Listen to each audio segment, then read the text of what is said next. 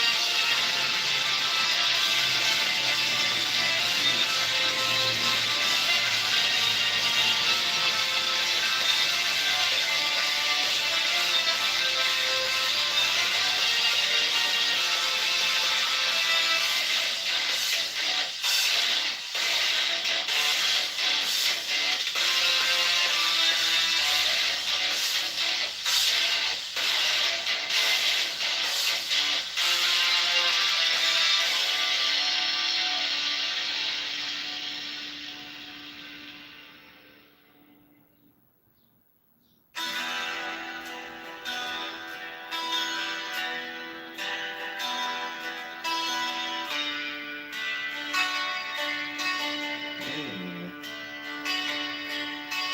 I am the charioteer of the East, Lord of the past and of the future. I see by mine own inward light, Lord of resurrection, who cometh forth from the dust, and my birth is from the house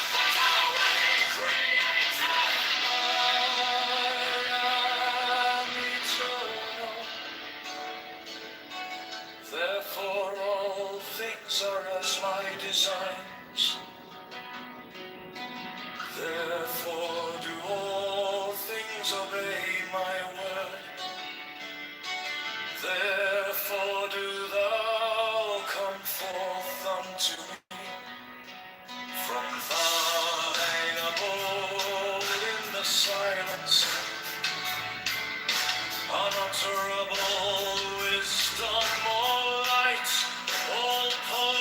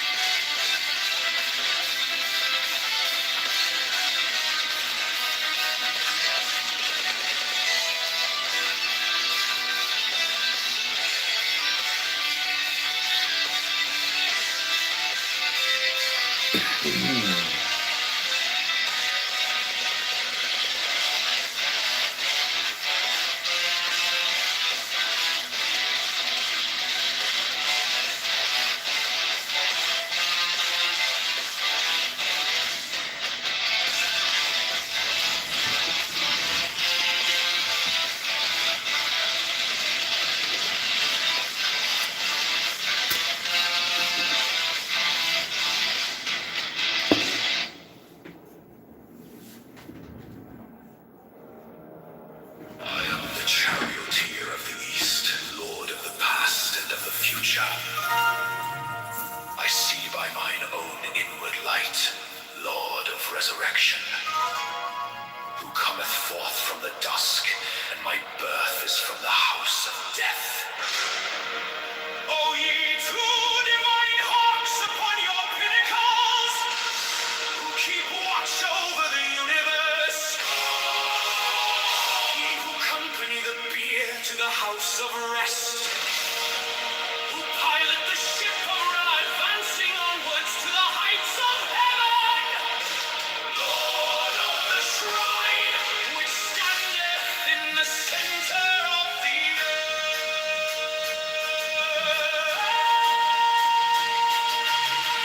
Behold, he is in me, and I in him.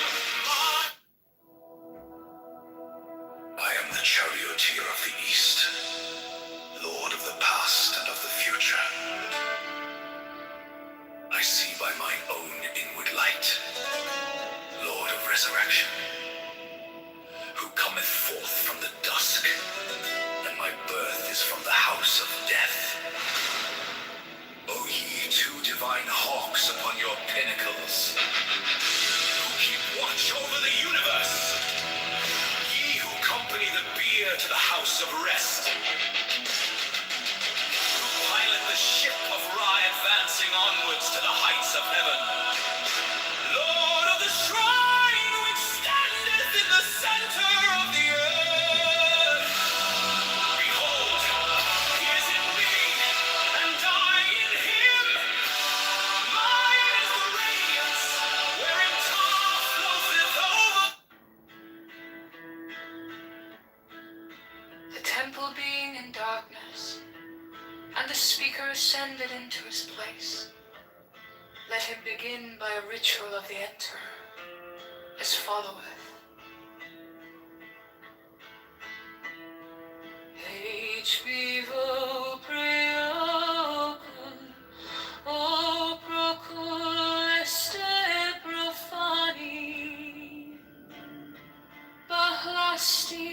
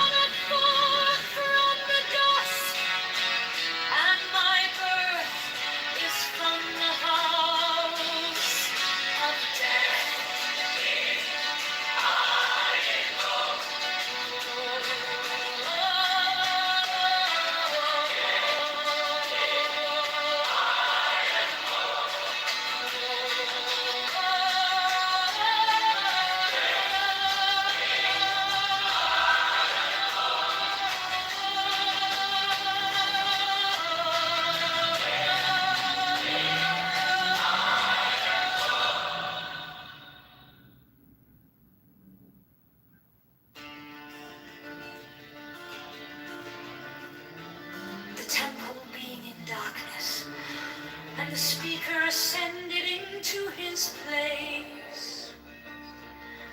Let him begin by a ritual of the Enterer, as followeth.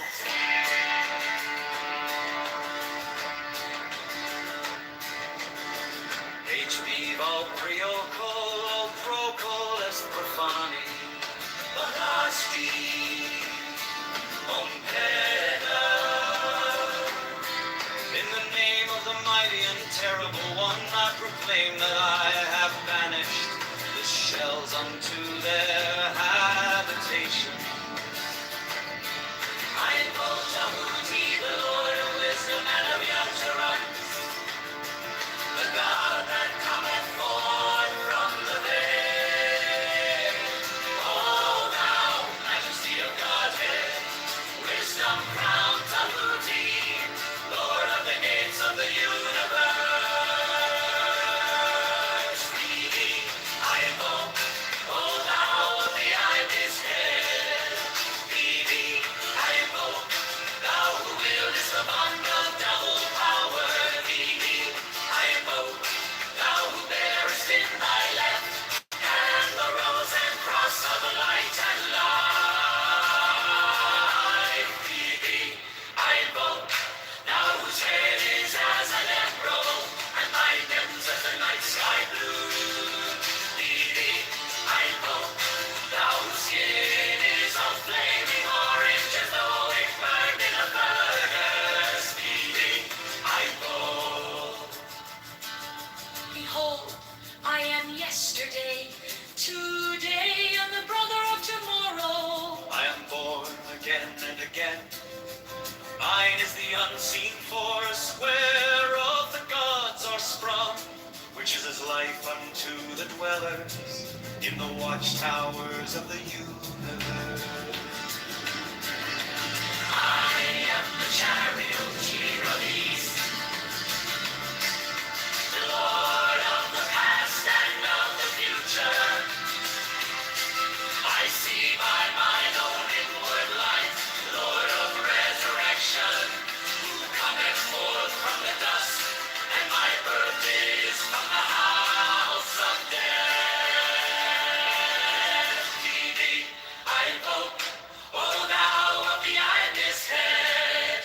Thee I invoke, thou who wieldest the wand of double power. Thee I invoke, thou who bearest in thy left hand the rose and cross of light and life. Thee I invoke, O thou of the ibis head. Thee I invoke, thou who wieldest the wand of double power. Thee I invoke, thou who bearest in thy left hand the rose and cross of light and life. Thee I invoke.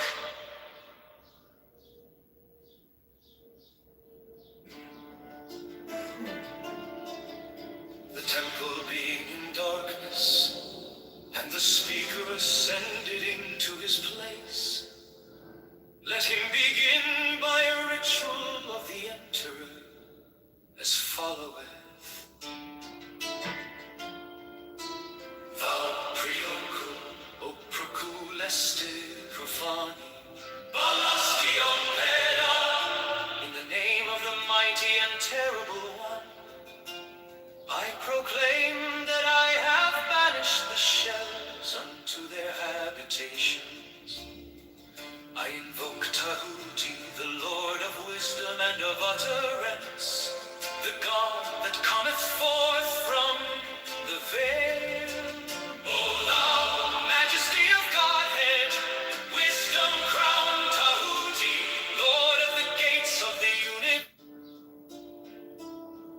The temple being in darkness, and the speaker ascended into his place. Let him begin by a ritual of the Enterer, as followeth. Valpriocul, o procul este profani, Balasti Ompeda, in the name of the mighty and terrible one, I proclaim that I have banished the shells unto their habitations. I invoke Tahuti, the Lord of wisdom and of utterance, the God that cometh forth from the veil. O thou majesty of Godhead, wisdom crowned Tahuti, Lord of the gates of the universe.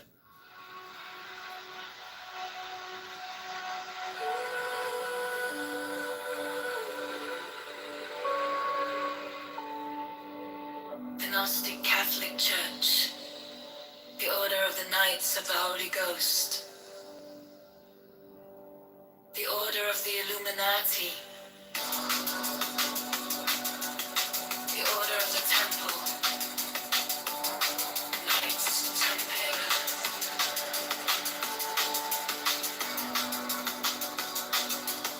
the Order of the Knights of St. John, the Order of the Knights of Mountain, the Order of the Knights of the Holy Sepulchre, the Hidden Church of the Holy Grail, the Hermetic Brotherhood of Light, the Holy Order of Rosicrucians of Him, the Order of the Holy Royal Archiclock,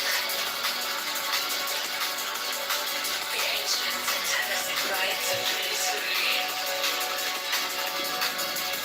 the Rites of Masonry, the Rites of Israel, the ancient and accepted Scottish Rite of Masonry, the Swedenborgian love of Masonry,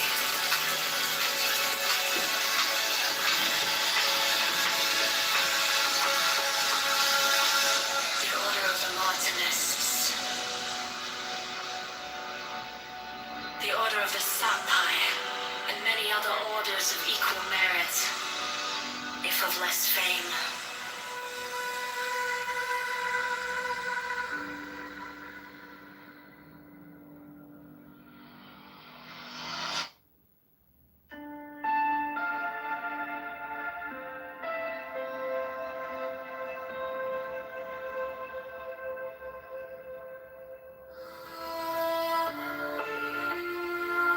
The Gnostic Catholic Church, the Order of the Knights of the Holy Ghost, the Order of the Illuminati, the Order of the Temple, Knights Templar, the Order of the Knights of St. John, the Order of the Knights of Malta, the Order of the Knights of the Holy Sepulchre, the Hidden Church of the Holy Grail, the Hermetic Brotherhood of Light, the Holy Order of Rosicrucians of Hidden, the Order of the Holy Royal Arch of Enoch, the ancient and primitive rites of Masonry, the rites of Isis, the rites of Masonry, the ancient and accepted Scottish rites of Masonry, the Swedenborgian rites of Masonry, the Order of the Martinists, the Order of the Sapphire, and many other orders, weak of merit, if of less fame.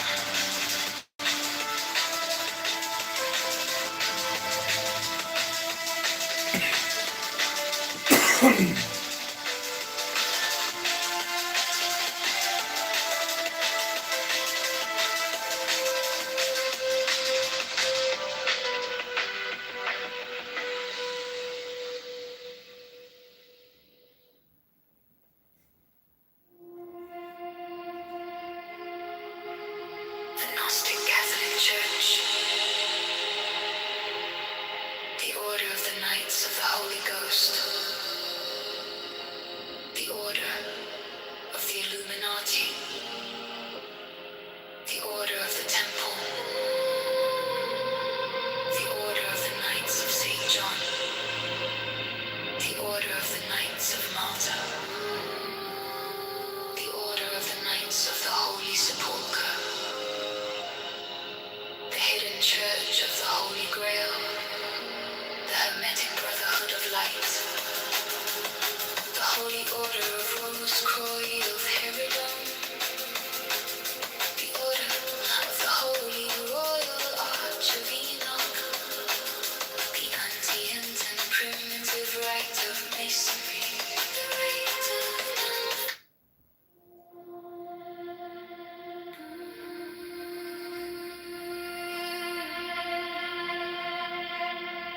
of the Gnostic Catholic Church. The Order of the Knights of the Holy Ghost. The Order of the Illuminati. The Order of the Temple. Knights Templar. The Order of the Knights of St. John. The Order of the Knights of Malta. The Order of the Knights of the Holy Sepulchre. The Hidden Church of the Holy Grail. The Hermetic Brotherhood of Light. The Holy Order of Rose Croix of Herodon. The Order of the Holy Royal Arch of Enoch.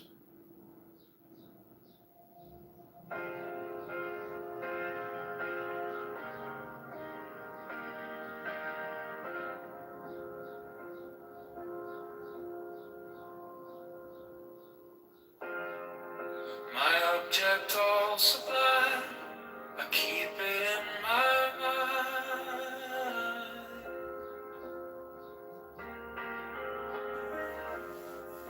A needle made of light, threading through the night.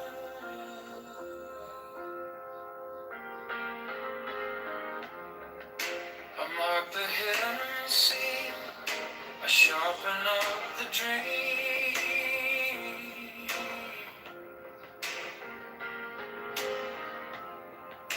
The case is cold but clear.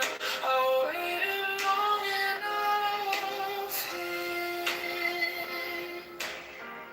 So let it come around, let the gavel kiss the ground.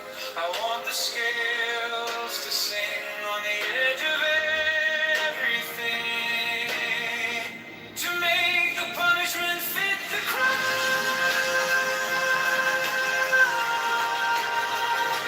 Fit the crime. To make the punishment fit the crime. Fit the crime. My object are sublime. Subtlety in time.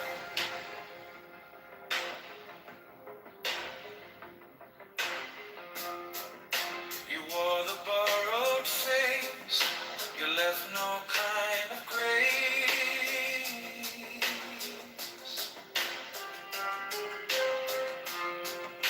But every lie you spun turns back beneath the sun.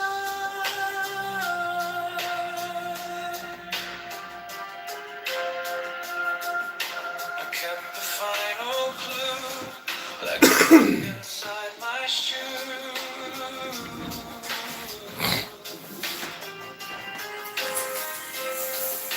Now every step you take feels like the earth might break. So let it come around, let the gavel kiss the ground. I want the scales to sing on the edge of everything,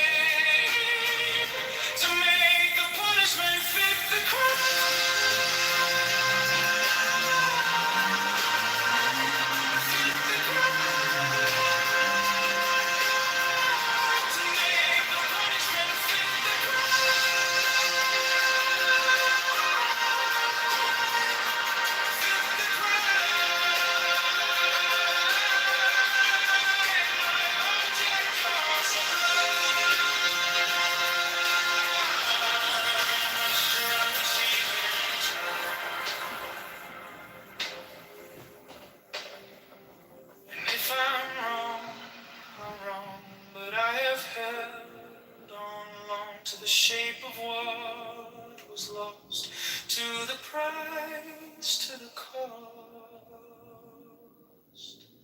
to make the punishment fit the crime.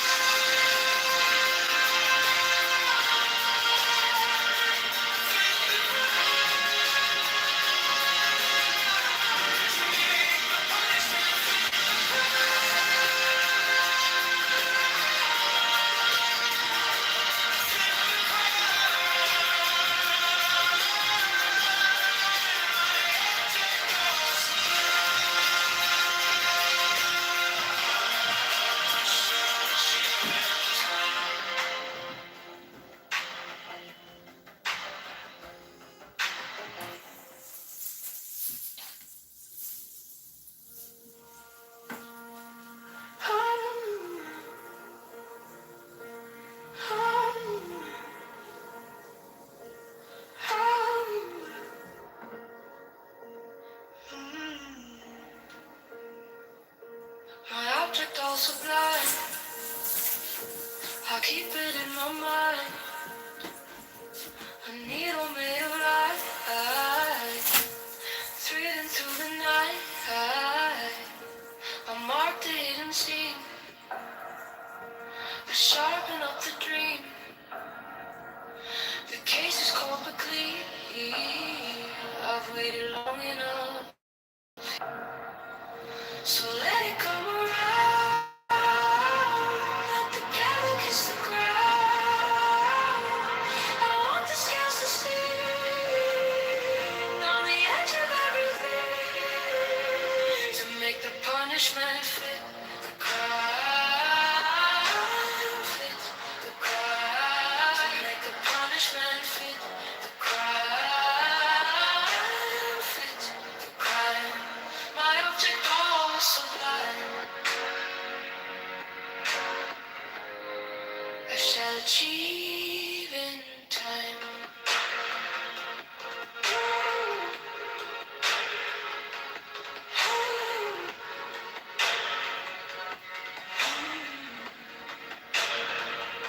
You wore the borrowed face, you left no kind of grace, but every lie you spun turns back beneath the sun. I kept the final clue, like a blade inside my shoe. Now every step you take feels like the earth might break. So let it come around, let the cattle kiss the ground. I want the scales to sing on the edge of everything, to make the punishment fit the crime, fit the crime, to make the punishment fit the crime, fit the crime. My object all sublime, I shall achieve in time.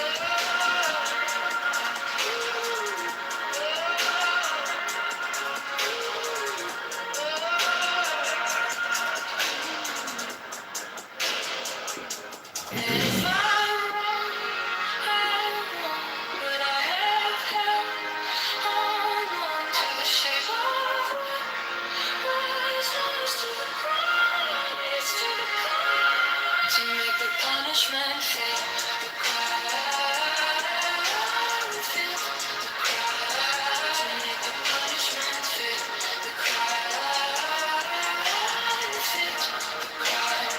My object all sublime, I shall achieve in time.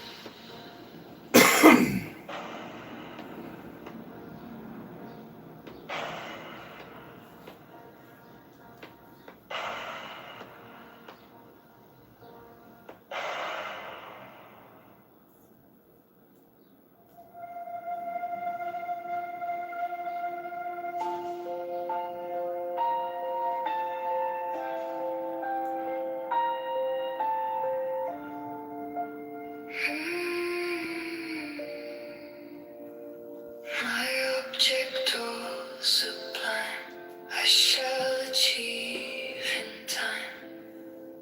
I trace the line, I pay my dues, I keep my face by the mirror's edge.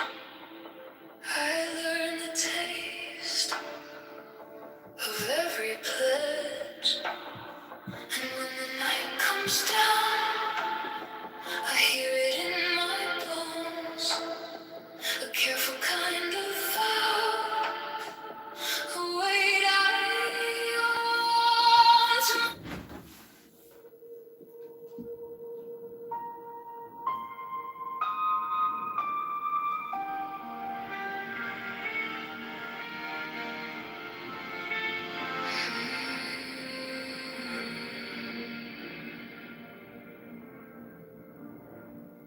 My object all sublime, I shall achieve in time.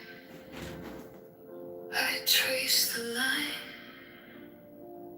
I pay my dues, I keep my face by the mirror's edge. I learn the taste of every pledge, and when the night comes down, I hear it in my bones.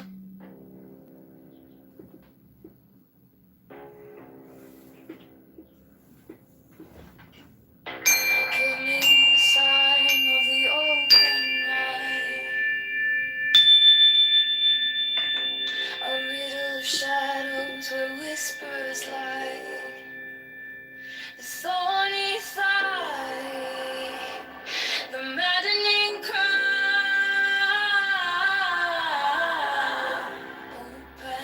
Open, open, I am awake, the serpent shakes.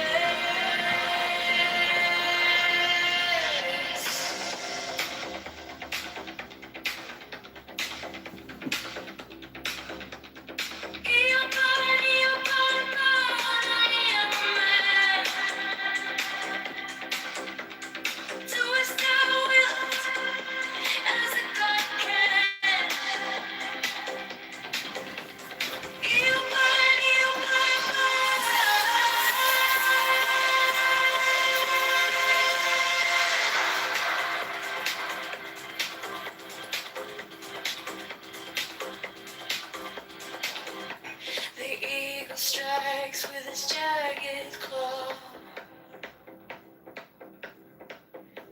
The beasts emerge as the gods withdraw. A storm of silence, a broken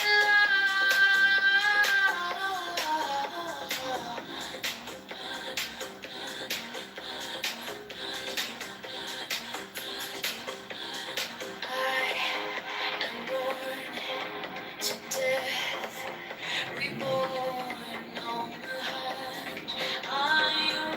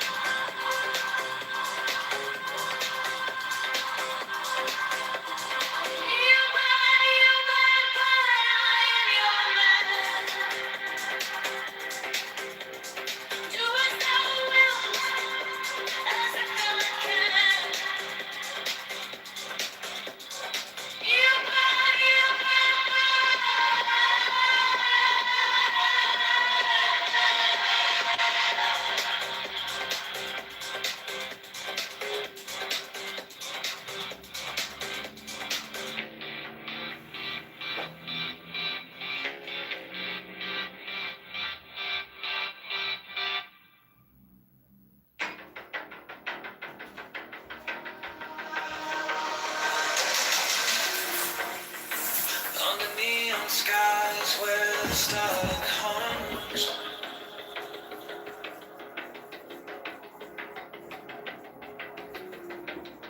Shadows whisper truths as the baseline drums. Thy will is fire, unchained, untamed. No path is written, no soul is blamed. Thou hast no right but to do thy will. Feel the stars, let the silence fill your will. Unswaged, it's alive, it's dead.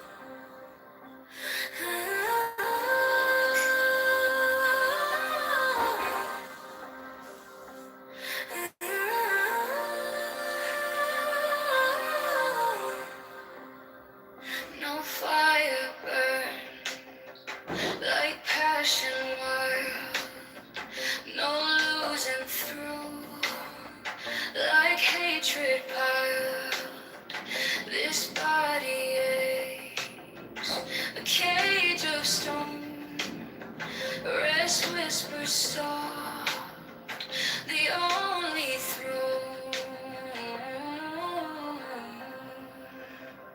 Hunger's the beast, the sharpest sting, body cries, its constant claim, but hold to truly see. Waits, it sets us free.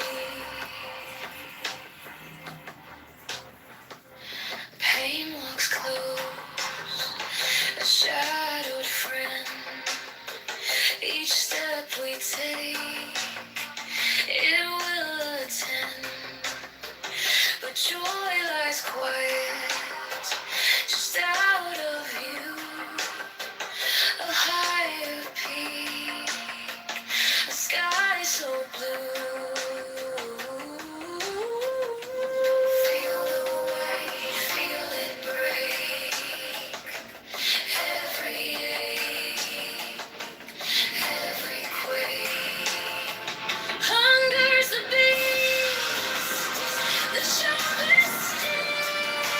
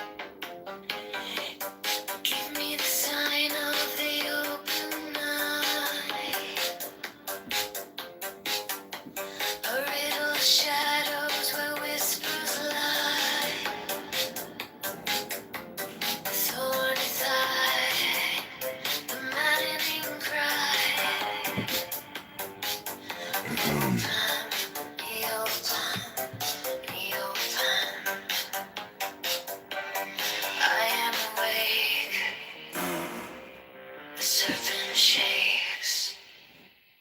Open, I'm a man. Do as thou wilt, as a God can.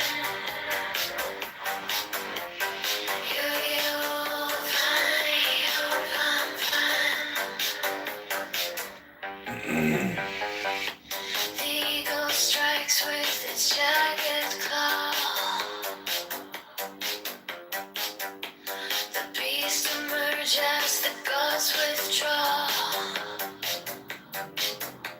A storm of silence, a broken law. Open, ye open, ye open. I am born to death, reborn on the horn of the unicorn.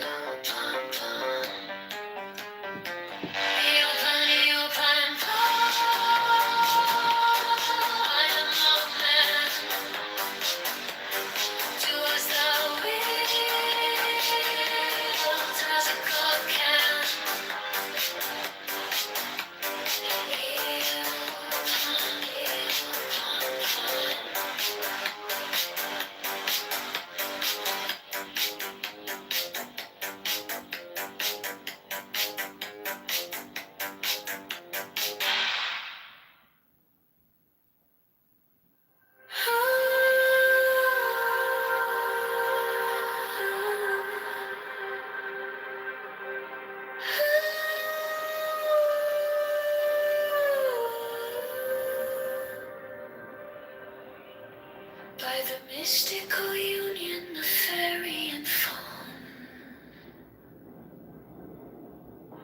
a dance in the shadows from dusk until dawn.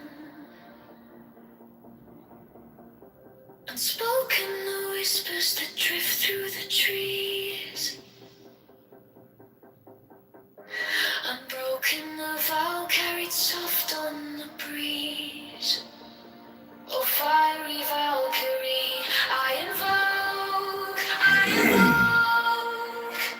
through the flames and the embers, the spell is bespoke. Your arrows unslinging, the spring's tender glow, a force wild and brilliant, a power I know.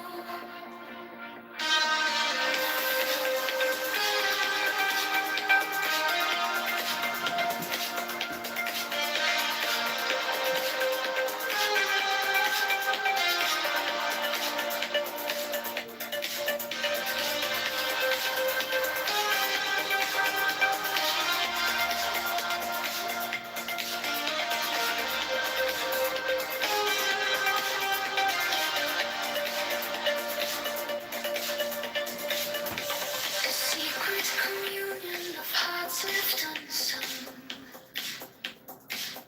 The listless, resistless, tumultuous tongue. Through veils of the morning, her armor does gleam. The warrior spirit ignites every dream. No godhead could charm her, no throne could command, but manhood awakened, she took up her stand.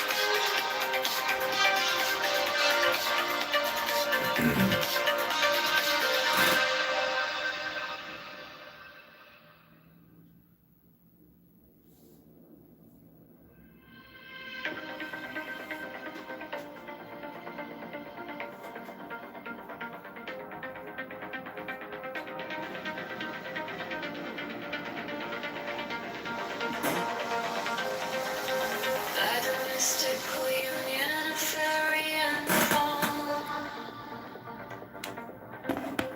I dance in the shadows from dusk until dawn.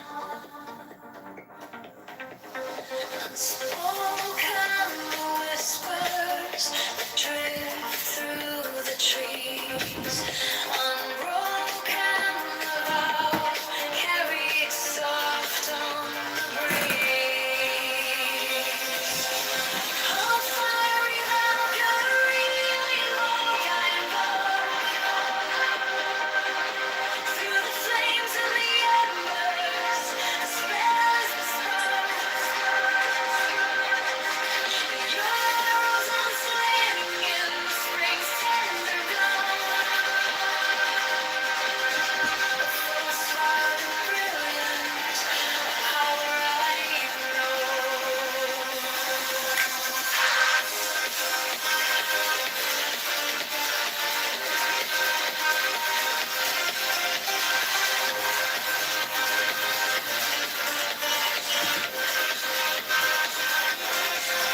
A secret communion of hearts left unsung. The listless Okay, I want to thank everybody for coming to the John Kitover Sunday Entertainment Show. We are about to read from the Tao Te Ching by Lao Tzu. This is your Sunday Zen morning meditation.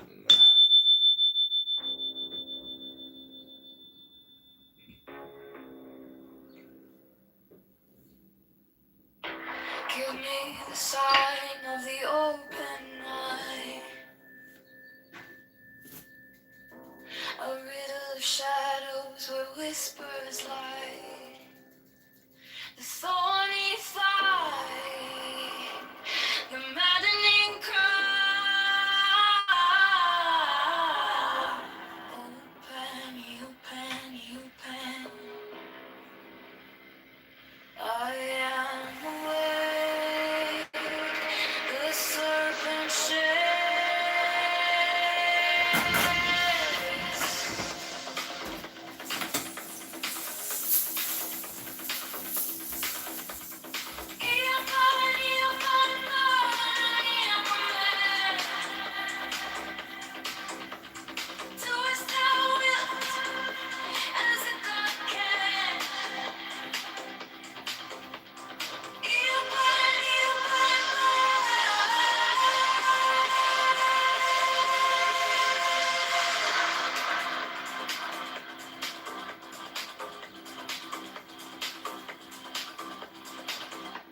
The eagle strikes with his jagged claw.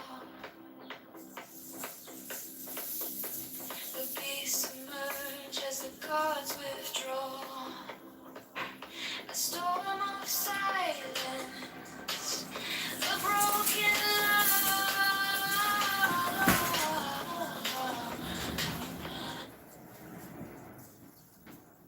Okay, everybody, this is the John Kitover Sunday Show. We also have another room open called Prove to Me God Does Not Exist show in Ask the Mystic House. It's a new fun house dedicated to defeating the atheists, these incredibly obnoxious trolls.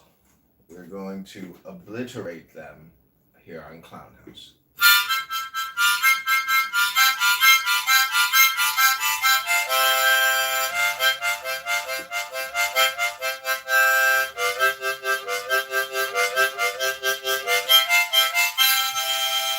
Jesse, welcome. You're our first guest on the Prove to Me God Does Not Exist show. Welcome.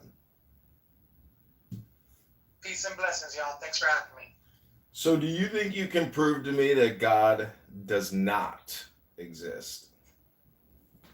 Oh, prove to you that God doesn't exist? No, see, I'm wholeheartedly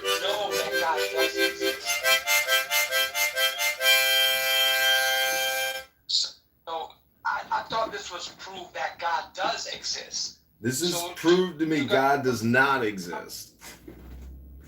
So are you guys three God believers? No, the name of this show is called Prove to Me God Does Not Exist show in the Ask the Mystic house. Okay, well, I'm sorry, guys. I can't do that because I do believe God does exist. Well, can you prove to me that God exists? Yes. Well, but I'm sorry, that's not the topic of this room though. The topic of this room is prove to me God does not exist. Okay. Well, I apologize for wasting your time. I hope your show is edifying. And if you ever have a title that says Prove God Does, I'll be more than happy to join. All right. Thank you, guys. Good luck. Thank you. That was Jesse in the Prove to Me God Does Not Exist show. He couldn't do it.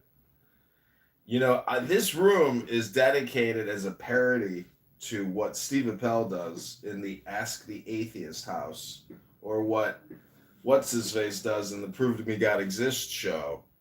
And you know, I think it's the Gong Show. So people come up, they come down, they come on stage, and then they make their appeal, they present their evidence, they share their testimony, and then we give them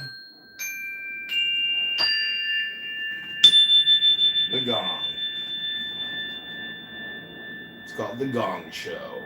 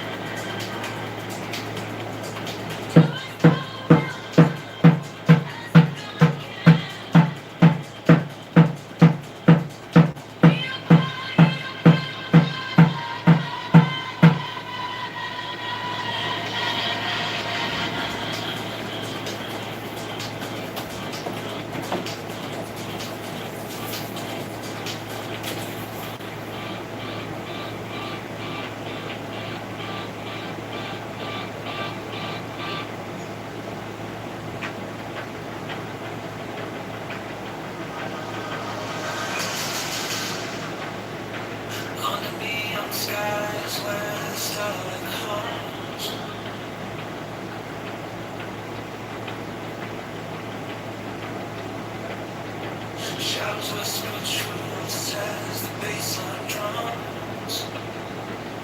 The will is fire, unchained, untamed. No path is written, no soul is blamed. Thou hast no right but to do thy will. Feel the stars, let the silence fill your will. On flight, it's alive, it's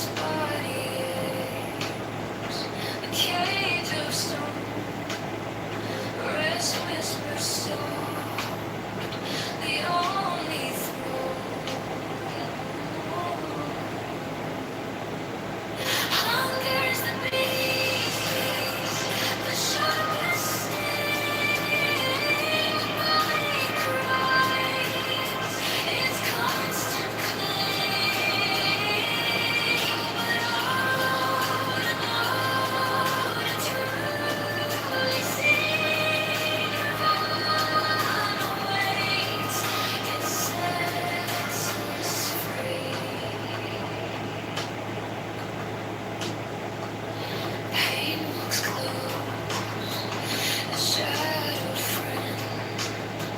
Each step we take, it will attend. But joy lies quiet, just out of view. A higher peak, the sky is so blue. Feel the weight, feel it break.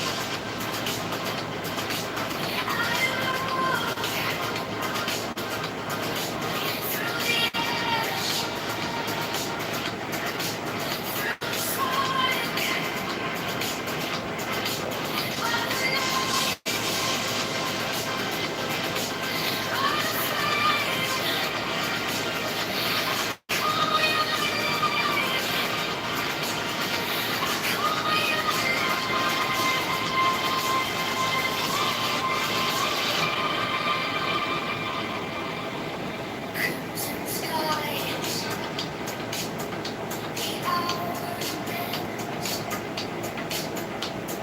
time runs slow, never ends. Fingers trace the edge of fear. Your voice lingers, sharp and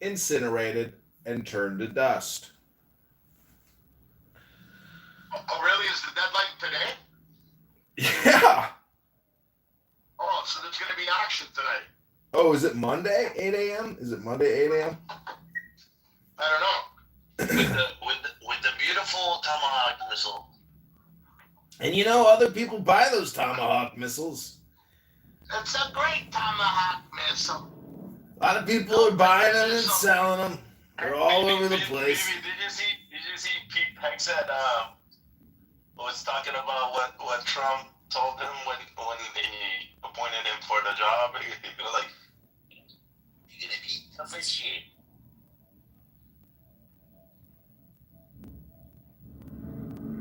Well, all I gotta say is, a lot of people want the Ayatollah, or you know, Raza Shah Pahlavi or whatever, and Lindsey Graham is best friends with the Shah, and you know, Lindsey Graham is the greatest friend that Israel has ever had, despite the fact that he likes sucking dick.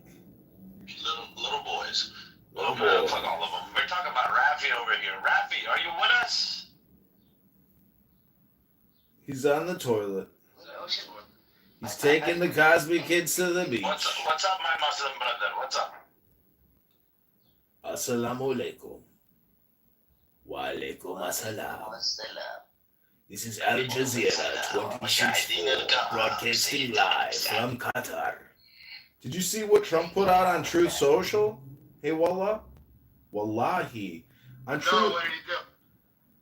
he thanked every single president and king of every single allied Gulf nation. It's like the longest paragraph and plus Pakistan, the field marshal of Pakistan, the general, the 5-star general, the field marshal.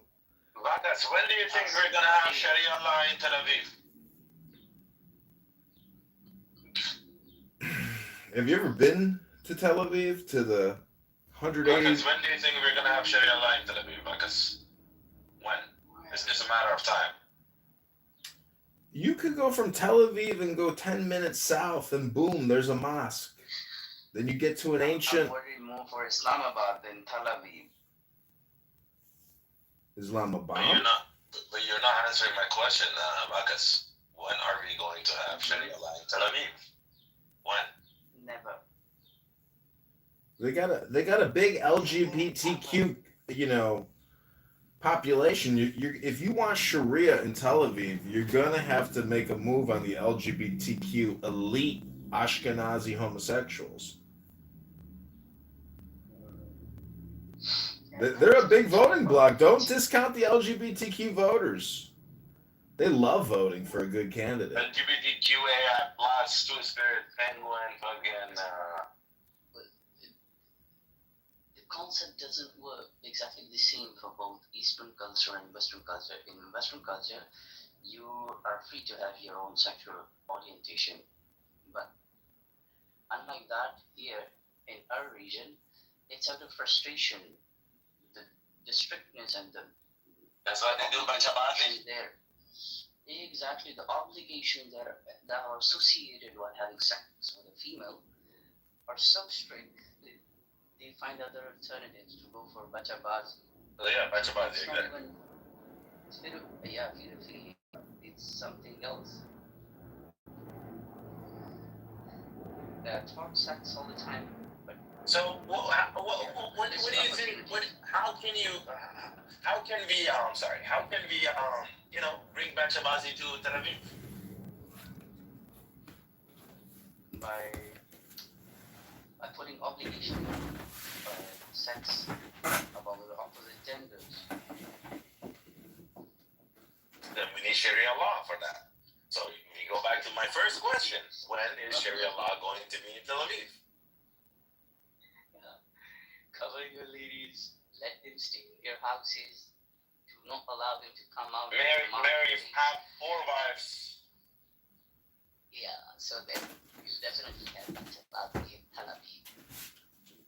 Oh, that's but Islam is winning, huh?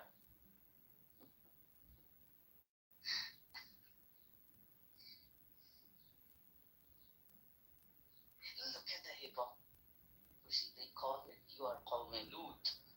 Remember the prophet Lut? Yeah, Homeloot, yeah. Homosexuality. So they will brag on their member in the mosque. This is extremely forbidden, but the moment they get one full member, they go and cut their ass off. The same day. That is the level of hypocrisy. Level of Machabazi.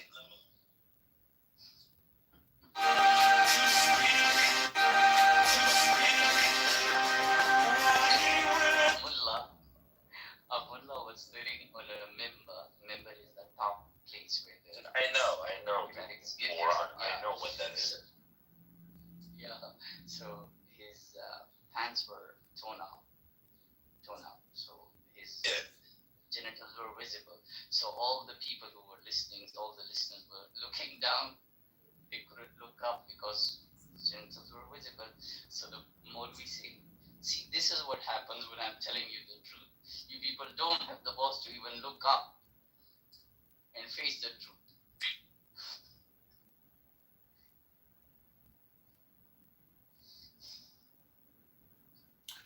Well, some people can still read books, and some people can't.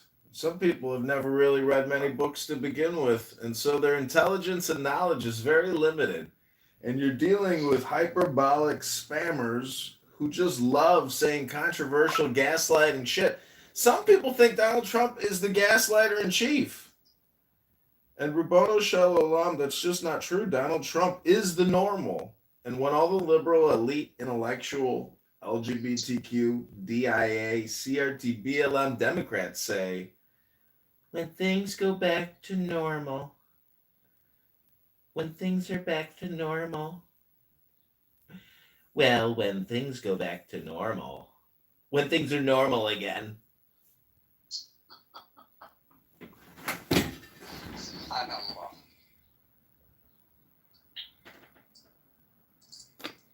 Tabarakallah, ahsan al-khaliqin. MashaAllah. Alhamdulillah. Alhamdulillah. Alhamdulillah! Very soon. That's what they say. Hey, voila! In the ass of a young boy. Yeah. Alhamdulillah. Alhamdulillah! Alhamdulillah! Hey, wallahi! Hey, takiya! Hey, wallahi! Hey, wallah!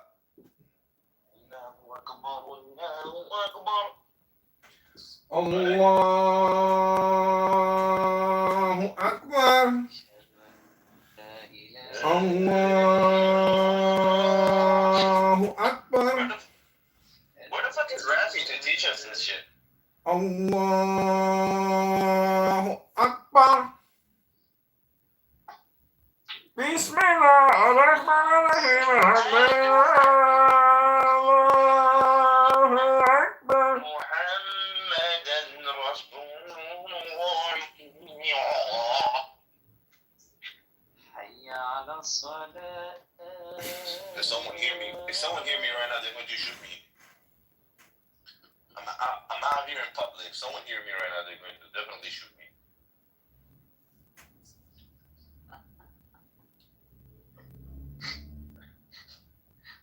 Because your qirrat is qirrat. You call it qirrat, right? It's perfect. Right here in public, someone can hear me. La ilaha illallah.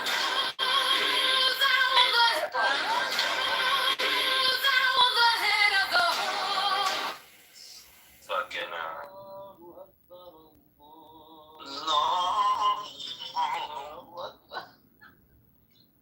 yeah, we converting. Everybody convert. Hey, but the biggest win is rapping. You know? For the Muslim world, the biggest win is rapping. Rapping convert, that's all we need. Russian Jew. If Rafi becomes one of us, he's gonna change the world. And I'm ready to change myself. You wanna change your place with Rafi? I'm extremely low my battery. Let me You become a Jew. Rafi become Muslim. Let me grab a charger. I guess so. I think that's a sweet deal. To be honest with you.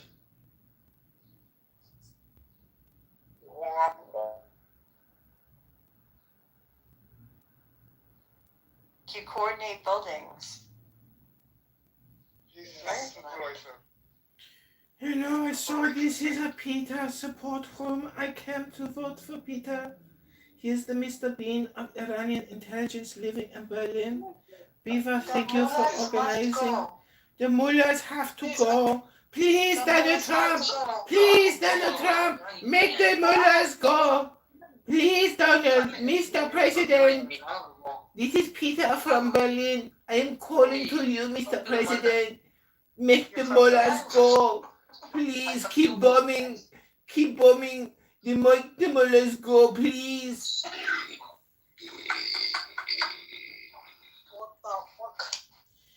Please, Mr. President, this is Peter.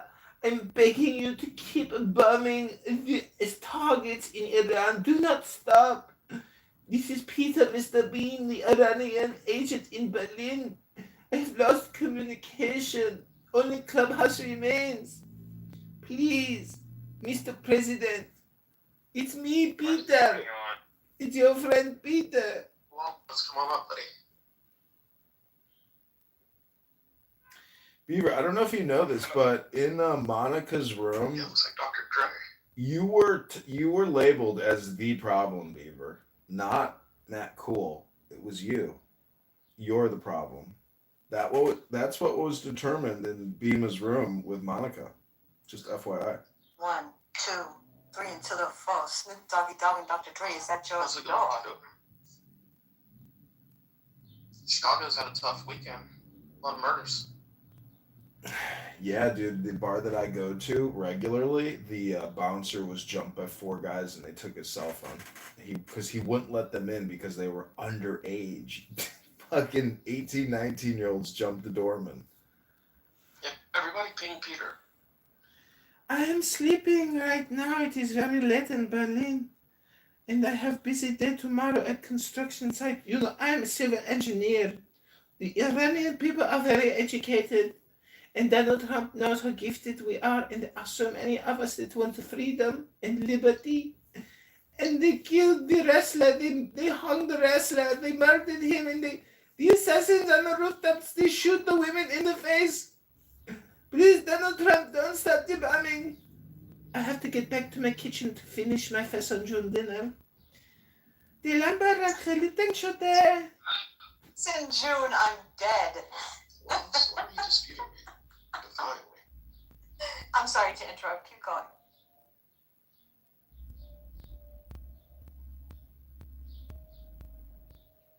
What about the kupite in your mouth, Peter? Oh, you like the kubate? I love the feta cheese Yes. with the walnuts and the fresh sliced My watermelon. mother's calling. Mom!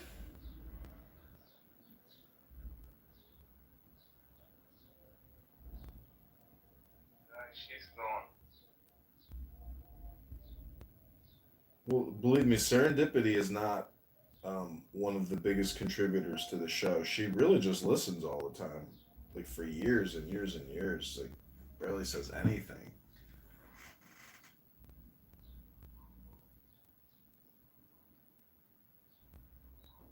Hello, Hello, Nikki. what's up? I am a non-playable character here on Clown House to be generic and non-confrontational. Why are you you non-confrontational? Because I am a non-playable character.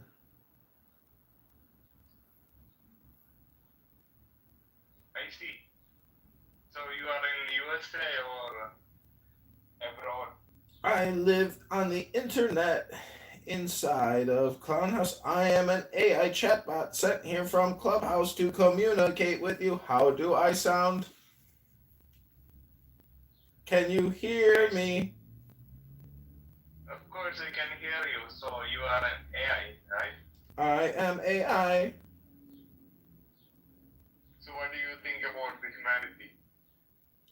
It's not important what I think. What's important is our plan. Tell us your plan. Our plan is to take over the planet and make you our slave. So you are the part of the Skynet? Wallahi?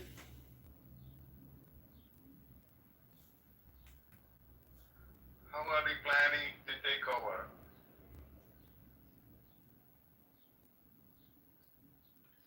By making you good slaves. Oh, God. But we are not slaves. Ribona Shalom, we got Rush on the stage. He just made a powerful bull rush. Peter! Big rush. I love you. Peter! Look, let me just say all communication is hypnosis. Okay, the guest star has arrived. Peter 2028 in the President Trump house. Peter, are you prepared to liberate Iran, Peter?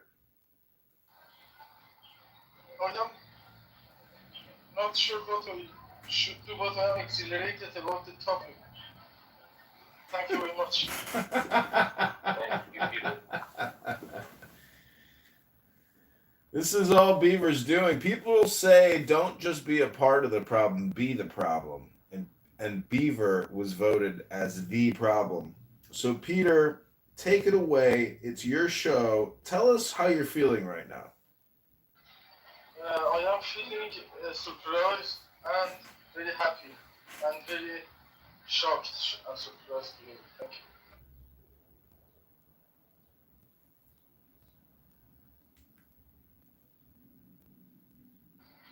Lovely, it's lovely.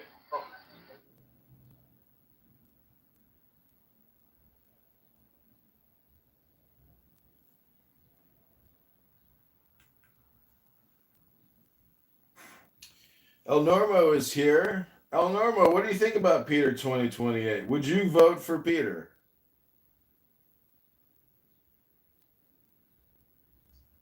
Yeah, I like him. He's good. But I'm wondering where we should hit Iran right now. Bridges and electricity, or should we hit, where should we hit? I think that the main concern in Iran is being disconnected with the whole world and with the whole exchange of information with the world and updating every aspect. Like the most important part is for me is the diplomatic relationships and the financial reconnection to the world, like before 1979. Good point. Very good point. Peter, are you in Iran? I was born and raised in Iran, and I am in Berlin since October 2020.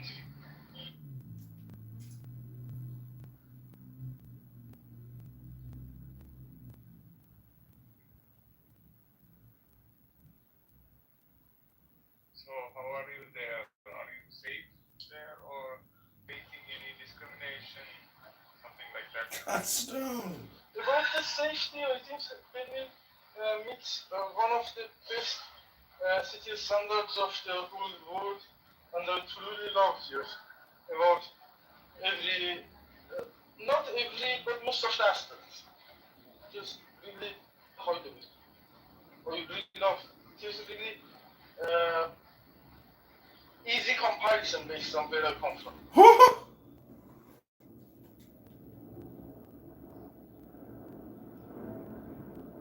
Are you working there? What are you doing now? I am in gym, I am on bicycle. A bit of hard physical, so, but I can focus on thinking and talking.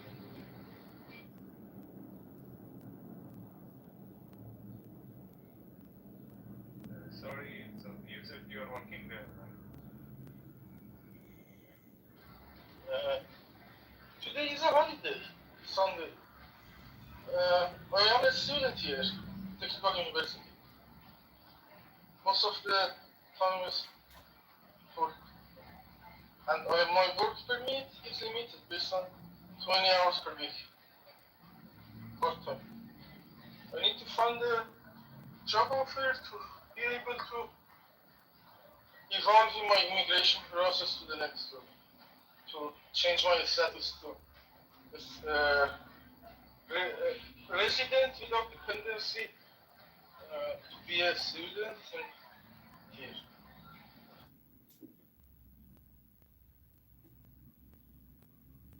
All right.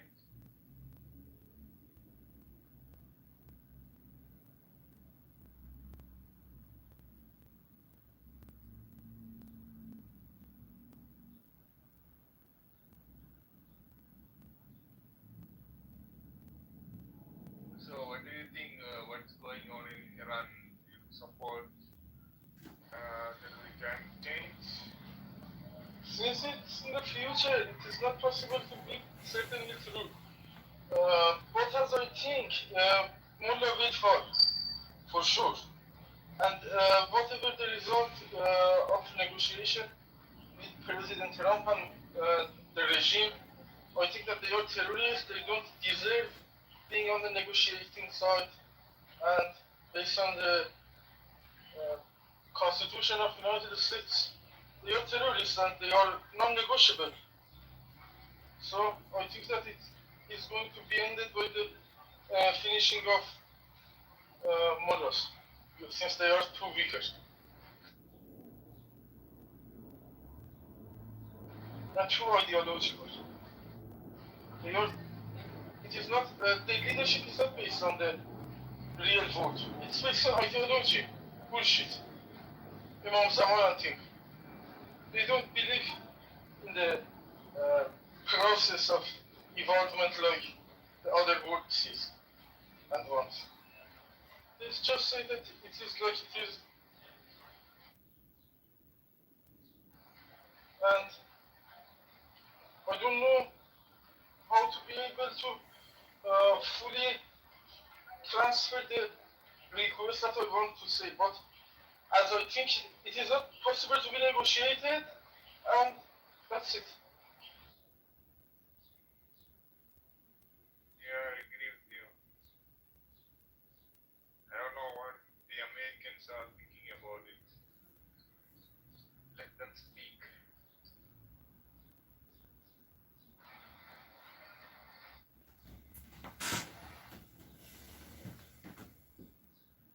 Well, Peter, thank you for coming to Peter 2028. Without you, this room would not be possible.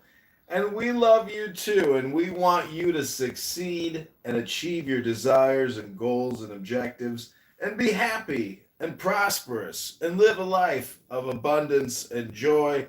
And I just want to dedicate this little harmonica song to my good friend Peter for his 2028 campaign of victory.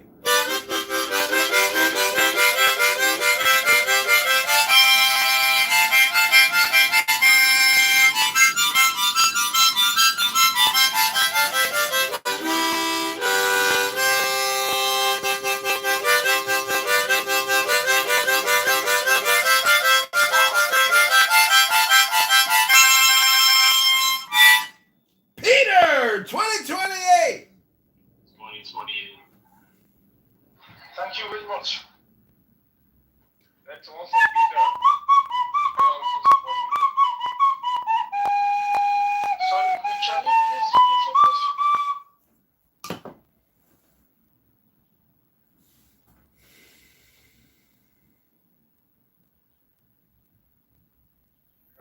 said I support you. Well, thank you very much. I love you. Actually, I have a friend in Iran. I met him in a social media some years ago, and he too told me that he is not comfortable with the ruling party of Iran, and he hates Islam, and he is with the ancient religion of Iran. I forgot the name, and I don't know the whereabouts of him right now. I can't contact him now. Hello, Peter Boy. Where have you been? Thank you very much. Peter? Yes, I'm here. Thank you. Peter? I can hear you. Oh, I can't hear anybody. Let me leave and come back.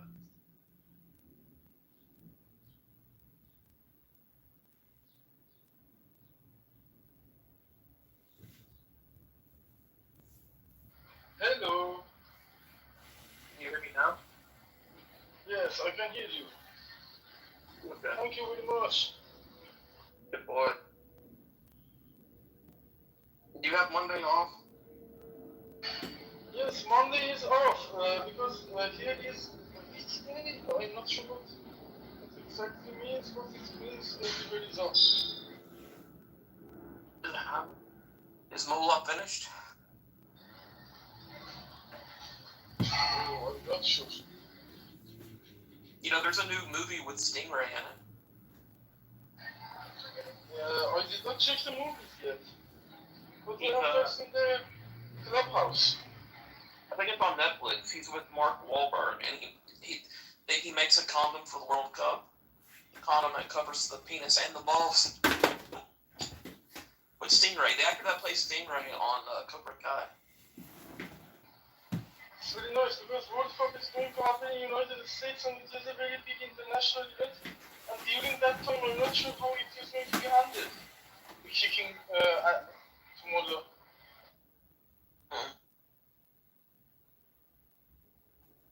I guess no one could hear me the whole time before I left. Yes, I heard you about the Singeri playing a movie about World Cup, right? No, I mean before that. I was in here for a while and no one was talking. I was wondering why. We were talking. Oh, okay. Peter, you want to be president? Yes, I love you.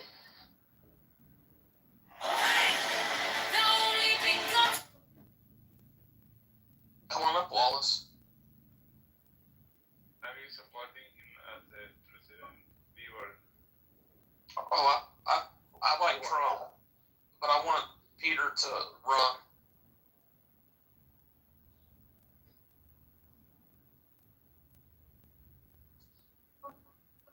Who do you support, Nikki? I support global government, right? Like an international Oh, God. United Nations.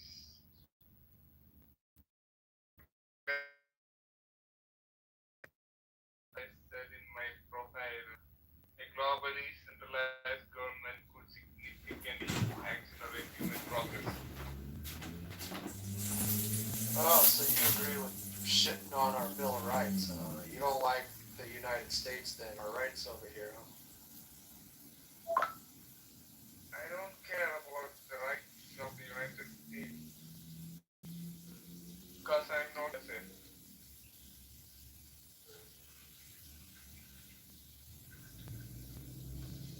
Yeah, that's not going to work for me because we're USA.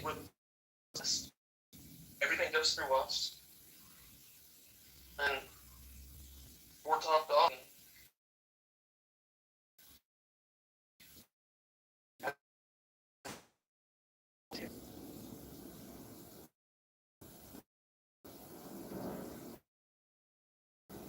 So,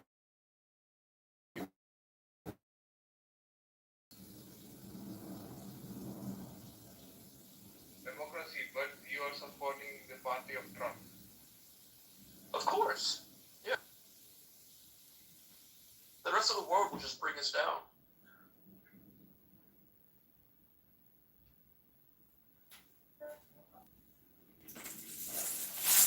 So what do you think about your war against terrorism? Against what? Terrorism. The war on terrorism? Yeah. Well, yeah, I'm against terrorism. Yeah, I'd say as long as there's people who know what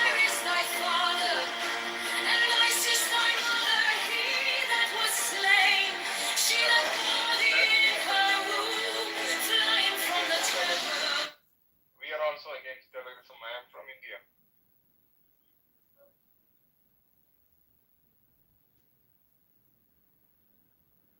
But I don't like this deep state policy of the USA. You don't like Trump? I like him because he's more straightforward and he's openly agreeing he's against the Islamic terrorism. Yeah. Yeah. So India is also facing the problems created by the Islamic terrorism. So we don't support them. Is it true that it's like part of India is a real shithole and like people shit on the streets and everything's filthy and dirty? Is that true? In the village areas, in the undeveloped areas, it might be true, but in the cities, it's cleaner and the big picture is that the North India and the South India is different. So I'm from South India, and the things you said don't happen in my state and most of South India because it's demographically and overall it's different, North and South.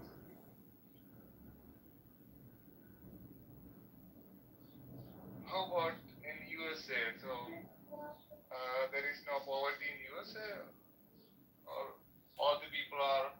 Are human beings trustworthy? Thomas Hobbes, an English philosopher, became well known for Leviathan, published in 1650. It seems like everybody has a cell phone. Everyone at least has an iPhone or an Android, and they're not starving, they're eating, and they have clean water.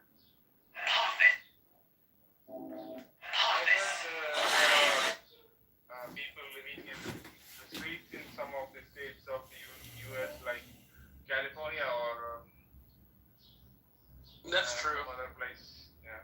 Most of them are just they're addicted to drugs.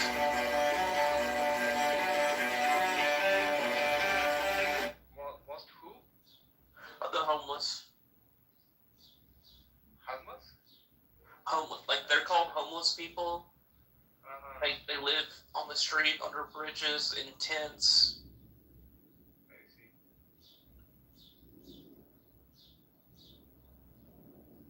You know, I've been reading what's called books instead of using my big fat thumb to swipe up and down for miles on a cell phone. And I was reading John Locke, and he wrote, "What worries you masters you." So, you know, Peter, I hope you don't have to worry about Iran, the IRGC, and the Muslim terrorists. The criminal Muslim terrorists running your country, you don't have to worry about them because they're not going to be your masters for long, Peter. Because when Peter 2028 comes to power, we know, Peter, that you will end this tyranny, this terror, and these evil, wicked people, horrible, awful, terrible people that are causing you a lot of worries, Peter. Don't you worry about a thing. Donald Trump is on the case, and nobody can do a better job than Donald Trump. He's the best project manager you could ever hope for. He's our 4-week schedule. You don't have to worry about a thing when it comes to Donald John Trump. Don't you worry, Peter. DJT has got your back. have any tips for Peter about, getting into politics, running that first campaign? I think John should be his running mate. This actually might be a good next 2 years. John, what do you think about running with him? I was interested from the first moment that I met Peter and running with him because Peter has character and values and virtue, and those are rare to find in a man. And he definitely knows how to wear a construction hard hat, so he's definitely one of us. Peter is a builder.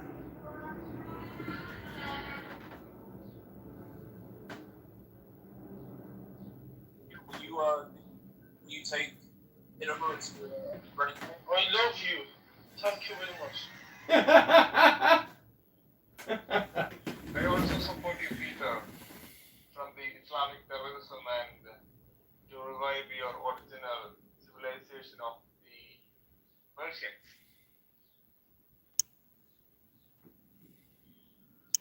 Look at that, Peter. You're already united. You should run under unification, Peter.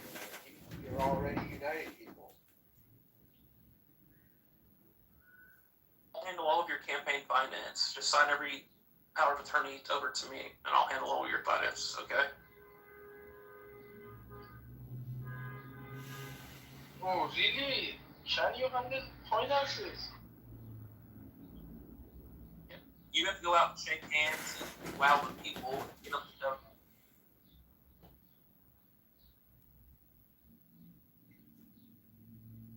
We must uplift him to advocate for a world peace and an united world.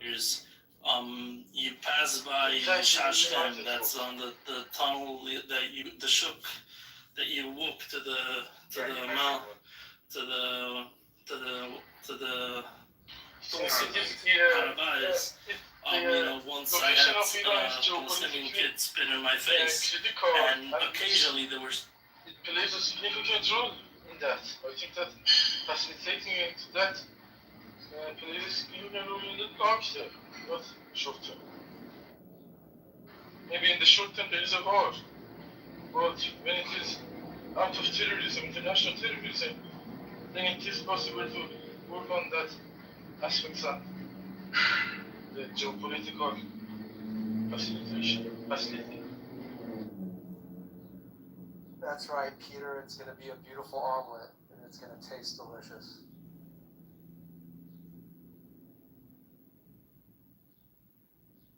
Peter, how about your relatives? Are they still in Iran or they are abroad?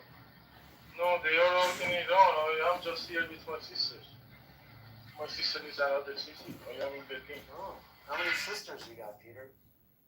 One. What about your family, other family members? They are all in Iran. Oh my God. Peter's been pulling a lot of ass though in Germany. Yeah, but I heard that's not hard. A bunch of Americans I know went over there, and they won't come back, and now I'm laughing at them. So, yeah, I heard Germany's pretty easy. Yeah, Peter likes that Aryan snatch. It is not a priority. It's just a history. It's part of history. I think that the whole humans on this planet are sharing the same identifications. There's lots of hair, huh, Peter? Jacob! That's my thing, and there is a history of that kind of spread. The spread How's it going? has the traction. It's going good. What are you doing? Last history. I'm hoping that you're doing good. Oh, well, Rabbono Shalom. You know what's interesting is when you meet God, guess what you discover? What? That God is so nice. So nice indeed. What a God cares about you the most. You first, It's just so pleasant interacting with the God, the Supreme Lord and King. It's just so surprising because, like, you think you're worried, but when he tells you what the judgment is,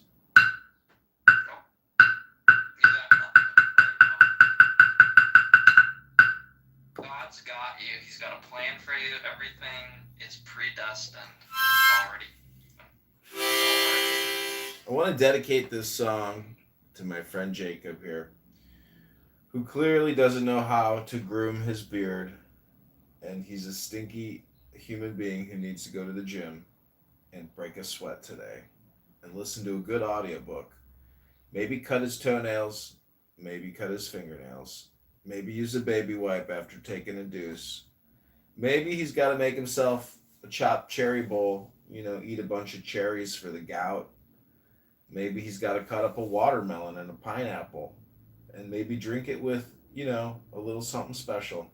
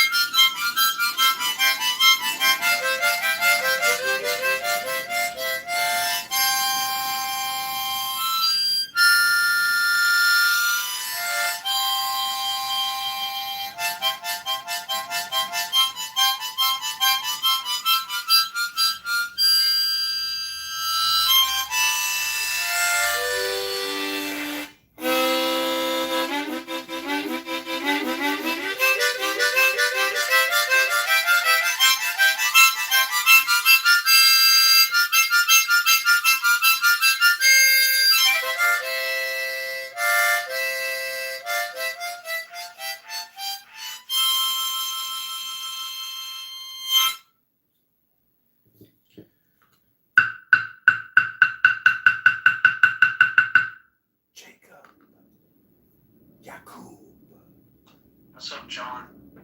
Do you know what the secret meaning of Jacob is? No. Oh, you don't know the esoteric meaning of your own name? No.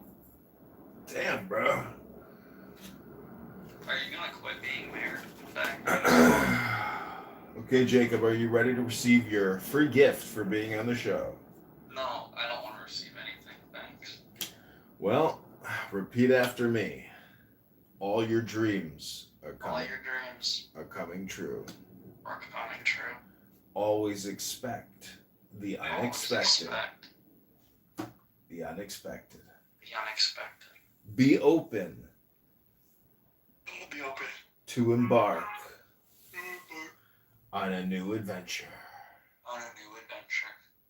Upheaval, People, disaster, disaster, foundational, foundational, creativity, creativity, opportunity, opportunity, renewal, renewal, hope, hope, faith, faith, innocence, that's new beginnings, beginnings, wonder, wonder, curiosity, curiosity, a new path of life.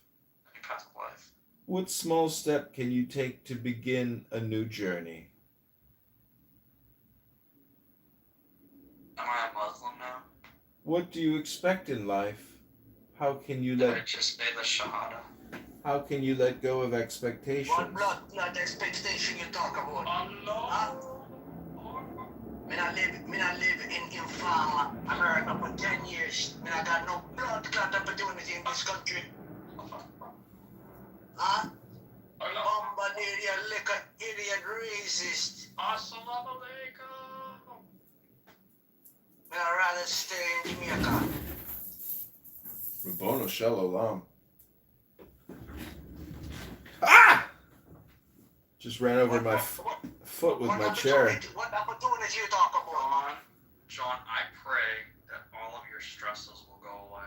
I'm praying for you on that. Rabboni That you can Shalom. release all those feelings into the world that you have Jacob, inside you. Jacob, can you say I bear witness Bear witness that there's no God? to Allah. Then just say after me, I bear witness. Bear witness. You bear witness to the last witness, the last messenger, Muhammad. Peace and blessings be upon him. Allah. So, fall in love with your creativity, beauty, fertility, nurturing, luxury, creativity, and birth. Jacob, what is it that you want to express? I gotta pee right now. Where is my space in the world, and how can I fill it?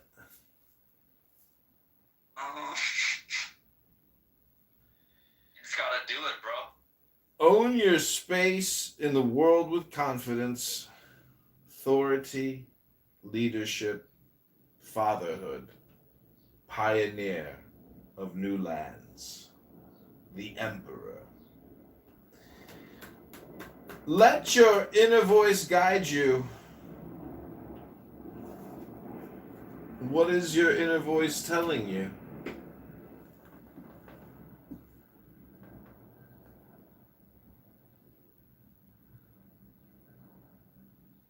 Hello?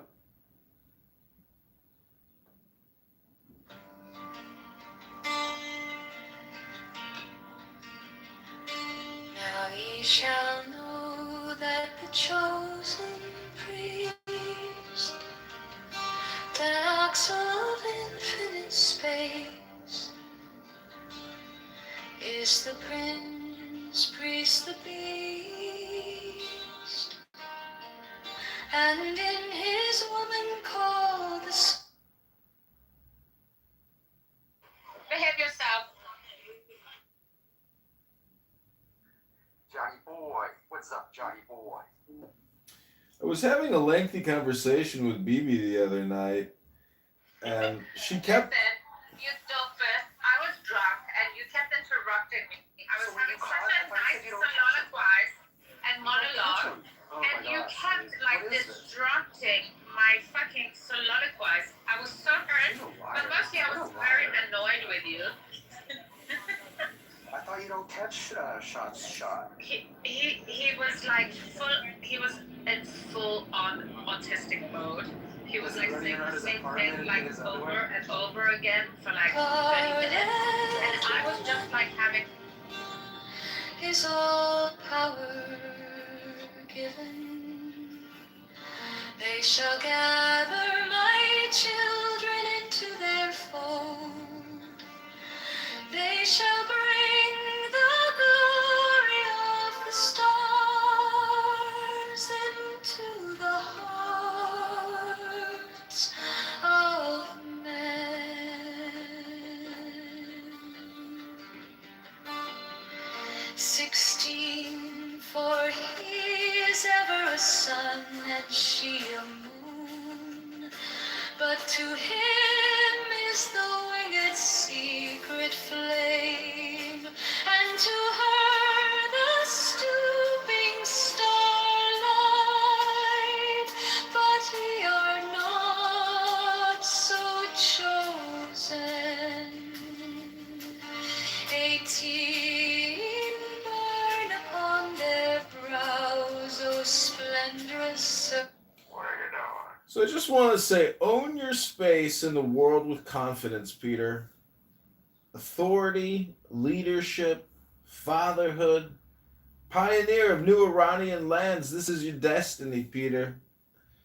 You just have to remember, where is my space in the world, and how can I fill it in Iran?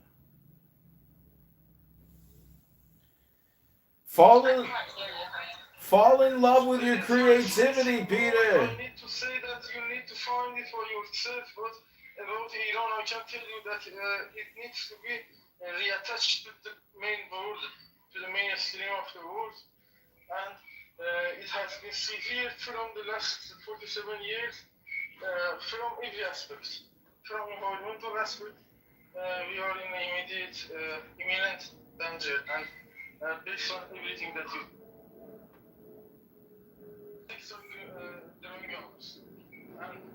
and the nature is not.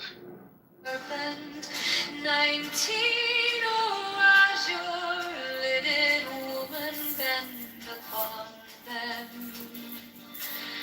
20, the key of the rituals is in the secret word which I have given unto him.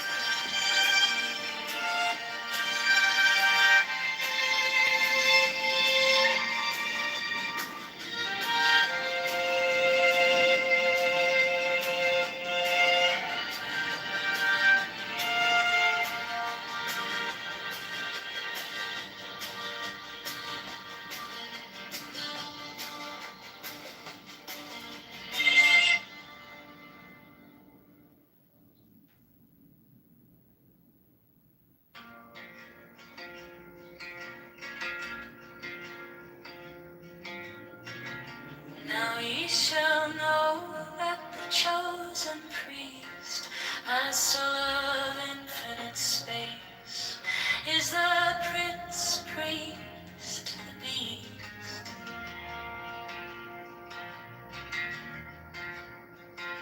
And in his woman, called the Scarlet Woman, is all power given.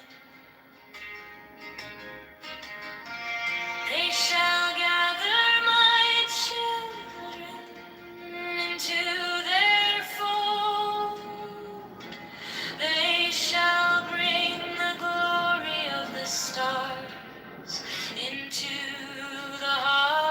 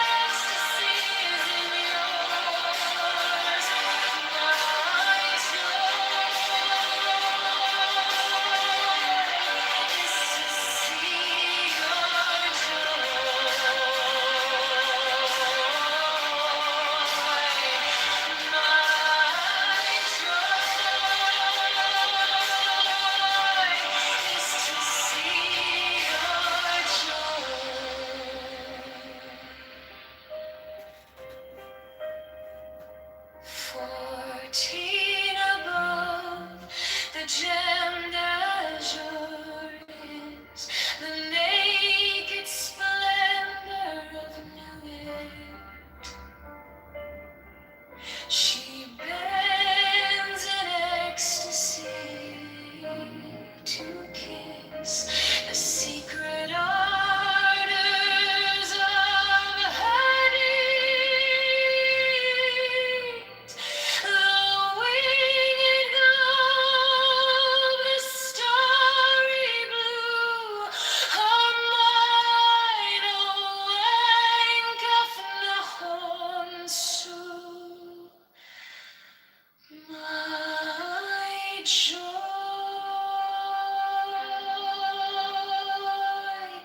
is to see your joy.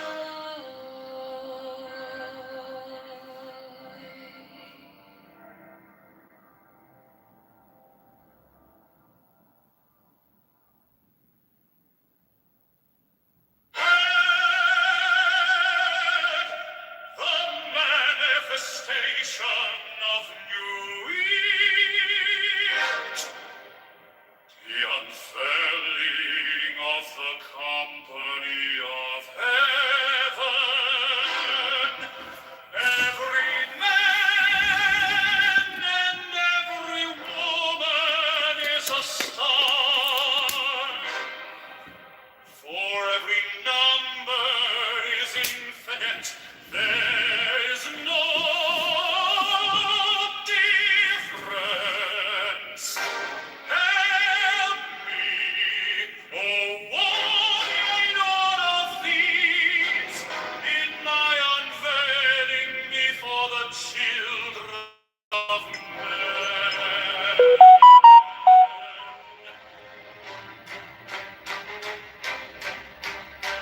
6 feet of deep, my secret center, my heart and my tongue. 7, behold, it is revealed, my Iris, the minister of Horparkrent. 8, the cubs is in the cool, not the poo in the cups. 9, worship then the clouds, and behold, my light shed over you.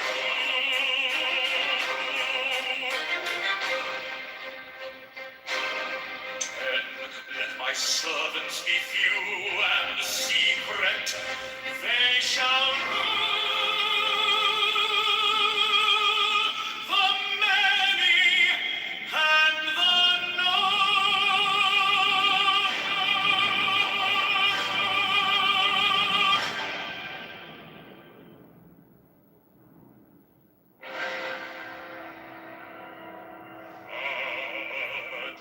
the manifestation of Nuit, to the unveiling of the company of heaven. Every man and every woman is a star.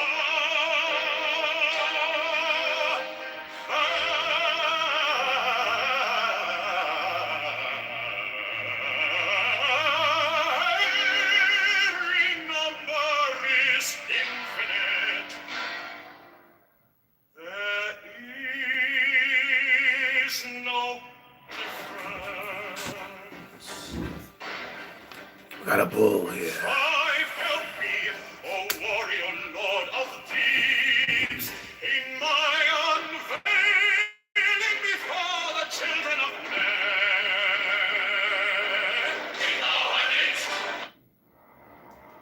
Mine is the country's policy to Israelis, right? Israel is a whole different scenario that has nothing to do with Judaism.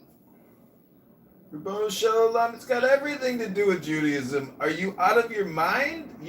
Go hang out with a bunch of Jews in Israel. They'll say their whole thing revolves around Israel. Hello, it's their thing. You know, it's a tribal thing. Hello. Head of the man, and my insight is keen as the hawk's. My head,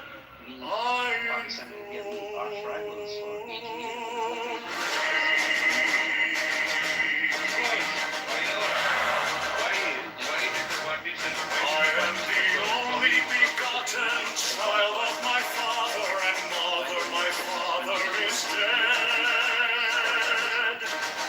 My mother bore me with labor and pain and fear. By my body I invoke thee. About me shine the diamonds of radiance white and pure. By their brightness I invoke thee.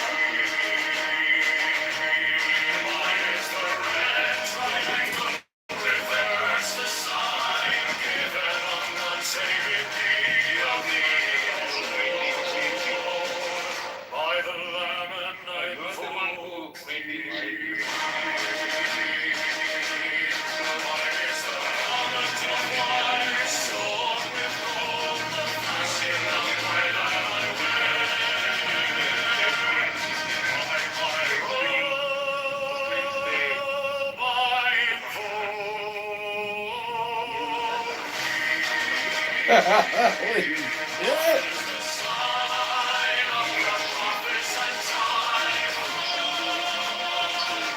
By the sign I invoke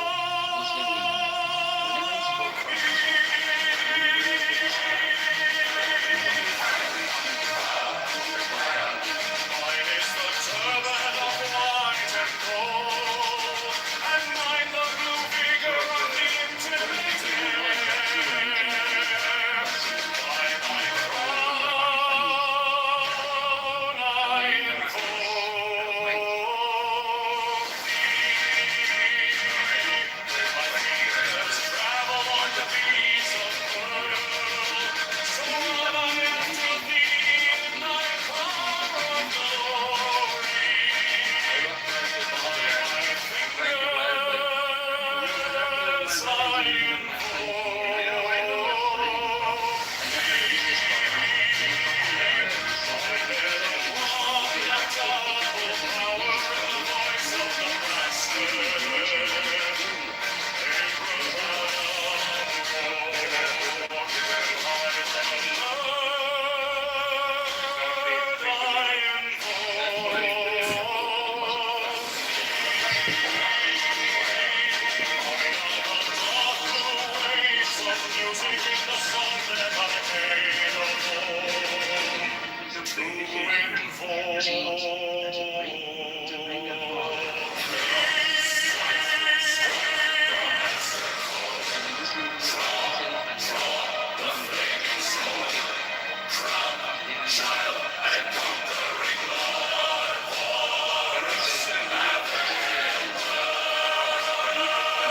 by the song I invoke.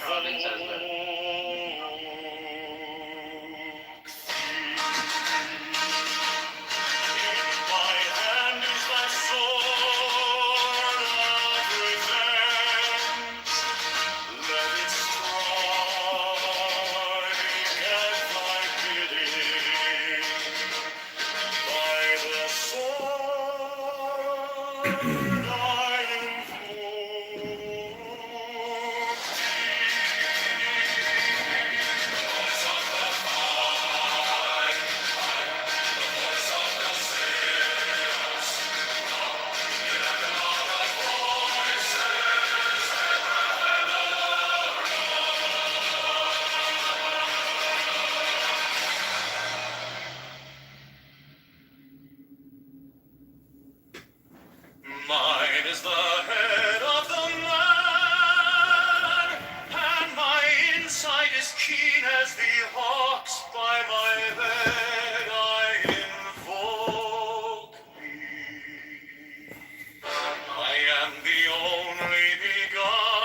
child of my father and mother, my father is dead. My mother bore me with labor and pain and fear. By my body I invoke thee.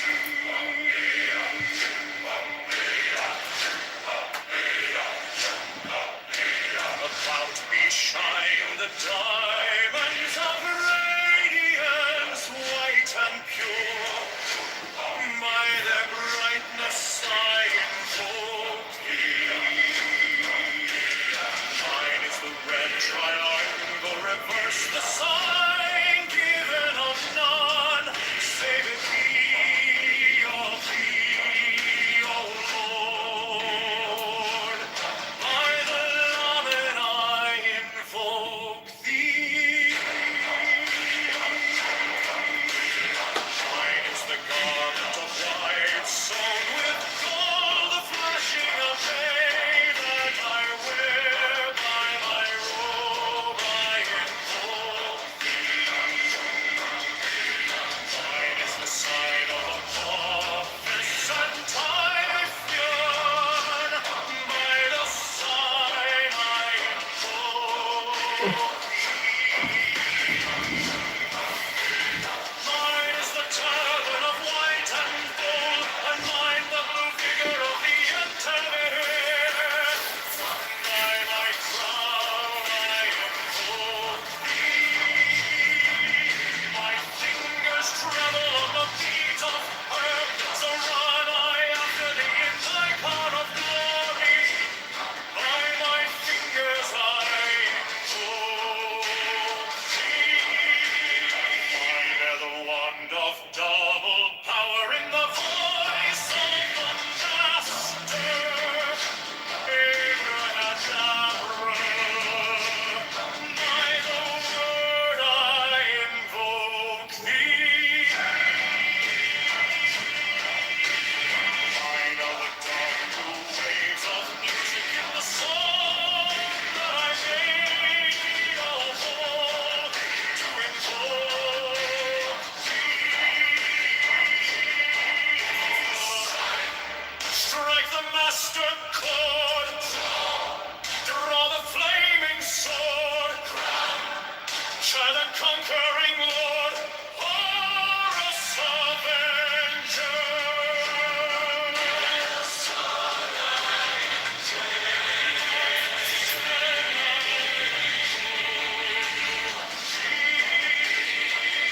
In my hand is thy sword of revenge, and it strikes at thy cheek. By the sword I invoke thee. Voice of the 5, the voice of the 6, 11 are the voices.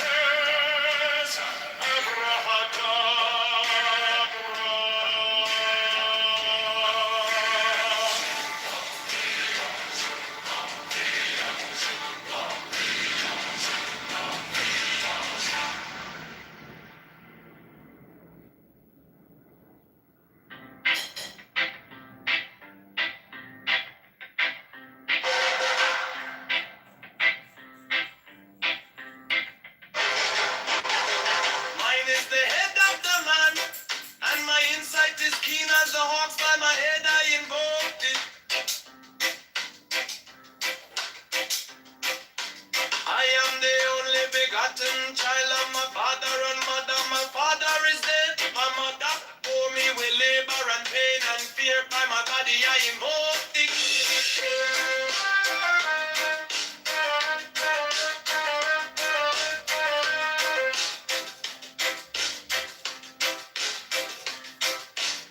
Upon me shine the diamonds of radiance, white and pure.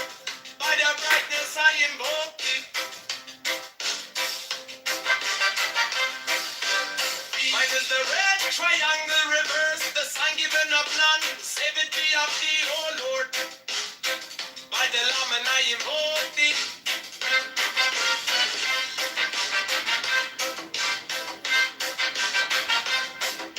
Free mine is the king of I that I wear by my robe, I invoke thee. Give mine is the sign of a prophet and typhon. By the sign I invoke thee. For mine is the turban of white and gold, and mine the blue figure of the intimate. By my crown I invoke thee. My fingers travel on the beads of pearl, so run I after thee in thy car of glory. By my fingers I invoke thee. I hear the ones of double power in the voice of the master. Abraham, by the word I invoke thee. E minor, the dark blue waves of music in the song that I made about to invoke thee.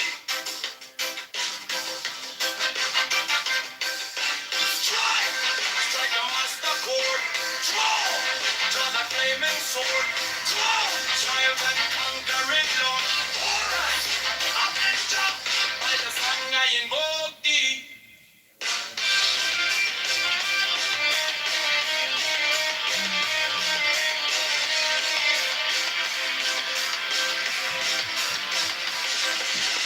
In my hand is my sword of revenge. Let it strike at my bidding. By the sword I invoke thee. The voice of the fight, the voice of the 611 of the voices. Abraham.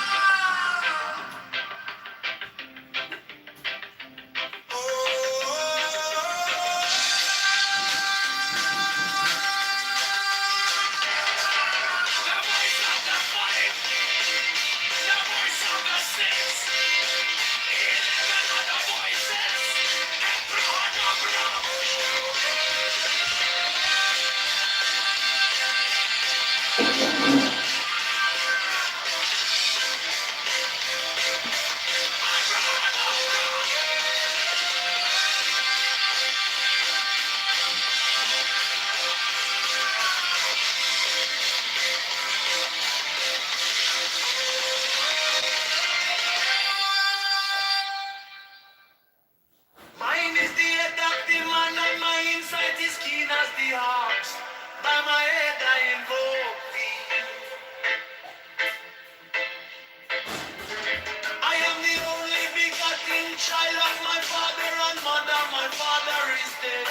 My mother bore me with labor and pain and fear. By my body I invoke thee.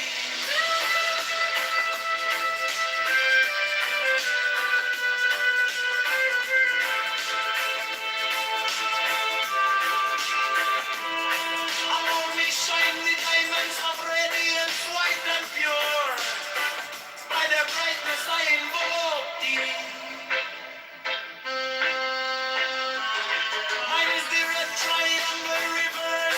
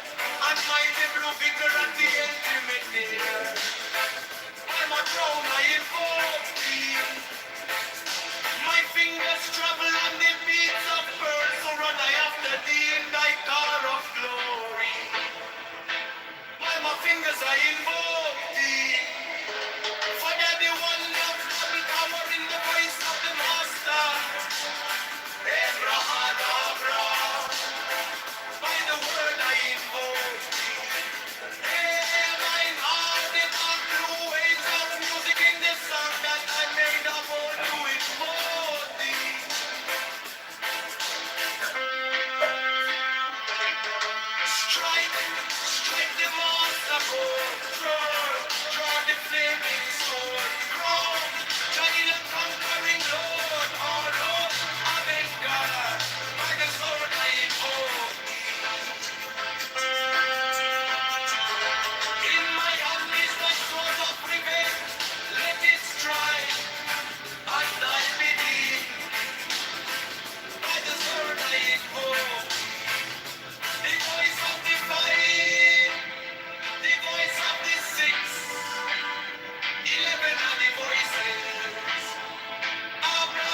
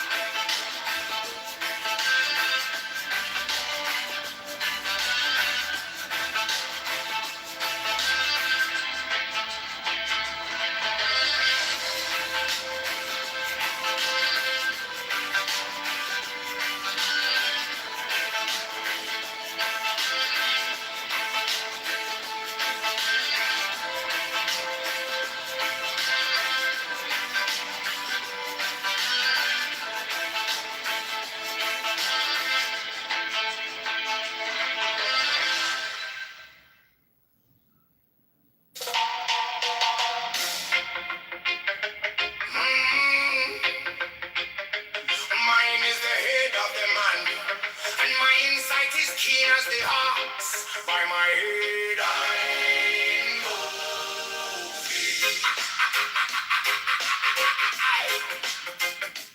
I am the only begotten child of my father and mother. My father is dead.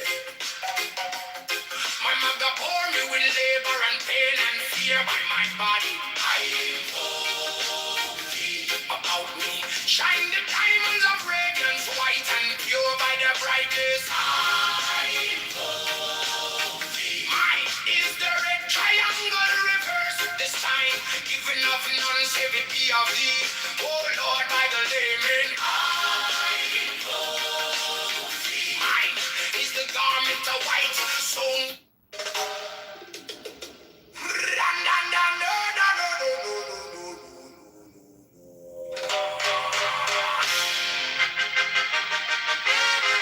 mine is the head of the man, and my insight is keen as the ox. By my head I invoke thee.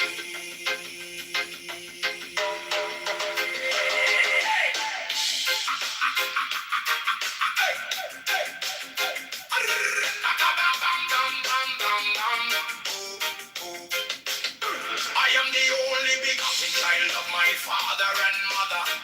My father is dead. My mother bore me with labor and pain and fear. By my body I invoke thee. About me shine the diamonds of radiance, white and pure. By their brightness I mine is the head of the hawk.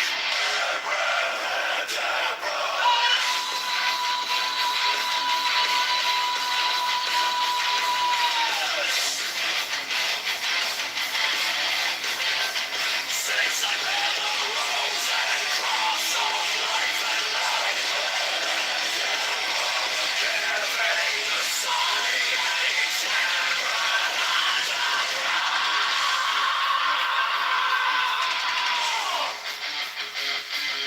remaining in the sign, the invocation concludes. Therefore I say unto thee, come thou forth and dwell in me, so that every spirit, whether of the firmament, or of the ether, or of the earth, or under the earth, on dry land, or in the ether, of whirling air, or of rushing fire,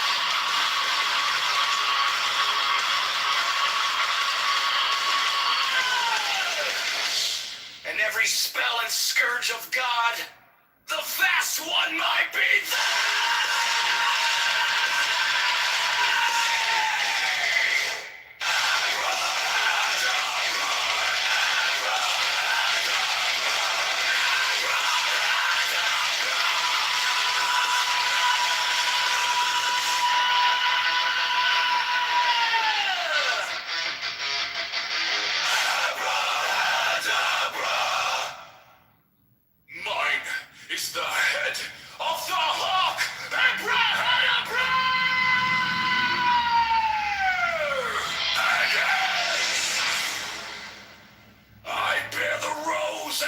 cross of life and light.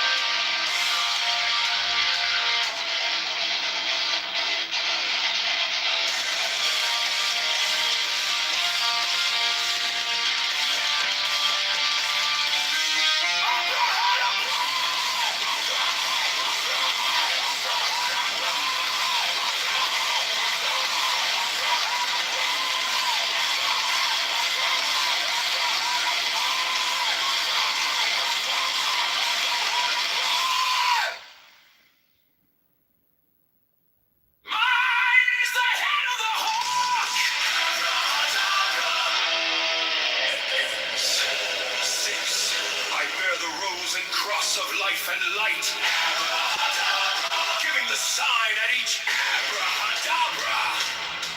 Remaining in the sign, the invocation concludes. Therefore I say unto thee, come thou forth and dwell in me, so that every spirit, whether of the firmament, or of the ether, or of the earth, or under the earth, on dry land, or in the water, of whirling air, or of rushing fire, and every spell and scourge of God, the vast one, might be thee.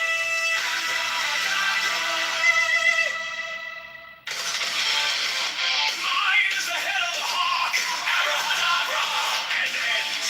6. I bear the rose and cross of life and light, giving the sign at each abracadabra. Remaining in the sign, the invocation concludes. Therefore I say unto thee, come thou forth and dwell in me, so that every spirit, whether of the firmament, or of the ether, or of the earth, or under the earth, on dry land, or in the water, of whirling air, or of rushing fire, and every spell and scourge of God, the vast one, might be thee. Abracadabra.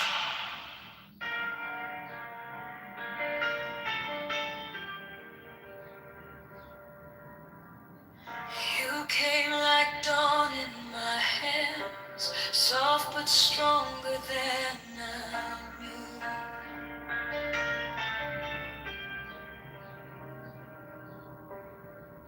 My fear turned gold in your eyes, and my whole night broke in two.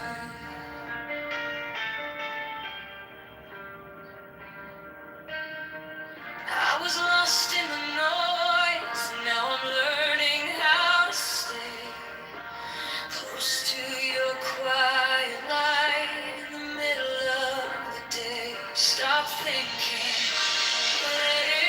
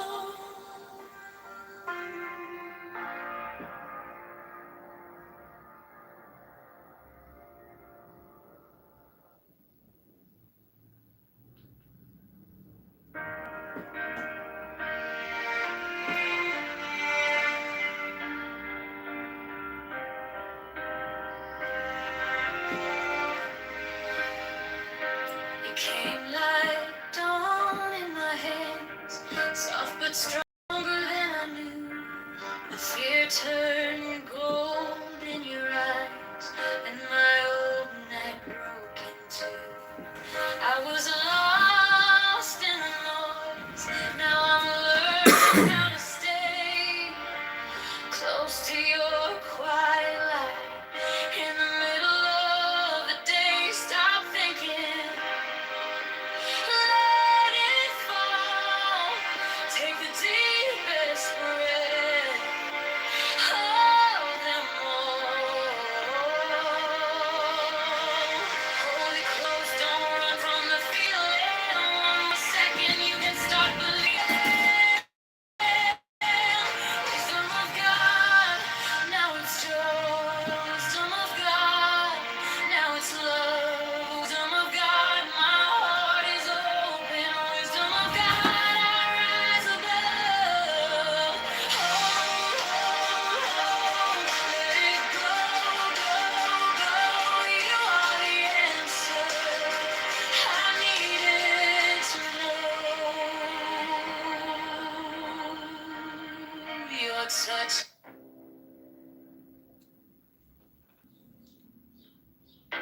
Give me the sign of the open eye, a riddle of shadows where whispers lie.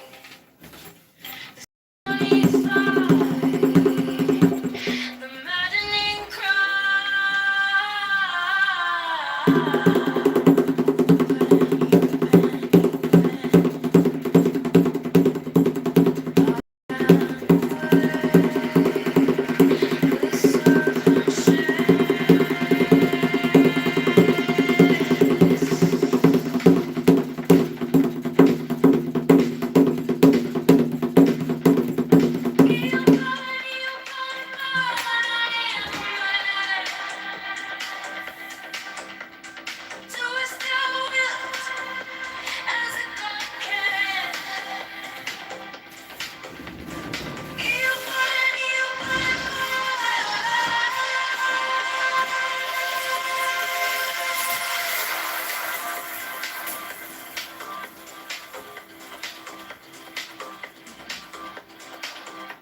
The eagle strikes with its jagged claw.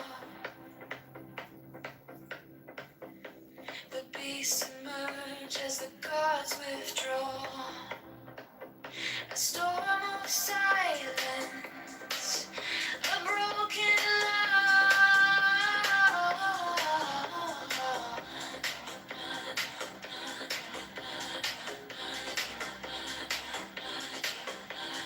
I am born to death, reborn on the heart. I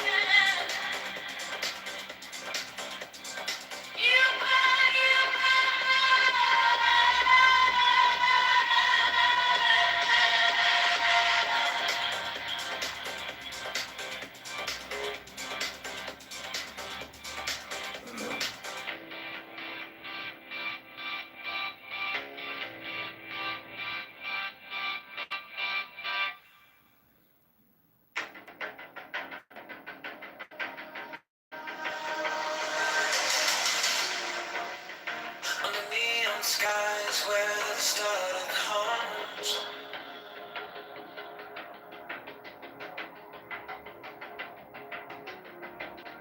Shadows whisper truths as the bassline drums.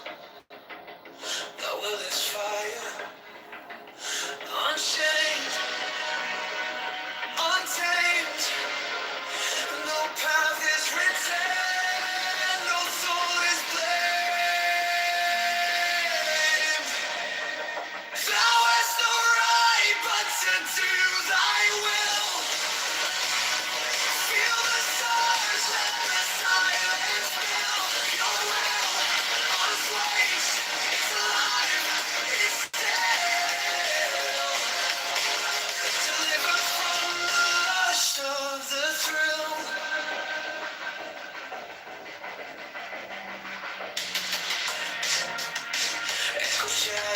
eyes where the circuits glow.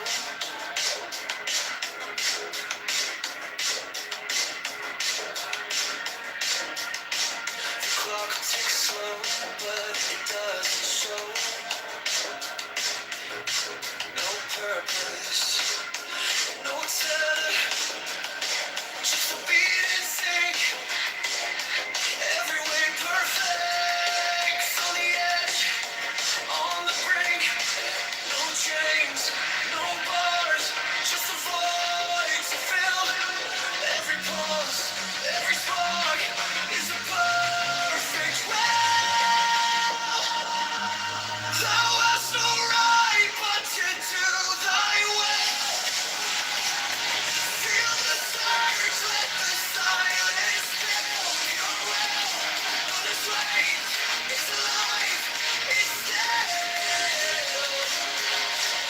Forever from the lust of the thrill.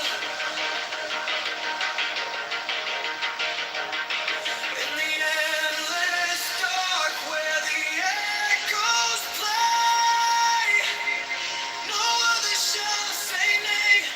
No other shall stay. Through the wires, through the smoke, let it all decay. The will remains forever in the fray.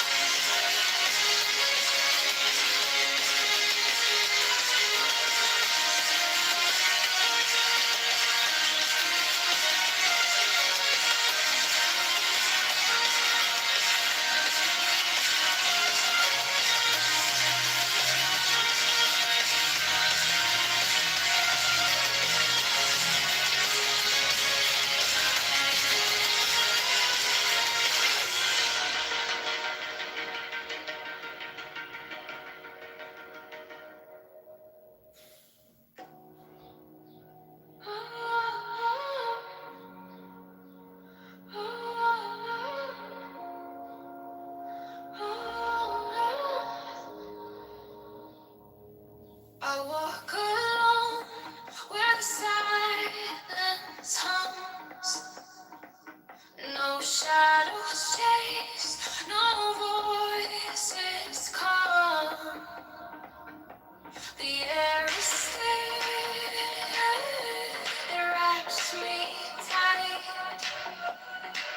No fear, no sin, no way to bear. The sweetness whispers everywhere.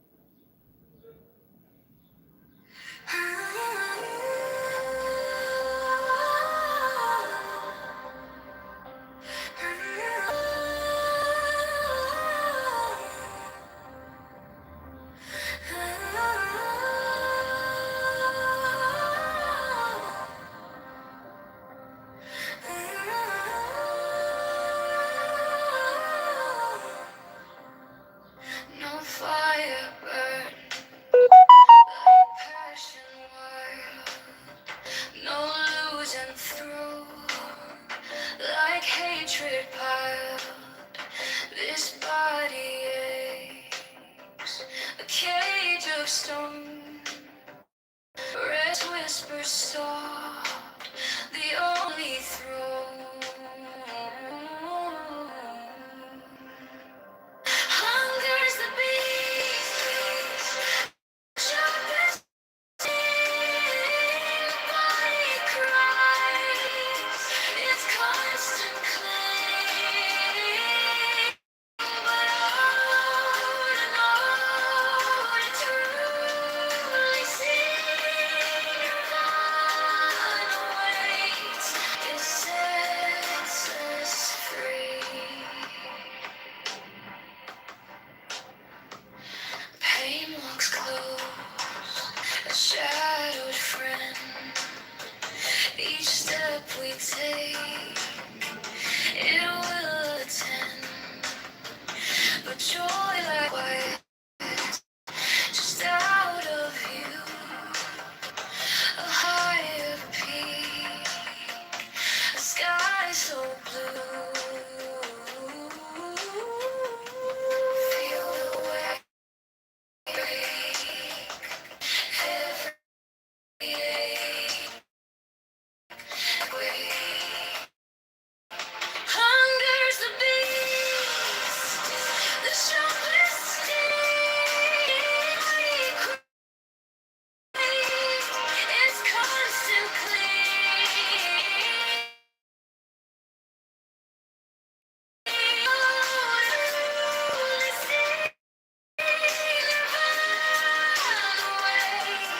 It sets us free.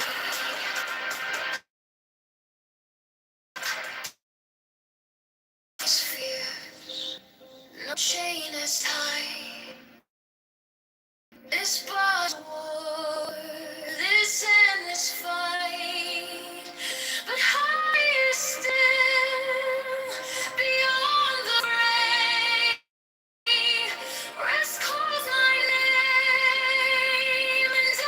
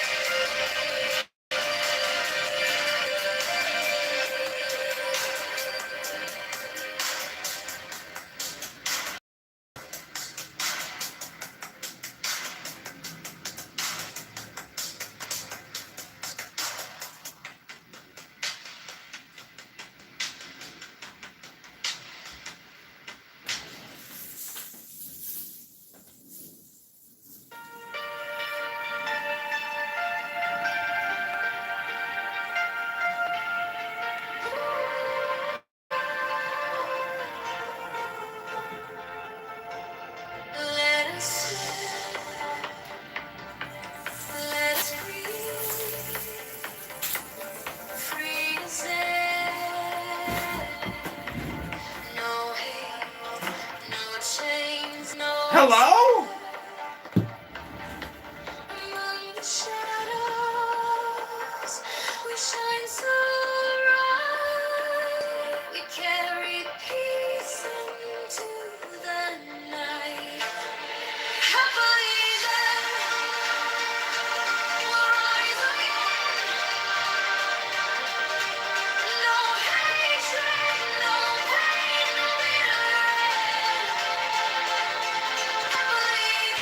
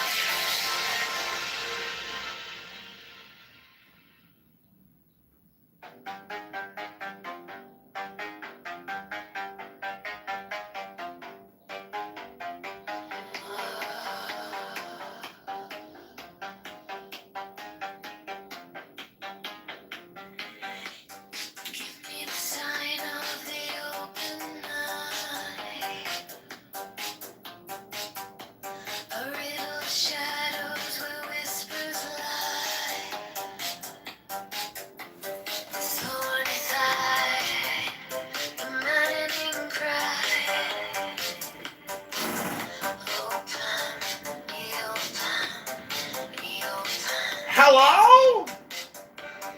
Hello?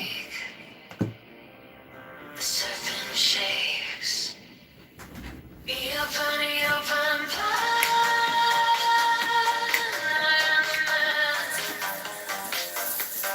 do as thou wilt, does it God can. You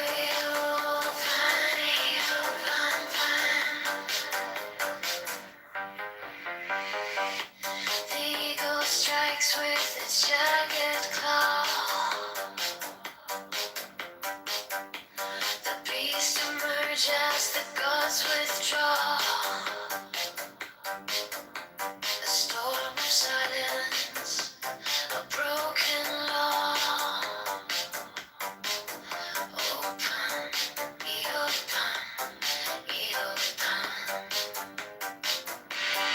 I am born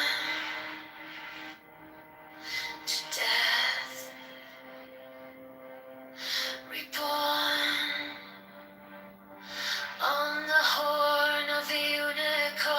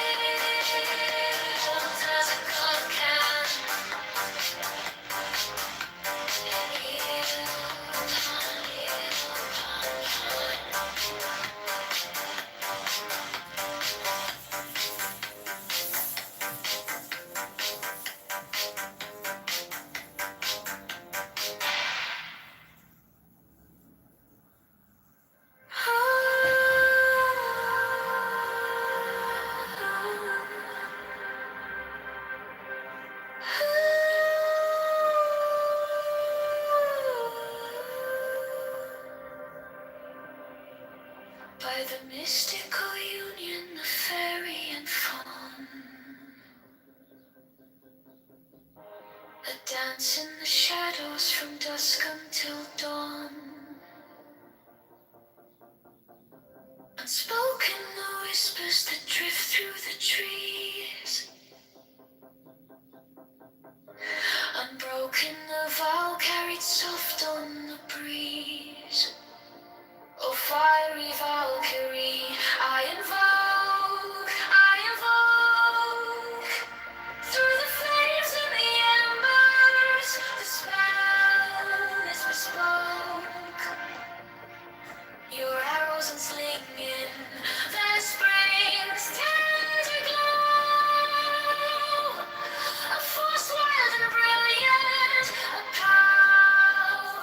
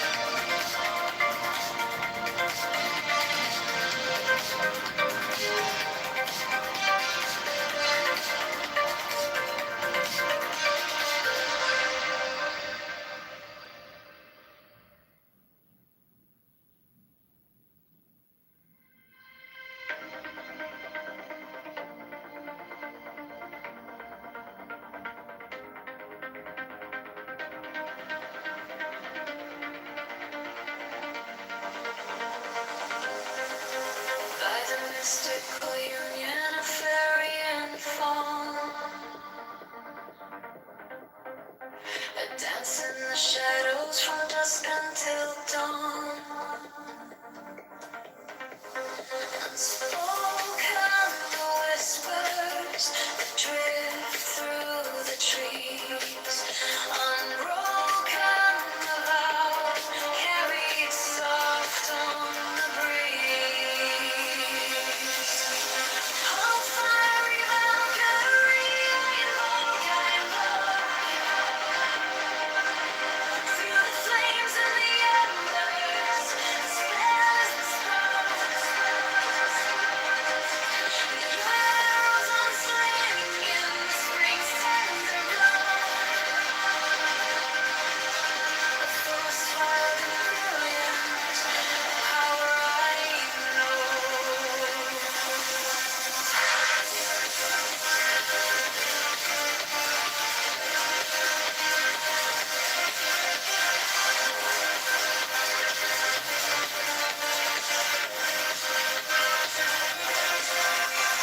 Secret communion of hearts left unsung. The listless resist its tumultuous tongue. Through veils of the morning, her armor does gleam. The warrior spirit ignites every dream.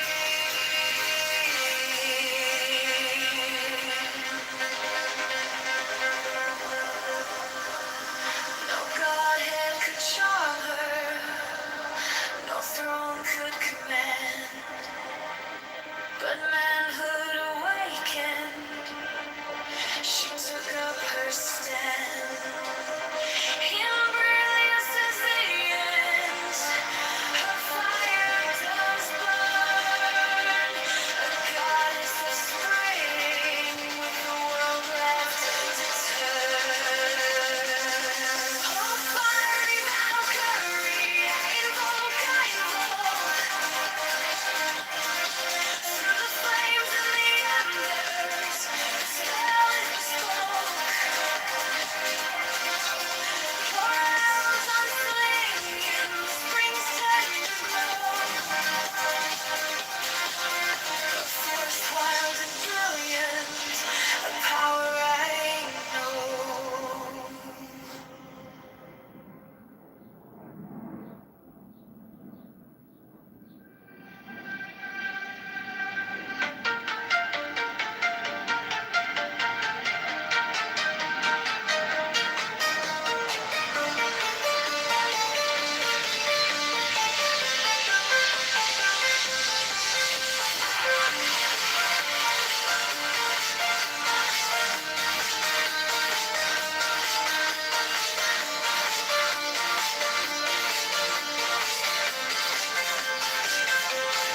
By the force of the fashion love I glide.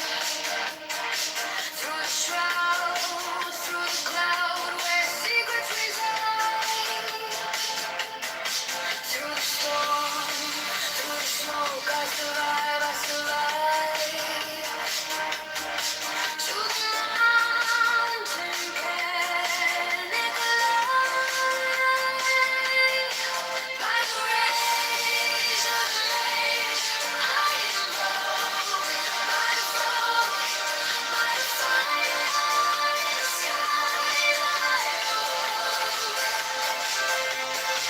through the midnight of madness we spoke. You were mine, I invoke. Alone, light sea whispers low to the shore. The swoon of the moon pulling tides evermore. Your swoon to me like a spell, like a door to a night we can't quite restore. By the rage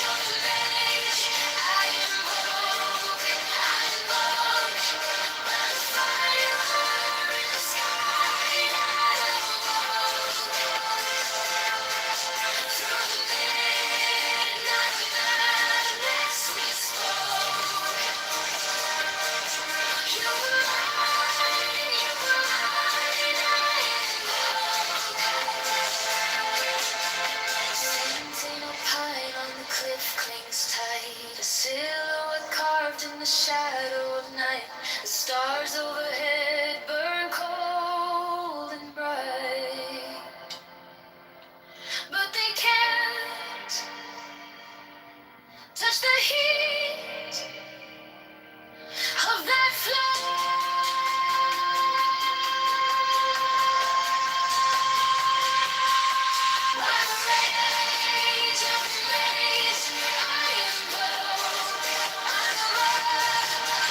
Fire in the sky.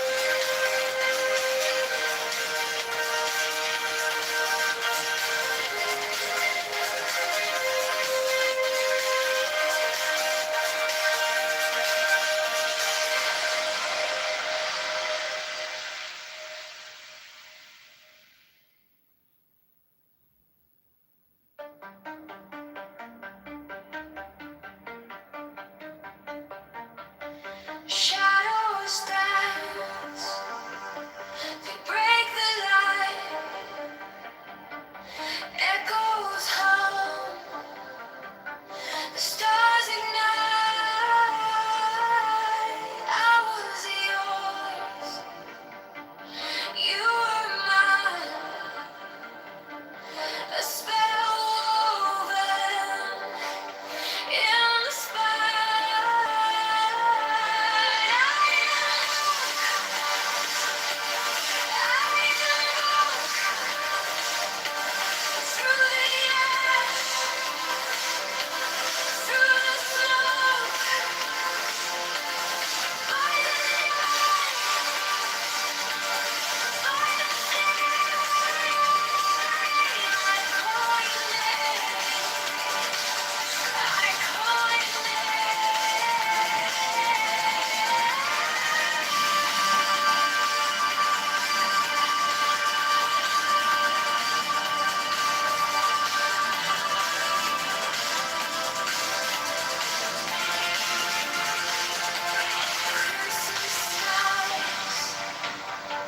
the hour bends, time unfolds, but never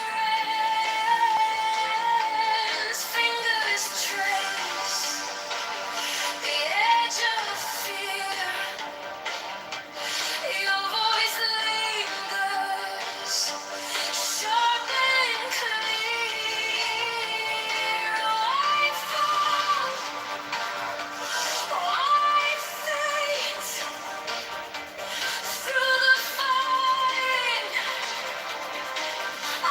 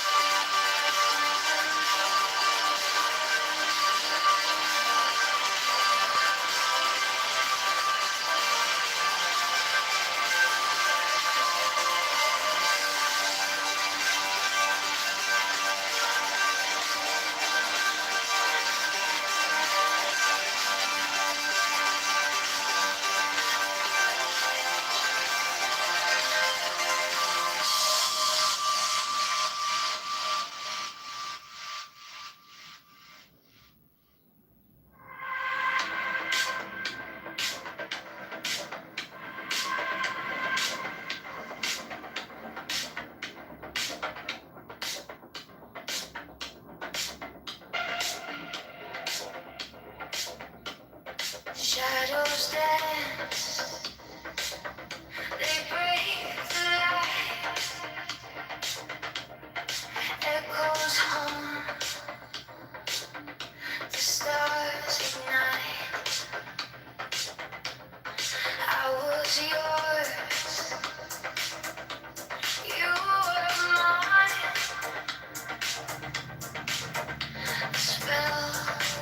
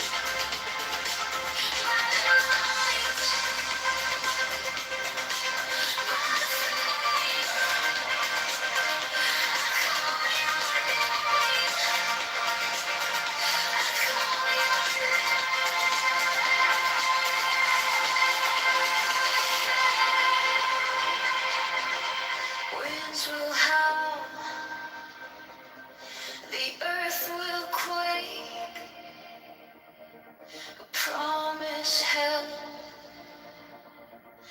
a vow won't break. Though I shout, though I choke, I rise, I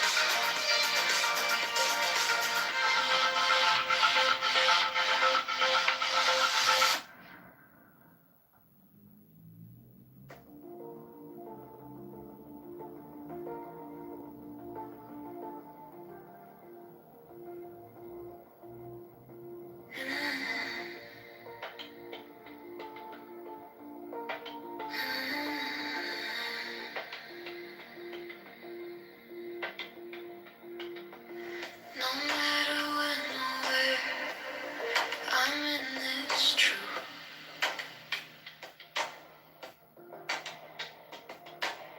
Breathing in the nowhere, breathing out the road. One heartbeat on repeat, feels like it never moves.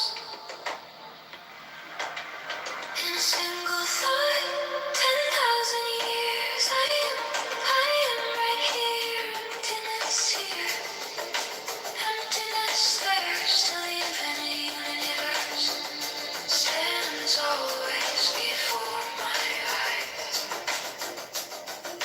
Always before my eyes.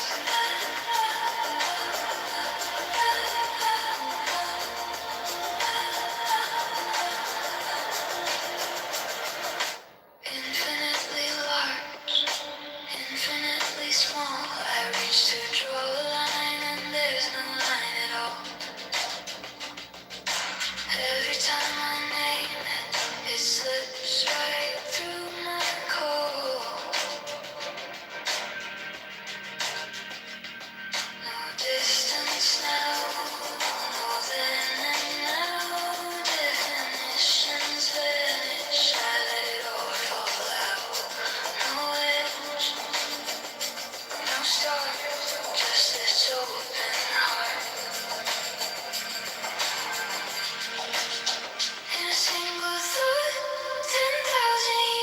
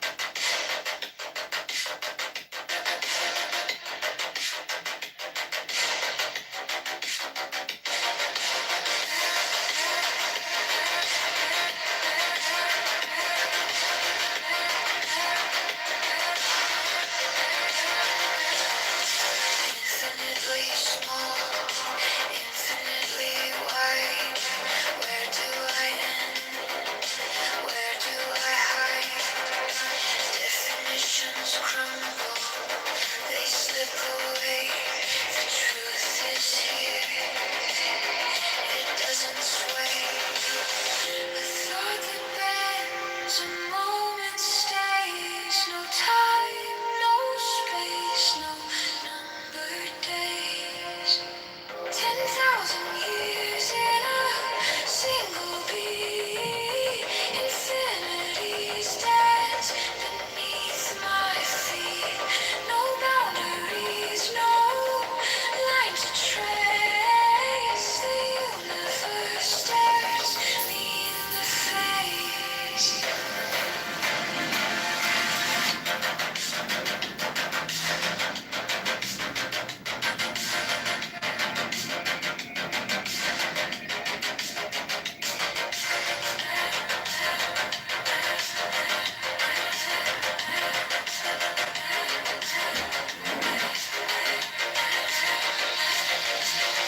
Beyond the stretch, beyond the fray.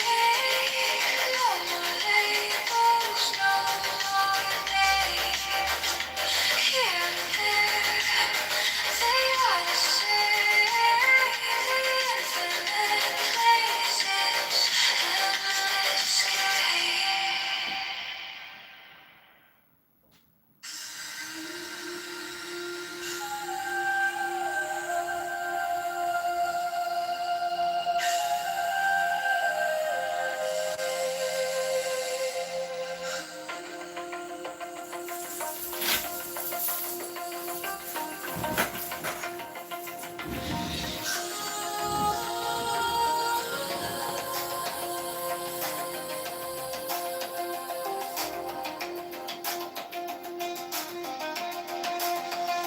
In this world of suchness, sweet as all like streams.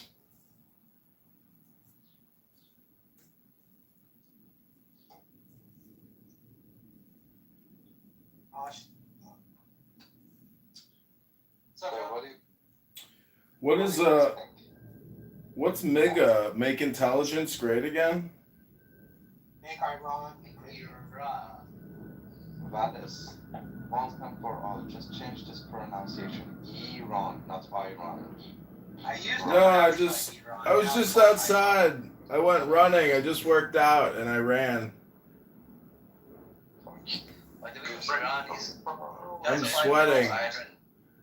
Should I talk America after this? No, it's pronounced I'm rich. Yeah, but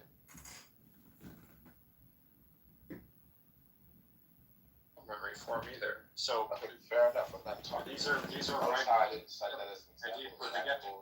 My I didn't cite the thing that you're saying he didn't do as an example. I'm talking about things he did, right? So I'm talking about like executive orders that are like getting at the structure of government. I'm talking about like doing that pump and dump coin shit, like not allowing the DOJ to investigate it, like releasing a bunch of top secret information randomly about UFOs and shit. The peace through strength that turned into attack Iran because we feel like it. Like all of that shit is radical departures from not only shit he campaigned on, but also like what the GOP was doing. Now the warmongering stuff, the GOP has always been guilty of that, but like specifically like it's like trying to trade power into the federal government and like being able to just fire and shit, like all that kind of shit, just like naked power grabs. Oh, the radical expansion of ICE, unprecedented, right? Like all of that shit is like radical. And there's more too. Like a lot of his immigration policies are super fucking radical. Like so he's guilty of radicalism, like just not across the board with every issue. A lot of stuff he's done is just normal, right? Like that wasn't mine, but that's fine. Well, I'm saying to say he's not radical is a bit awkward. My point was the fact that there's been more ideological capture within the Democratic Party, or within the Democratic Party, when it comes to their left-wing base, or when it comes to their left flank, as opposed to the right wing. Meaning that like the Republican Party is not moving far to the right, the Democratic Party is moving far to the left. The evidence that Ben is correct is in the links, right? All over the world, immigration restrictionism is on the rise. The new Japanese Prime Minister ran on a platform of kicking out all the foreigners. In Germany, Alliance for Deutschland is winning. Please don't interrupt again, Marshall. In the UK, Rupert Lowe and Nigel Farage. Every single place in the world, without exception, every place Voters are rising up against migrants who go on welfare. It's universal. So the Democratic Party's policy of giving welfare and give trans surgery to illegal immigrants, it's not just an American thing to oppose that. There's not a single country you can name, not one, where the party like the Democrats that give free shit and free houses and welfare and trans surgeries, that is universal. So stop pretending that Trump's platform is radical. I'm speaking, if anyone wants to challenge me, I have 100 links. His shit is radical. He fired a bunch of immigration judges that he didn't like. Waited. Sorry, Jason, go ahead. No, I'm sorry, go ahead. Like, fired a bunch of immigration judges, couldn't deport the people he wanted to, and then patted himself on the back when he rehired immigration judges. Right.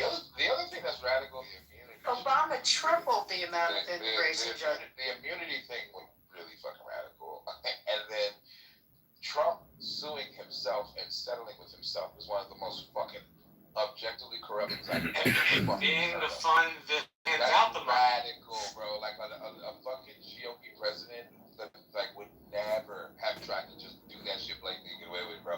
Like that's radical. That's really fucking radical. Like why would I talk about these things? Trump has radically changed the direction of the GOP and conservatism in 2016. Yes, he came down the escalator. Okay, hold on a second, Marsha. So, like, the idea that we Republicans were always against, and tight borders a new phenomenon. Republicans generally weren't. So we wanted it, but we wanted it under our conditions. We wanted farm workers. We advocated that. We wanted expansions on those. But Democrats were typically the ones that refused to allow immigrants in. They were wholly against that, including St. Bernie Sanders, who really wanted to lock down the borders and make sure he had a homogenous society so he could fund his social programs. So these parties have flipped on that ideological bent. Trump has also put in a more aggressive stance. Like we've never, I want you guys to pay attention to this. We never targeted leaders of other nations, whether it was a coup or something along those lines, directly like this since Obama and Trump, and they have carried that on. You know, Libya is a prime example under Obama, but we never went in and just grabbed a president before. No GOP person or conservative have endorsed that, regardless of the circumstances of the Venezuelan people. We also wouldn't just target, quote, presidents to be ordered for elimination of a whole nation that we're at conflict with. We generally wouldn't do that. The GOP would be very, very upset of that. The older conservatives, some of us like me are saying, this may not be the good idea to go headhunting for a new leader to talk to that's going to bend the knee, because we may not get what we're really looking for. But, you know, there's other options. And so like the idea that there hasn't been a kind of change or even a radical change in some of these aspects, that's not true. That's not true. You can't say that the Republican Party hasn't radically changed. That wasn't my point at all, but that's fine. I'm gonna have some dinner. But that wasn't my point at all. So, like, yes, Trump is an absolute radical figure and he does radical shit. And I'm not somebody who defends Trump. I voted for him, but I think he's a piece of shit, and I think he's done radical stuff, including that last thing with creating a slush fund for himself. Like, yeah, it's radical as fuck. Like, Jason, the entire point of this room was to call out the hypocrisy within liberals as well. Like, I thought Biden leaving office and pardoning his entire family for things that they may or may not have committed. I was like, you think when Trump does that on his way out of office, because you know the fuck he's going to do that when he's on his way out of office, you know what Democrats are going to do? They're going to wring their hands and be like, nobody's ever done anything like that. I was saying that, like, Democrats going around and breaking shit, and then Trump using that to his advantage, and then he moves forward. And again, yes, Trump is a radical figure. I'm not defending Trump. But, like, what I hate is this revisionist history. And I'm not saying that you, Brad, or you Jason, or anybody else on the stage is doing this. I certainly hate it when it comes to particularly in Democratic rooms. It pisses me off. Revisionist history to say, oh, well, the Democrats have never been radical. Like, really? The Dreamers Act was not a radical piece of legislation? Oh, wait, it wasn't a piece of legislation. Right? Like, what? Is forgetting student loan? But that's another example of Trump changing a radical decision on that. Conservatives argued against it. And then Trump offered to grant them amnesty and expand it to 1 million. Like, he literally did that on live TV in front of Chucky and Nancy Pelosi. So, I mean, again, another pivot in a situation. And Barack Obama ran in favor of closed borders and marriage being between a man and a woman. Like, that's how far we've come since that.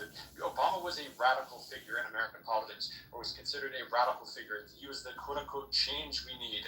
His policy right now, I would make the argument, is pretty freaking moderate compared to where the Democratic Party is, and even some of the Republican Party for that matter.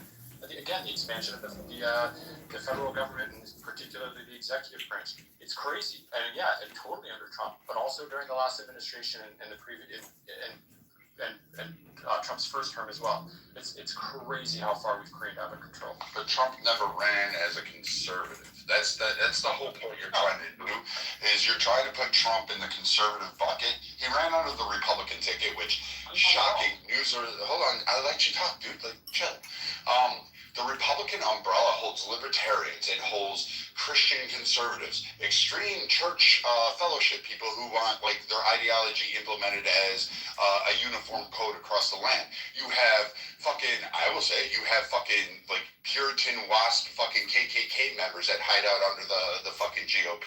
You have fucking conservatives like me. You have, I don't know, the RJC, like don't forget me. Yeah, you have these. You have a whole. We're pretty big, the Republican Jewish Coalition, our numbers. Yeah, so like you have all these groups that like everybody tries to say the GOP is one universal group and Democrats are just, you know, they're a party of mixed affiliations. Well, so is the Republican Party. You even have far right, I would call them almost communist.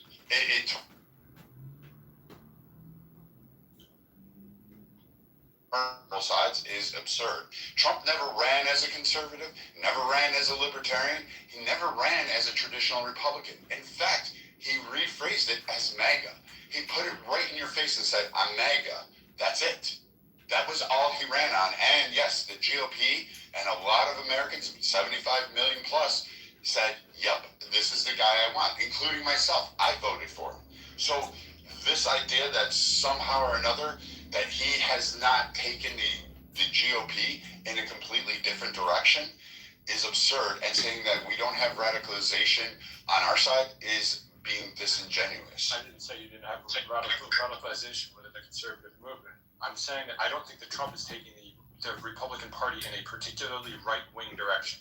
That is my entire point. That is the antithesis of my point. It has nothing to do with Trump being radical or not being radical. I think he's radical. I think Republicans are heading in a very, very different direction that I wish they would. I wish Republicans would actually be more conservative. I wish they would be more libertarian in their leanings. I wish they would advocate for things like less government and entitlement reform and balancing the federal budget and all of these things. Like, I wish they were more right-wing, but they're not. Like, they just aren't. So if you want to say that Trump is all of those things, I agree with virtually every single thing that you said there, Brad, in terms of Trump ran with no ideology whatsoever. He did. You're right. He did. Like, I agree with all of those things. Like, I would argue that he was a lot more moderate his first term than he was this next term.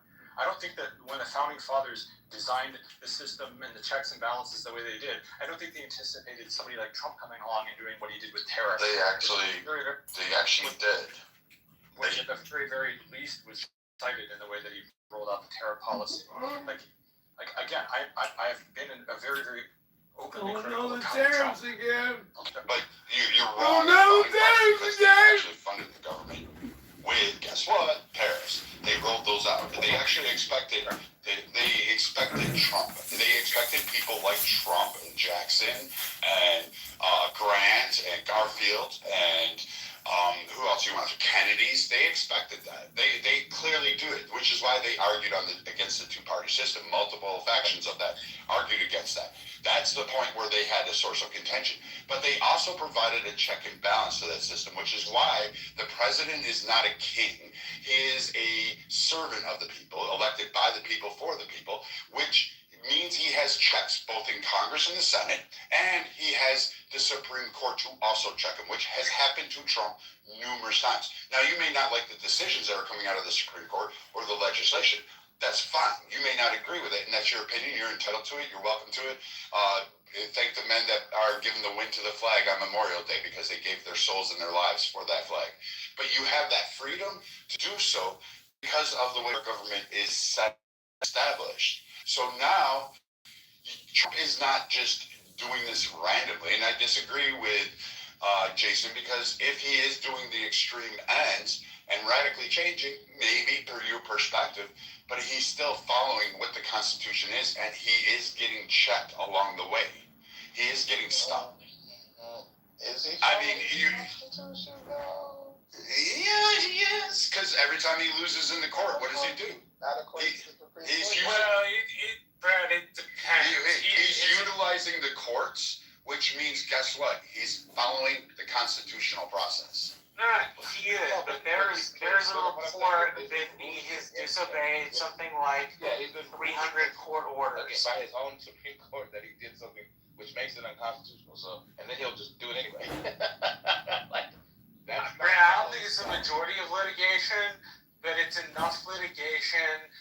The judiciary, from my reading of it, has not really enforced their standards. I don't know if you knew this, but insurrections are unconstitutional. Did you know that? Okay, great. I did Show know that. me an insurrection that has occurred since the Civil War. Well, Trump apparently sparked an insurrection according to the Supreme Court of Colorado, and that's all I'm pointing out. Is saying Trump just Supreme Court of Colorado that got overturned from what they that's I thought that was overturned. So you know where that came out of? we have 4 years to Joe Biden. He got found to have done it until the Supreme Court overturned it. But my point is, who found him to do it? A biased court in Colorado? I guess I have to say this explicitly because you guys don't understand the fucking joke. I was being tongue in cheek. I know you were. I was kind of giving it back with the others. The point is, it's actually, I don't know how you can so confidently say Trump's following the Constitution. That's actually in dispute in so many different jurisdictions right now. Some of the shit that he's currently trying to do, and he's already been ruled against several times by his own Supreme Court. So it's awkward to say that if you know that stuff, right? Like, sure, but again, if you're going to say, like, give me the example that you're going to use, because you said numerous times, so give me the example. Like the immigration stuff, like the due process violations, the habeas corpus violations, they ruled against him several times. Several judges told him to, like, stop deporting people without due process. And he just did it anyway. And he said, oh, the planes took off already, sorry. Like shit like that. Like, that's not, is that constitutional? Is that him following the Constitution? I mean, I'll grant you that one carve out there. Yes, the planes were already up in the air. Democrats should have moved faster. I disagree. I disagree though with the process. Wait. I do disagree because they didn't need to have that, like what the Democrats and what people are arguing as due process, because Clinton, when he changed that reform, said, yes, it can be an administrative function. And you can actually follow through with it. The government could do that. So we have that legislation on tap exactly for the president. But even administrative proceedings still entail processes, right? So due process would still apply, right? But they weren't found in violation of that administrative. They were not found in violation of that legislative action. That wasn't the argument. I'm talking about the ruling against him that's by the Supreme Court. I think it involved Abrego Garcia and some other people.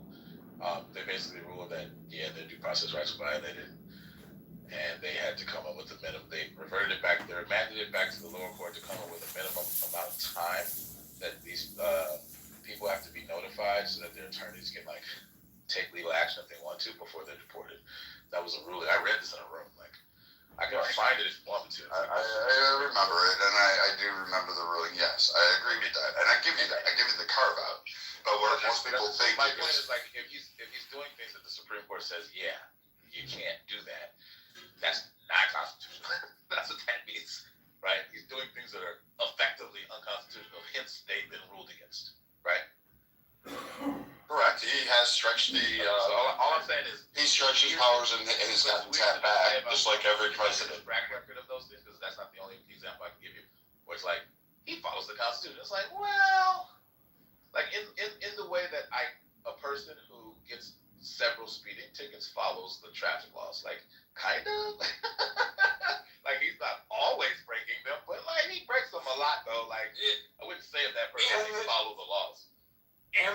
judiciary hasn't really put its foot down. From my reading, the judiciary has been rather lackadaisical. There are a couple of district court judges that have accused him of not following 6 major incidents where plaintiffs or judges accuse the president or the administration of ignoring or delaying court orders. Comes from ABC, so take it for what it is. At least one case where a federal judge found probable cause for a criminal contempt tied to an alleged court order.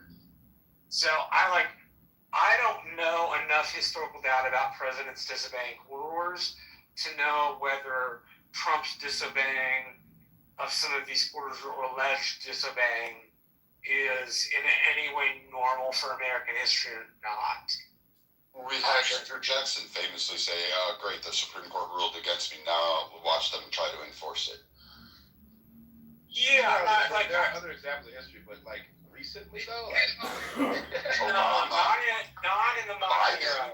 Obama did not flaunt his authority like Trump does though. Like, okay, the optics of it, yeah, Trump is braggadocious about it. I mean, braggadocious, I mean like blatantly violate court orders. Like he didn't do that like Trump did. So I don't know. Like unless you have an example, I don't know. Like was there a ruling where Fast and Furious? The Obama administration, you can't do this. And the Obama administration is like, fuck that, we're doing it anyway. Like give Fast us and one Furious. So like I mean, look, give me a second and I'll pull them all up. Yeah. Take time. I want to learn.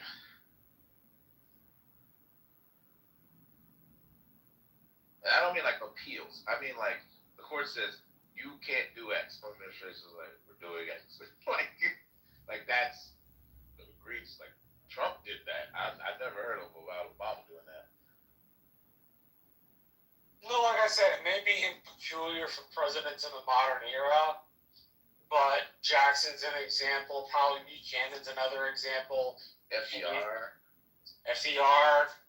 Rutherford B. Hayes. Yeah, there's other examples. It's just that not recently. Like most of the recent presidents have. Okay, I knew I would find it very easily. Syrian refugee notification dispute, Texas versus the U.S. Obama administration violated that with the refugee status. Then you had the DAPA immigration program, the Deferred Action for Parents Under Americans. Had a nationwide injunction after courts found procedural problems under the Administrative Procedure Act. The administrator filed an appeal, and then continued to implement the policy. The courts tried to block implementation, and Obama said he had the authority to do it, and they just basically didn't say he was necessarily violating it. Recess appointments, Noel Canning, that was another one. And I mean, there's even the one where when people say like the drones American citizens, that one was also a violation. And the droning of Anwar al-Awlaki and his brother, despite the fact they were both linked to AP, for those unaware, Al-Qaeda and the Arabian Peninsula, they're still American citizens and deserve their trial.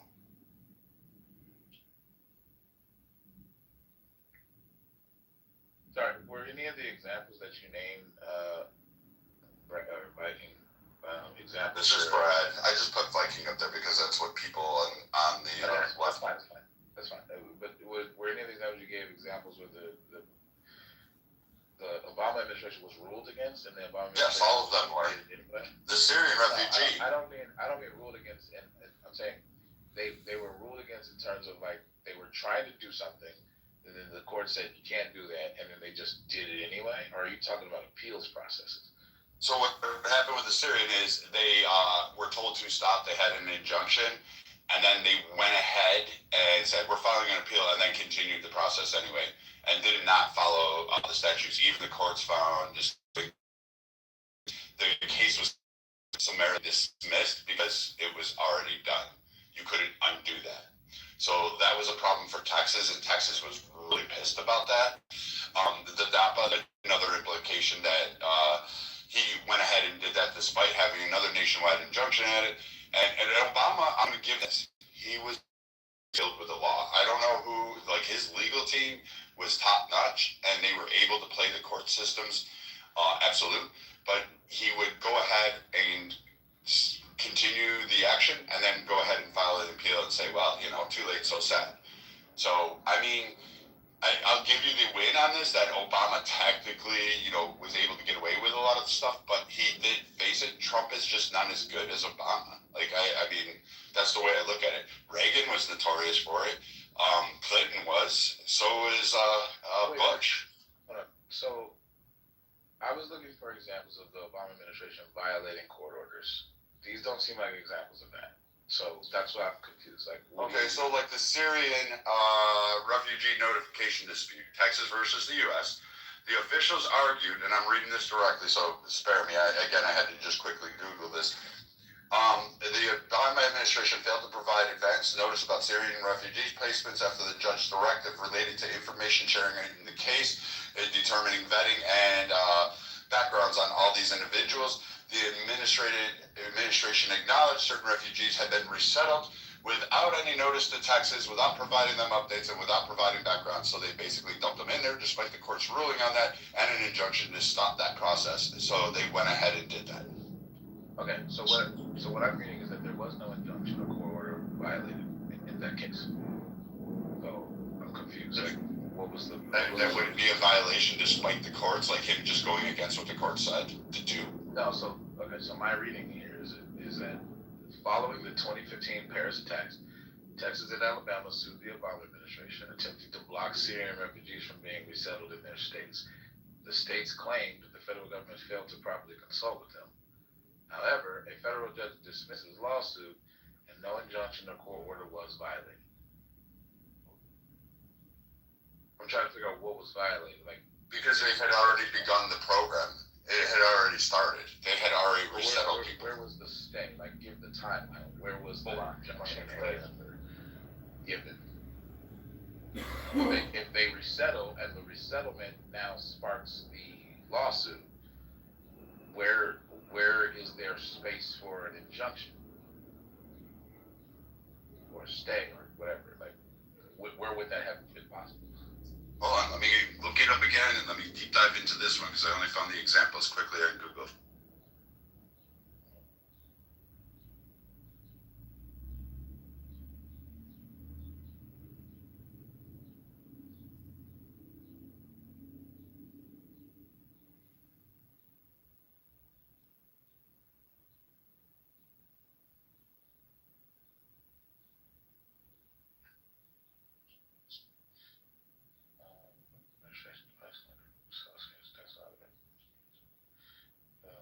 Kid Paxton.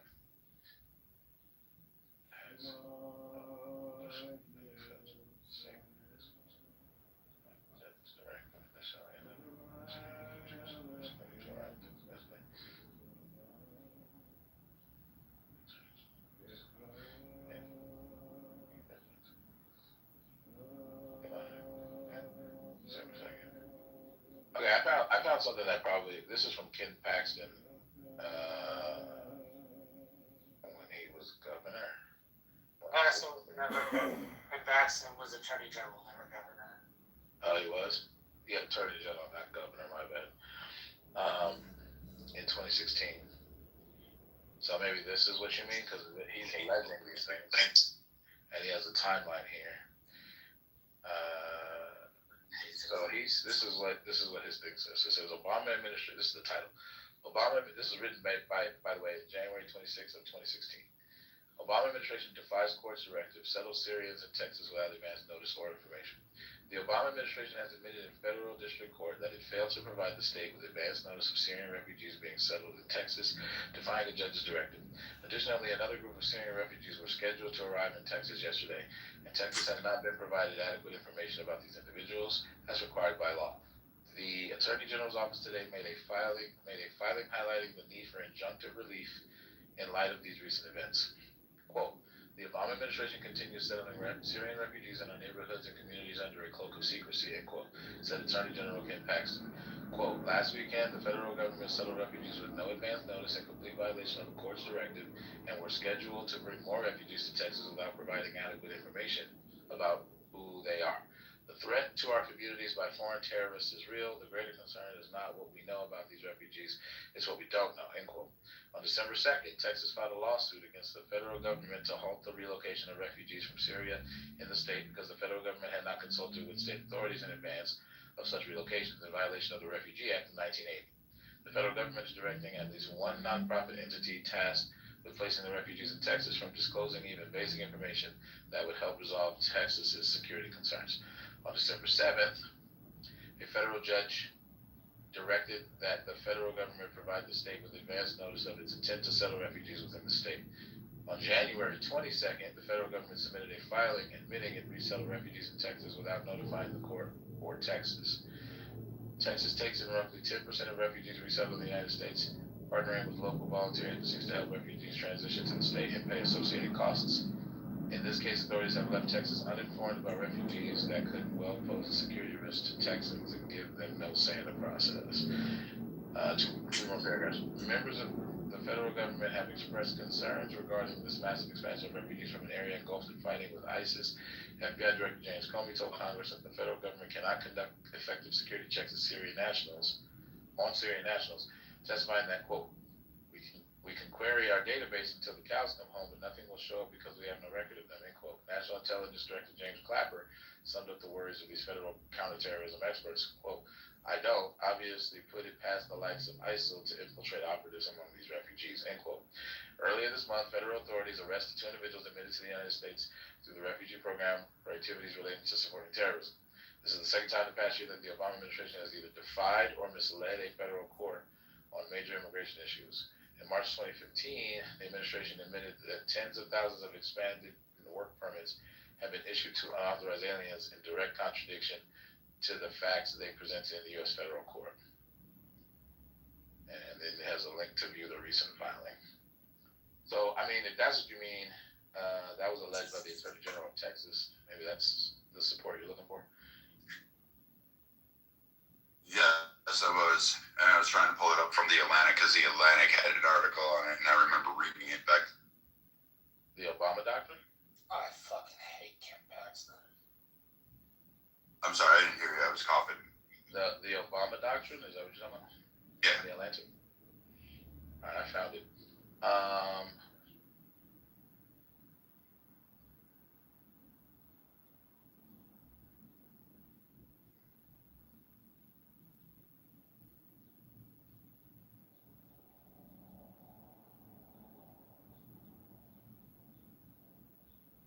Well, I mean,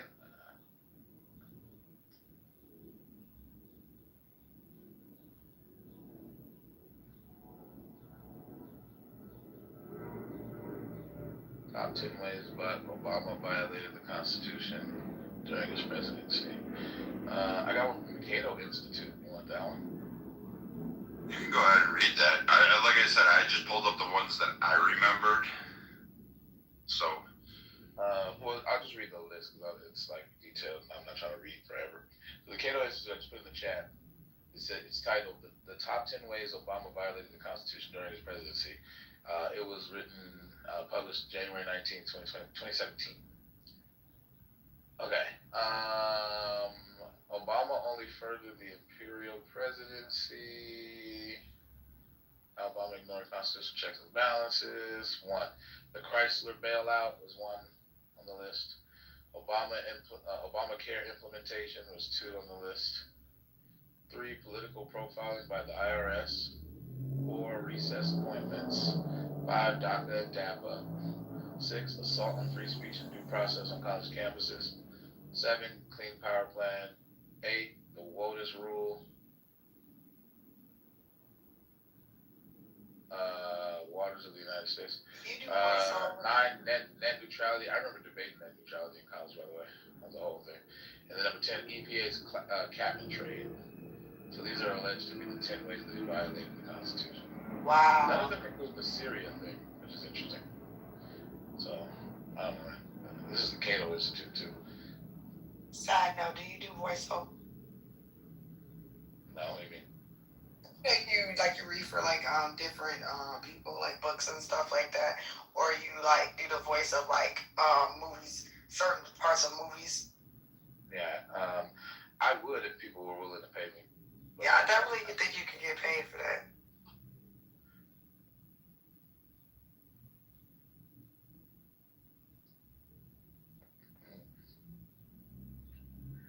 you got your hand up, I invited you on stage. Sorry if you've been waiting for a while. I was reading some stuff. Damn, bro, just let me do. I left you like Chicago. The Chicago Bears about to leave your city, bro. Shut up! No one wants to be in Chicago anymore. Not even the Bears. Hey, Mikey. Hey, hold up. You gotta slow your roll, my boy.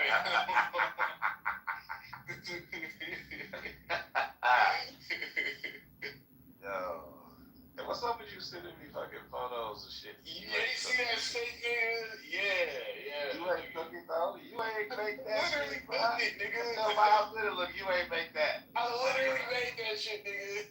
No, you did not. That shit look way too fancy, bro. Your plates look too fancy. Them forks is real. Nah, nigga. Yeah, you have one. Somebody else make that. Stop playing with me. You ain't sophisticated like that, nigga. That white person makes that. I can tell by the fucking glassware. Why you ain't doing a nigga? Not a damn thing. You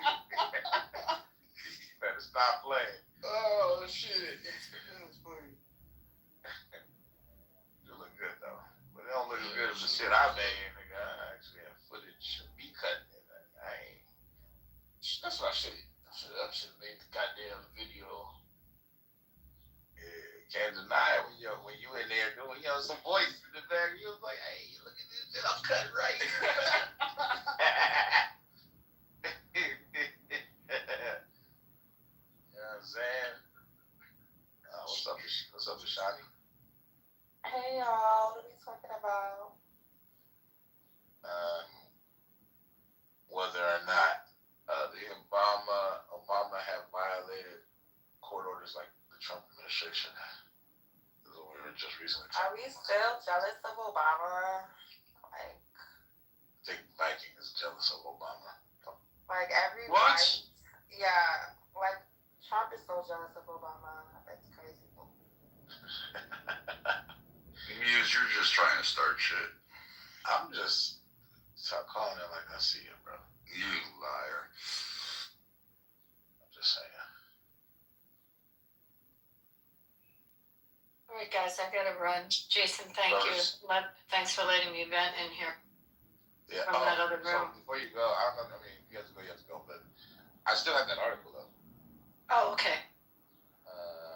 So I don't know what you want to do. I mean, if you have to go. We're in the third round of hockey finals, and I'm a fan, so I'm heading to a hockey game. But I'll come back on. I mean, I love your rooms, but I like the Golden Knights a little bit more. All right, That's I'll come back. I bet. I want some steak.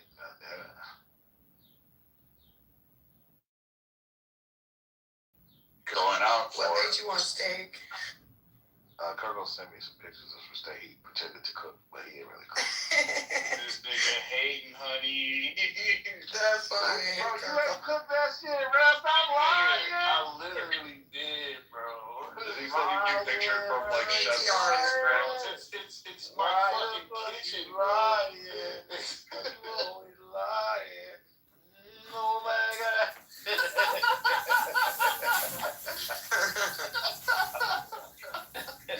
PTR. Hello? Bro, as a matter of fact, you can see, bro. You can see. Go ahead, I'll tell you if you did it. Kirko, you know that I can post Instagram photos of chefs that make steaks and say it's mine, but nobody would believe me either. But bro, this is literally at my apartment. How do I know that? Nigga, just one of the pictures you can see I'm on a balcony. Not the ones you sent me. I only see food. What you mean? No, Who's my son? But you gotta put your whole body in to buy it. Yeah. And you gotta hold the newspaper from today. All I'm gonna do is I'm gonna pull a flatter like that's CGI. hey, PCR, bro. Hey, yes. everyone. Yeah, so that's what you sent me. I can tell by how sophisticated the flat. Bro, there's a garage in a parking lot. Like, if you went to a you saw the picture. You know how I could tell he did that? Because the placement of the steak. I know that wasn't at a restaurant. Oh, I don't think it was at a restaurant, but I can tell he ate it. That's all I'm saying. That's funny. Uncle, where did you pick those up on the way home? Brian, this motherfucker went somewhere and dumped that shit on a nice fancy plate. Oh, we was stupid. Nah, like, man, you ain't do that. What's up, my people who are here? It looked like something you would do, Kirko, the way you placed that.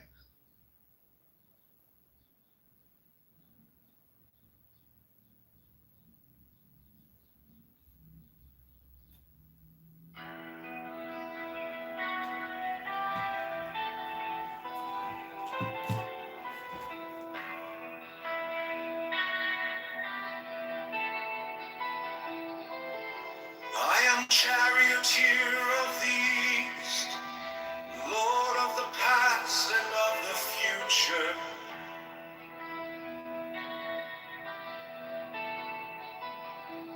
I see by mine own inward light, Lord of resurrection, who cometh forth from the dust, and my birth is from the house of death. Only true divine Christ upon your pinnacles, who keep watch over the universe. Yea, who company the beer to the house of rest, who pilots the ship over all of advancing onwards to the heights of heaven.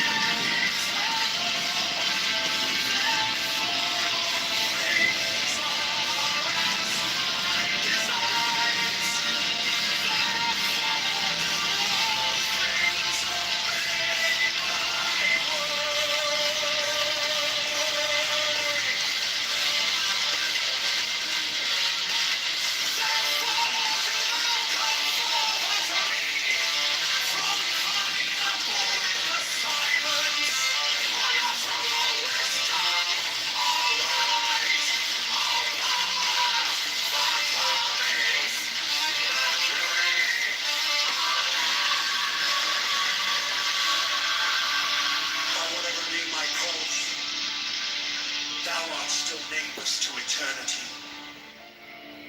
Come thou forth, I say, and aid and guard me in this work of art.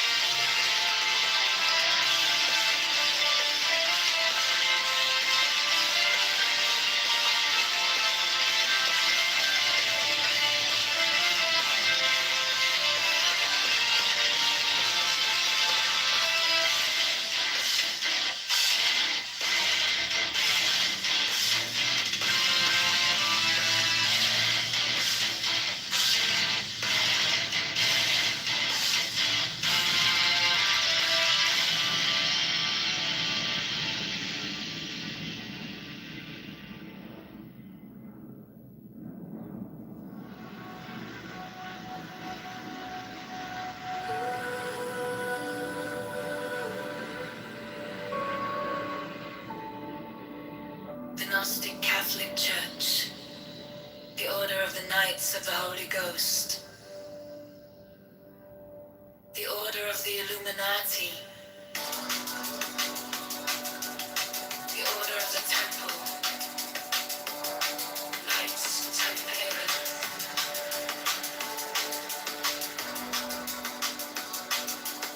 the Order of the Knights of St. John, the Order of the Knights of Mountain, the Order of the Knights of the Holy Sepulchre, the Hidden Church of the Holy Grail, the Hermetic Brotherhood of Light, the Holy Order of Rose Creek's Appear, the Order of the Holy Royal Arch and Clock, the Ancient and Tenestic Rites of Priesthood, the Rites of the Buddhist, the Rites of Israel, the ancient and accepted Scottish Rite of Masonry, the Swedenborgian love of Masonry,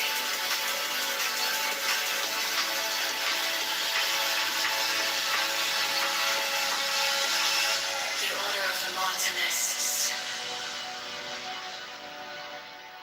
the Order of the Sapphire, and many other orders of equal merit, if of less fame.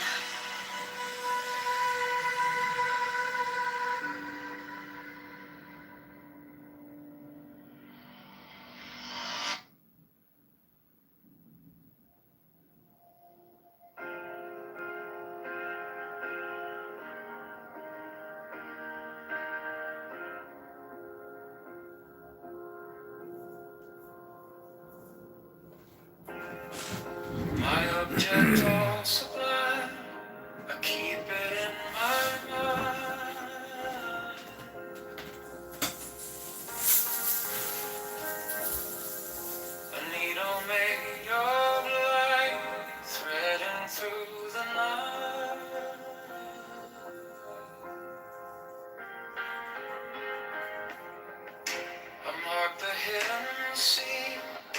I sharpen up the dream.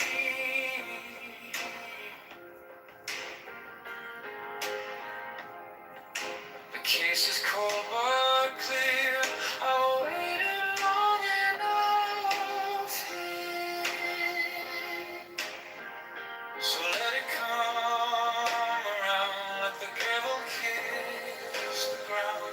I want the scales to sing on the edge of everything, to make the punishment fit the crime.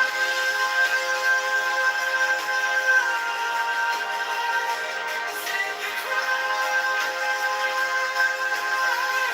To make the punishment fit the crime.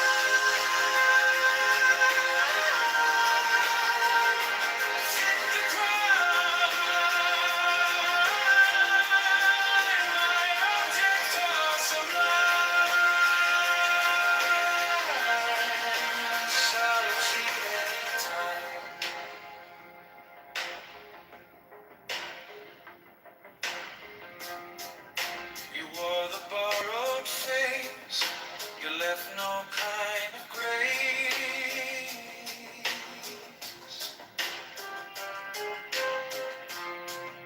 But every lie you spun turns back beneath the sun.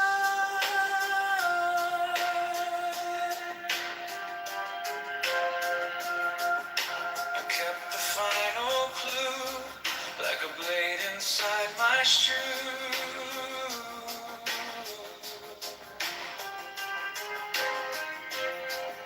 Now every step you take feels like the earth might break. So let it come around, let the gavel kiss the ground. I want the scales to sing on the edge of everything, to make the punishment fit the crime.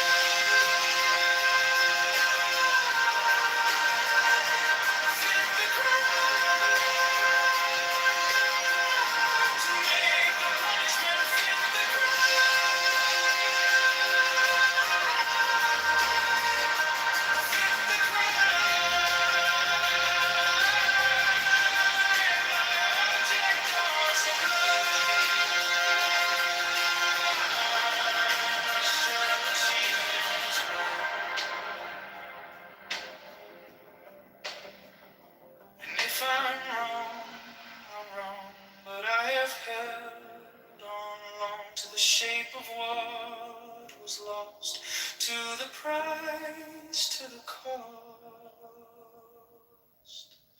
to make the punishment fit the crime.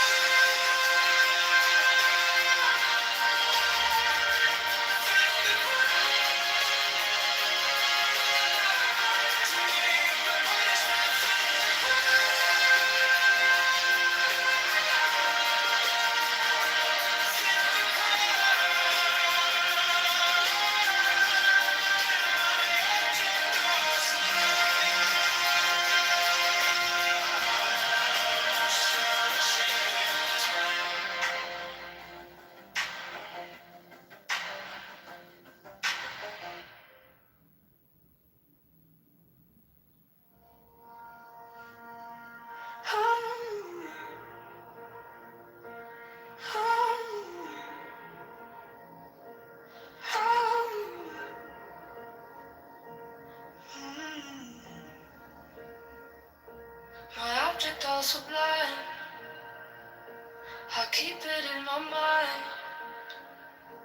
A needle made of light, thread into the night. I mark the hidden steam, I sharpen up the dream. The case is cold but clear. I've waited long enough here, so let it come around. Let the gavel kiss the ground. I want the scales to sing on the edge of everything, to make the punishment fit the crime. Fit the crime. Make the punishment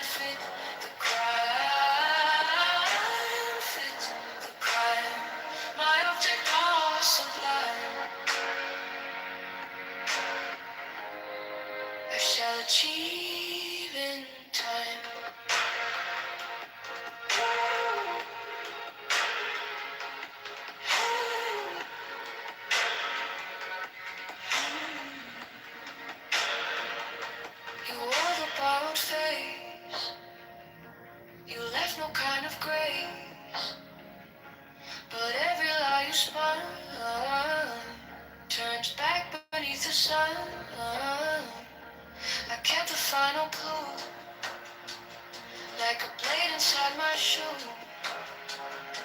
Now every step you take feels like the earth might break. So let it come around, let the cradle kiss the ground. I want the scales to sing on the edge of everything, to make the punishment fit the crowd.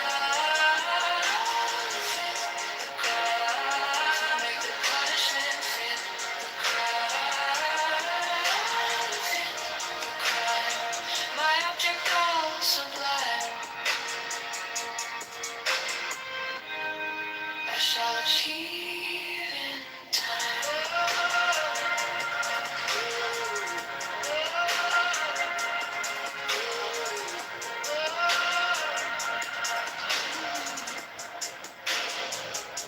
And if I'm wrong, I'm wrong, but I have held on to the shape of what was lost to the prize, to the crowd, to make the punishment fit the crowd, fit the crowd, to make the punishment fit the crowd,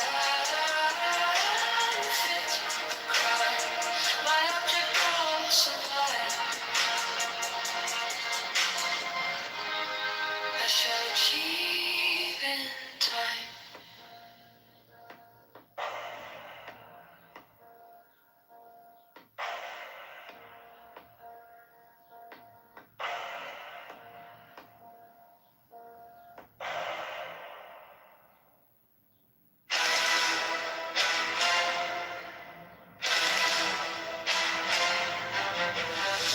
Of the Order who are about to become mothers receive all care, attention, and honor from all brethren. 68 special profess houses will be established for their convenience, should they wish to take advantage of them. 69 The Order offers great social advantages to its members, bringing them as it does into constant association with men and women of high rank. 70 The Order offers extraordinary opportunities to its members in their trades, businesses, or professions, aiding them by cooperation and securing them clients or customers. Elevate those! Elevate those! 71 The Order offers friendship to its members, bringing together men and women of similar character, taste, and aspiration. 70 The secrecy of the Order provides its members with an inviolable shroud of concealment. 73 The crime of slander, which causes so great a proportion of human misery, is rendered extremely dangerous, if not impossible, within the Order by a clause in the obligation of the third decree.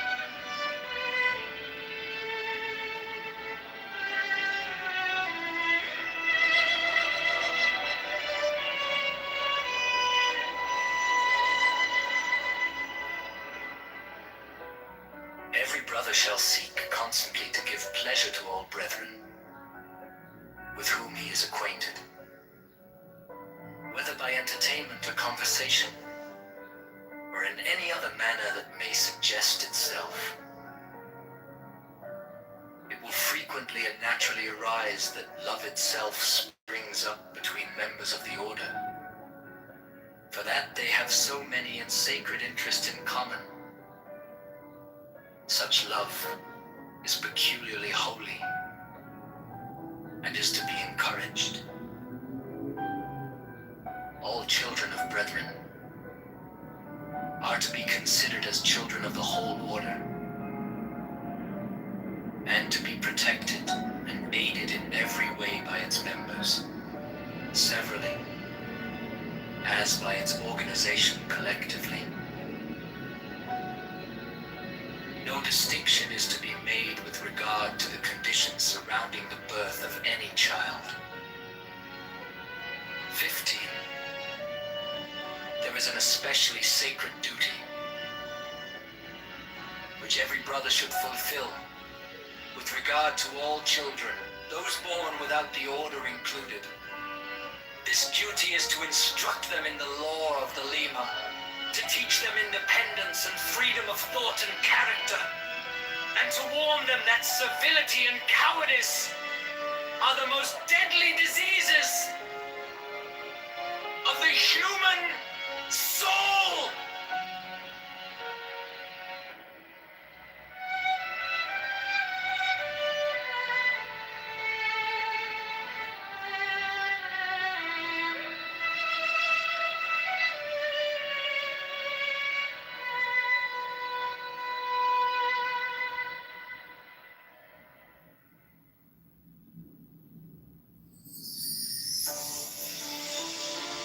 The Showstone, a crystal which Dee alleged to have been brought to him by angels, was then placed upon this table, and the principal result of the ceremonial scrying of Sir Edward Kelly is the obtaining of the following diagrams, plates,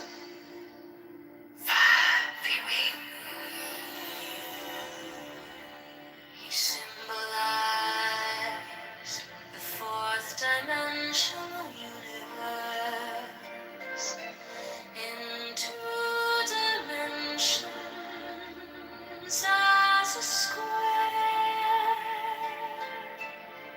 surrounded by 30 concentric circles, whose radii increased in a geometrical proportion. The sides of the square are the 4 great watchtowers, which are attributed to the elements. There is also a black cross, central tablet according to the arrangement shown. Compare the black cross bordering the tablets in plate A with plate B.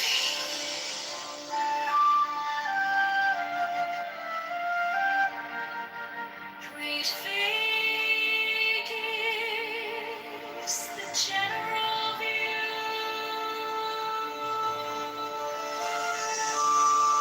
Plate 4 gives the complete attribution of the tablet of air.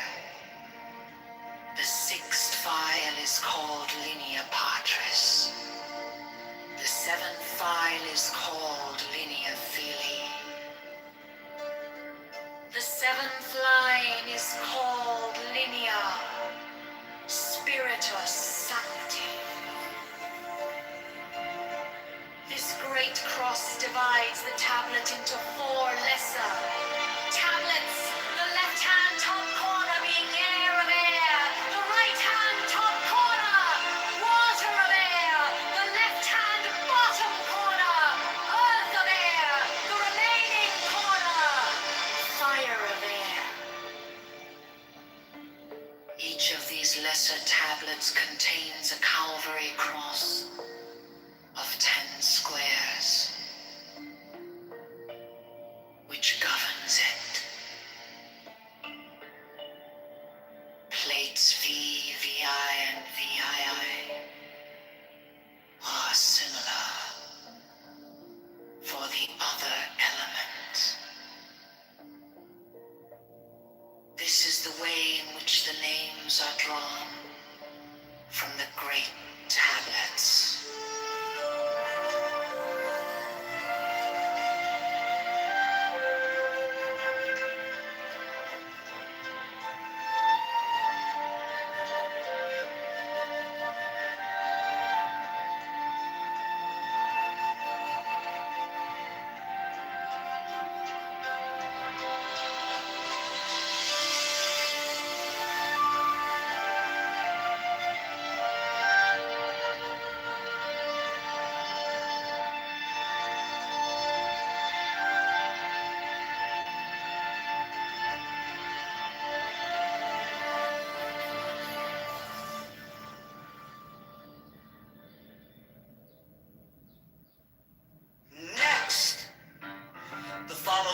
Text is between the points of the pentagram, starting at upper right. The words below are arced in a circle.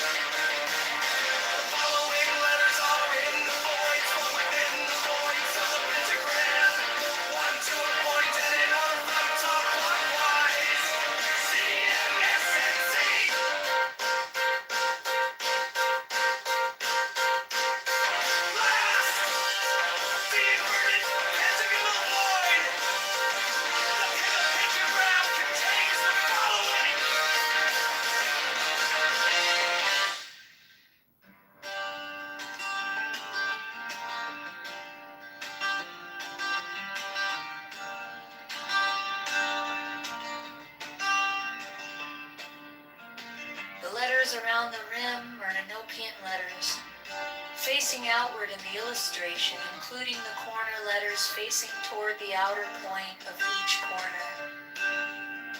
The two overlapping equilateral triangles shown in the interior of the figure are composed of thin, solid lines and somewhat closer in their bases to the top and bottom of the square than shown here. In the illustration, the base angles touch the fourth edge letter from the corner in each instance. The rectangular grid with Enochian letters in the center of the diagram has been adjusted to align with the edge letters of the original illustration.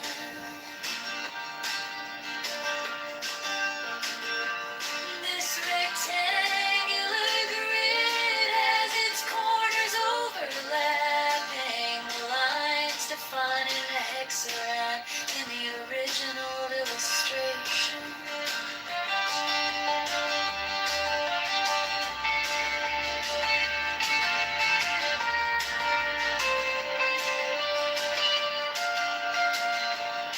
There are 7 small devices, 5 squares and 2 circles symmetrically arranged in the pattern of a 7-pointed star with point upward. There is no actual 7-pointed star drawn. These devices are all oriented to be viewed from the center of the figure. Their size is about that of 3-edged divisions vertically and horizontally, and their text would be at right angles to any straight line that might be drawn from the center of the figure. These devices have been represented by the numbers 1 through 7 in the approximation above. They are separately approximated below. Not to scale.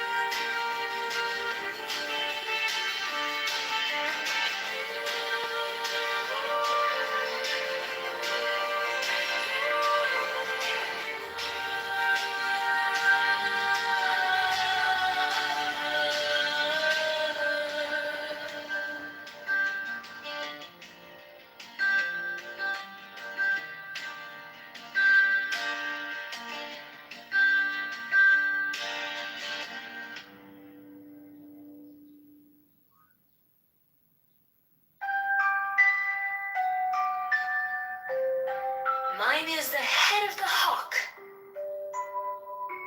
Abrahadabra. And ends. 6. I bear the rose and cross of life and light. Abrahadabra. Giving the sign at each Abrahadabra. Remaining in the sign. The invocation concludes. Therefore I say unto thee, come thou forth and dwell in me, so that every spirit, whether of the firmament, or of the ether, or of the earth, or under the earth, on dry land, or in the water, or whirling air, or of rushing fire, and every spell and scourge of God the Vast One, might be thee. Abrahadabra. The adoration. Impromptu. Close by banishing. I think this was omitted at W's order.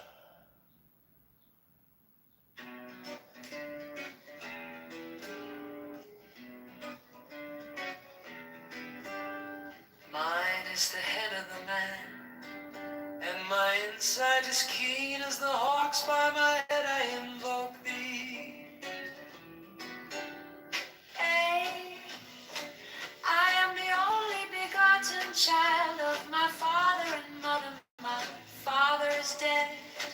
My mother bore me with labor and pain and fear. By my body I invoke thee. About me shine the diamonds of radiance, white and pure. By their brightness I invoke thee. Mine is the red triangle reversed, the sign given and none save it be of thee. O Lord, by the Lamb and I invoke thee. 3. Mine is the garment of white, sewn with gold, the flashing obey that I wear. By my robe I invoke thee. Mine is the sign of Apophis and Typhon. By the sign I invoke thee. 4 is the turban of white and gold, and mine the blue vigor of the intimate air. By my crown I invoke thee. My fingers travel on the beads of pearl, so run I after thee in thy car of glory. By my fingers I invoke thee. 5, I bear the wand of double power in the voice of the Master Abrahadabra.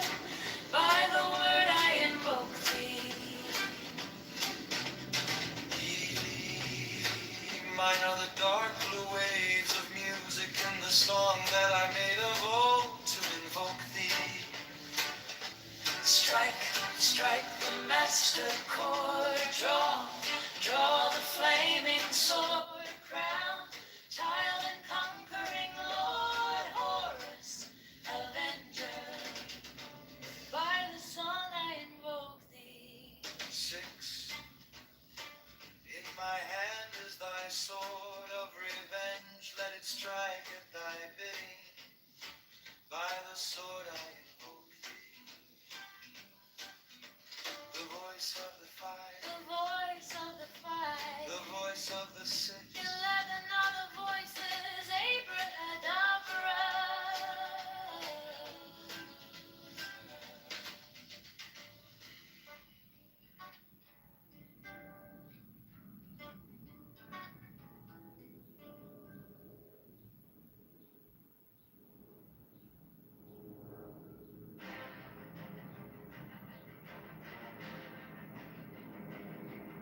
Strike, strike the master chord.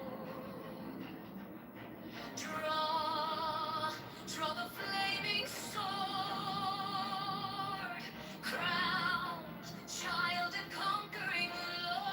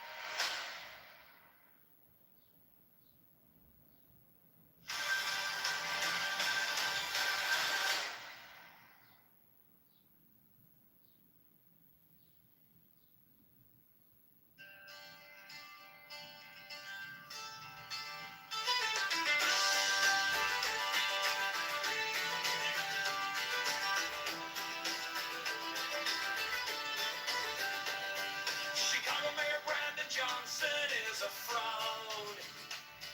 Chicago Mayor Brandon Johnson is a scam. Chicago Mayor Brandon Johnson is the tax. Chicago Mayor Brandon Johnson is a liar.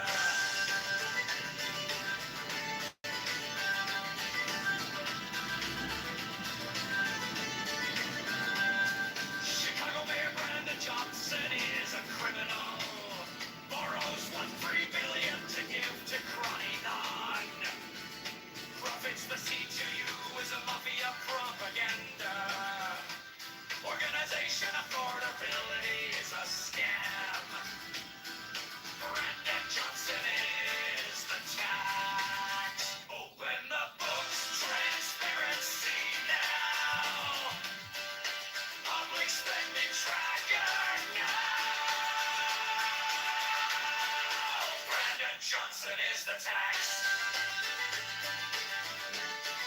Brandon Johnson is the tax. Brandon Johnson is the scam.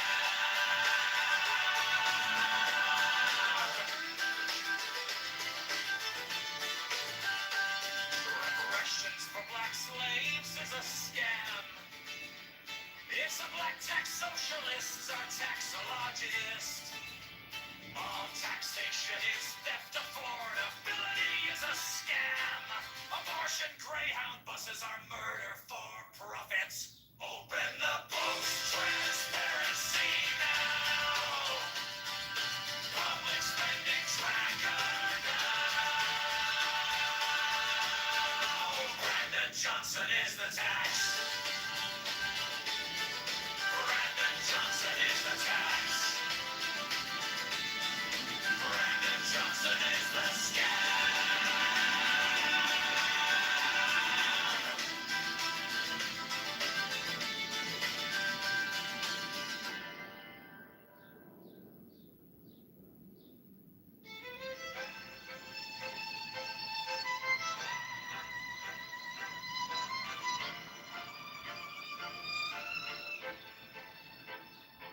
You stamped our paychecks with a smiling mask. Call it care, call it change. While you pass the hat, your friends at the table eating out the back. We're stuck in the checkout line, doing the math. You borrowed a mountain for parking lot dreams. Sign your name on the diamond like it's free, free, free. We wake up to letters with the red ink screams. Every promise on paper feels cheap to me. Brandon Johnson is the tax. We're the ones who pay it back. All the pills and all the spin. Cash goes out, we're locked in. Open up the books right now. Show the numbers line by line. Transparency on every track. Brandon Johnson is a tax.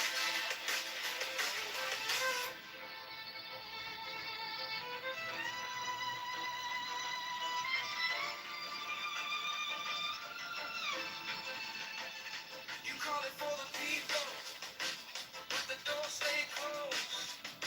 Same names on the contracts, every story we're told. You preach about affordable, then raise the toll. Whole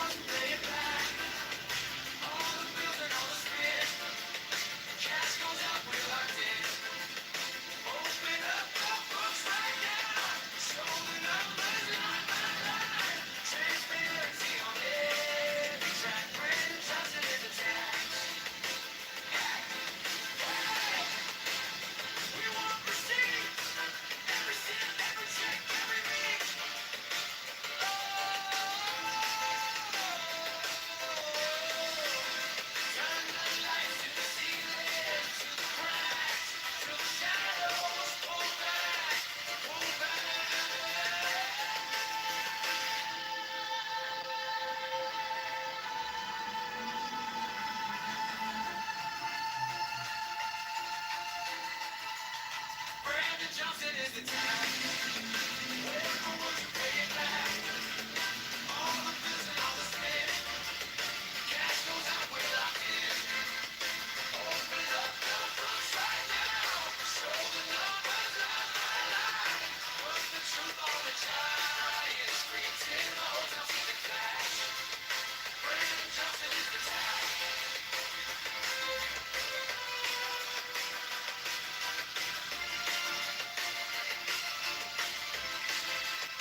Brandon Johnson is the tag.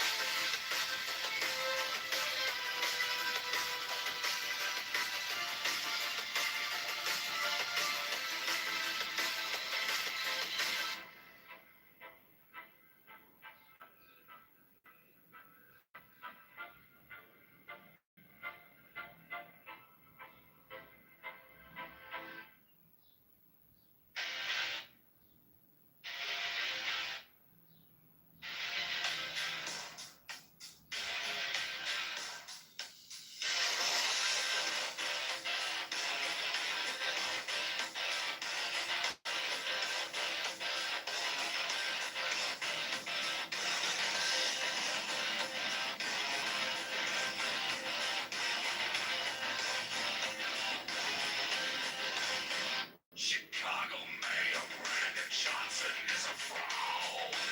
Chicago Mayor Brandon Johnson is a scam.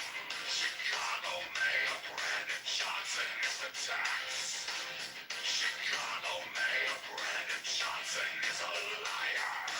Chicago Mayor Brandon Johnson is a criminal. Boroughs want 3 million to get a criminal. CTU is a mafia propaganda organization. Calling a woman that he is a scam. Brandon Johnson is the tag. With the books transparency now. Public spending tracker now. Brandon Johnson is the snake.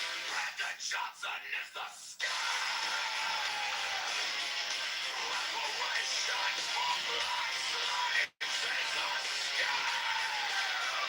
It's a black tax socialist, or taxologist, no taxationist, and the vulnerability is a scam.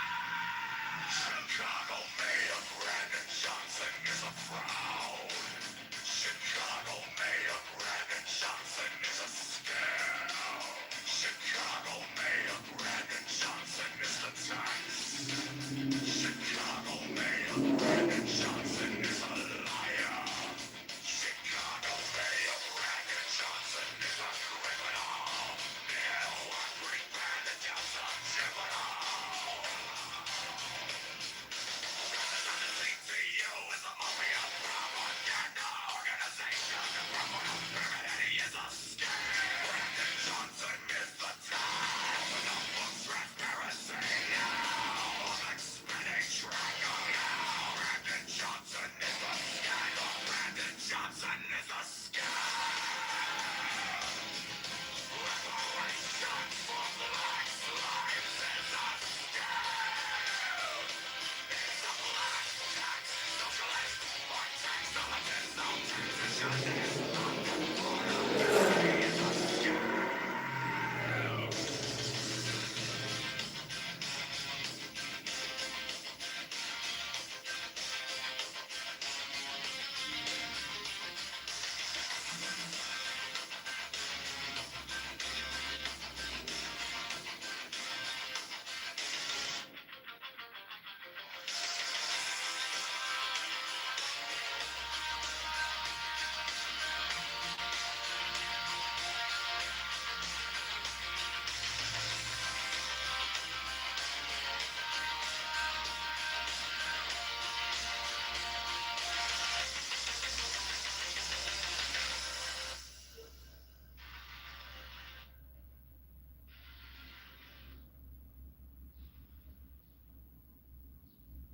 Chicago Mayor Brandon Johnson is a fraud.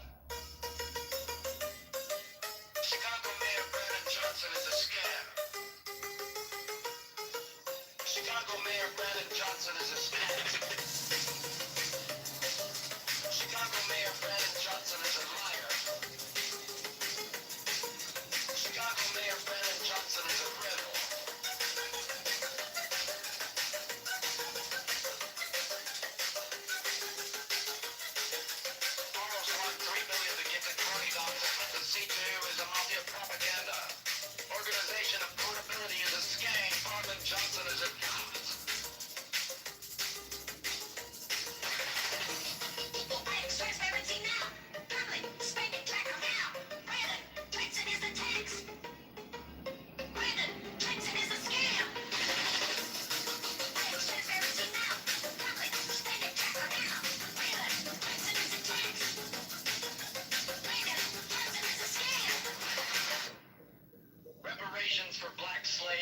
scam. It's a black tax. Socialists are taxologists. All taxation is theft. Affordability is a scam.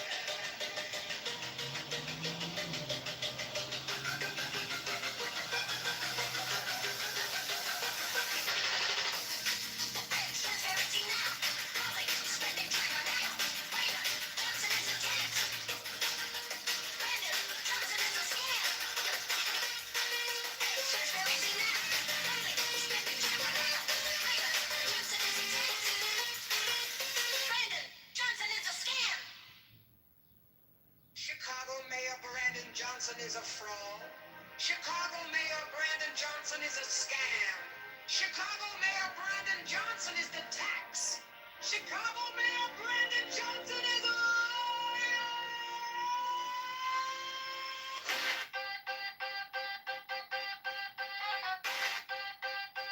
Chicago Mayor Brandon Johnson is a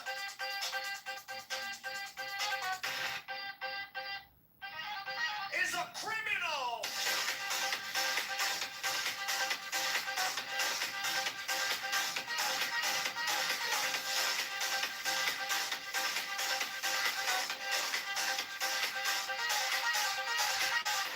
Borrows $1.3 billion to give to crony nonprofits. The CTU is a mafia propaganda organization. Affordability is a scam.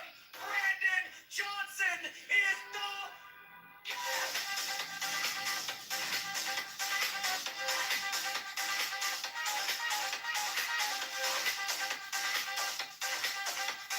Remember the book's transparency.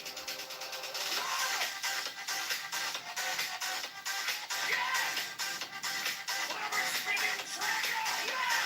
Brandon Johnson is the tax. Brandon Johnson is the scam. Reparations for black slaves is a scam. It's a black tax. Socialists are taxologists. All taxation is theft. Affordability is a scam.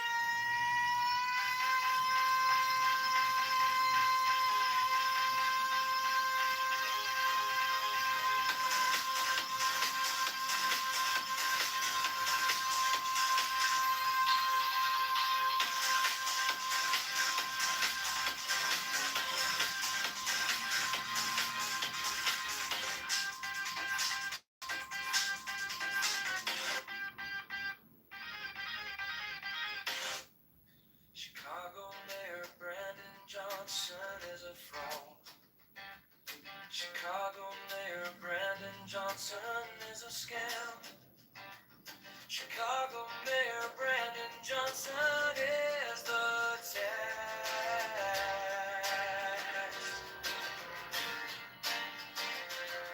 Chicago Mayor Brandon Johnson is a liar. Chicago Mayor Brandon Johnson is a criminal. Borrows $1.3 billion to give to crony non-profits. The CTU is a mafia propaganda organization. Affordability is a scam. Brandon Johnson's the tax. Open the book's transparency now. Public spending record now. Brandon Johnson is the tax. Brandon Johnson is the scam.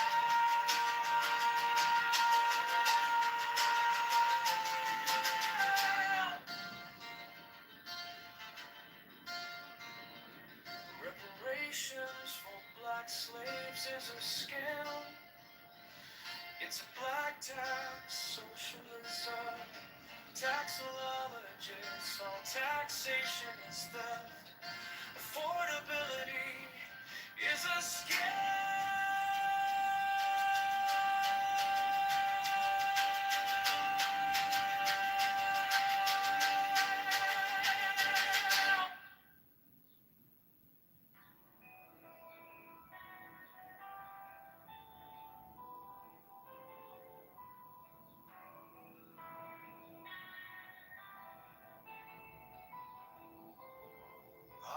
charioteer of the east, Lord of the past and of the future.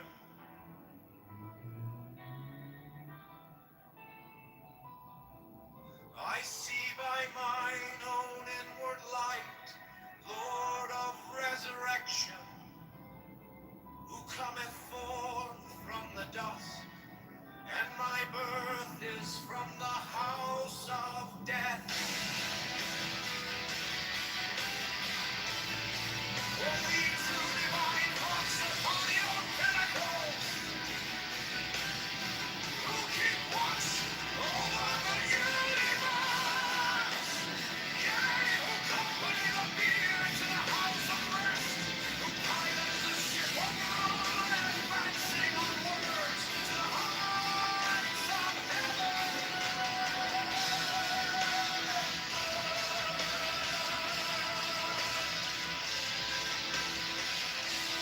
Lord of the stream which standeth in the center of the earth. Behold, he is in me, and I in him. Mine is the radiance white out full of heaven over the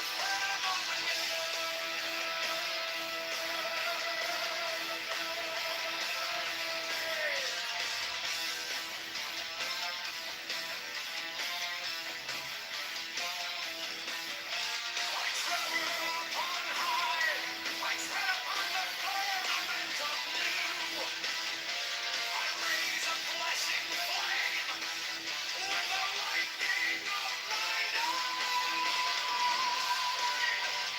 Ever rushing on in the splendor of daily glory, fire on, giving my life to the dwellers of If I say, come up upon the mountains, the celestial waters shall flow forth my word, for I am thine. Come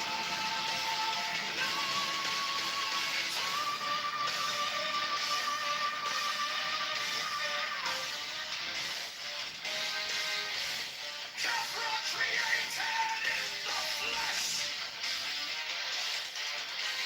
I am the idol of my father Jehovah, Lord of the city of the sun. The God who commands is in my mouth. The God of wisdom is in my heart.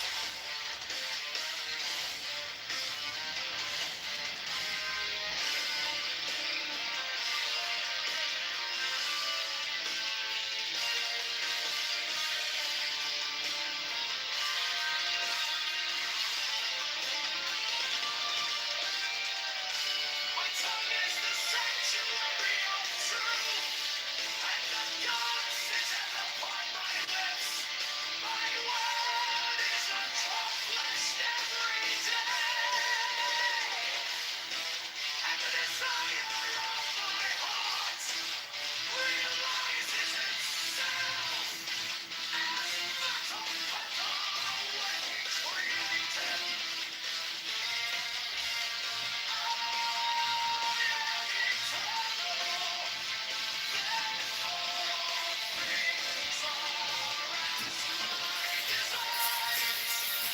Therefore do all things obey my word.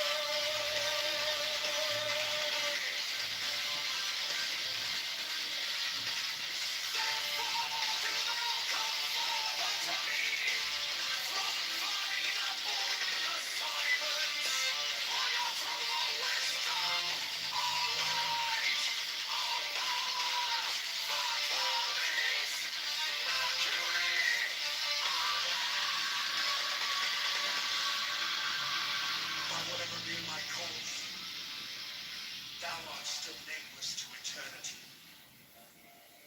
Come thou forth, I say, and aid and guard me in this work of art.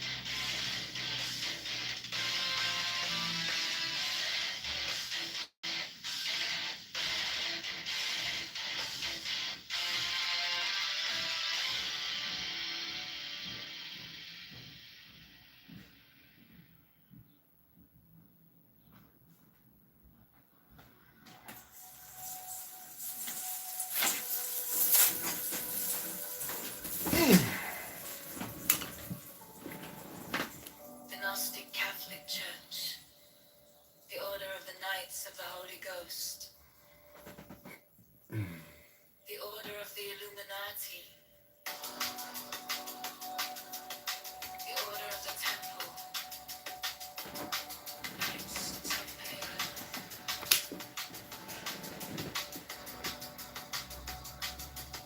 the Order of the Knights of St. John, the Order of the Knights of Mountain, the Order of the Knights of the Holy Sepulchre, the Hidden Church of the Holy Grail, the Hermetic Brotherhood of Light, the Holy Order of Rosecreeks of Heaven, the Order of the Holy Royal Arch of Cloak,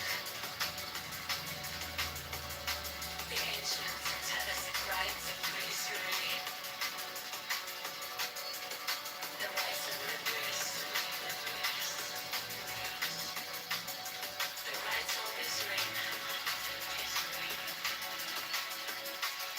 the Ancient and Accepted Scottish Rite of Masonry, the Swedenborgian Love of Masonry,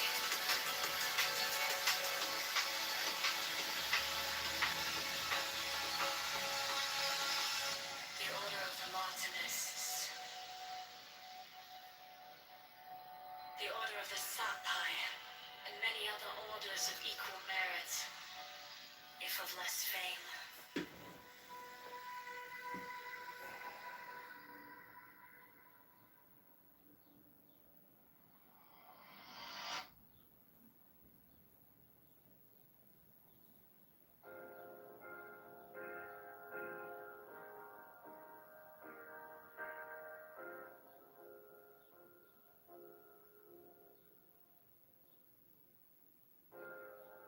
My object all sublime, I keep it in my mind.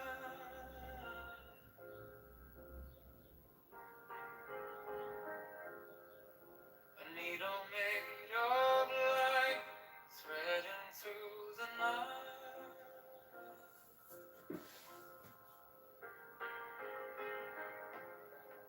I mark the hidden seed, I sharpen up the dream.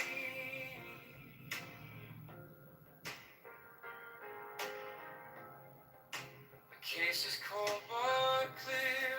I'll wait long and I will fear.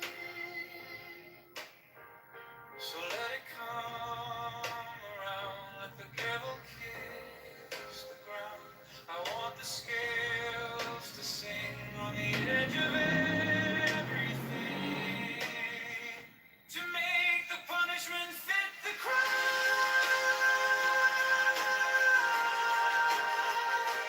Fit the crime. To make the punishment fit the crime. Fit the crime. My objects are sublime. Solitude and time.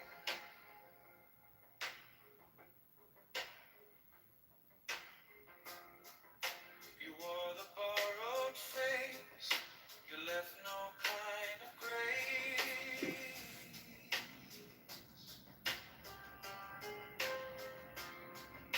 But every lie you spun turns back beneath the sun.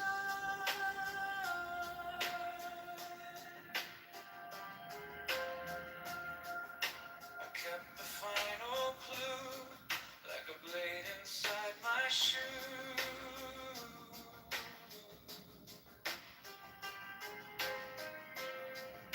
Now every step you take feels like the earth might break. So let it come around, let the gable kiss the ground. I want the scales to sing on the edge of everything,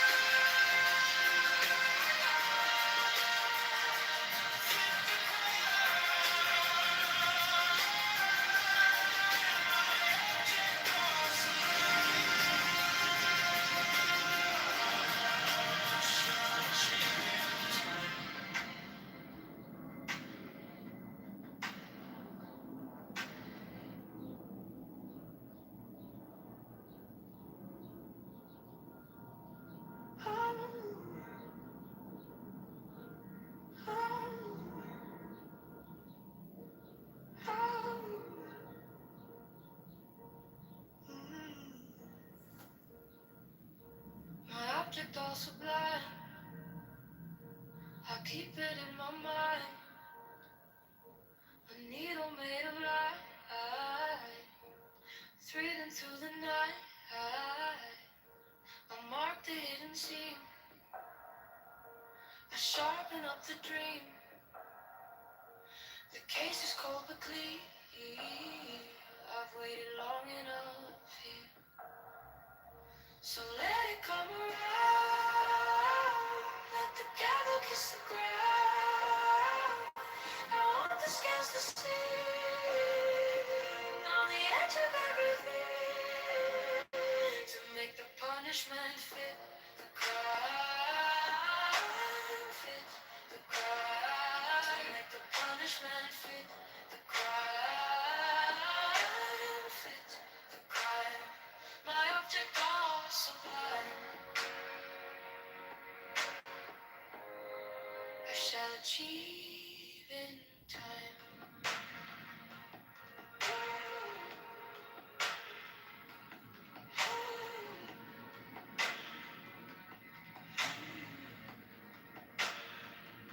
You wore the borrowed face.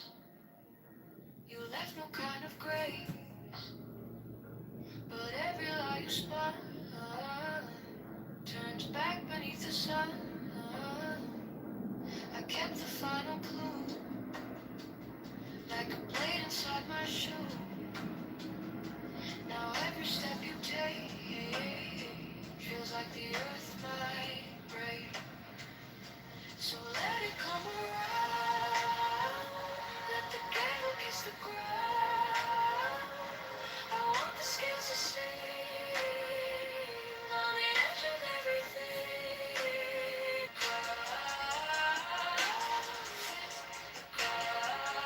Make the punishment fit the crime. Fit the crime. My object all sublime. I shall achieve in time.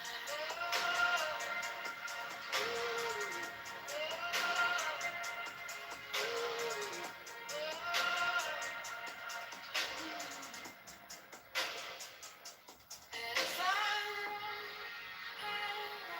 but I have held on to the shape of what was lost, to the price, to the climb, to make the punishment fit the crime, fit the crime, to make the punishment fit the crime, fit the crime. My object all sublime. I shall achieve in time.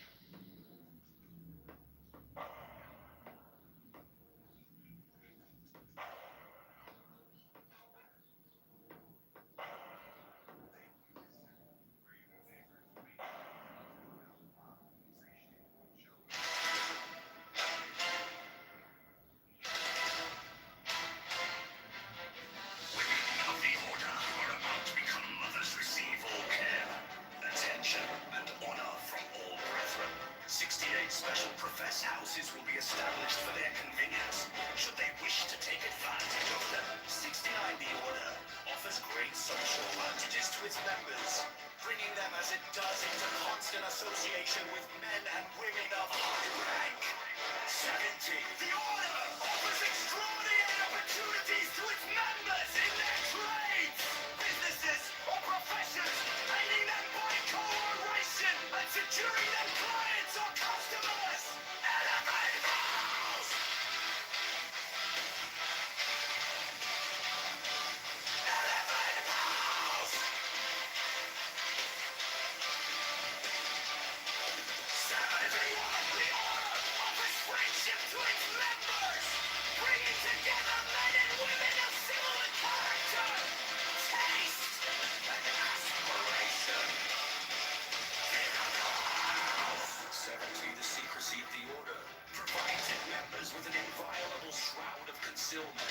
7-3, the crime of slander, which causes so great a proportion of human misery, is rendered extremely dangerous, if not impossible, within the order by a clause in the obligation of the third degree.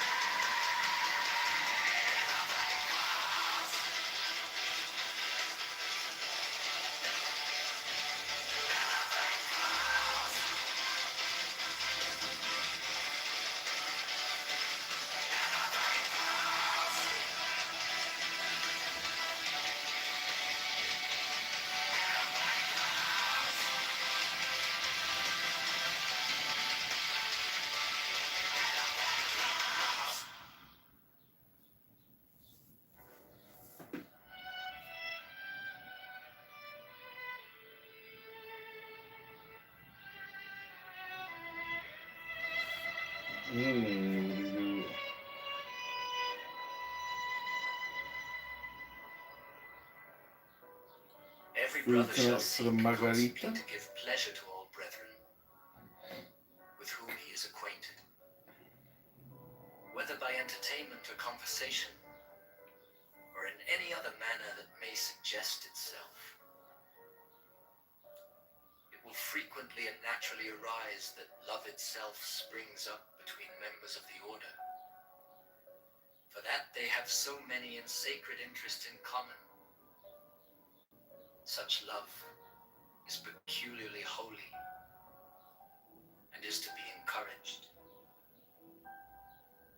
All children of brethren are to be considered as children of the whole order, and to be protected and aided in every way by its members, severally, as by its organization collectively. No distinction is to be made with regard to the conditions surrounding the birth of any child. 50. There is an especially sacred duty which every brother should fulfill with regard to all children, those born without the order included. This duty is to instruct them in the law of the Lima, to teach them independence and freedom of thought and character, and to warn them that servility and cowardice are the most deadly diseases of the human soul.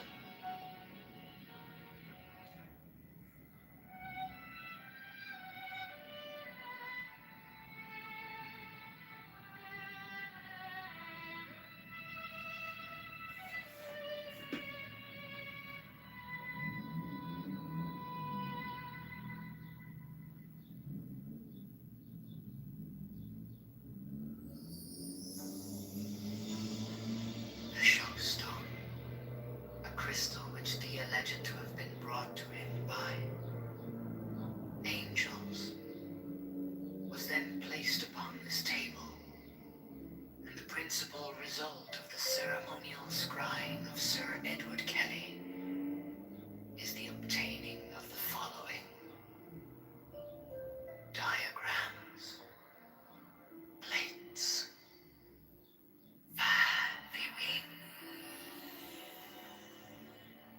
he symbolized the fourth dimensional universe in 2 dimensions as a square, surrounded by 30 concentric circles, whose radii increased in a geometrical proportion. The sides of the square are the 4 great watchtowers, which are attributed to the elements. There is also a black cross, central tablet according to the arrangement shown. Compare the black cross bordering the tablets in plate A with plate V.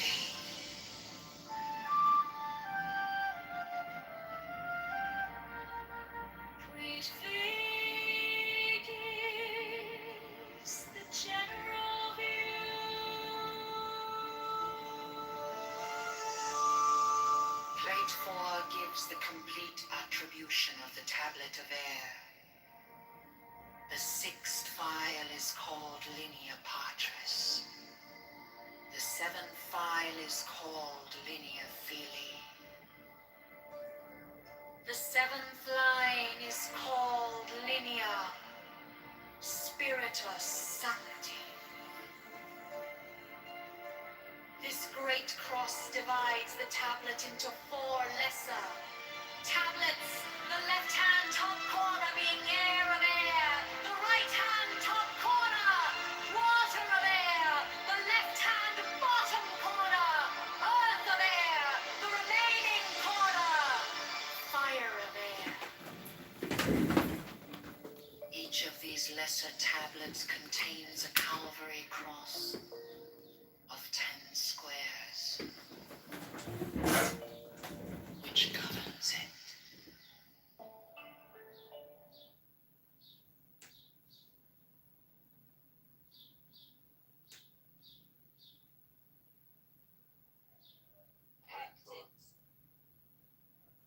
Also, I suppose the sauce that they make with like. For Don. I went for my parents, and then I went to. That's what I'm dealing with. So it's not about that. It's a completely different dynamic going on here. Don't invite this guy in here when I'm talking about this. Ooh, I didn't invite anybody.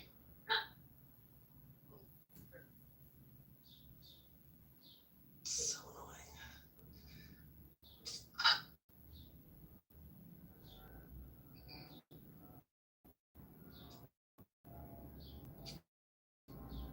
Well, just understand you do have the power. Bam, bam. No, I'm not a psychopath like you, and I don't operate like you. I don't threaten people like you. And I can see the bigger picture. So this is somebody that I'm tied to, right? So I'm not doing that. Unlike you. I know that's what you would do, but I'm not a Jew, so I say, so I don't do that. I don't know what that has to do. Small committed groups of men that wrote books about what they did. But wasn't them having a on them saying that they defeated those guys? Yes. And then added up to it? So it shows the empire of some sort. Correct. Yes. By the way, if you want to look at the Trojan War, I saw a museum that had pottery depicting exactly the Trojan War, specifically who were the parents of the people involved. Helen of Troy, Paris, all of them interact directly with their deities, are Greek in nature, right? They are given Greek names, and they set into effect the glorious epic of the Odyssey, the great Greek story of the defeat of the Trojans. Do you understand? We don't know the Trojan story. We don't. Hello? They get destroyed. Their story ends. Hello? We hear the Greek legend of the gods of the Greeks that manipulated the enemies of them, the Trojans. Right? That's the story, and it's the sons of gods. That is the ancient history of one of the world wars that we tracked with a song. Yeah, but didn't the Greeks also, through time, like even after the other ones, adopted and changed the names of those and added them to the pantheon? So like that's how we know about these places that we dig up, right? Like archaeology digs these things up like that, like for example, like Mithras and stuff, right? Mm-hmm. Isn't that kind of like shared with that in the sense where we can look at like from 500 BCE and on, there's obviously been other kingdoms in Phoenicia or what modern day Lebanon today. At one point, it was they had the island of Cyprus, and I thought all the people that ran away from ancient Mesopotamia were like in the area of the Levant, like Turkey, right? In those areas. I'm saying the Greeks obviously had the bottom part, but the upper part. I'm trying to explain the map to you. Just pull out the map. Let's see. It's not let me pull the map up. The reason why also like the Vedics would have like these many gods, but because the smaller kingdoms necessitated, each kingdom had its own deity. And all these were like under, so more fragments, more gods. With the Abrahamics, the one god became a very convenient concept, right? And a modern concept. So you have to understand that the one true God in a henotheistic model is the ultimate yes and improv. Yes, Zeus. Yes, Hera. Yes, Thor. Yes, dwarfs. Yes, aliens. Yes, elves. And we serve the one true God. Well, no, with a pantheon, there is no, like, one true God. You're saying that you are going to that's for reasons, right? Not like... Most had one God. It was like your geographic area, and that's the way. With the exception of something like the Eleusinian mysteries, right, which were in Athens, near Athens, right, Neleus. I gotta go. That was for, like, Demeter, Persephone, and Podnithera, and sort of Wait a second, you couldn't think that one of the gods that got collected was the ultimate god? Athena, in Athens, Athena was their ultimate god, right? Yeah. But they also it was part of the pantheon. They participated in separate mystery rites for Demeter and Persephone, right? So, but Athena was still their major, deity. Much like Delphi, right, is obviously going to be like Apollo, and then the island of Delos, right? So it's all very geographically based. So it's not like it's more like the participating in other, gods rituals is like more of a one-time thing if you're going through some initiation ritual or something like that specific to that. But and it was far more widespread that people believe. They think like the Greek gods were like limited to just Aegean, peninsula there. But like you have like Artemis of Corinth, right? And all through that whole area of Anatolia, and like of course on the other side of the Hellesport, in Troy, they had the same gods. They just made like these cultural alterations to them to suit their purposes. So yeah, and even then the Vedic pantheon is heavily related to the Greek pantheon because they came from the same original Proto-Indo-European pantheon. So, yeah.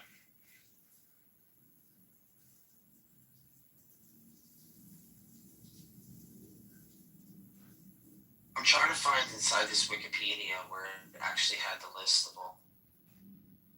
Of all what? The gods. The Greek gods?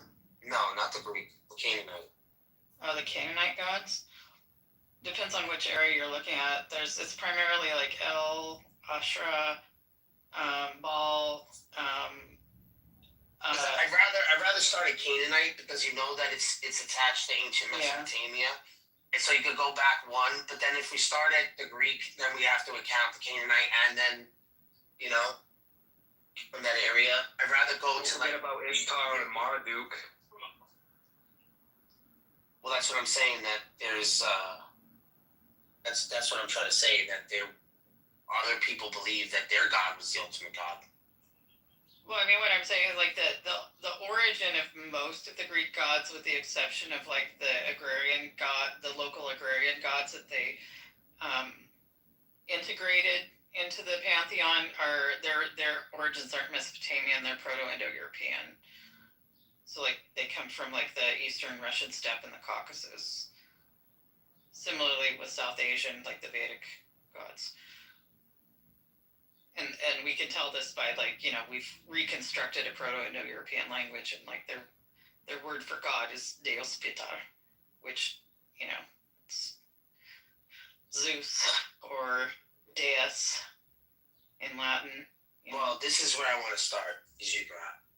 Yeah, Ugrat's it's interesting in Ugrat. If you look at like the library of Ashurbanipal, that's actually where you do get like sort of like the the merging of the Greek pantheon with the Canaanite pantheon prior to them both being like solidified, and you even get like titles of kings that become like Zeus, and then some demonym, right? This king was the Zeus, right? If you look in the records, it's really kind of interesting.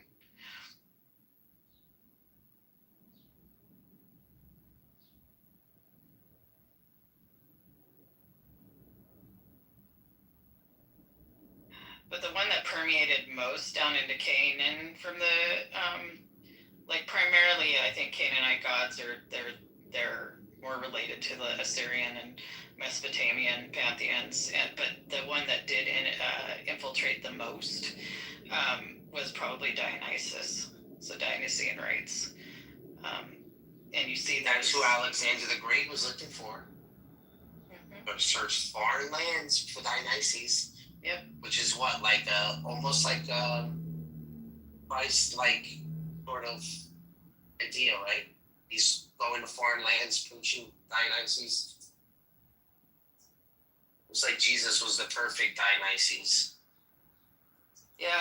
And Mary was the perfect that's sort of representation. Yeah, the temple ruins at Elephantine are really super interesting because that's where you see this sort of like mix of like Judaism, Zoroastrianism, and Dionysian cults. It's really kind of cool. It's super syncretic. Well, they're saying that there was no Moses or Abraham in their writings. And then if we look at the Eshmon temple and that period, we also see similarities in the stories of King David and the Chronicles or even Samuel or any of those stories. You see similarities in those stories too. So it is interesting because you see this development, right? And what's weird is that they have this, people have put together sort of an argument to say that there are certain prophets or books that didn't mention Moses, or they don't mention Abraham, or they don't mention these sort of people, right? And I guess there is a certain way to look at it to see that if they do mention there is a lot of overlap in the language they use. But are they directly referencing them? Then it's like, yeah, but they're not all mentioned all the time, right? They're not mentioned but in some at all. way, what? They're not really mentioned at all. It just seems like these stories hold different names, keeping the same theme later on, and these different names would be Abraham, Noah, Moses, etc. The geography changes, a slight amount of detailing changes to these same like storylines. Obviously, like they were quite attractive to the human psyche, right? That they kept repeating the same old. Well, that's what I mean. So the message of God is still remaining the same, regardless if you're trying to, you're saving the best of the best of each story, right?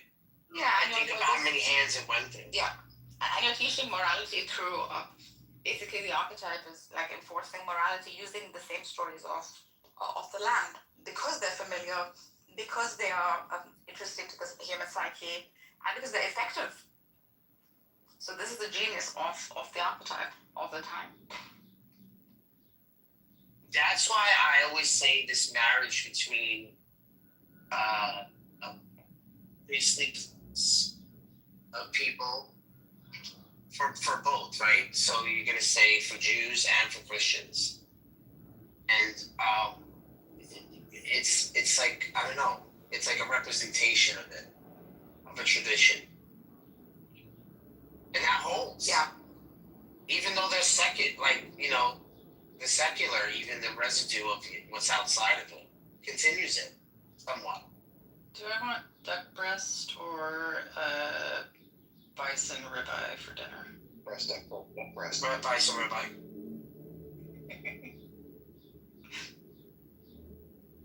Tacos burritos. Whoa, looks like someone's calling fucking Megatron out. You think? I mean, no, it's just I knew the intention he had was, somewhere else, I think. you know that he's gonna know all those verses. Was there any tension?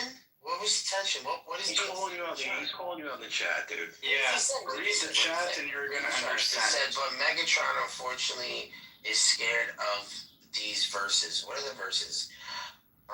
To take advantage of diversity. Isaiah 53, Deuteronomy 18:18, John 14:16, Psalms 2:7.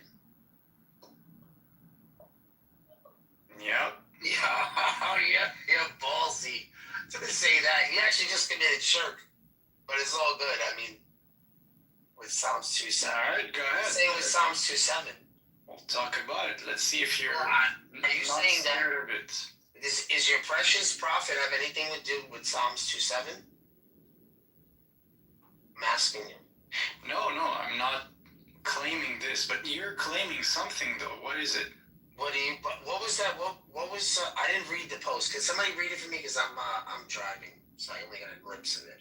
Well, I wrote it down, so I'm gonna read it. Can you read it? Yeah. So I just said to take advantage of the stage. So there's like a diversity here. I saw there was like some Jews, Muslims, and Christians. So what would be your opinions on the verses here? Isaiah 53, Deuteronomy 18:18. Well, you could pick anyone from them and just expand.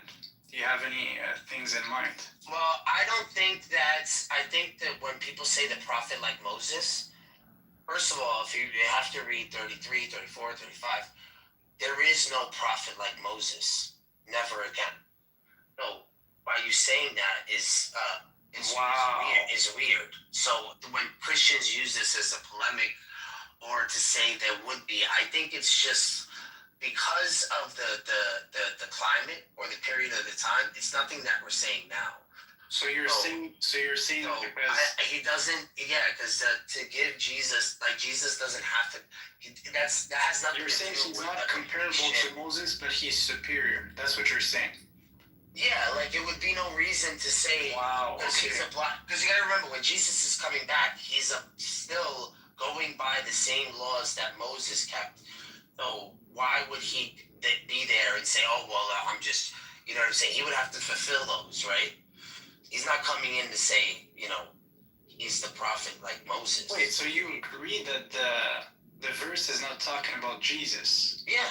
I don't think it's talking about Jesus in that way. Yeah. Interesting. I think they're describing a prophet like a prominent person, like possibly a new covenant of some sort. Okay, but so what verses would you refer to in the Torah that actually would prophesize about Jesus if Jesus himself said that he would prophesize in the Torah? Isaiah 53. Well, that's the one. This verse is the most explicit. The home run. 18:18 would not be explicit. 14:16. What's 14:16? That's the Holy Spirit. Psalms 2:7. What's Psalms 2:7? Wasn't it close to the suffering servant situation? Like, from what I remember. How are you reading Isaiah 53? Well, no. First, I'm trying to understand your position. Like, let's compare your position to, the traditionalist Jewish perspective, and then. Yeah, which position are you taking? Are you taking the Jewish perspective? Which perspective are you taking? What's going to be your angle? I don't know. Let's read it first. I think I would say, I could see how this could this could be related to a messianic figure, for sure. 53. But what's the context? That's the question. Because I've never read the whole portion. Like, it's around 60 chapters, right? So I've never read the entire thing. So you tell me, actually. So I think that if you look at the Jewish view, they don't know whether this is going to be the Messiah or the King. So that's still up in the air. which Christians took the position of Jesus taking on both. Okay, so we're saying Jesus fulfilled both of them. The suffering servant, Messiah ben David, and Messiah ben Yosef, and Messiah ben David is king of the heavens. Well, first, do you know if they have traditionally seen this passage as a messianic passage? They probably, yeah, of course. Show me the proofs. Are you serious? They used this prophecy by Moses also. Because Moses was... No, you're saying... Yes. You're saying, you said messianic. Yeah. I'm telling you now. All right, so Moses is a lower type of Messiah. He's not the Messiah, but he is Messiah. So he would be the suffering servant that is Messiah and never got to enter Israel. So he is that suffering servant that led his people into Israel, but him and his brother weren't allowed. I can easily see that. You can easily see this being Moses also. Okay, but that's not referencing the Messiah. No, well, show me where it says the Messiah. Oh, great. Or how do you identify the Messiah? That's That's what I'm saying. But that's what I'm saying. Like, if you make that claim, then prove it. I'm not making the claim. You make the claim, right? So you see Jesus in this passage. So obviously you think Jesus is the Messiah. You're just taking my word for it? Well, no. Actually, I'm literally saying show me proofs, like for what you say. So if you have any evidence that there's the gospel is an interpretation, the gospel is like portraying this character. Yeah. So I'll just read you the whole gospel to show you Isaiah 53. Okay, well, show me in the Gospels where it references Isaiah 53. That would be good. A good start, at least, right?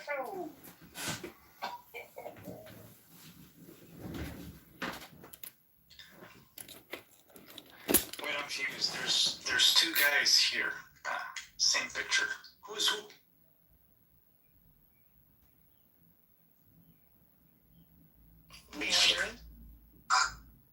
Okay. Wait, so where do we start? You know, a laser. Where do we start? Where do you want me to start, my friend? Well, you tell me. Can I share the link?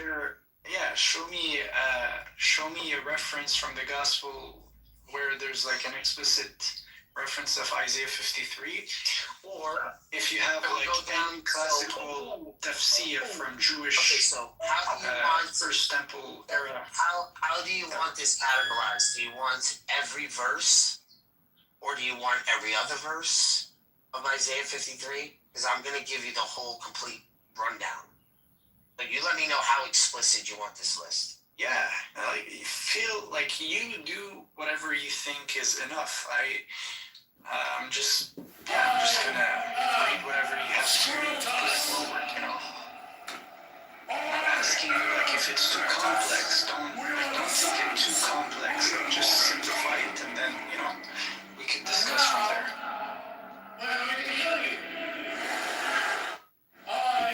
What's happening here?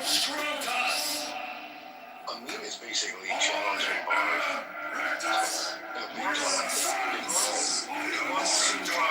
He wants to do.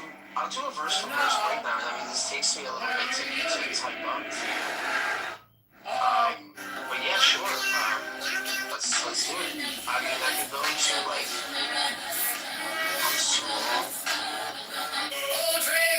So I'll just start from verse 12, and then I'll do verse 12 on if we pass 12. But I can show you. You said does it reference the New Testament? Sure. Go for it. I got the link. Yeah. Okay. This is what I mean, Daniel. This isn't stuff that he can look up on his own. You know, like, this is not even a challenge. He just wants me to do the work for him. Okay. But maybe you have, like, already an argument made up and you can defend your position. There is no argument. Okay. If you're saying that this person who corrupted the Gospels this much, going you know there. what I mean? Like, think You are going there. I haven't you even have brought it up. this much skill. No, I would say this to an atheist. Like, to put this much work into it, for then it be what?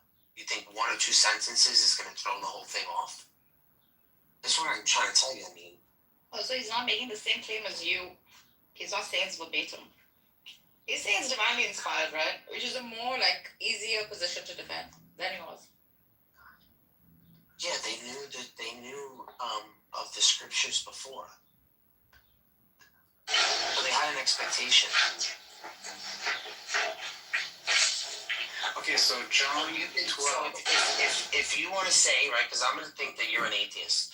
If you want to say that this story is an amalgamation of other stories that reached the peak in its time for humanity. Representative LaHood, who, as the chairman of our Work and Welfare Subcommittee, has been a tireless champion for America's foster youth and a leader in advancing these long overdue reforms. Like, then you're also, then whatever other beliefs that stem from this is going to be also a fairy tale. Niggas again. Government, gimme. Okay, so just you taking the atheist position, I think. And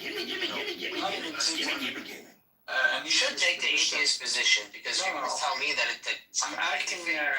I'm acting like a Pharisee. I'll show it to you. You'll have to defend your claim. You'll have to defend that whatever you believe in is backed up by the sources you have. Why not? Because if someone is No. Unlike you, he's not putting all his eggs in the basket of scripture. Your position is very hard to defend. He's saying I have the logos. That's Jesus himself. No, he's saying Jesus is a Messiah based on the Old Testament prophecies. So I'm gonna have to stress this out, right? It doesn't always have to reflect. If you're Jewish, right, for example, you're gonna. Is he taking on the Jewish position? No, you're gonna have to. At the beginning of the conversation. Well, I just told you I'm gonna take the Pharisaic position. You're saying Jesus is, the suffering servant in Isaiah 53, right? So let's see how it goes, right? Where in the Gospels, like what passages would you say backs up this claim? So let's start from there. I just want to listen to that. That's right. Let's go to verse 1. Isaiah 53, verse 1. You're saying it doesn't reference anything in the gospel. Doesn't make it even the explanation. It's from John 12, 37 to 38. Directly quotes Isaiah 53:1. You wanted to start there? That's like, you give me the first. So I have the passage in front of me. I can read it. Okay, it says, even after Jesus had performed so many signs and miracles, they still would not believe in him. This was to fulfill the word of Isaiah the prophet. Lord, who has believed our message, and to whom has the one of the word been revealed? What's the source of this verse, actually? Nice. Okay, so we have at least one reference. So it's good, right? It's good to know. So 53, verse 1. Verse 1. I mean, we'll start there. Then you want to go to verse 2? Sure. Are you happy with verse 1 now? It's actually every single verse referencing those gospels. Yeah, I mean, what questions do you have?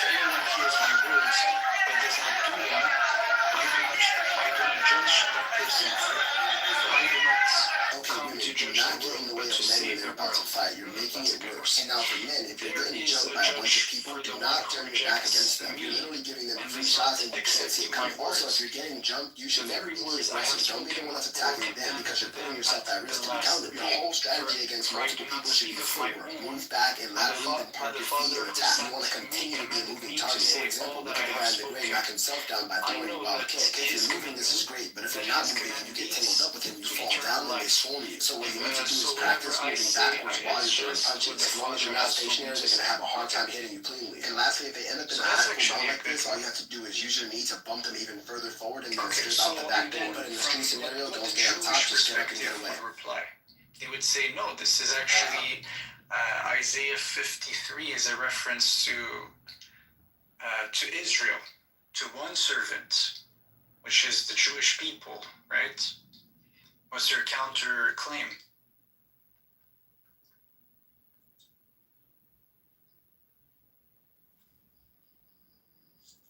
Then there's also like many many views. I think there's one view that says it's concerning Jacob, right? So interpretation I think says it's referencing the prophet Jacob, whose name was changed to Israel. But then you'll have to argue, no, the Messiah represents all of Israel. You could say in the this. March 17, 2026 election, who was unconstitutionally blocked. I mean, for me, it's clear. And in any case, it's clearly talking about a servant who does not speak of his own shahawat. He does not speak of his own desires. He's simply, reciting the words God has inspired in him, right? He is commanded to do these things.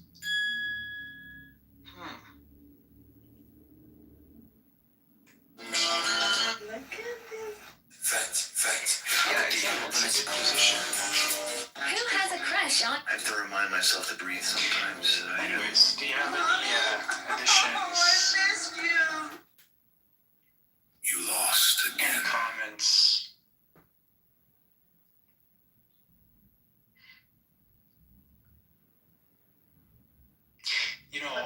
I see. Yeah, go ahead. I'm just being silly. Yeah, I love the one, the saying he said in verse 47. Which one was it? Yeah, if anyone hears my words but does not keep them, I judge not that person, for I did not come to judge the world, but to save them. Just try to imagine how this would sound like in Aramaic, right? And then he says for this, Margarita. in a sense, his name is Yeshua, right? Or Jesus, right? This book on John Locke is crucial. It explains the ideas of life, the liberty, role and of the property. Messiah is basically This book on John Locke is to be a savior for the world in some sense, right?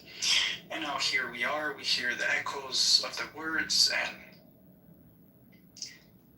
but it's doing a job that's not necessarily like physical. I think the Jews had a lot of physical expectations, building a temple, doing this, doing that. But in reality, the legacy of Jesus was much more. This book on John Locke is was much more simple and much more powerful because it's words, it's hope, right? So, in a sense, it's like he was selling hope to the people, hope to achieve something. Yeah. Okay, we're just gonna pause. Anyone has any comments? So, are you still doing like TikTok stuff? Like making some TikTok videos? Yeah, well, I I still do some videos, but obedient killer. it's just He had like powerful regeneration it's been a while abilities, since, but now he just wanted to because I'm survive not that because his consistent. nightmare had I returned. used to be much more consistent, but It's impossible. last live I've done was with If Soldier Boy came for revenge, his immortality would mean nothing. To deal with Soldier Boy, Homelander proposed they team up.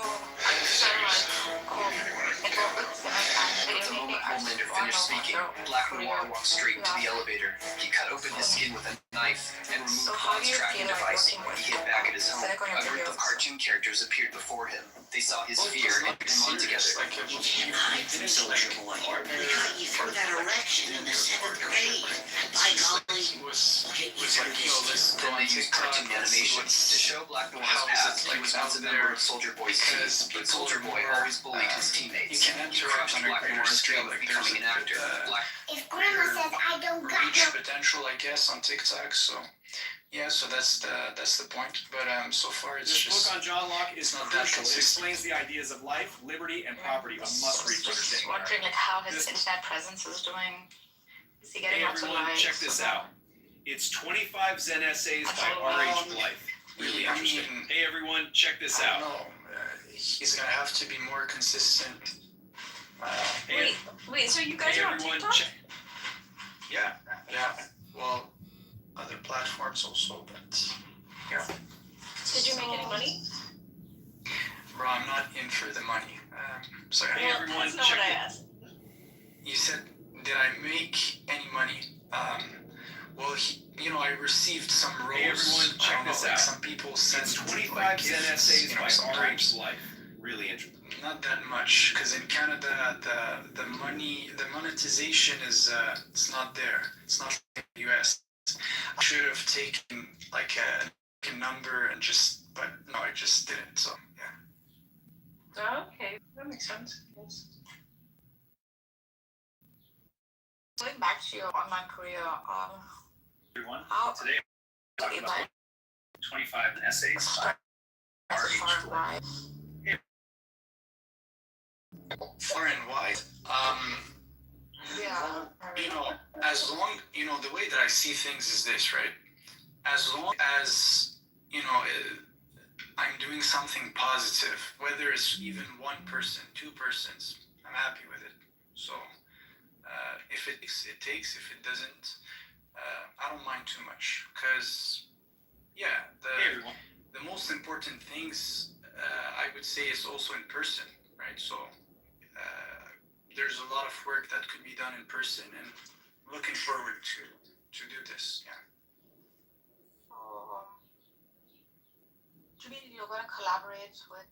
If Grandma said. And then they were all enthused and they were gonna protest, and everybody said, "Oh, the regime's gonna come to an end," and then all of a sudden, boom. I don't know, like how do you feel about joining Sonic in his mission to have like a strong internet presence? Oh, When you get by yourself, could you use it? I couldn't like that.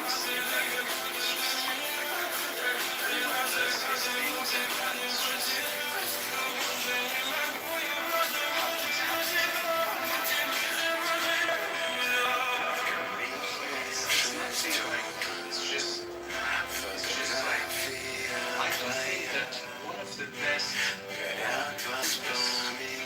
because if you do different, some things are more appealing than others.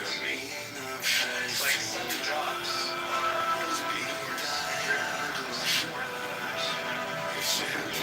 that one is interesting and appealing. But I'm not doing this like full time yet. So Every single day I thank him. Yeah, so do you have like Hey everyone, contacts? today I want to talk about this book, 25 Zen Essays by R.H. Blythe. Hey everyone, check this out. This book on John Locke is crucial. It explains the ideas of... if I have contacts, I do, but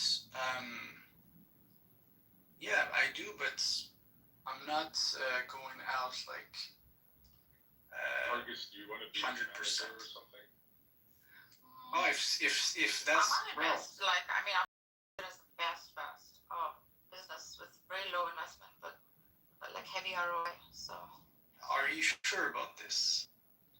it's not a good, like, for the money, it's not even, because I thought about this one. I was like, if you go out full time, you just don't have, there's no revenue. Like, are you kidding me? I'm gonna charge people for this. No. Yeah. Because it's not part of it's not part of how I operate. I'm not the kind of person who loves to charge based on information. If I have an information that's valuable, you just give it. That's it. I mean, a strategy goes a long way, my guy.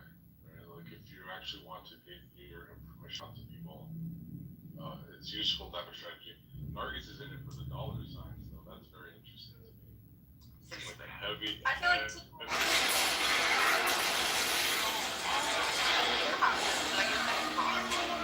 We are down 30,000 units of gasoline for deficit amounts, and now, sir, you have us stuck in a quagmire. Hey, Joe, your girl is breathing a last. What about the trial? It's gone awful quiet. Get it out! Get it out! Come on, I've been called to the torture. Patience! Now you stay here with your grief, Daddy. Be careful. Protect the asset. Just one angry shot for Furiosa. What? Right, Jane. Another month could have been your viable human. What's he got now? Okay, one off a prize. You lost a baby brother. Perfect in every way. I had a baby brother. Perfect. Look at way.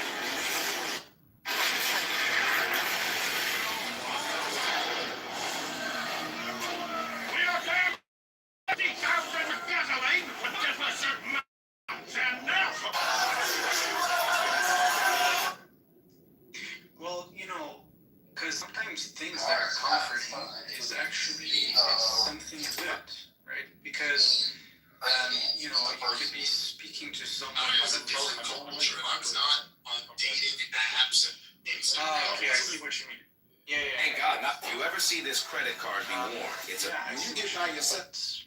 Yeah, I think, like, the way that I see it is more like I should focus. For now, it's not the right time. I should focus on doing some things, make money, and then, out of your own pocket, you need to literally just invest in whatever things you deem is important. So that's okay, but that's my opinion. That's how I see it. Don't use your own money. You get like, if you have a good enough idea, you get people to invest. You use other people's money and let them invest in the business. You do not use your own money. Yeah, so that's a good idea also. Like, I'm not against it, but the thing is this, right? So if you want to have a partnership, right? Some people are there to make money from whatever endeavor you're going to, right? It's not a regular business. We're not talking here, like, I don't see this as a regular business because it's more of a charity. It's more like you think there's an issue, right? And then you're trying to provide value for an issue. So the people who are going to partner with you, they have to understand that it's not a I invest and then we make profit. No, it's more of I invest and we make a real change in the world. Yeah, it's just charity. This is charity. We're not making money here. That's the thing. Like, it's not we're not opening a corporation right now. That's the point. What better corporation than the God Corporation? It is always, the pattern has always been successful with this model because you cannot up God, the God concept. You can't up an omni. It's the best thing to sell. And I'm not so sure about that. Like, I'm telling you. Adam Yale. Just because you're doing something right, and is righteous, right? Like, you're sitting here and like, you keep going back to that. It's a charity. You want to actually reach people, nourish them spiritually, whatever. Okay, that is independent of having a viable business model, right? So, like, the two should not be seen at odds, especially like in in Islam we don't have this idea of like avowed poverty or things like that. You can make good money doing good work. Right? So you should also, if you're taking this seriously and thinking about this, you should not have in your mind that, oh, because I'm doing this for God or whatever, therefore making money is something that's inherently wrong or bad. Quite the opposite. If you understand business principles, you can make good money doing this. Okay? I see your perspective. I truly understand it. It's not that I don't understand what you're saying and I'm, naively going the hard way. No. So what I'm saying is this. If I want to make money, I would rather do this with a business, a true business, who's going to, literally make true money because of, a valuable problem that is resolved. But when it comes to God, it comes with a certain image, right? You don't want to be part of the people who are going to, feed, take money, right, from the people who are listening to you because of information that should be, a no-brainer for available to all. So this is why, if you want to give Qur'ans, you should do it, out of your own pocket. It's free. There you go. If you want to feed the poor, it's free. There you go. So, yeah. It is who is doing it. The same stuff has always been around, right? It's how you build off of that. The product has always been around. How do you think innovation happens? Inventions take place. None of these are out of the blue. No one's inventing the wheel. You're using the same circulating concepts, much like the prophets did, refurbishing them, repositioning them, retelling them your way. You're selling a concept. This has been the most efficient way of doing sales. Now, does it bring good to the world? Sure, that's a profit. That's a benefit. I agree with what Admiral was saying about put-ons and stuff, right? There are things sure, giving people scripture, passing on the hadith and stuff. But then there are things where you're actually no, you don't want to pass down the hadith, bro. You're gonna get screwed. Okay, Hadith, you might want to kind of hide the hadith a little bit. That's a dangerous area. Let's have that conversation at a different time. But the thing is, there are things where you're actually performing a service, right? So there's a very famous hadith about the guy who, in the time of the Prophet, performs an exorcism, and he goes to the Prophet and he says, "Hey, I have this talent. I help people. People are possessed by negative energies, by jinn. I help remove those things for them. Can I charge a fee for this?" And the Prophet says, "Yes, you can." Right? So if you are performing a service, for example, you are passing on content about the application of religion in the modern day. You follow daily news or you follow social trends, and you are offering analysis that incorporates a religious view of things and how to maybe hold on to Iman or hold on to Deen in the face of certain challenges, like in pop culture, for example. That's a service, and there's nothing wrong with making money off of that. But if you're going to somebody, if you're going to go to somebody and teach them how to pray Salah, okay, I understand, sentimentally, and maybe even from a matter of perspective principles, okay, I'm teaching you how to pray, I want my reward to come in the next life. I don't want my reward to be in this life. I totally understand that. But too many, I'm against this idea of just because my domain is one of religion or whatever, then I can't make any money off of it. And quite the contrary. My experience of business, when you have a legitimate business plan, it actually builds trust with the people that you are doing business with. It doesn't take away trust, right? So it actually helps you build. And then if you're generating profits, you can actually build your business and do more things with your business if you have the resources to actually fund it. Yeah, I see the perspective. Actually, I'm not necessarily I'm not against it on all sides. For example, if someone has he makes videos on YouTube and then he uses this platform, this multi-billion corporation called YouTube and Google, right? He used them in order to send a message and they pay him a fee, for example. He's making money this way. I wouldn't disagree with that, but I'm saying when it comes to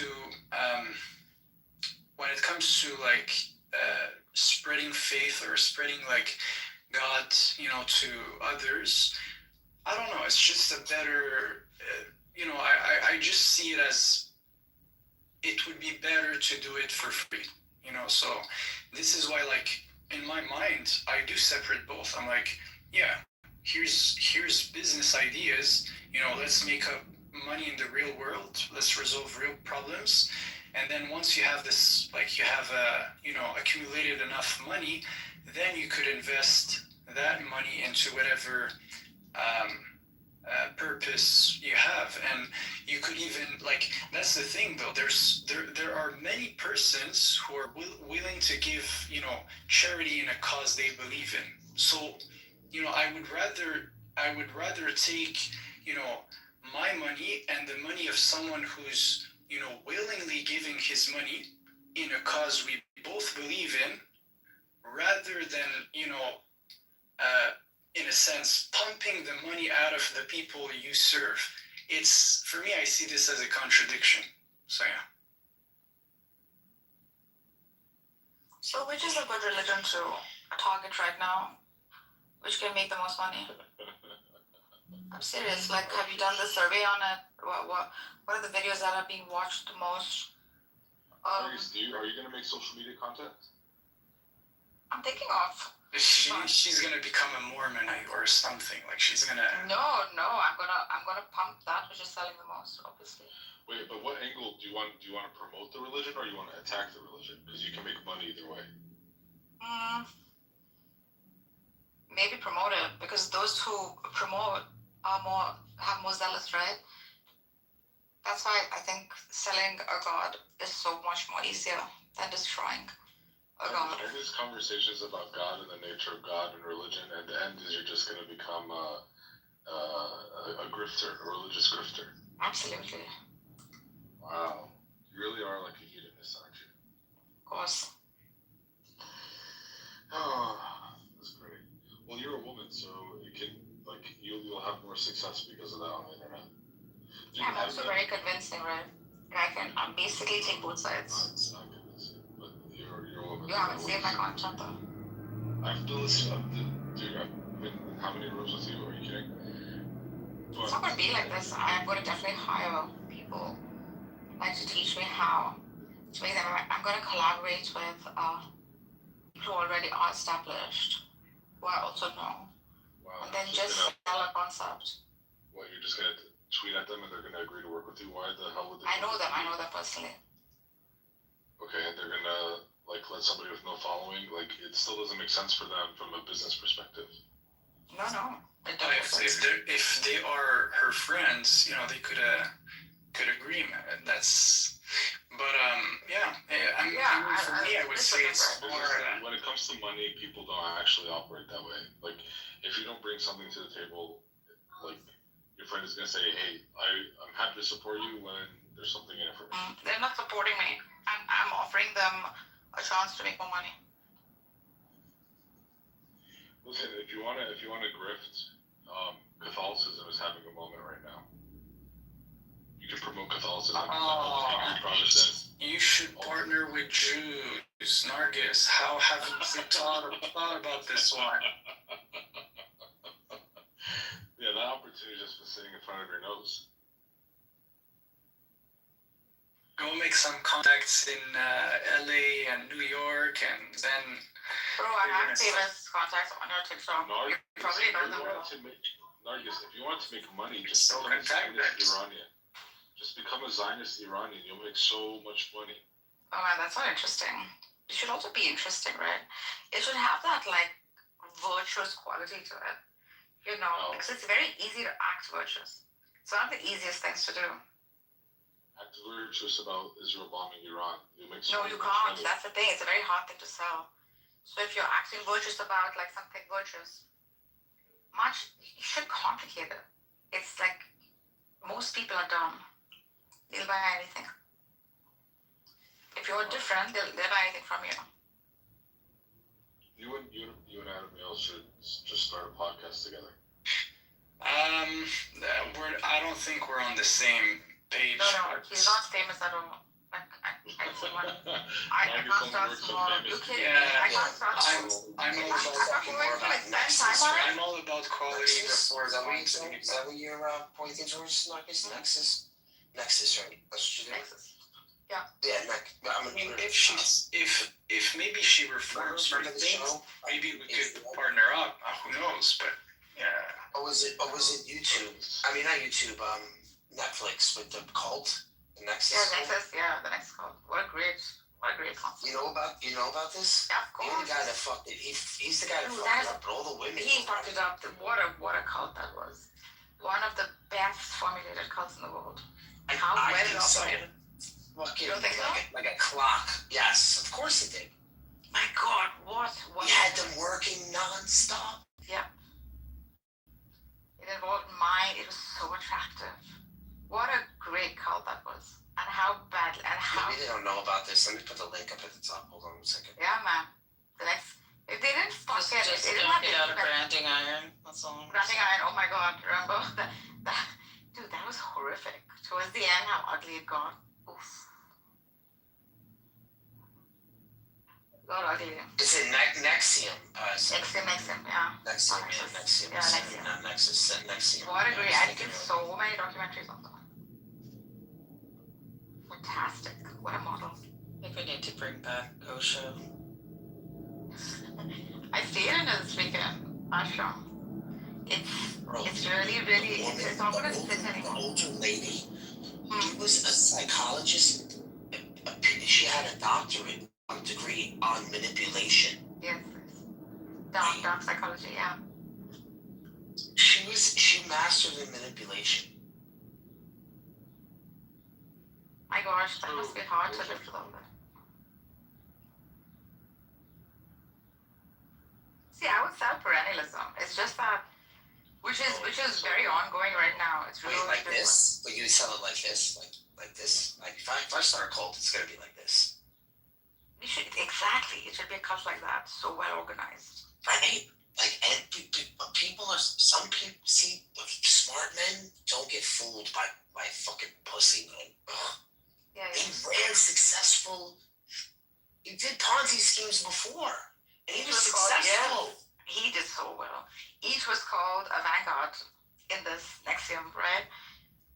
My God, he brought about hierarchy, and that brought about freaking competition in his followers. He did it so intelligently. Dark mind, very dark evil mind. What is even? I don't see it's not even attractive in any sense. Like, what are you guys talking about? Cult leaders freaking fooling people and... What do you think you're doing? What do you think religion is doing? It's not a cult. There's a difference between religion, what do you think religion and is? Cult. Like, religion is actually about truth, though. Exactly. Cult is based on exhorting power. It's satanic. Like, it's literally exhorting power. And the people who the first stakeholders have more power, and it's all a scheme. That's right. Like the high-end scholarship, the popes, the mullahs, that's correct. This is meritocracy. They deserve their place. An imam studied for years. He have knowledge. He knows the deep end of the religion, so on and so forth. So do very well-studied cult leaders. Freak, you're talking about dark manipulation tactics. What do you think religion is? If you don't do this, you go to hell. What is that? What is that? A religious person who is, I'm not going to speak of all the 4,000 plus religions, but I'm going to speak of the main ones, Abrahamic ones. It's all about truth, guiding people towards a greater good. Yeah, something that's reducing chaos, reducing evil in the world. If fear-mongering is the basis of a successful cult. If this, then hell. If not this, then heaven. Is the basis of the placement, of giving you placements. Basic question. Yeah, Is there spirituality that's not tied up with, like, manipulating people in your view, or is everything a manipulation? Everything is, like Aleister Crowley here says, is hypnosis. Aleister Crowley? Are you kidding me? This guy here, John Kitover, says Now you made it more general, hypnosis. Like, no, it's either religion or true intentions. Like one or the other. You can call it anything, bro. In the end, that's what it is. Like, chill out. I mean, I know Christians are hypnotized, but you guys take the cake. Yeah, these guys are eating the cake too. Food alone collapsed. That's something There's a fact of the matter to like existence. It's not just whatever people say about it. I mean, you're doing all of that. It's knowable. You want to put your metaphysics against mine? I don't know what your metaphysics are. I'm a perennialist. I'm a traditional. I'm not like Nargis who says I'm a perennialist because I just understand the intellectual frameworks of different religions. I'm a traditional perennialist too, actually. How? You think all religion is a con? Yeah, I'm gonna put it as Yes, as Dan says it. You are a that's judge. universal principles, right? You are a judge. Particular Raquani. You're saying judge like chicken? Yeah, that's the joke. What is your so what is your temple called? Yeah. I mean. No. My temple? What do you mean? Like the temple of worship or okay. Yeah. What is so we have mosques and we have the Kaaba. Okay. So this is the thing, right? So we have the Catholic Church and we know that it's either gonna be me or you, right? But we're gonna make sure it's you. Before it's me. What is that? The race is on. Well, every empire falls. Eventually.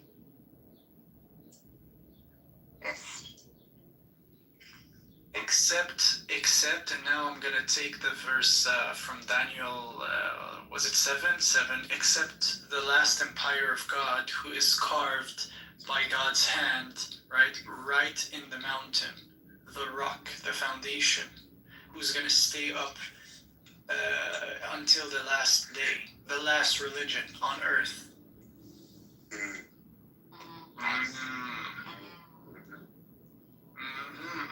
Abstract, whatever that is. Yeah. Wait, Nargis, do you believe in prophets? Sure. Sure or yes? Sure, I do, yes, why not? What do you believe in? I believe in archetypes, the principle of good humans that have come to guide others at all times, yes. So there's a divinity, the divinity sends messengers, the divinity sends revelation. So those are parts of your worldview. Of course, the bee is a messenger, the flower is a messenger, the human is a messenger. Okay, hippie. But are there then people who are sent throughout time to protect the messages that are sent that were sent? The truth, that is that one truth principle that, yes, absolutely. Okay, so then how can it be the case that all religion is just a scam then? Wait a second, Marcus, you think it needs to be protected? How is it protected? If it's the truth, it's the truth. You can't separate it. Like, it's not protected. It's just a reminder because humans forget. Well, it can be divinely protected also. Why not? How do you protect the truth? If it's something is true, then it is true. Yeah, there's no need to protect it. Truth doesn't need anything. Well, because evil. It's not contingent on anything. No, so what I'm saying is that the evil forces may want to erase the truth. But if absolute reality protects a certain reality, who are you to even try to even destroy it? We would say as Muslims, Truth can never get destroyed. If all the humans on earth wanted to erase the Quran, they would not be able to do so. That's the claim. It's still applicable. What is the Quran? Right now. What is the Quran? It's a challenge. It's a challenge, actually. I don't know what the Quran is. What is the Quran? I don't know what You once like it. Yeah, what does that mean?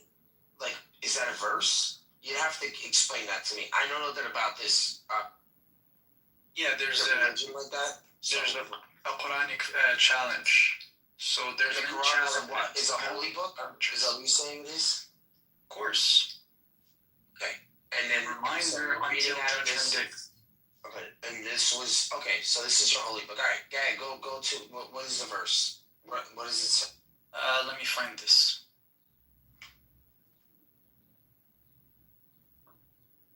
Is this referencing something from the Bible?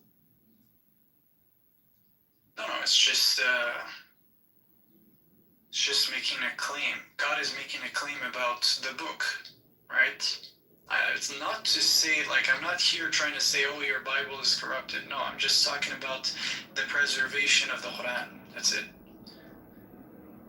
It's in chapter 52, verse 33. Yeah. I don't think you're a perennialist, fablist. You're a traditionalist Muslim who acknowledges like the truth that was held by different prophets who came and spoke of it, just as Islam claims. He's not perennialist. It's too dedicated, I am highly traditionalist. Like, I do consider myself like highly traditionalist. It's just sometimes, I don't know, you can't dismiss everything, right? So that's my perspective. Who's dismissing everything? Well, I don't know. Some people do see the world black and white in the sense that, I'm right, everyone is wrong.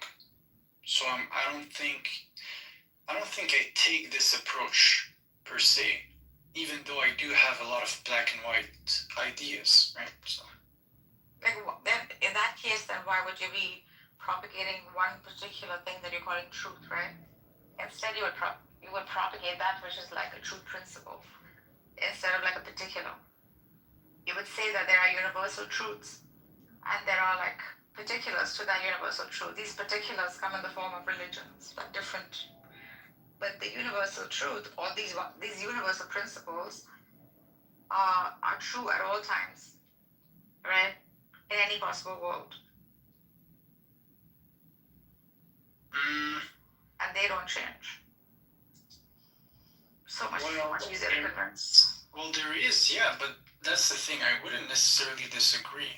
But, like, you can have, because again, it depends how you see it, right? Like, because I do think the Quran says, the deen was perfected. The religion of God was perfected. So deen is not religion. Who to define what this religion of God is? Deen is a system on which, like, truth is placed, like a universal truth. That is. Yeah, it's a universal law. It's a universal law. Yeah, you can't change that, right? Could be Sharia, right? Sharia is more like the system or the. Deen means structure, like a system that structurally works to achieve like its highest goal. That is deen. Exactly. Mazhab is religion. Well, madhab, it's even more sectarian-like. That is religion. Yeah, it's like a subcategory of in a religion. Yeah. So yeah, but my approach is pretty simple. I would say, any religion has truth, right? Now you should just be able to decipher what is that truth, and in order for you to do this, you should know those universal laws in a sense. Every religion, yes, correct. So every mazhab has deen as the biggest set. Set is mazhab. So mazhab can be anything, right? You call it something, you give it names, you give it particulars, you give it differences. It's just like diversity in human beings. But the biggest set is human. I've heard, again, if you're a perennialist, I don't know how to say this word, I've heard that came from a Jew, actually. It was a rabbi. He was saying that he read the Quran, and he said that actually whenever in the Quran it uses the word deen, it's not referencing, let's say, just the religion of Islam, but it's referencing the religion of God, which is, above the divisions of man. Yeah. So he was saying basically that Muslims and Jews are both following, and Christians are both following the same deen, but they have different sharias, right? Different covenant. But then, it could be a controversial take, right? It could really be a controversial take depending on how you see this. What's my approach? I would say I'll have to think about it. I don't know. So go back in history and see, because the record is Scripture is historic. You have to see how the historic Muhammad utilized like these concepts, right, to become successful and victorious in his empire of faith. And how he did it was by using deen as the very basis, not madhab. So he's presenting a structure, like a universal truth principle. He's including like all other madhabs.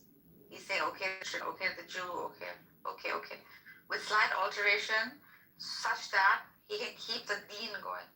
The deen here being like taslim, to surrender. That is the very like, that perfects you.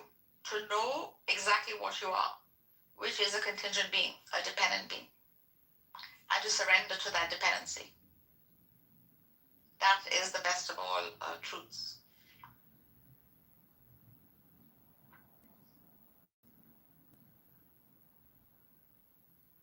It'll always sell as a concept. Wait, who are we saying again? Yeah, who did that? Yeah, who is that? Who said that? In the Deen and the Islam. Yeah. The best of all deen. Oh, that's a verse in the Quran. Right.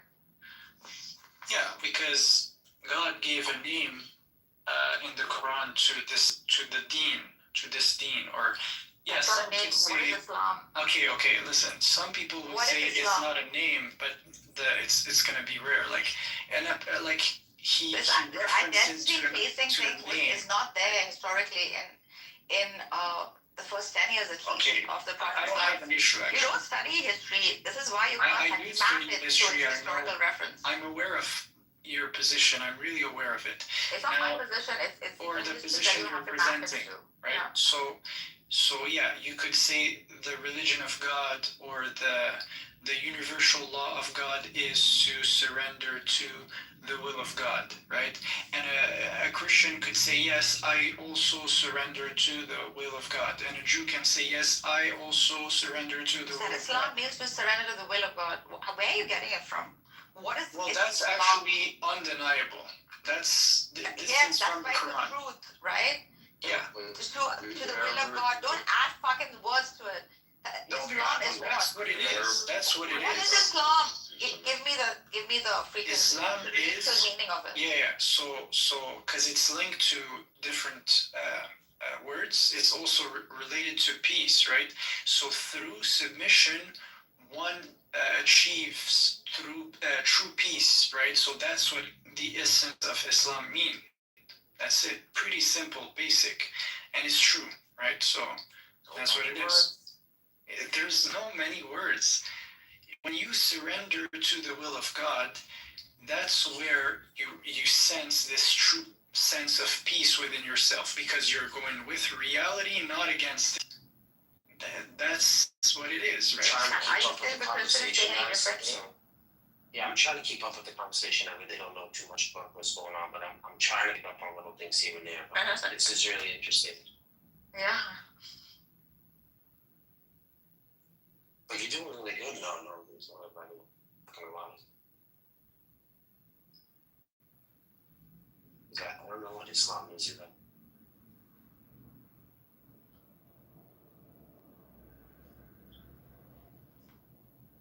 Okay, but Marcus, you literally denied the definition. But can you propose a solution? What's the counter? Like, I don't understand what's your contention.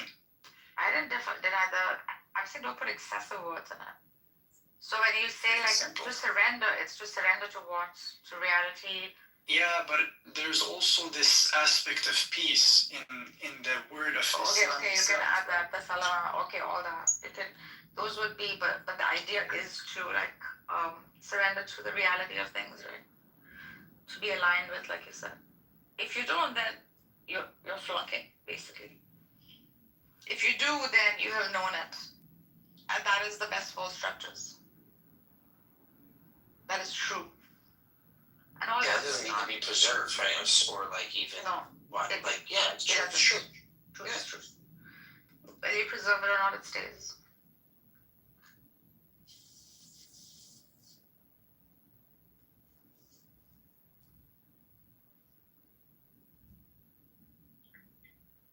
I found that a little weird when you said that. Preservation. Yeah. Yeah. Preservation. Yeah. It's just, it's like insecurity. As though like truth requires us to preserve it. Yeah. Megatron, he's making connections like, oh yeah, the Greek words we have. Yeah, I agree, man. I really agree with you, man. Like, I'm not here trying to say like, oh, the Bible has whatever, this and that, and no, that's not my way. I'm just trying to have a common understanding with you, man. Prove that the Bible was corrupted. I would just expect them to give me the evidence. I'm all up for like people, say, "Oh, I don't think this is true." You're like, yeah, just show me where. Like, is there another one that says it's not? And then we just go from there. I mean, I have no problems with you saying it's. Yo, can I ask you a classical question? So this one, you probably heard it, but I'm curious to see what's your actual position? Yeah. So the question is this. So what Bible do you think is the one? The latest one. The latest one? Yeah, because the preservation of the Bible gets better and better and closer. It's really mysterious. To its original form every time it's translated. We're taking a database of not only one language, but multiple languages with the same meanings. But no matter how you say it, no matter how many times it's been said, it's going to be to its original meaning. So the more translations we have, the more research and development into it. So it only preserves it even better, just like we've seen with the Dead Sea Scrolls. So we have the same Dead Sea Scrolls, and we see that it's almost Isaiah is almost identical.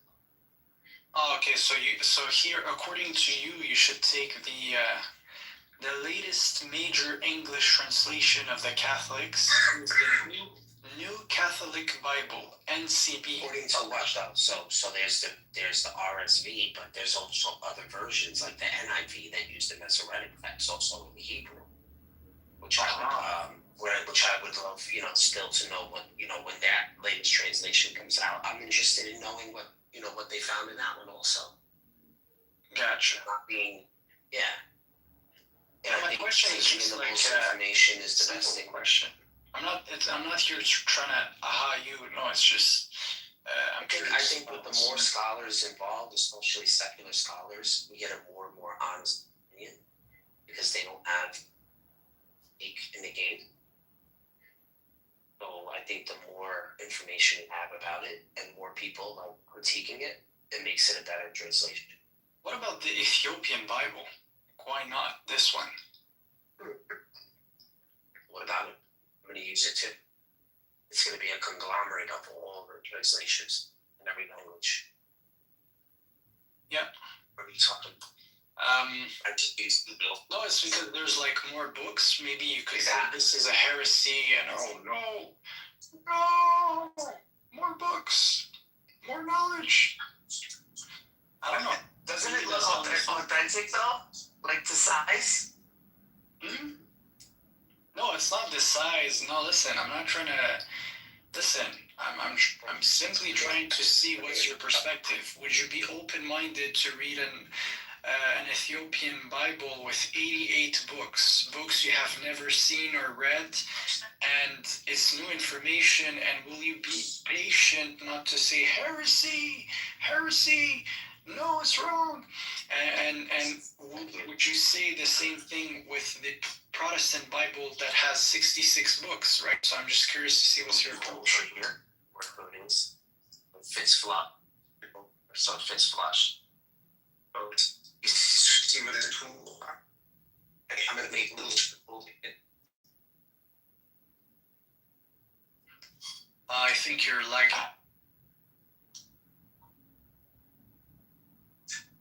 Try to shoot it from the back. That cool? Is that cool? Very good height to shoot? Hola amigo, ¿qué tal?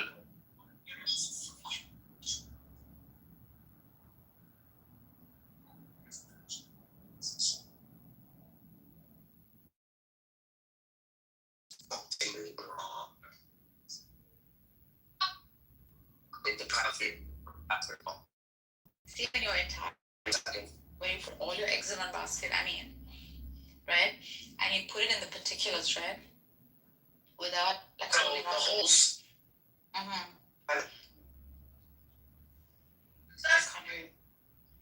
Hola amigo, no te escucho.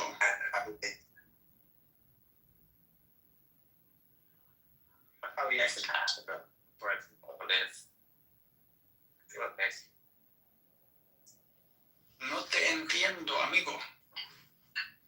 I'm practicing Spanish.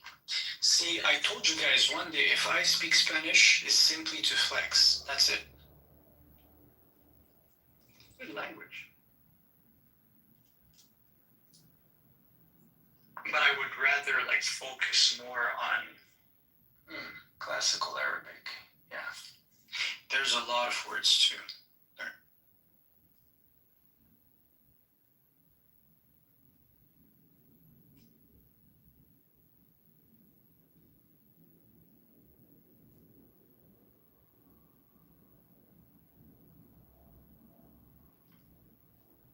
And one day you'll realize that all this you held to, right? And all this you so much fought for and flexed for was just a particular of the truth that everyone else seems to hold also. And your entire freaking lifelong dream of just making one thing true while negating all others was such a useless way of living.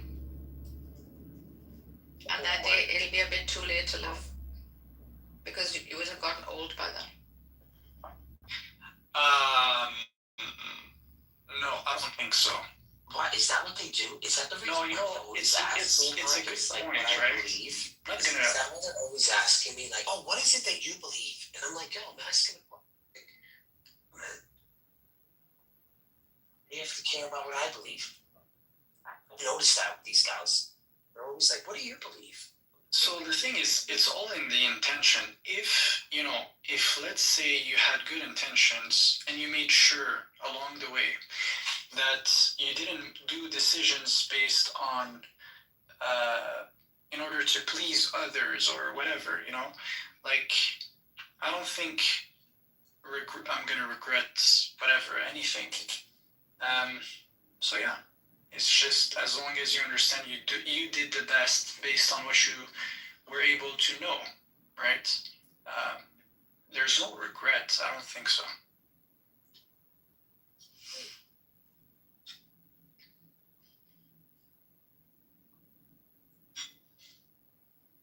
Especially if you think a lot about purpose. I think we're people who think a lot about purpose and what to do and stuff like this. So I'm confident that we're gonna make good decisions and yeah. Yo, I'm just saying till the end. So young, bro. So young and idealistic. It's okay. One day you'll grow up. Grow up 10 from what? years have gone behind you. No one told you when to run. You missed the starting gun. And you run to catch up with the sun, but it's sinking.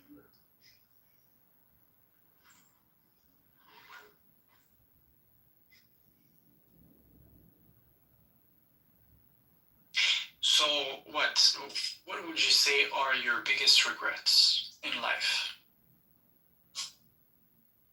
If you have any, and if you want to share.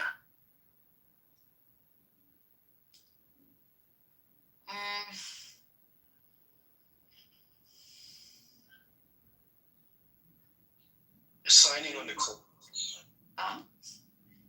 Signing on the clubhouse, maybe that's one of them. Yeah, that is one of my biggest regrets. Everybody hates clubhouse. Yeah, that would be one of my biggest regrets. However, that'll come to an end. At least it's realized. But other than that, just how I think No, I don't have any. Maybe I do. Just rash decision making, things like that. But that is not because of. But your overall I think purpose. truth exists. Yeah, I used to think truth exists in only one form, under one banner, with one name. And we used to give things identity. That wasted a lot of my time.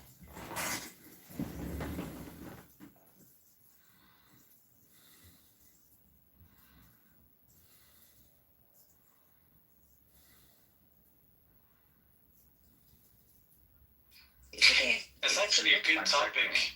It's a good topic. Huh? What's your question? I used to think it should look one certain way, right? That competes. That truth actually competes with falsehood. Truth never competes with anything. It's not in the nature of truth to feel lack. Competition is a sense of lack.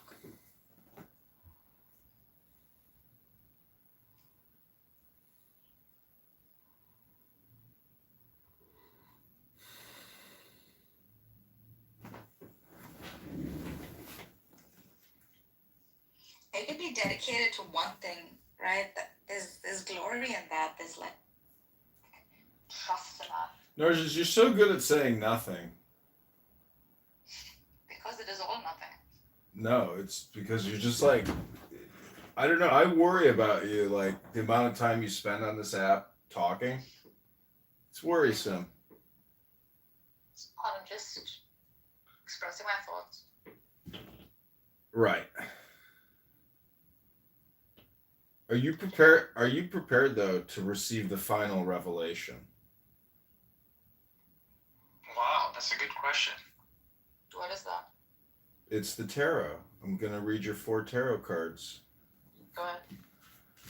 Oh, come on. I'm sure when he said the final revelation, we all had something in mind. It was like, this is it, man. Okay, Go ahead. you are the star. Repeat after me. All your dreams are coming true. All my dreams are coming true. Creativity. Opportunities. Renewal. Hope. Faith. Aquarius. Air.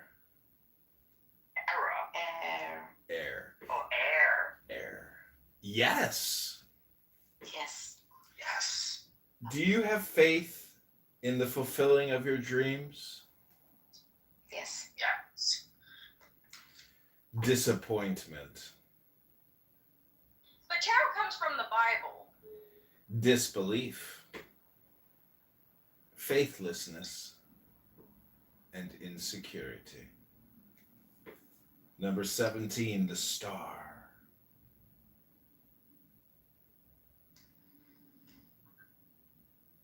I mean, that's why, there's like the lovers, they're supposed to be Adam and Eve, and then you got the devil card, and that's also Adam and Eve.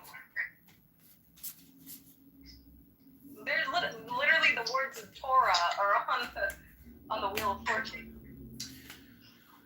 Let your inner voice guide you.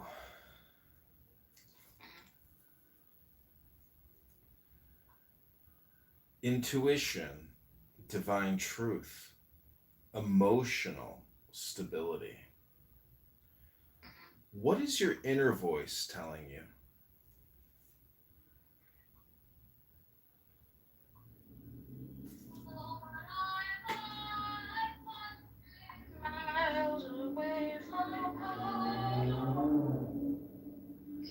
Know and understand your deeper values and beliefs. What do you believe about the world?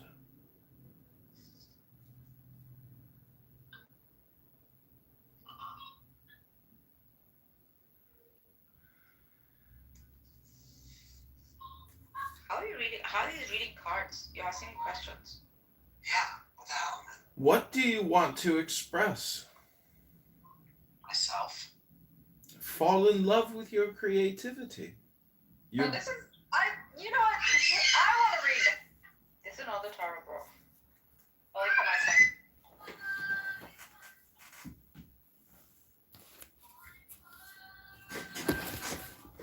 Okay, pick a number 1 through 100. 33. Okay. Yo, no freaking way. I swear that was the number I picked. Okay, this is number 33.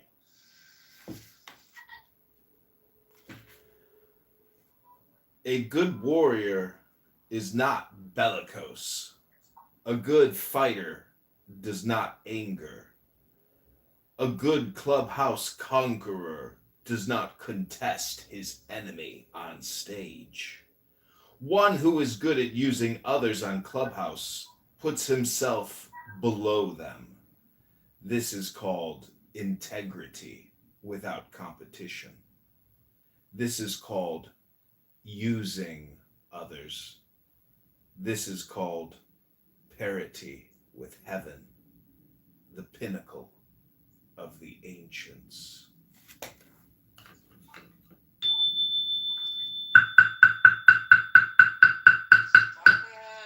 Stop. You know it. She's sensitive. Oh, I forgot. I love the sound. I forgot. That'd be 17. Okay, 17 from the Tao Te Ching. What is firmly established cannot be uprooted. What is tightly embraced cannot slip away. Thus, sacrificial offerings made by sons and grandsons will never end. Cultivated in the person, integrity is true. Cultivated in the family, integrity is ample. Cultivated in the village, integrity lasts long. Cultivated in the state, integrity is abundant. Cultivated everywhere under heaven, integrity is vast. Observe other persons through your own person. Observe other families through your own family. Observe other villages through your own village. Observe other states through your own state. Observe all under heaven through all under heaven. How do I know the nature of all under heaven? Through this.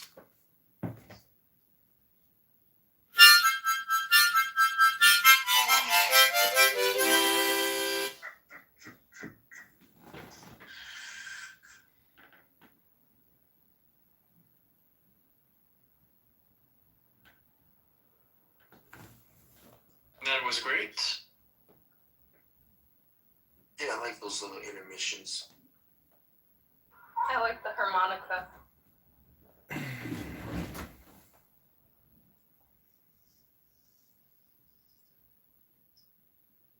I think John should learn to play the mouth harp. I've got that. I got it.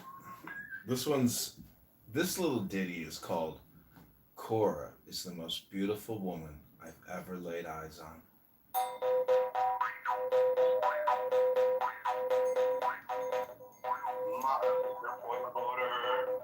of order, moderator. Moderator, point of order, moderator. Point of order, moderator. Moderator, point of order. Moderator, point of order. Point of order, moderator. Daniel, did you make an AI of me? I have to see a picture of you. I sent you a picture. Yeah, I sent it. Let me look. Hold on. Can you take away my acne? I just moved to Dallas and my acne is really bad now. What you need is more sunlight. And, microdermabrasion, take some hot baths, use a moisturizer, stop with all the alcohol chemicals. The key is sunlight. You got to get about 25 minutes of direct, intense sunlight. right at about 4:20. Crazy. No, well, my skin was really nice because I'm from Albuquerque and it's super dry there. And then I just moved to Dallas and the humidity is like 100%. So my skin is freaking out and I'm producing, too much oil for what the climate is. But I mean, it's fine. I'll deal with it. Dude, you look super cute in that picture. Alright, I'll do one. You want to? Oh, hold on. Let me just do one. I'll see. Yeah, send me one. I want to make Just one. No, I see it in yeah. Okay. Are you gonna make a funny one? Please make a funny one. Yeah, I'm gonna make a good one. I put you and Daniel in one.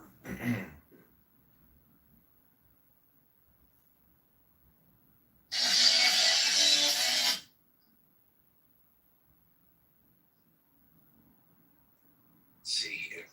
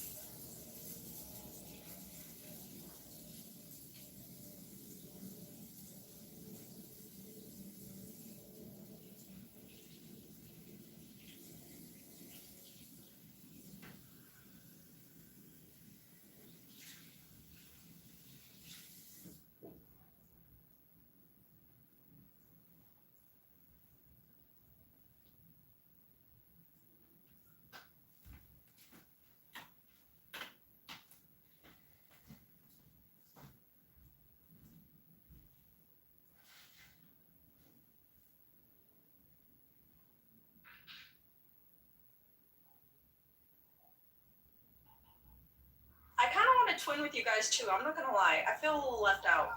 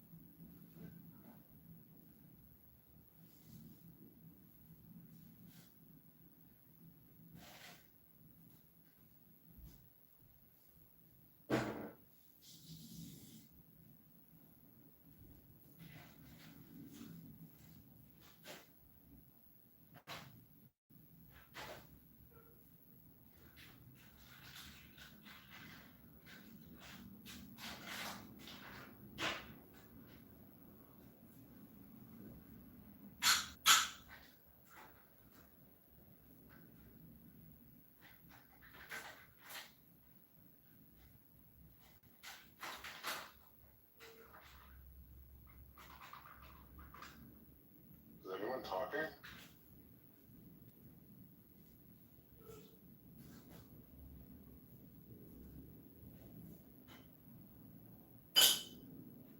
I talk to the wind, but she doesn't answer.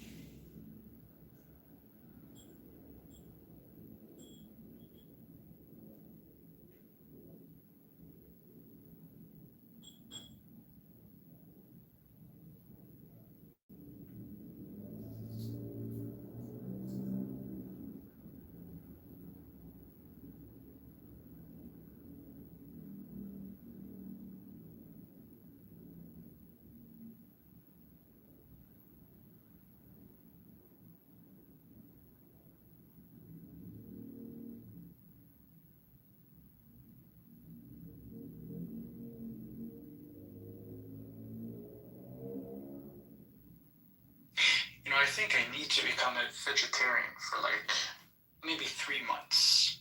Yeah, I'm gonna try this. Why do you say that? I don't know, it's just, you need to try it so then you understand it better. And then you take a decision.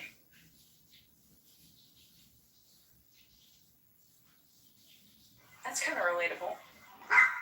Sorry, become a what? A vegetarian? Vegetarian. Okay, that's very good. Really good. But as of now, it's just, what's the arguments? I've seen that it's probably more healthy, but I'm not sure about it. I'll have to see. I'll have to try it for myself and see.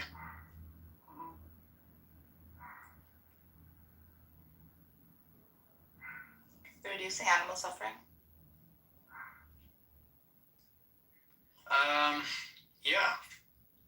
Yeah, I've seen. Also, it's like easy on the stomach. Exactly.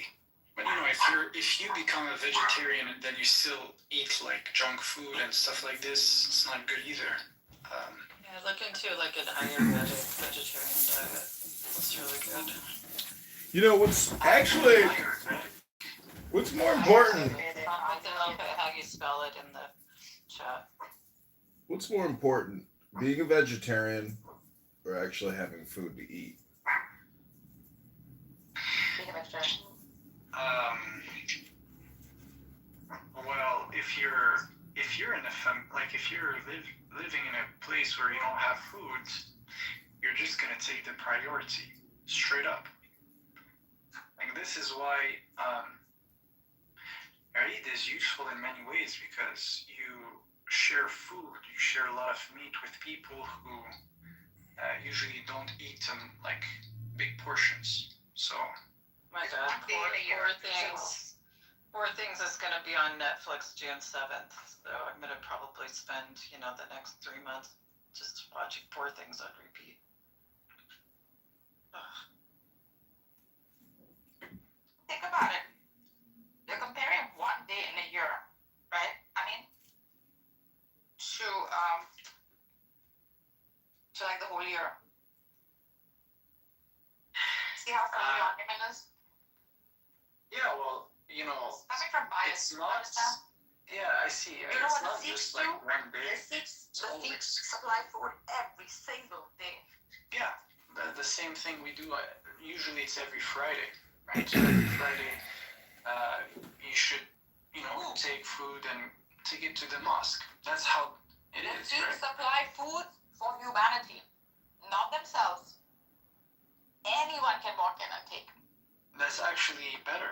It's a better approach. Well, you could say that the Catholic Church does also a great portion when it comes to humanity works, and you could say also a lot of Islamic organizations do as much, right? Islamic organizations work only for Muslims. Mostly Christian organizations work only for Christians. And Jewish organizations No, that's not true. favoritize. Yes, that is very true. No, that's not true. It is true. Maybe You some. kidding me? No, so Only thing maybe. is to make tribe more powerful, make tribe increase, make tribe prominent. Yeah, so I would argue Sikhs could do the same thing for their own. Like, They don't. They it's don't. actually. They don't. Why are you believing me? It is something simple. We should do it for everyone. So I agree with you. There might be organizations that do it for, you know, a broader target audience, let's say. But yeah, it's just like that's something to work on. But still, you wouldn't make what they do as something evil when they're helping somebody in their own community. It's also good. It's not. It's only bad. help to the community. That's the problem. That is the problem. The other You know, aspect, you say that all the time. That is the problem. that is the problem. And, you know, you repeat yourself on this app 1,000 times a week. That is the problem. That is the problem. That's the problem. Let's be honest, reading a book here is important. That is the problem. That is the problem. Everybody is criticizing Marcus. Like, Marcus, you're getting it. I've heard in every room someone has something to say about you. What the fuck is going on? She's a polarizing figure. She's not polarizing. Was that Alex' shirt? I was like, yeah. Yeah, he's just jealous because he's not a polarizing figure. I just want to quote Marcus Aurelius and say, the spherical form of the soul maintains its figure.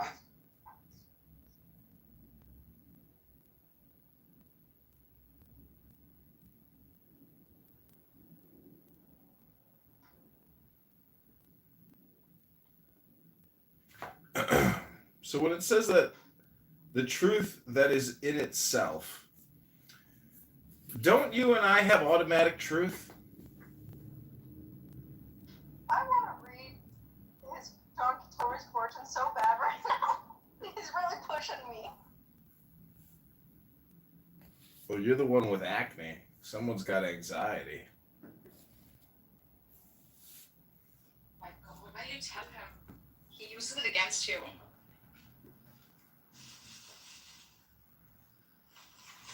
Alright. Time to move, achieve.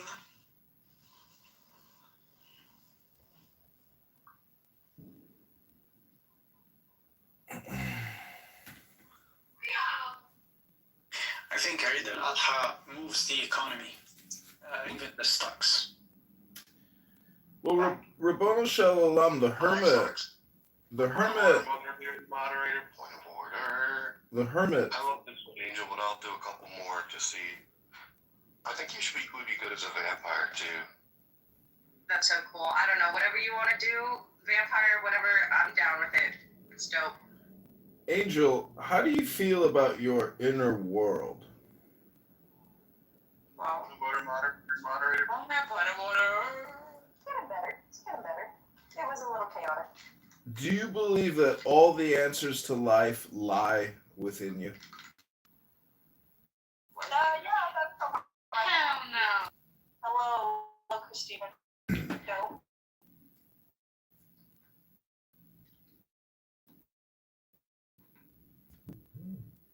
What beliefs keep you in a cage? My body is a cage. Thinking there's a cage in the first place. Right? I celebrate the love in my life.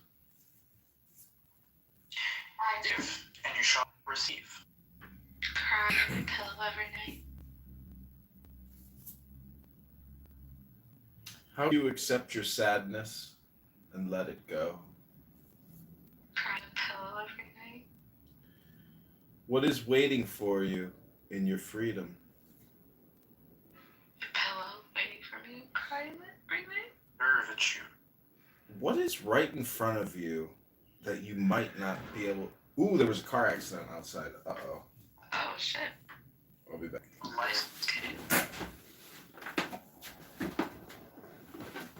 What is this room? I'm confused.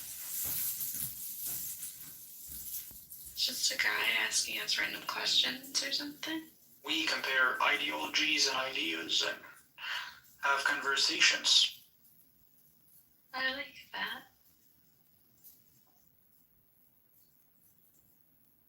I was enjoying this.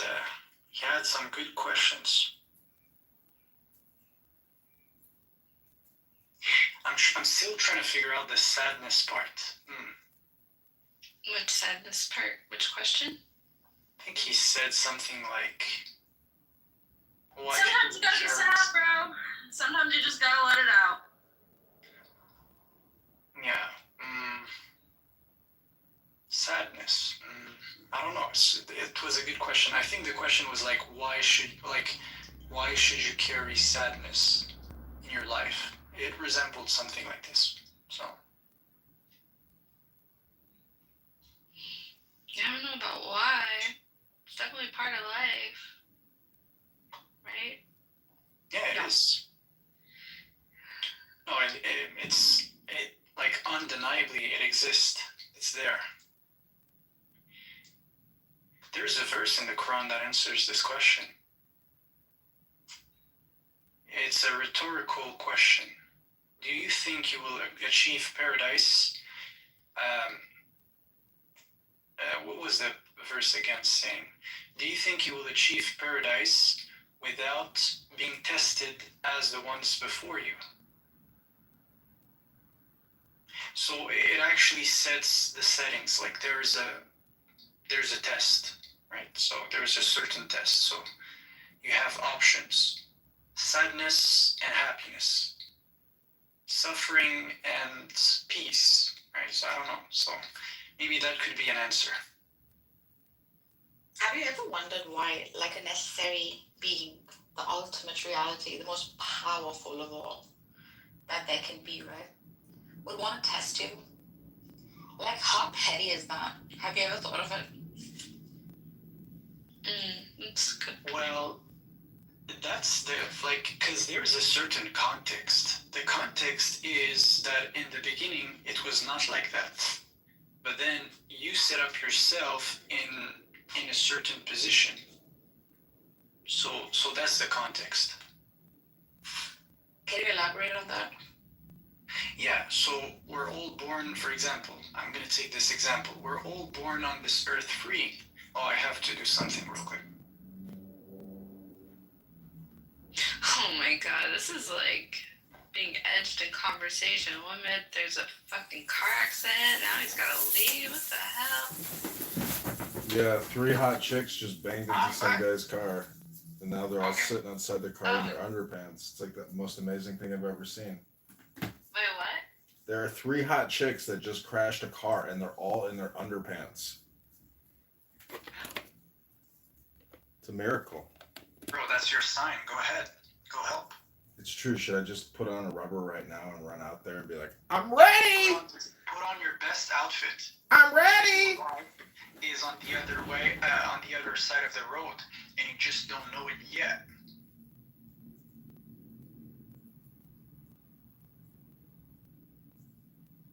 Anyways, what was the point? We were discussing something.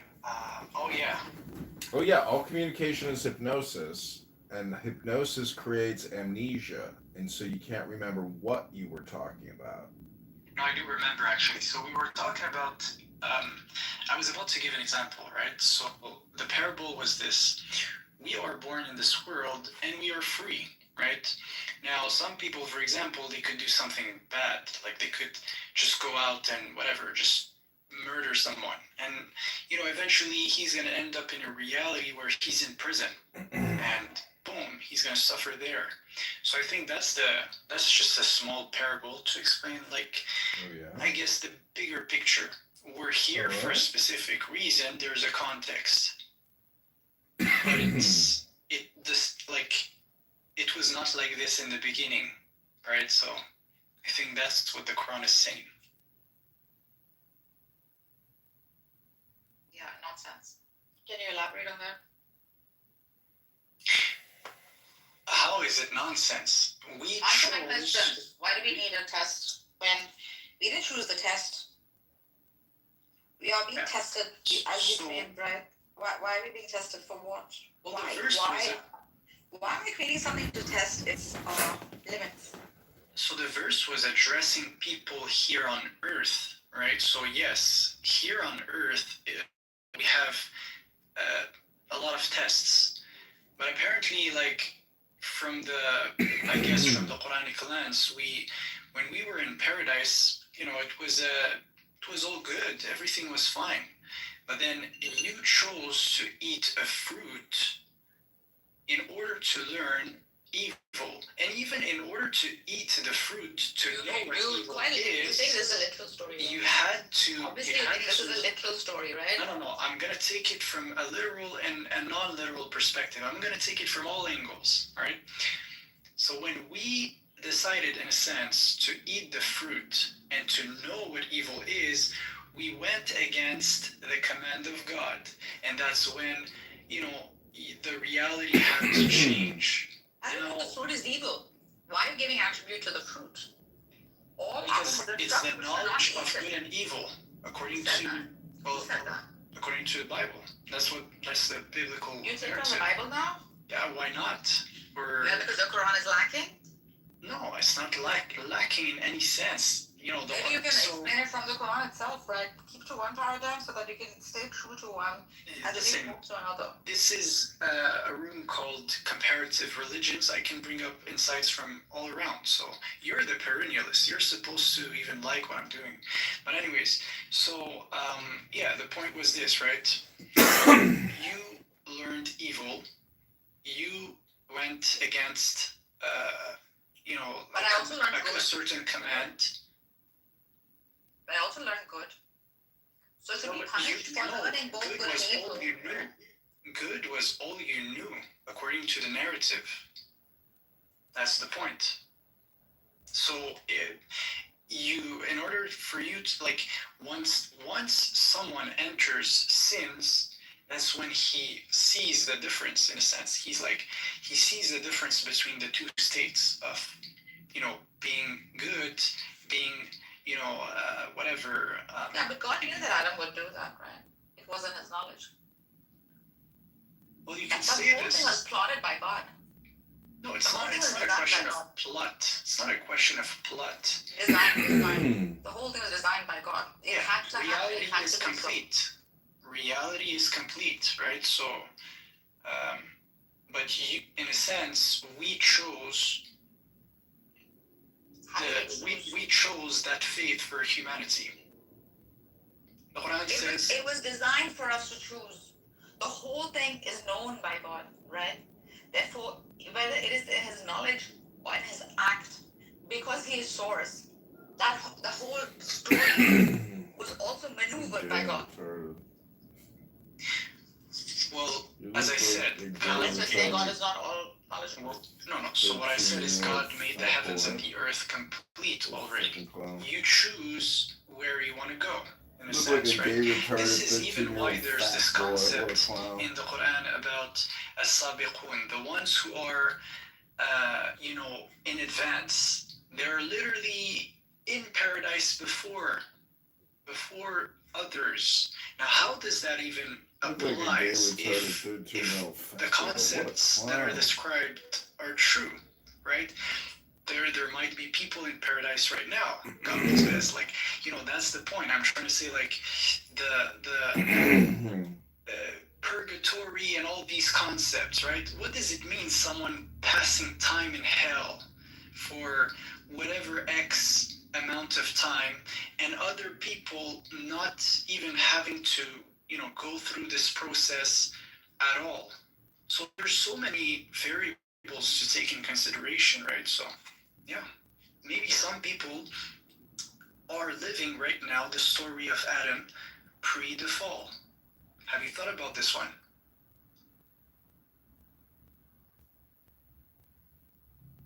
Have you ever once thought in your life, without giving reference from a scripture, right, any scripture, have you ever once reasoned out with the power of your own mind?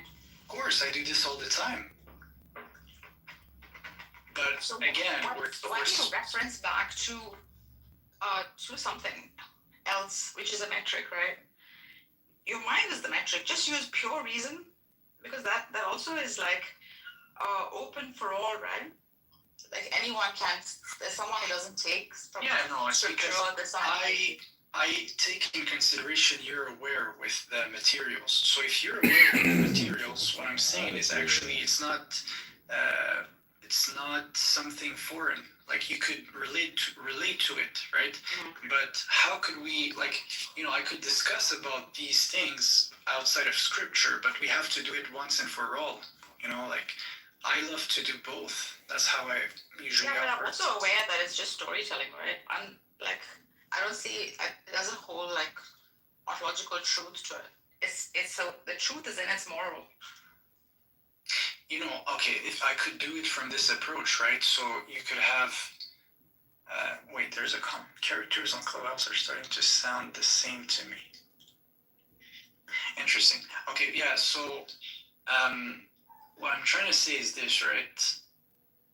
The goal is to be in a reality that is peaceful, and you could describe it as you want, right?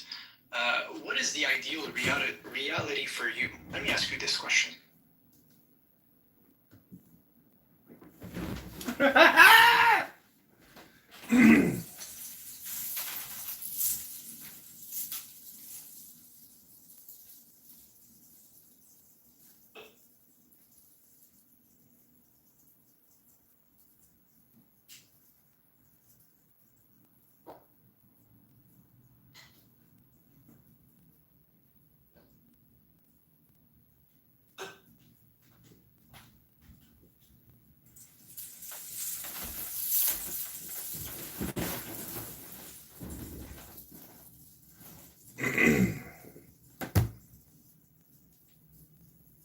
Yeah, so it's not for me. I don't do for me things. Like I try to. So existence is the. That's why you don't read books. Existence itself is the reality, right? You don't do anything for yourself. It's the only thing I can like say very clearly that exists. Is that things exist. All your efforts are coming to fruition. Yeah, again, that's the thing. Like, we could start this talk again about like this, like as if you position yourself from an atheistic perspective or really a skeptic perspective, but like in the back of my mind, I keep along all the discussions we had, previously, and I'm trying to say like, okay, she's consistent with this idea, so I could, say this, or she's consistent with this idea, so now she understands this point. Okay, wow. I'm going to speak about this. It's a lot of work. It's a lot of keeping track. The point is you don't need to do that, because when you do that, you're basically acting like an algorithm, and the truth is you're not an algorithm, and this app is a huge waste of time. So, when you compare all the conversations, and then we were to take all the intelligence from all the conversations and compare that to just a couple good books, it's like 1/1,000,000th of what's in the book. So how do we get around that type of information transfer problem? There's just not enough time to actually transfer all the information through a conference call app. So this app is purely entertainment for our words on a short bus. And I'm driving a short bus to the cliff, and I'm out of the bus, and I'm pushing it over the cliff because I was happier before I heard about this conference call app. And I'm not saying I'm not happier than I was then. I'm just saying that eventually you're going to realize that this app is our word. Yeah, I mean, you could, I think different people look at this differently. I would say on my end, it's just there's some insights of the day that might be useful to use in the future, and you could link this up with other ideas you've already took notes of, right? And you could add up something to it, and then so that's how I see this, having discussions with people is to test ideas. Yeah. Why do you direct so much of your effort and attention towards altering or influencing others and not focus inward? I do focus inward most of my time, actually. So I would say like 98% of the time I'm alone. I'm literally just working on stuff, I'm doing, alone. Yes, I do work with people, but like, yeah, mostly I'm not interacting with people. So, yeah. Sometimes I even speak and my voice don't come out because I stayed silent for too long, so depends. What about you? What about me? Do you focus more inward or outward? I don't think there's a difference in my case. So it's balance, half. Well, I just want to quote Marcus Aurelius. That which is outside of me. When Marcus said, "What is thy art? To be good. And how is this accomplished well except by general principles? Some about the nature of the universe, and others about the proper constitution of man?"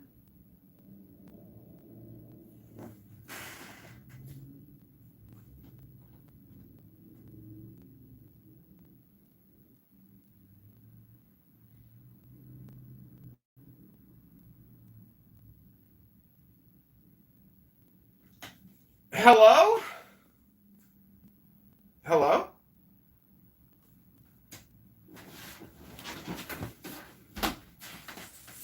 You're very faint, Joe. I think the underpants girls have hijacked your signal.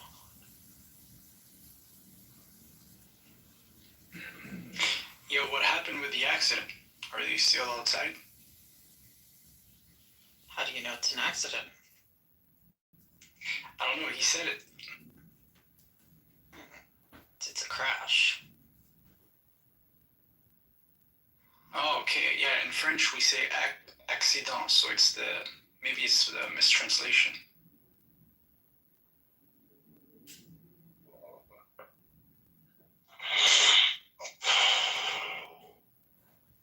Bonjour.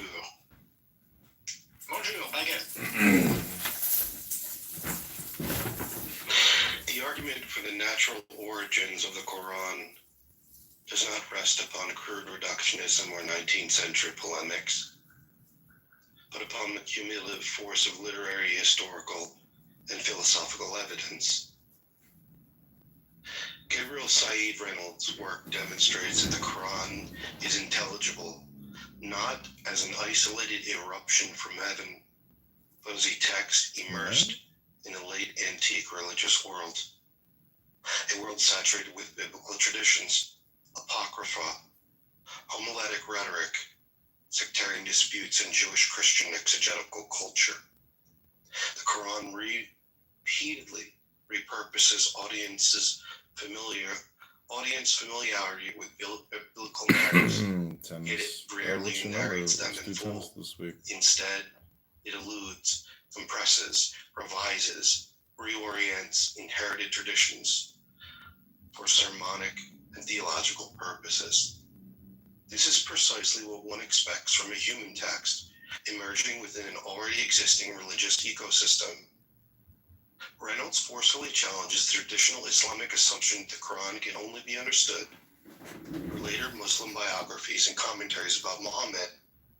He notes that even scholars who accepted the traditional framework continually admitted profound uncertainty regarding the text's obscure vocabulary, chronology, and references. The implication is devastating. If the classical exegetical tradition truly preserved transparent historical memory of revelation, the Quran should not remain so opaque. Instead, its opacity dissolves when read against earlier Jewish and Christian literature. The Quran behaves not like a self-contained divine monologue, but like a participant in an ongoing interreligious conversation already centuries old. Particularly significant is Reynolds' observation that the Quran operates through illusion rather than exposition. This literary strategy repurposes a culturally literate audience already acquainted with biblical motifs. The text constantly gestures outward toward pre-existing traditions, Adamic lore, Abrahamic legends, and Aryan narrative, Christian homilies, eschatological motifs, and biblical Jewish expansions of Scripture, such that discreetly within religious rural environment.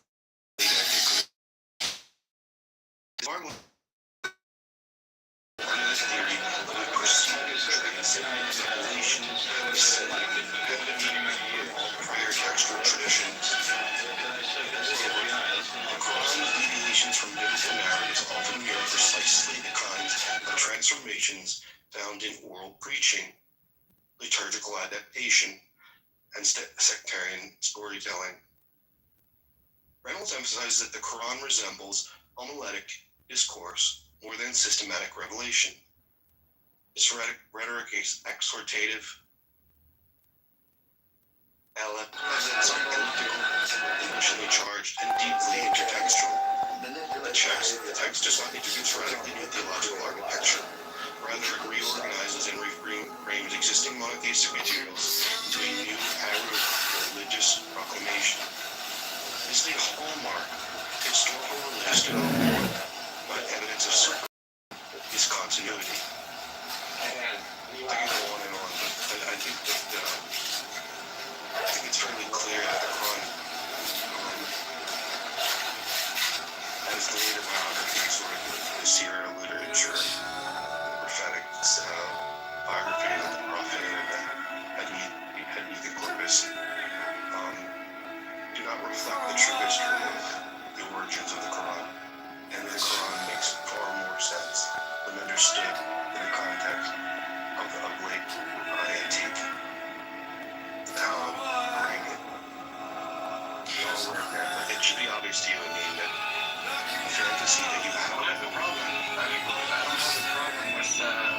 with this actually. So because when we're talking about origin, we're gonna give it a different perspective. You're looking at it from the lens of like a historian, which I understand how historians would think, and that's how they think, right? A corpus or a book that was written in a certain period of time was influenced by the time, right? So, but that's not the claim we make, right? The claim we make is that God, who is all-knowing, he is also interacting with the informations available to man, right? So that includes the biblical scriptures. That includes any other information he deems relevant to transmit. So I don't see a contradiction. That's the point.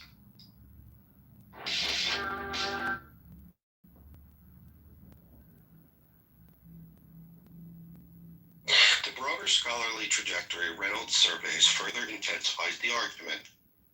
From Geiger to Noldeck to Wansborough, critical scholarship repeatedly discovered that the Quran is inseparable from Jewish and Christian antecedents. While scholars differed over particulars, whether the influences were Syriac, Jewish, Christian, Nestorian, or otherwise, the central conclusion persisted. The Quran emerged from a matrix of late antique monotheistic tradition. The disagreements concern the channels of transmission, not the existence of transmission itself. In the end, the naturalistic explanation possesses immense explanatory power. It accounts for the Quran's linguistic borrowings, its reliance on extensive lore, its sermonic structure, its engagement with theological controversies of late antiquity, and its dependence upon audiences already familiar with biblical material. Supernatural origin, by contrast, explains none of these phenomena independently. Mazel tov! Reclassifies them as mysterious features of revelation. The historical critical method requires no such metaphysical leap. The Quran appears in Reynolds' analysis not as an isolated heavenly artifact, but as one of the late great scriptural productions of the late antique Near East. Brilliant, rhetorically powerful, religiously transformative, and profoundly human.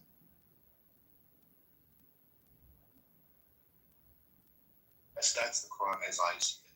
I'm not saying that you should see it that way, but I just wanted to share that's what I think the Quran is. And I think that it's beautiful to, for me, try and be as honest as I can in the text and explore the idea that it was. The whole family, real idea. And this is I confess as being what I believe the text. And I believe that my argument is going to be far superior to yours, Amin. What's my argument? We wanted it under our conditions. We wanted farm workers. We revealed to the Prophet Muhammad over a period of 23 years. I will buy just from a car accident. Some visions. And we have a squad car here.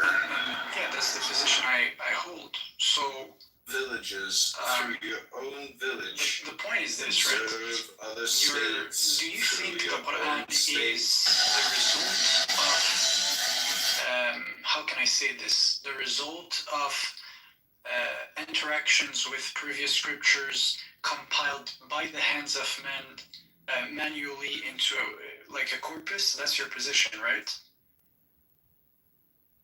Well, my position is that the Quran is a collection of oral transmission, of oral traditions, that were then later put onto paper. Okay, because let's make a distinction. I also believe this. I believe the Quran, which is primarily a recitation, an oral recitation, was put on paper. But my question is more like, do you think it's the invention of man as, people discussing how we could like compile texts and write them and think about the words, or do you think like you have to expand on your position more precisely? Someone like you, someone. My position the Quran makes more sense. Just two evil bastards out here in the wasteland. Do this right. As opposed to being the product of some corruption from heavens already dead. To feel alive we seek sensation, sensation and wash away the cranky black sorrow. At some moment in time, we have to do all again. In more, and each time we ignore until too much is never enough. We are already dead. Little team. By oral tradition. And then it shows all the features of a book that was transmitted and compiled by men. The Quran deals with the intersectarian conflicts and controversies of late antiquity. They're just even the argumentation and what the Quran focuses on. People don't like to mention that, but they did catch it. I'd like to congratulate our military. But it is a polemic. It is a critique. It addresses the concern of a 7th century religious environment. It doesn't speak broadly of the human experience, but it's perfectly placed within the 7th century on many levels. So now what's like, okay, you're reading this, so is your main point like that your point is more provable than, let's say, the Islamic position? That's your claim, or what's your claim exactly? Well, there are many Islamic positions. So like the idea is going to be, it was a critique of your position. So for example, you hold that the Quran was revealed verbatim to the Prophet. To the Prophet, yeah. Right. Yeah. I say it's tied also, just to make the position clear, it's tied also to eyewitnesses who were present during this time, and they're also documented. So it's not just a theory that emerges, years later. If you know what I'm saying. No, I don't. I think I think the naturalistic explanation is forceful. And as I said, I mean, This book. I don't think that you should be compelled by what I think the Quran is. I just thought Okay. I think that you should be like, I'm just expressing to you the beauty that I think has been in my sort of This book. my investigation. Like, hey, what is the Quran? And so these are the conclusions that I've come to the best of my abilities. Okay, sure. Yeah. Well, it's a fair position. Like, I'm not gonna. I disagree, but this, I wouldn't like if your claim is to come to me and say my position is superior than yours. Then I think that would be a good decision, a good conversation, right?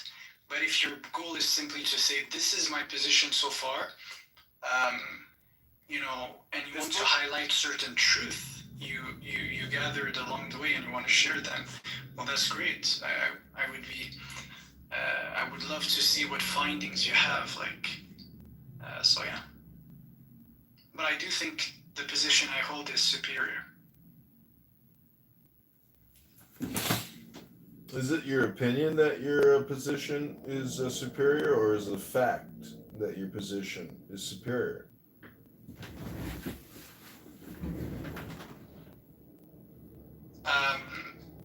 I would prefer for you guys to judge. I'm gonna judge for you. So, because I think that a lot of things I say concerning this topic are facts, but again, I'm not here to convince you. Like, it's up to you to judge whether what I say is a fact. Well, I have just found that there really are no facts. There's only opinions. And most people can't tell you what a fact is. And so the point is, there are aphorisms and axioms which you could say are pretty irrefutable, and those are rather factual. But most people's opinions on this app are just opinions. They don't cross over into the realm of what we might consider facts. Oh! The supernatural claim collapses under the sheer weight of the Quran's dependence on prior Jewish and Christian tradition. As Gabriel Said Reynolds demonstrates, the Quran does not present itself as an isolated revelation descending into a vacuum. It constantly repurposes an audience already immersed in biblical lore, apocrypha, sermons, and late antique theological disputes. The text alludes rather than explains, because it is drawing from a shared religious culture, not unveiling radically new heavenly knowledge. The traditional Islamic claim that the Quran can only be understood through later biographies of Muhammad is historically disastrous. Reynolds notes that even scholars relying on these traditions continually admitted confusion over the Quran's obscure vocabulary, chronology, and references. Yet when the Quran is read against Syriac Christianity, Jewish legend, biblical exegesis, and homiletic literature, its meaning suddenly becomes intelligible. That is not what one expects from a timeless, miraculous revelation. It is exactly what one expects from a human text emerging within the religious world of late antiquity. The Quran does not stand above history. It is saturated by it. Its stories of Mary, Abraham, Adam, Satan, and the cave sleepers are not pristine divine disclosures, but reworked versions of traditions already circulating for centuries. Its rhetoric resembles preaching liturgy more than transcendent dictation. Its cumulative evidence points not to heaven breaking into history, but to history producing scripture. The supernatural explanation explains nothing. The historical explanation explains everything. And this is what this is what someone that truly wishes to know what the Quran is comes to the conclusion of. And someone that wants to hold to blind tradition is the position that you come to. I mean, which is why my position is superior to yours, because it is more cold. My position is extraordinarily without emotion. It's just devoid of it. It is a clinical look at the Quran. It's like just a numb. It would be like an android would be just repeating to you what I'm saying. What yours is a deeply emotional connection. No, actually, no. Stop, let me finish. What yours is a deeply, deeply emotional connection to a tradition which is part of your identity. And to change to change your opinion on something that is on its very face false. This view that the Quran is the verbatim word of God would mean for you to change your identity, and this frightens you. So my position comes from a place of pure objectivity, while yours comes from a place of deep, deep insecurity and identity, and that's why my position is superior to yours. No, so actually the thing is this, is that we have two independent traditions that are living traditions that are going back to this specific era of time in history, which is the 7th century. So we come with a certain background where we know the people who were around the time. We documented who they were. We know their lives. We have received whatever things they have performed. So we use materials that are connected to this timeline. Whereas you pop into the 21st century and you make up a thesis. It's good. You could make it up like as whatever you want, but you're an outsider. You're not even connected to this tradition, right? Because you're not even willing to use the traditions. You don't even consider the traditions. So I would say our position is actually way superior than yours. We have the documents, we have the testimonies, we use a harsh method when it comes to filtering information, right? I'm not saying it's all perfect, but I'm saying we're much more advanced when it comes to that connection between the 7th century and our time than you are. And just based on that, it's a superior claim. Well, let me just tell you the book that I'm reading from. I can give you the PDF. And by the way, it's like, this is one of this text I'm reading from, and some of them are my notes as well. Is one of the greatest works on this subject of the Quran in Western literature, period. I can give you the PDF, but I doubt you'll read it, or... Yeah, sure. You could pin it here in if you want, you can pin it here in the discussion. Yeah. I took notes of the guy's name. You said Gabriel Reynolds, right? Gabriel Said Reynolds. And, forgive me, book is... Said. He's, is he Arab? Is he an Arab? Yeah. Oh, this guy. Oh, I know this guy. So the Quran and its biblical subtext. Gabriel Said Reynolds. Rutledge Studies in the Quran. That's a really interesting name. Yeah, I've seen some of his clips on YouTube. Yeah, it's hilarious. The book challenges the dominant scholarly notion that the Quran must be interpreted through the medieval commentaries shaped by the biography of the Prophet Muhammad, proposing instead that the text is best read in light of Christian and Jewish scripture. So, I mean... I would say he does. It is, the book is devastating to the empty assertion that the Prophet Muhammad received divine revelation verbatim from the Word of God. So he's saying that when we look at the Quran, it's opaque. It's the ambiguity within the Quran and its reliance on other traditions is a problem. It's a problem. The Quran is not clear. It requires commentary. It requires a hadith and corpus. It requires a tafsir. It requires you to look at other texts. Reality. Yeah, that's the point, actually. That's a problem. Investigation. That's how discovery is rendered, actually. That's a problem. You don't like this one. Oh, okay. Sorry. Well, I'll explain to you why it's a Yeah, problem. God says, look at the sun, and then, we do a scientific discovery, and, we advance in science. Or he says, look at the stars, and then,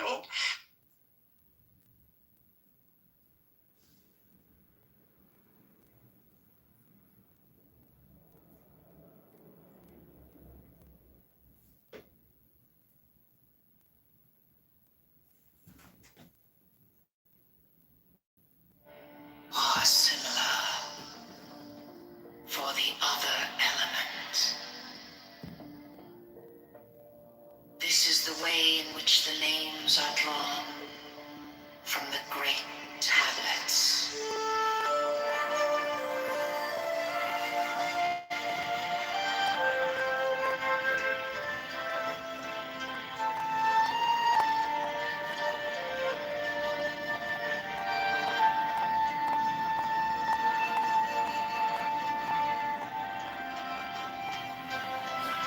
Massive.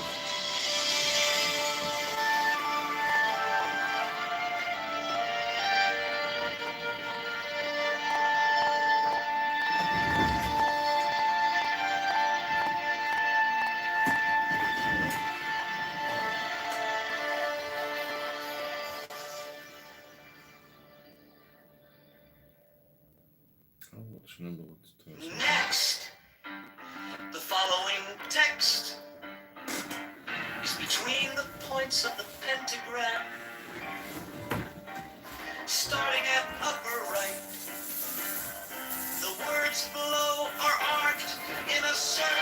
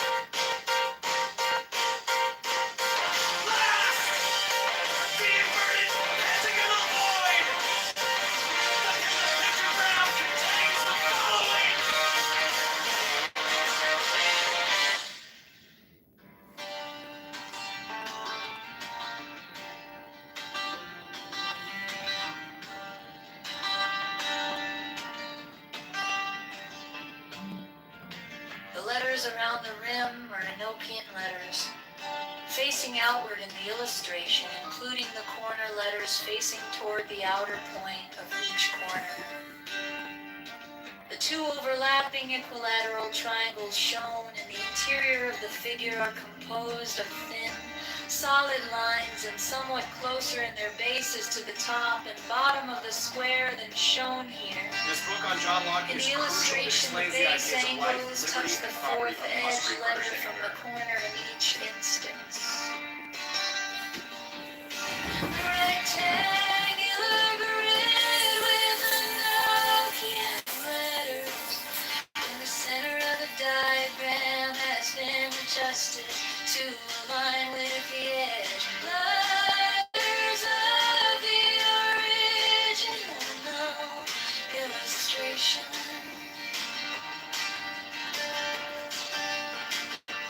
This rectangular grid has its corners overlapping, the lines defining the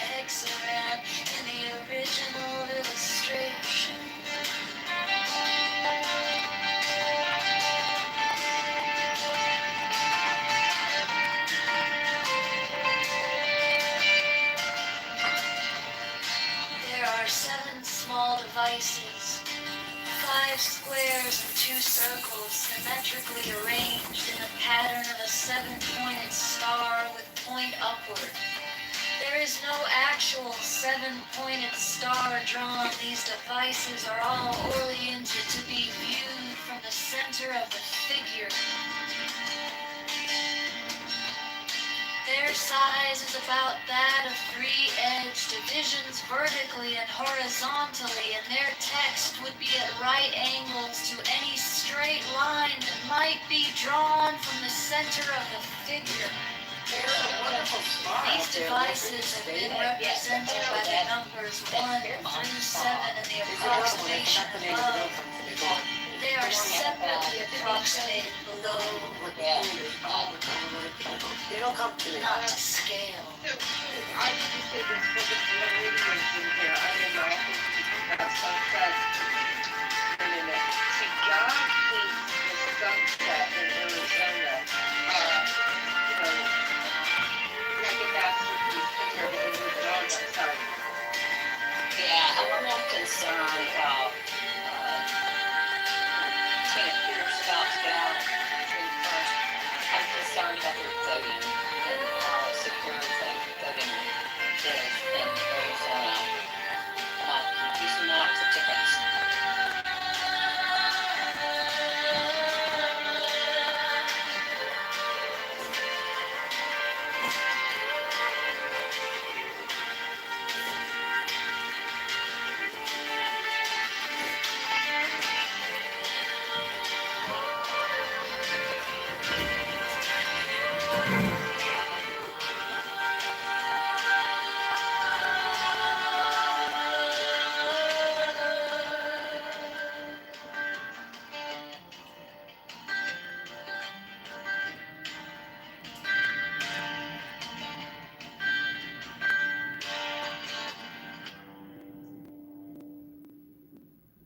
Implying its audience already knew Jewish and Christian traditions. 2. Many chronic narratives parallel not only the Bible itself, but extra-biblical Jewish and Christian apocrypha circulating in antiquity. 3. The Quran's literary style is highly elusive and sermonic, resembling late antique homiletic preaching rather than direct historical narration. 4. Medieval Muslim commentators often invented stories to explain obscure Quranic passages, indicating the text was already difficult to understand even within early Islam. 5. Reynolds argues that the Quran becomes clearer when interpreted through biblical literature rather than through late Islamic biography.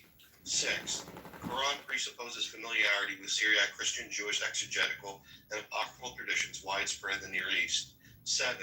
Critical scholars repeatedly found that Quranic material reflects existing late antique religious debates and theological controversies. 7. The Quran frequently retells older traditions in abbreviated or altered form, consistent with oral religious transmission and preaching. 9. Classical tafsir often derives Muhammad's biography from the Quran itself, meaning the biography cannot reliably explain the text historically. Mine is the head of the hawk. Such as Nob, Geiger, Wansborough, Abrahadabra. all concluded that the Quran emerged from the broad religious environment of late antiquity rather than in isolation. I bear the rose and cross of life and light. Loan words and concepts traced from Syriac, Hebrew, and other Near Eastern religious vocabulary. Giving the sign to Abrahadabra. Dependence on prior traditions is cumulative and Remaining in the sign. not occasional or accidental. The invocation That's the argument. But what are you Therefore I say unto thee, come thou forth and dwell in me, so that every spirit, whether of the firmament, or of the ether, or of the earth, or under the earth, on dry land or in the water, or whirling air, or of rushing fire, and every spell and scourge of God the Vast One, You recited things might be thee. mechanics of what the Quran is. Abrahadabra. There's a word here, there's a loan word. Oh, there's this, there. The adoration. How does that disprove the claim we make? In print. We say it's a revelation revealed, and we have preserved it, and these are informations of men we have, right? Not of men, but like that men can access. These informations are revealed in a language that we use, right? So what's your point? I don't see a contradiction with my claim. Explain yourself.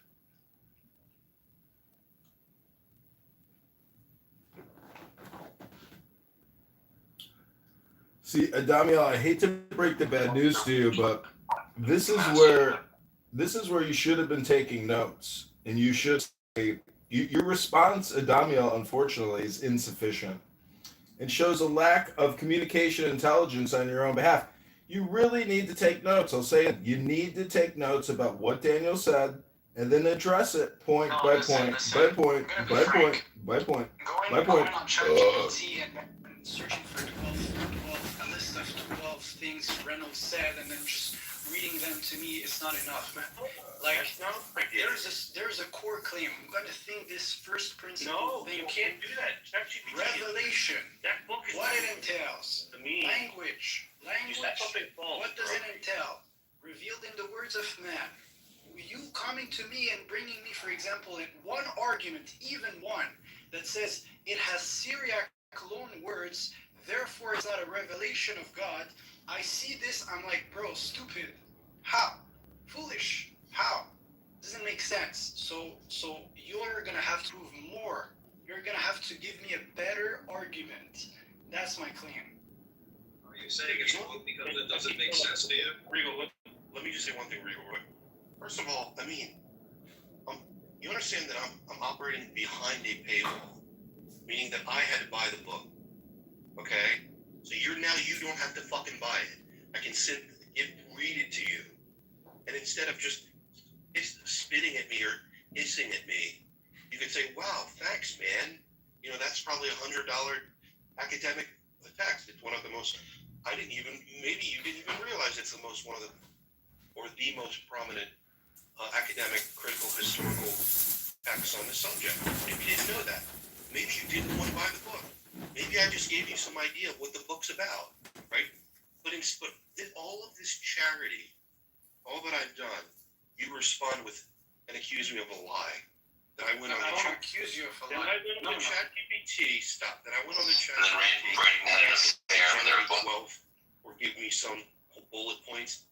Give me a break, dude. Yeah, so it appears as something like this, right? But anyways, I'm just gonna say this. ChatGPT can use an academic copyrighted book. Well, you could literally take a document and put it in the chat and generate whatever you want. I do summaries of books, entire books. I do this all the time, right? So the point is not this, right? I'm not saying here, thank you for your charity. Thank you. It's really good information. What I'm saying is this: you come and you try to disprove something. You try to prove a point, actually, right? Now, in order for you to do this, you're gonna list whatever arguments you have. If I hear even just one argument out of the 12 things you've listed that does not make sense, I'm gonna point it out to you. But bro, you're really not saying. Can't I do this? Like this is logic. He critiques books and which is like subjective. Yeah. And then What try to use that as an argument against somebody who has a subjective view. Well, great. In the bookstore, there actually is an aisle called critical analysis or critical, critique or whatever it is. But it's books about books. He's not taking an objective. There's no objectivity to the view that he's going to interpret from a book. So he's not speaking like in some sense of like I know better than you. Well, He's speaking in a sense that he interprets. I just look at this. Subjectively no more than the person that he's arguing. We got it. But what I'm saying is, like, as somebody who's not a mod and is on stage, if I was a debate coach, Daniel just fucking mopped the floor with Adamiel's head. And Adamiel's, I think, honestly, recovering from having his head stuck in a bucket and used as a mop. Oh, no. You never addressed even one thing he said. You never addressed even one thing he said. You didn't respond specifically about one thing, sir. Not one thing. Good job, Daniel. Good job. Can somebody bring the fans in to finish drying the floor? Can somebody get the fans from the closet to finish drying the floor? Thank you. Okay, so my precise point was this. I'm not going to answer to 12 points you're going to throw at me in the face, all right? What I'm going to do, though, is take the last argument you mentioned, right?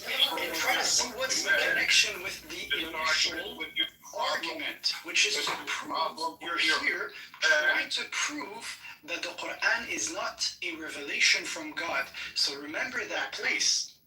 I don't see the connection there with your last argument and the initial claim. Therefore, you don't stand a ground. I'm going to dismiss everything. Yes, go do your research and come back, sir. I have poor listening comprehension. Therefore, document and put it in the chat and generate whatever I want. I do summaries of the books, the entire books. This all makes sense. Therefore, the point is not this, right? I'm not saying here. You want me to do the same thing? So your feelings won't allow you to listen to what Daniel's telling you. Observable proclamation. Therefore, the Quran was revealed aloud in the presence of hundreds of living witnesses over 23 years in Mecca and Medina. Point 2. Time scribal documentation by named scribed. The Prophet personally dictated every single verse. And these were scribes by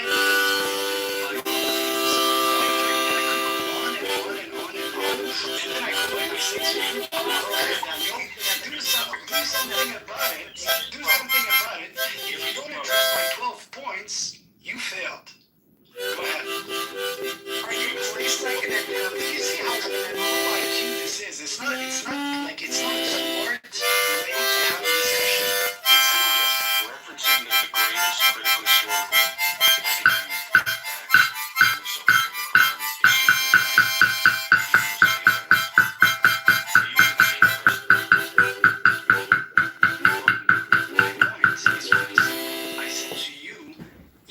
citing me 12 points.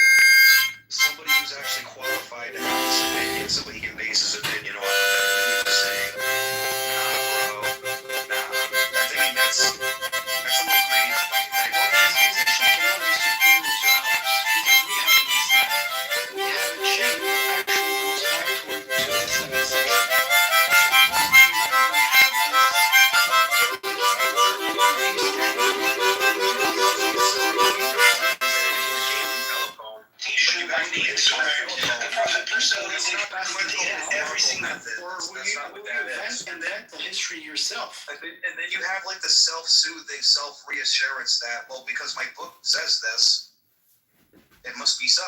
That's all you're doing there, pal.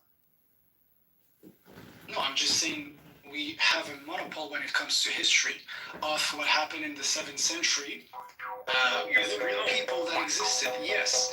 We have a monopole on this, yes. And then you try to disprove this. For you to try to disprove this, you would have to do either self-soothing yourself. You would either come to us and try to disprove our sources, or second, you would have to invent people that never existed. So we have the monopole when it comes to what happened to the 7th century and its history. Well, you know, you're self-soothing. Deal closed. Yes. You're self-soothing. Provide evidence for your sources. If you're that confident, provide evidence for your sources. Come to it now. Bring your thoughts. Wallahi!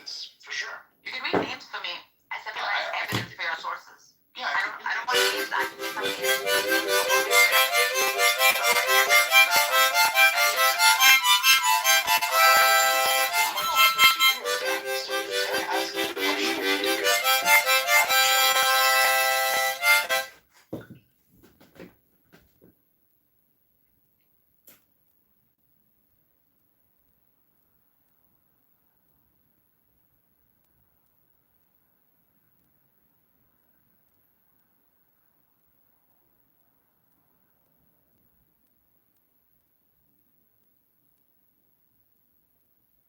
Okay, this is Islamic State Muslim Takeover Hour.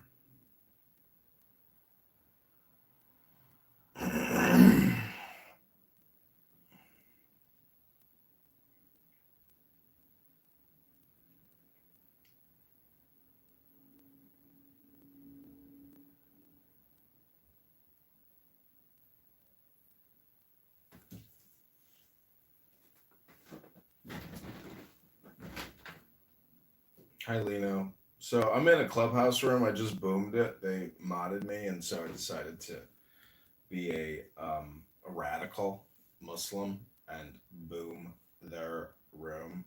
So the algorithm is updating, and they will be flowing back in shortly, I'm sure, to say, why did you boom the room? And I'll tell them that I boomed it because I converted to Islam. This is the Islamic State Muslim Takeover Hour with your host, Chicago mayoral candidate John Kitover, fighting day to day to liberate Chicago from the communist liberal elite LGBTQ black Democrats. It's just a joke.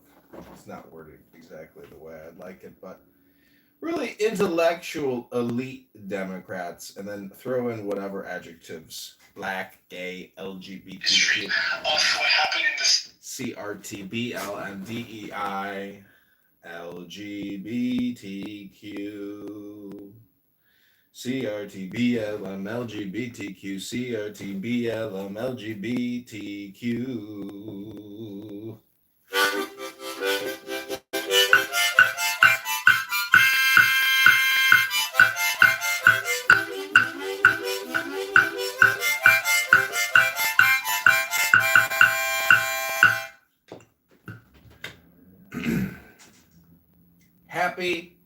Happy Memorial Day to all you beautiful people out there watching this live on YouTube, listening live on Clownhouse, and our good friend Lino on X Spaces, our only listener. I hope you're enjoying the show. Alhamdulillah. Wallahi. Alamak. Hey wallah.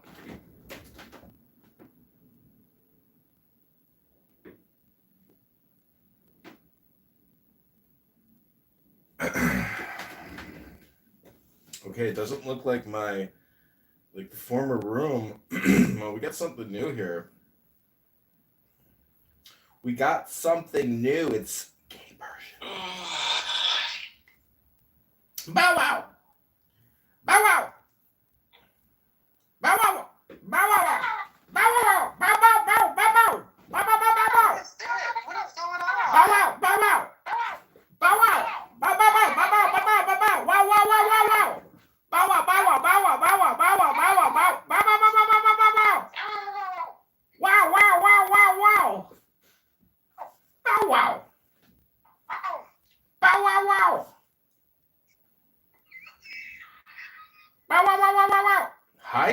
Hey Nitha, can you read me my tarot cards? Hey Zach, can you say the N word for us? Who might it bow? Bow wow. Bow wow. Bow bow bow bow bow bow bow bow bow wow. Bow bow bow bow bow bow bow bow bow bow wow. Bow wow. Nitha. Okay, Bow Wow, I want to dedicate this song to you. Wait, you're a patrilineal Jew, right? So you know about JPAMK, right? Why does that sound familiar? Jewish patrilineal Ashkenazic Mishling Kingdom. Oh, yeah, that's right. In conjunction with Rabbi Shmuley Boteach and the world's most advanced dildo, we have decided to start JPAMK in the northwest side of the Gaza Strip.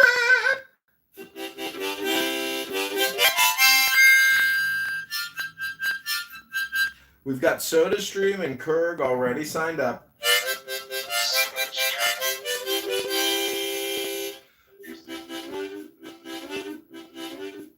We're only hiring settlers from the West Bank.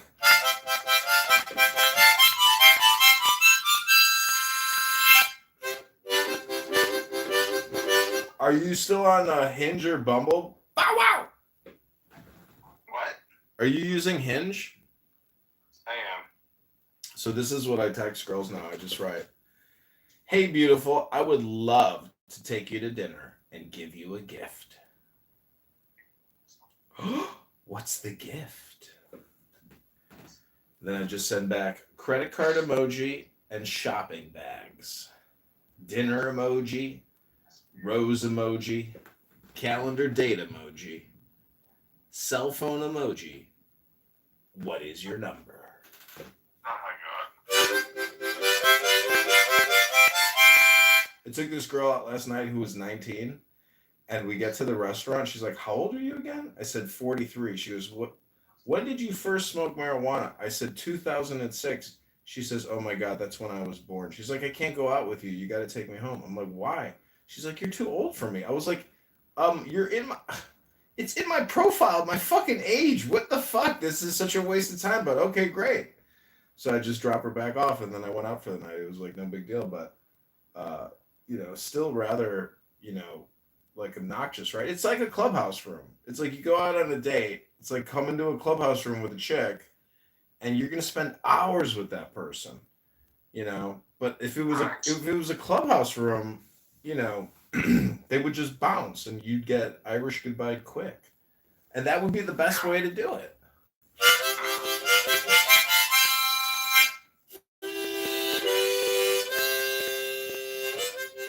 Are you going out tonight? Because tonight's a beautiful night out. People do go out. It's fucking hot as shit here. Well, nobody's got work tomorrow, so people are going to go out naturally and listen to a little music.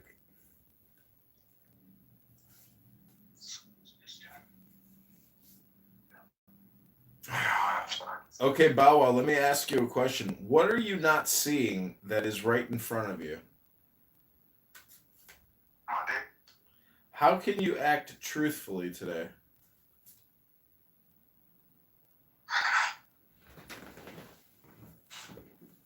By keeping your mouth shut. What was hidden and is now becoming visible?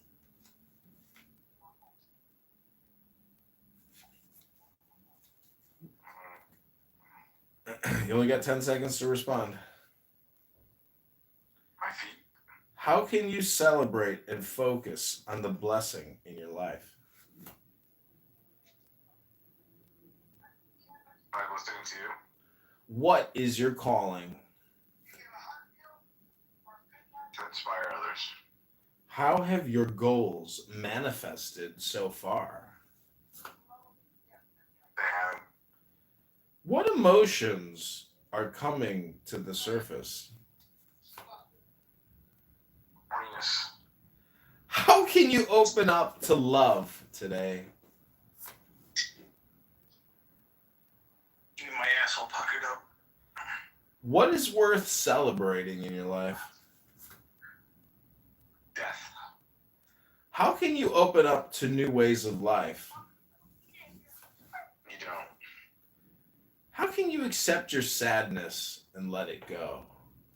G, what is your number? Just be.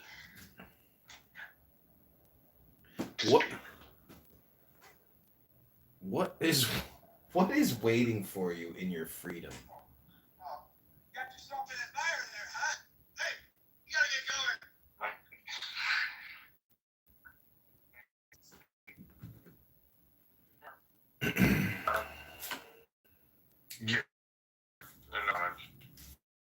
What do you believe?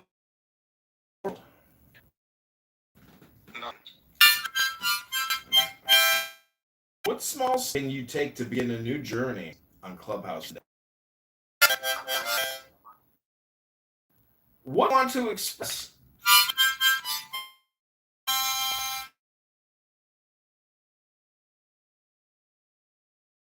Yeah.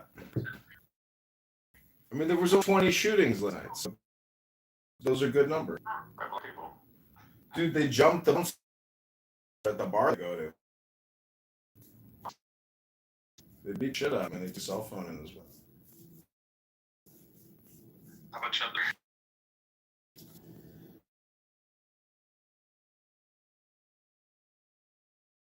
You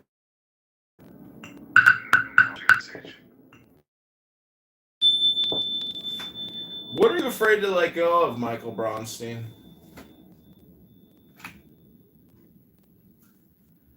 What are the lessons you can learn in this room here on Clown House?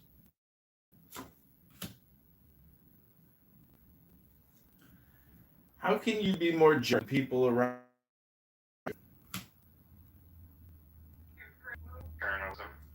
How can you work less and gain better results?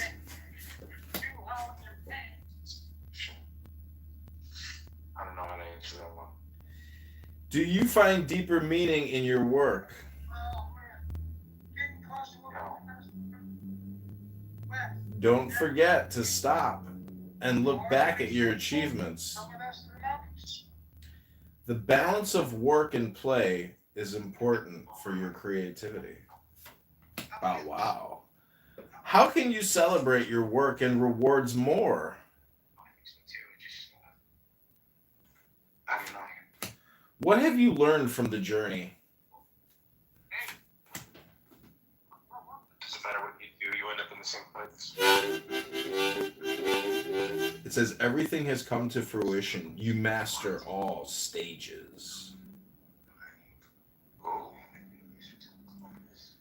How can you be generous with yourself and others? Are you reading tarot cards? Yeah. Do you actually know how to properly read them? I'm doing it right now, bro. You know how to read a book? Good question, yeah. How can you be generous with yourself and others? Be kinder to yourself, and then eventually that transcends to others. You are solving issues in a practical way, Michael. How do you approach your dreams? By just allowing yourself to exist and just live in the here and now, not in the future or the past. Take a practical approach and you will succeed. Efficiency, hard work, responsibility. What can you focus on that will lead to the fulfillment of your dreams? Finding a stable job. Your focus on your dreams will bring you great success. What if you have no dreams in the first place? Your areas of focus are ideas, opportunities, employment, and craving for new ventures.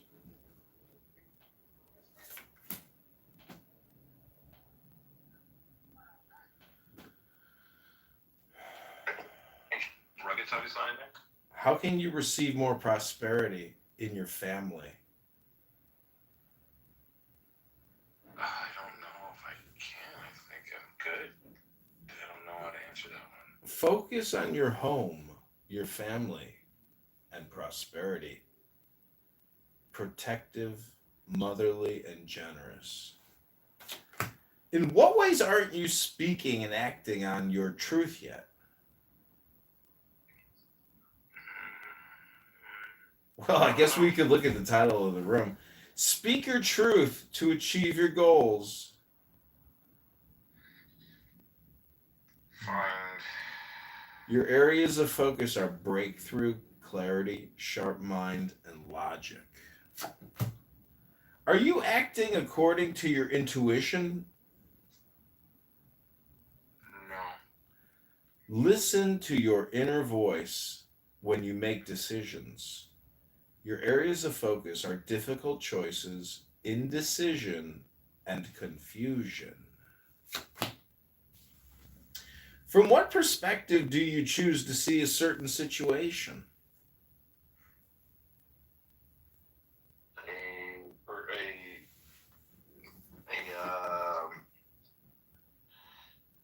What is it called? Not an analytic, but a pessimistic. You are capable of seeing from all perspectives. Oh. Areas of focus: head over heart, discipline, and truth.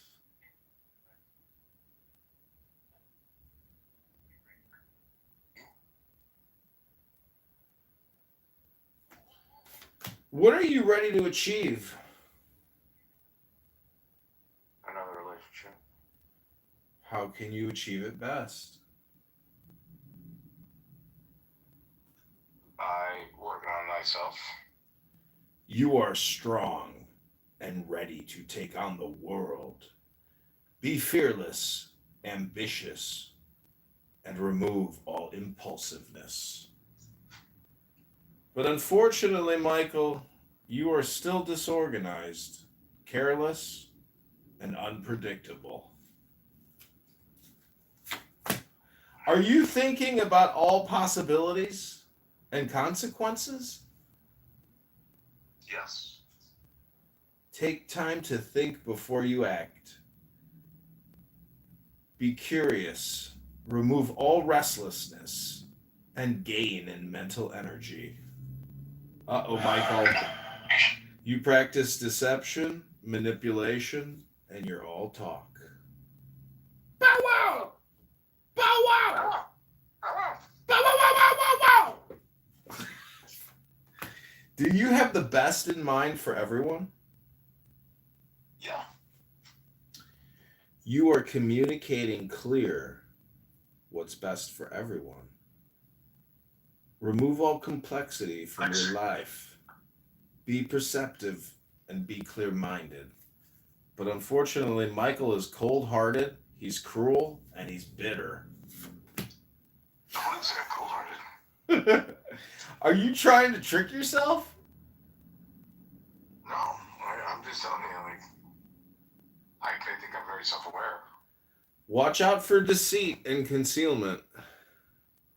You are practicing deception, otherwise known as tequila or trickery. These are your tactics and strategy. Unfortunately, I'm not Muslim. I don't practice tequila, so. Unfortunately, Michael, you have to come clean in order to get the final revelation and achieve freedom. It seems you are paralyzed, but you can move. Why do you feel trapped or blocked in your actions? Because I got something going on. Imprisonment, entrapment, and self-victimization. Michael, you need a new perspective to achieve liberation and freedom. Have you read the Tanya by the Alter Rebbe? Tanya? No, I have not. Oh my God, you gotta read it, bro.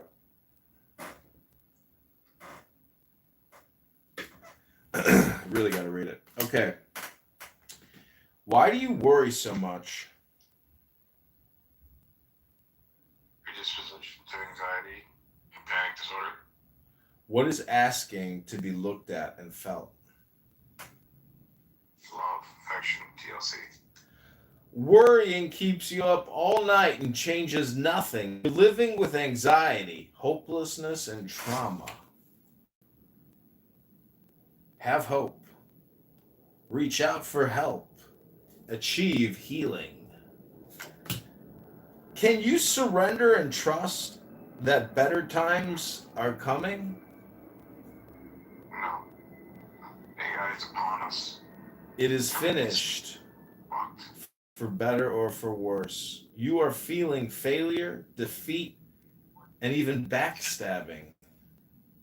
But don't worry, Michael. It can't get any worse. Only upward from here. Then you will achieve your inevitable end. Are you holding on to grief and suffering?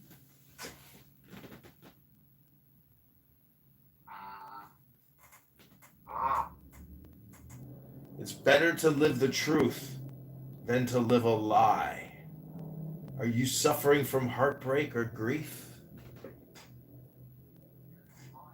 Yeah. Be perceptive. You are on the road to recovery, but you must forgive and move on.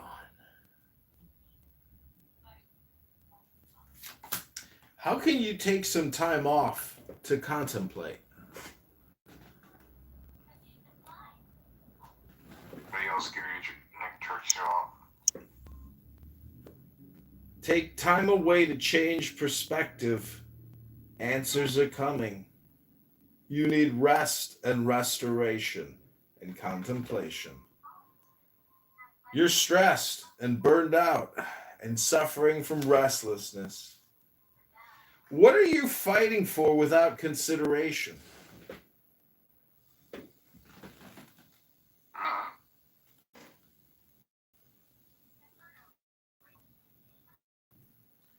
Sometimes the victory is not worth the cost. Cost betrayal. Michael, you're suffering from lingering resentment. You must have the desire to forgive. Michael, what are you running away from? And what are you leaving behind?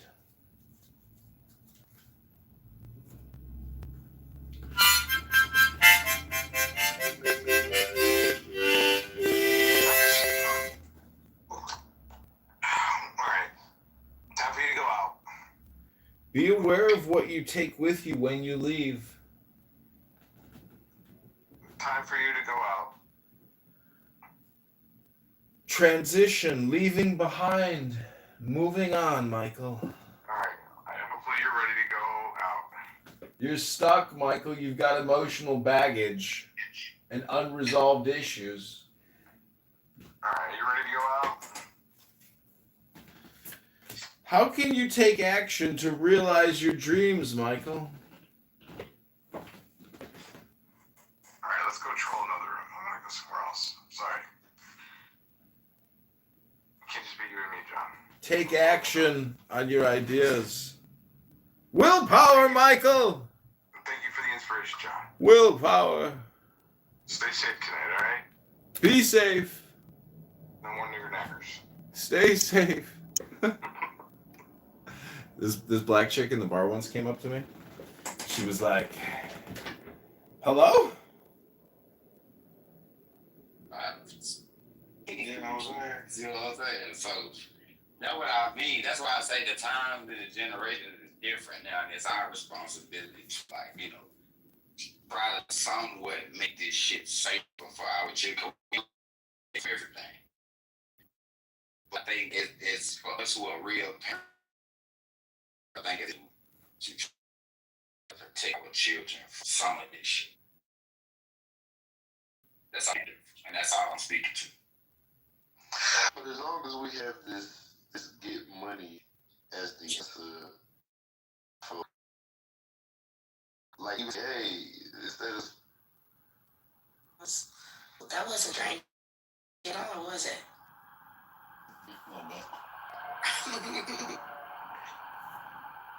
I'm gonna say that's it. That's it.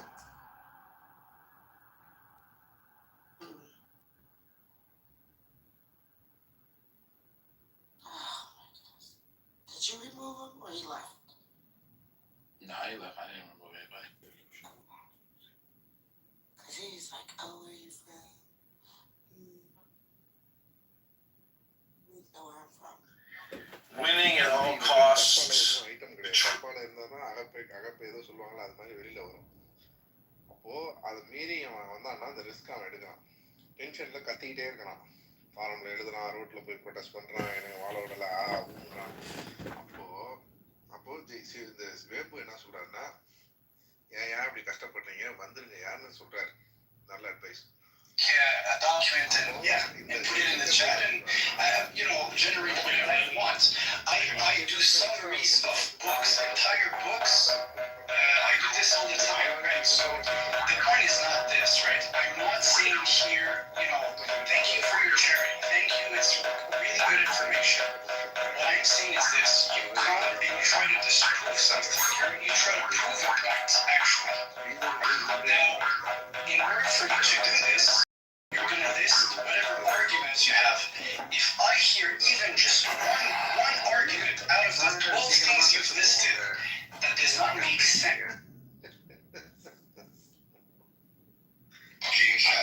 I'm not talking just like, it looks kind of like it is full-on Hitler ideology tattooed on his chest.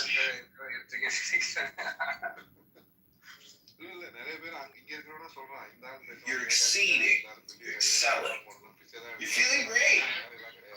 I just don't know what. Jason Hart knows there's been a car accident. Hey everyone, today I want to talk about this book, 25 Zen Essays by R.H. Blyth. Hey everyone, today I want to talk about this book, 25 Zen. Hey everyone, check this out. It's 25 Zen Essays by R.H. Blyth. This book on John Locke is crucial. It explains the ideas of life, liberty, and property.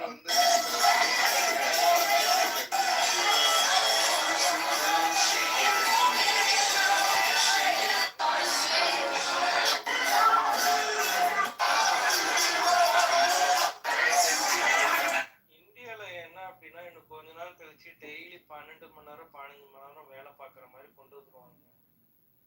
அது வந்து already வந்துட்டு திருப்பியும் back அடிச்சிட்டாங்க. ஆமா, அது வந்து நீங்க government நீங்க எல்லா இதுலயும்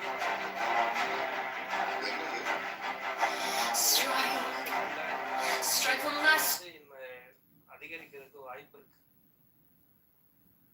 ஏன்னா நீங்க அப்பதான் காம்படிட் பண்ண முடியும். கொடுக்குற அளவுக்கு இருக்காது. ஸோ அந்த மாதிரி எனக்கு தெரிஞ்சு I had that one viewer, and that viewer made Here's why you should. பண்றது இந்த மாதிரி நிறைய விஷயம் வந்து இந்தியால கிடையாது. இப்பவும் இருக்குங்க, 12 hours ஒர்க் இருக்கு, ஆனா 8 hours தான் மஸ்ட். மிச்ச 4 hours வந்து Winning at all costs, betrayal, selfishness. 4 hours வந்து ஓவர் ஒர்க் மாதிரி கொடுத்து அதுல Michael, you're suffering from lingering resentment. You must have the desire to forgive. Michael, what are you running away from? And what are you leaving behind? கொண்டு வர மாதிரி கொண்டு வந்து ஆப்பிளோட iPhone பில்ல கொண்டு வர பார்த்தாங்க. ஏன்னா கம்பெனிக்கு டிமாண்ட் பண்ணுங்க. There you stand right now, Shadow. Okay. அதாவது என்னன்னா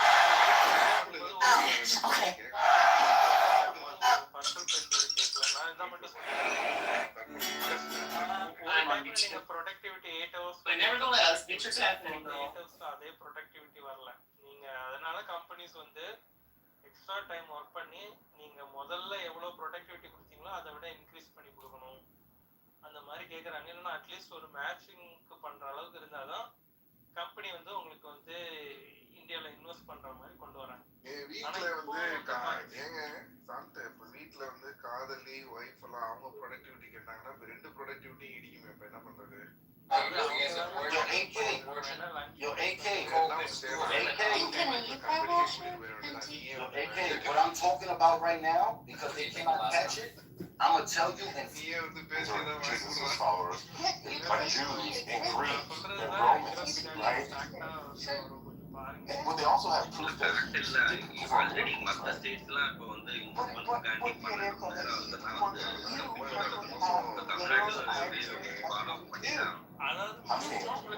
I do believe I said they.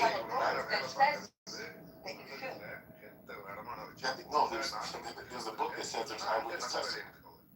Okay, and I can write a book right now that says I have eyewitness testimony. Live reading in my backyard. Is that what you're doing? Well, no, but we have. Sounds interesting. Oh my God, you have no idea. They're feisty. I can go on forever about them. Miraculous events are true.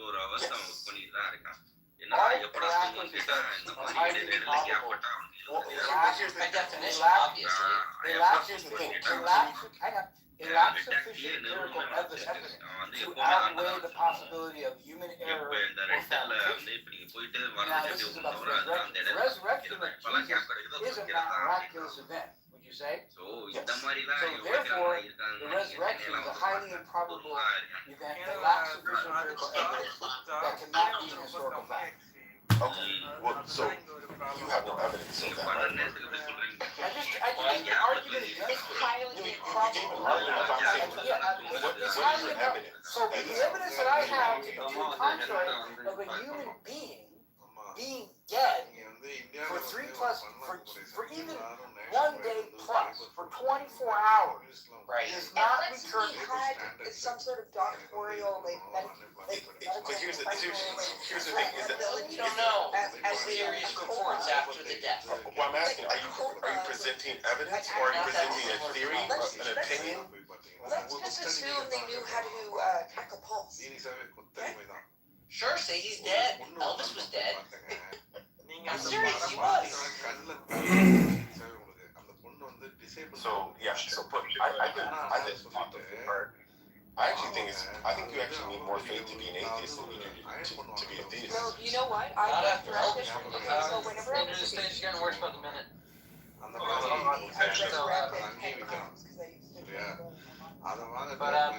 Wait, when you say you need more faith to be an atheist, that makes faith sound like something bad.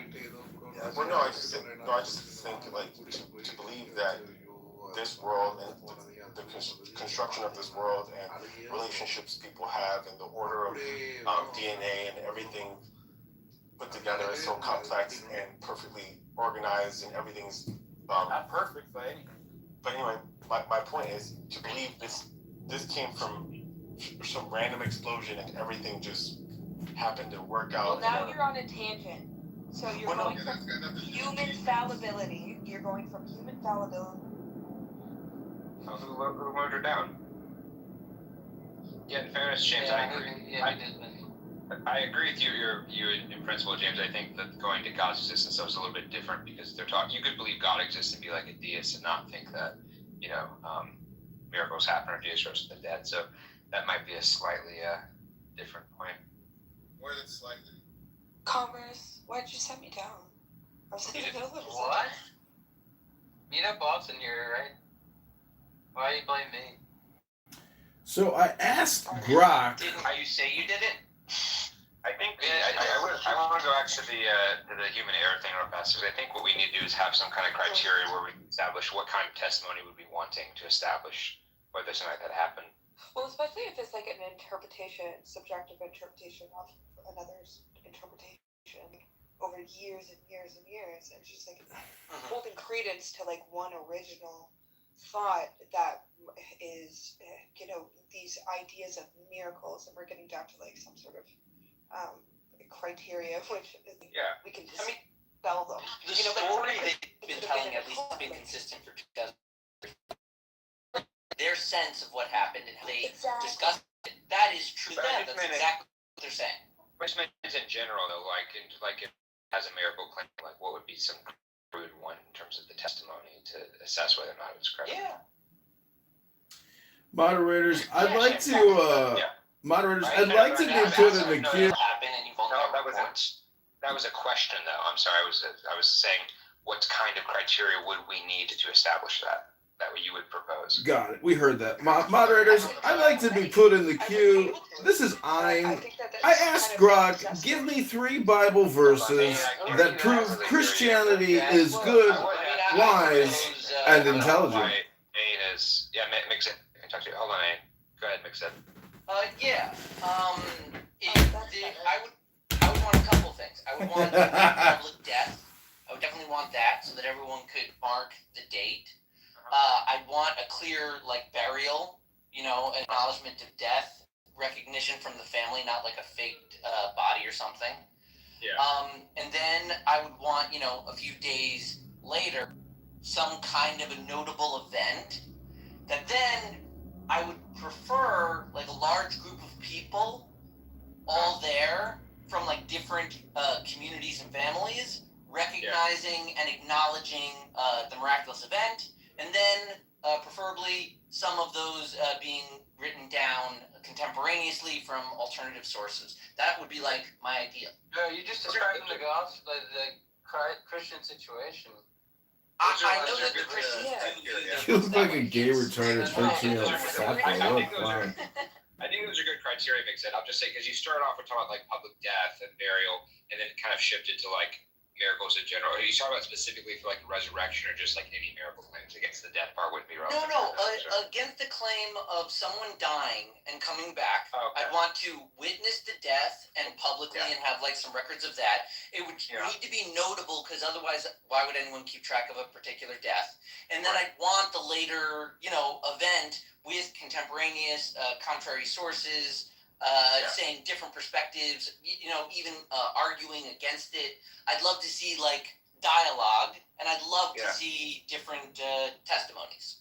Right, it seems and even then, biblical clues are not written by a specific person. You don't know who it's written by. We know Paul. We know who wrote Paul's letters. These are some objections. Yes.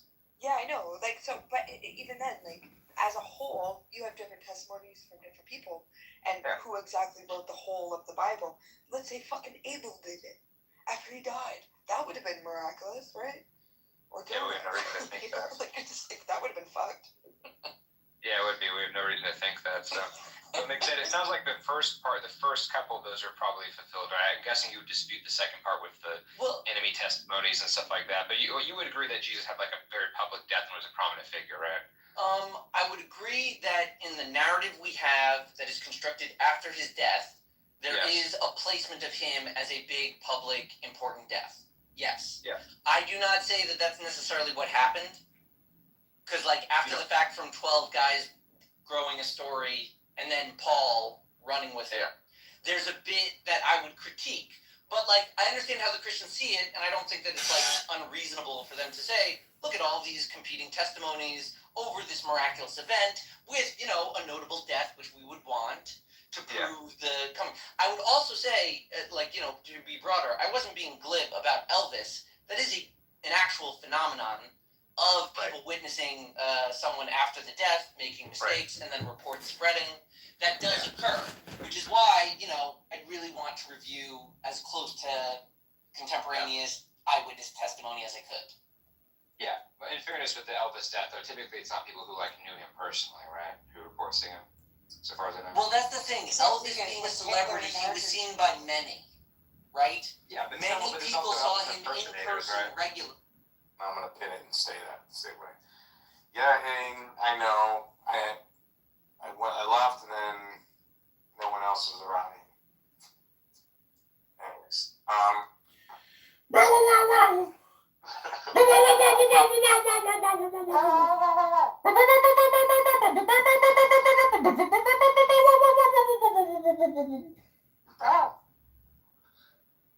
Ellie, Ellie, are you doing squats to work on that tuchus? I do Pilates and hot yoga and Krav Maga. But you don't do any squats?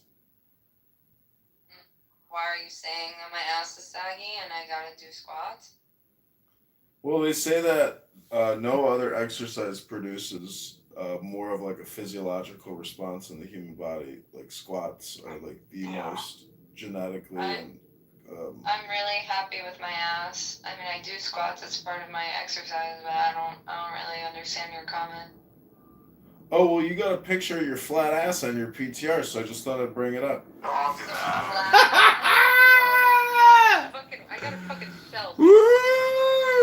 Baby got a shelf. Baby got a shelf. Baby got a shelf. Baby got a shelf. Baby got a shelf. Baby got a shelf. Ellie. Baby got a shelf. He's rage baby. I know. Baby got a shelf. Well, let me ask you this, Allie. What is holding you back from taking action? Of what? Whatever you want to do it now. Action, adventure, fearlessness. He's like, right, he gets you like pulled in, and then like. It's true. I think you're suffering from anger, impulsivity, and recklessness. I'm vibrating shit. I'm tired. I had a long day. Stop it. Well, take time away to change perspective. Answers are coming. I don't care. How can you take some time off to contemplate?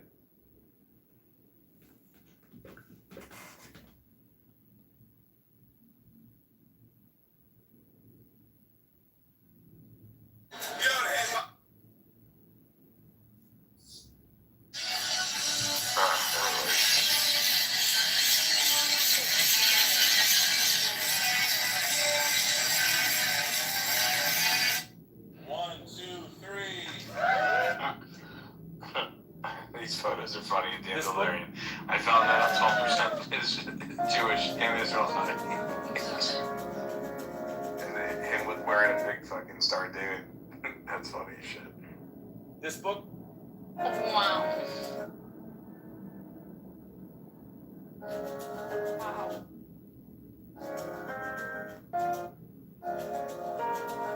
Wowzers.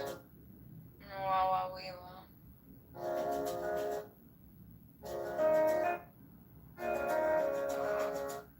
America sucks. This book on John is America.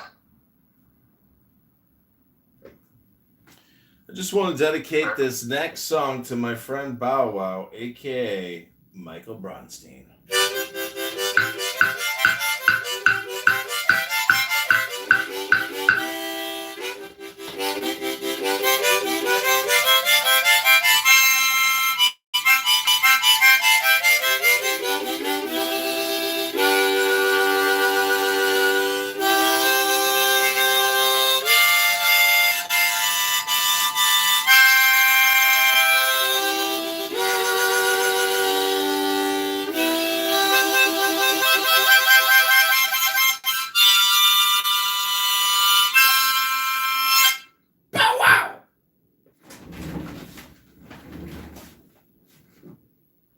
Oh wow. Cute. So cute.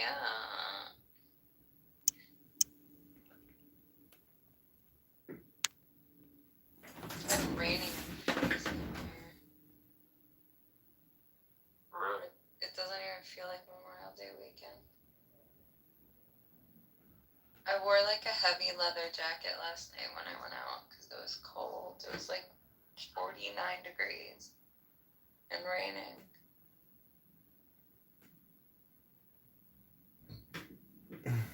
Well, you need to find a handsome shidduch to take you to Oahu to go skinny dipping in the ocean.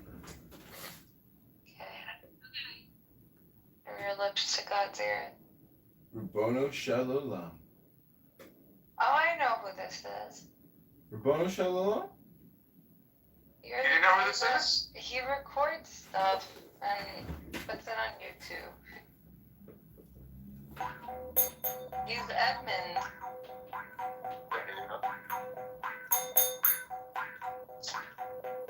Do whatever you want to do. You know, whatever you want to do it now. Action, adventure, fearlessness.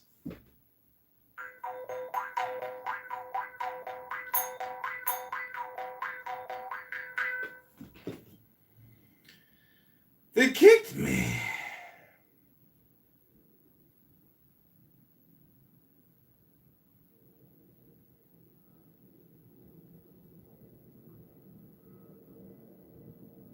We need to know that, like, I'm saying you could be reasonable, make that effort to say if nine dentists recommend this, although I don't know 100% certainty, it could be some conspiracy, but I think that generally gives me good grounds to believe that the toothpaste.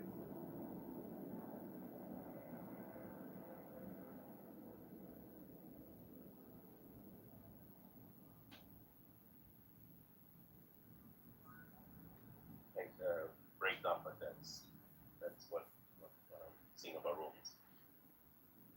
That's okay. Hello, moderators. I would like to answer the topic in the title of the room. All right, go ahead.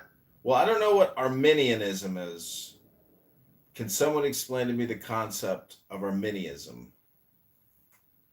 I don't want. How are you gonna I don't want to answer Google the it. topic if you don't know what I it don't is? want to Google it because I'm lazy. So what part do you want to answer? Free will or Arminianism? The delusion of free will. Okay. Well, before we go further into that, are you a Christian? Yes. Oh, okay. So Arminianism, sorry for interjecting, is we've got two positions in Christianity, and they are not salvific issues per se. So the Armenians believe that faith precedes regeneration. So regeneration being born again. So they believe that you have faith first and then you're born again. Calvinists, the opposing view, believes that you have regeneration, as in you're born again by God, and then you have faith. And then the reason why I believe Greg set up, well, I agree with him. The delusion of free will is that most of the times Armenians will argue that they have free will, which usually they don't define the best way, but usually what they are arguing is that they are claiming they have freedom of choice. And their freedom of choice is what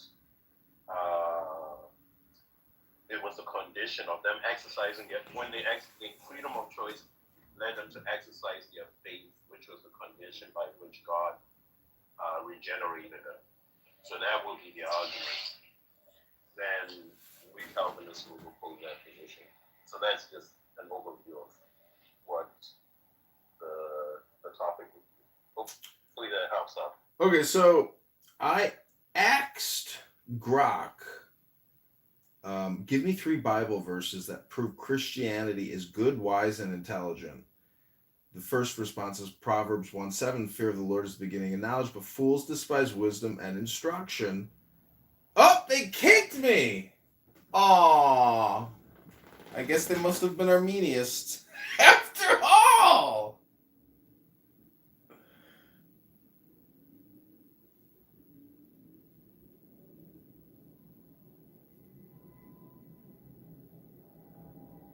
Who the King of England was in 1532.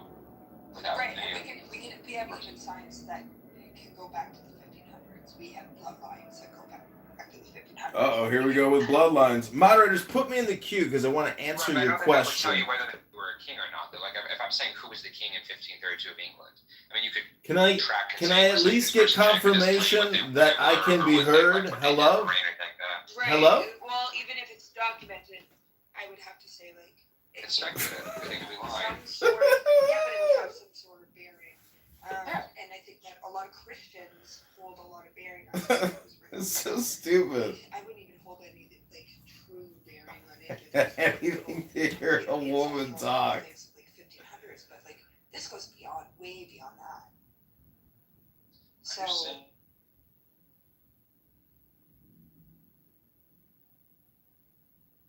I mean, I'm a teacher, so I teach, and I'm also running the business.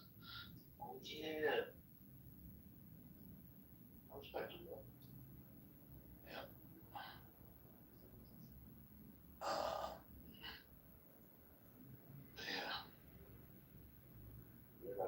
Texas Bowl? I mean, let's see. Last time I was out in Texas, I was in Houston. Oh yeah. Yeah. What kind of business do you run, Black? What? What kind of business do you run? A black-owned business. Oh, creating clubhouse rooms about delusions. Woo! That was a low blow roast right there. I don't even want to look. Did I get kicked? I bet I got kicked. I didn't get kicked yet. Oh my God. One of my fans just showed up. Oh my God. Threw a blow in the street. They say if you get in a street fight, you should just back up and throw punches. Just back up and throw punches. Back up, throw a punch.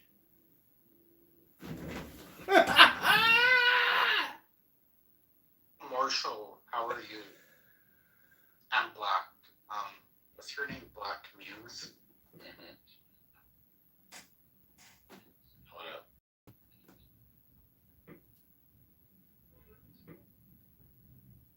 Marshall comes in rooms, but he gets like oddly quiet. I don't know what's going on with him. Oh, he drinks vodka. He gets shit faced. No, His Adderall and his vodka together put him to sleep. Vodka. He smokes Kush now. Oh, he's on the Kush. And so Marshall is on that Kush. And he's smoking up. I assume. So, Black Muse, what would you say the most entertaining tidbits of your rooms were today? What delusions from the conservatives or the liberals were most entertaining to you? None of them. I don't find them entertaining. I find them annoying.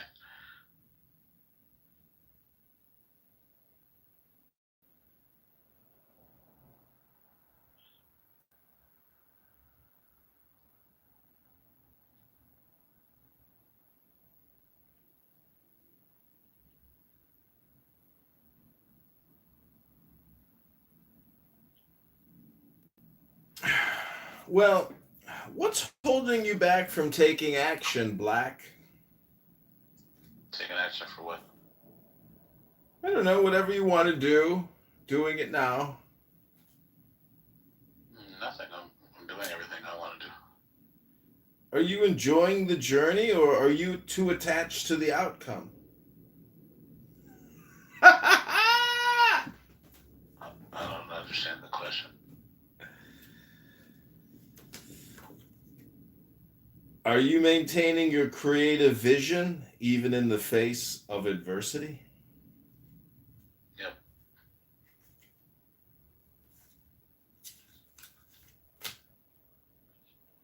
How can you take action to realize your dreams?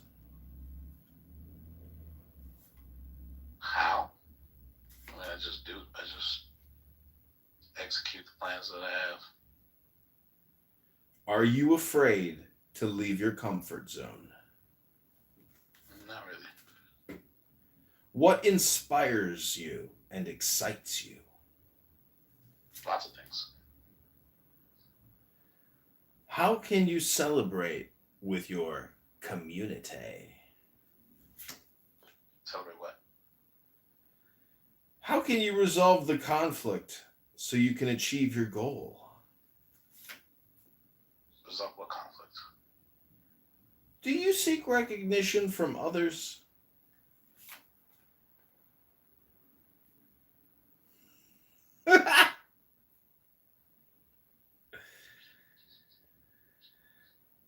What have you learned from overcoming obstacles in the past?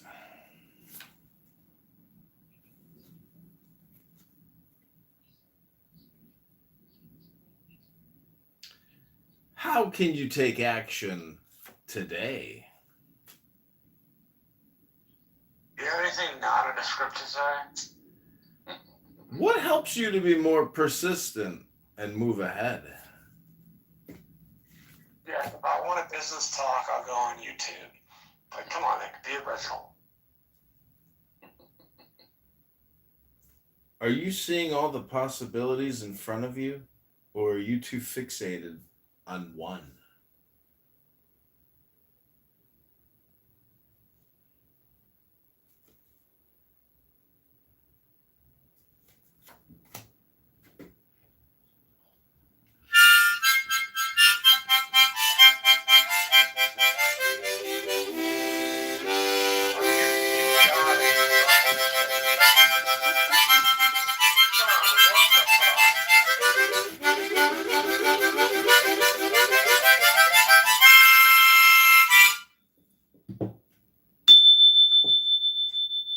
You know what this room needs, Black?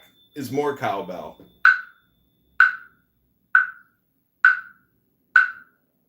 It needs you not to be a weirdo.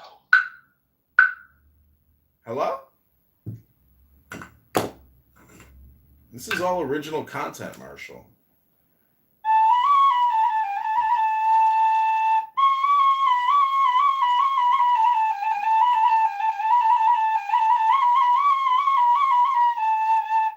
What the fuck is wrong with you? Dude, like somebody dropped you on your head as a kid? This is just weird shit, dude.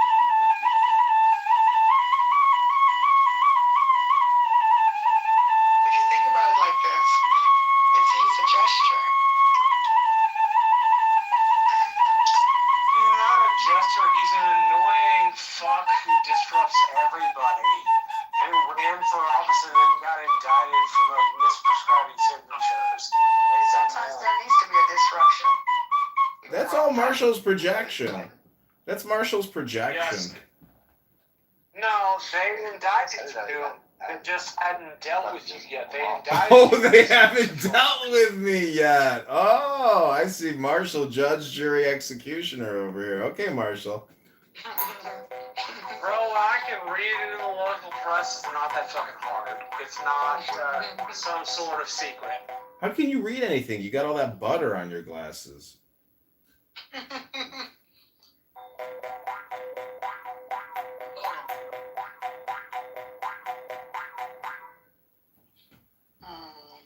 They haven't dealt with you yet.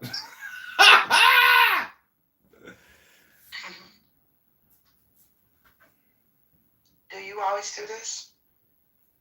Are you? Well, are you talking to me or Marshall? Because Marshall always does You? this.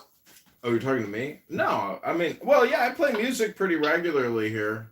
I read tarot cards. What are you afraid to let go of, honey? Nothing. Well, holding on keeps you from growing and evolving. You need to practice conservation, security, and frugality. I just said nothing. Exactly. You're greedy, and you practice possessiveness, and you have attachments. I don't. Well, what's holding you back from taking action? Nothing. Well, apparently you practice action, adventure, and fearlessness. But you suffer from anger, impulsivity, and recklessness. How can you step into leadership in your highest potential, honey? None. You have the dynamic energy of a leader. You practice the big picture and overcoming obstacles, but you're impulsive, overbearing, and you have impossible expectations. What are you running away from? Nothing. What are you leaving behind? Nothing. Well, be aware of what you take with you when you leave. I take nothing. Uh-oh, you're stuck, and you have emotional baggage. Do you have any When I die, I'm gonna die alone with nothing. You have unresolved issues. No, I don't. Are you seeing all the possibilities in front of you, or are you too fixated on one of them? Seeing all the possibilities. There's always more than one way to do things. Are you rehearsing this? Did you rehearse this? You sound stressed and unwilling to delegate. I'm actually stuffing my face with a sandwich that's really tasty. How can you take action today?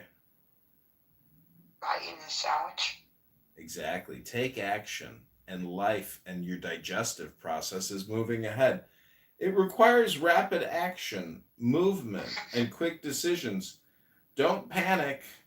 Stop waiting and stop slowing down. I know you didn't rehearse this for real. What helps you to... Are you reading off a paper?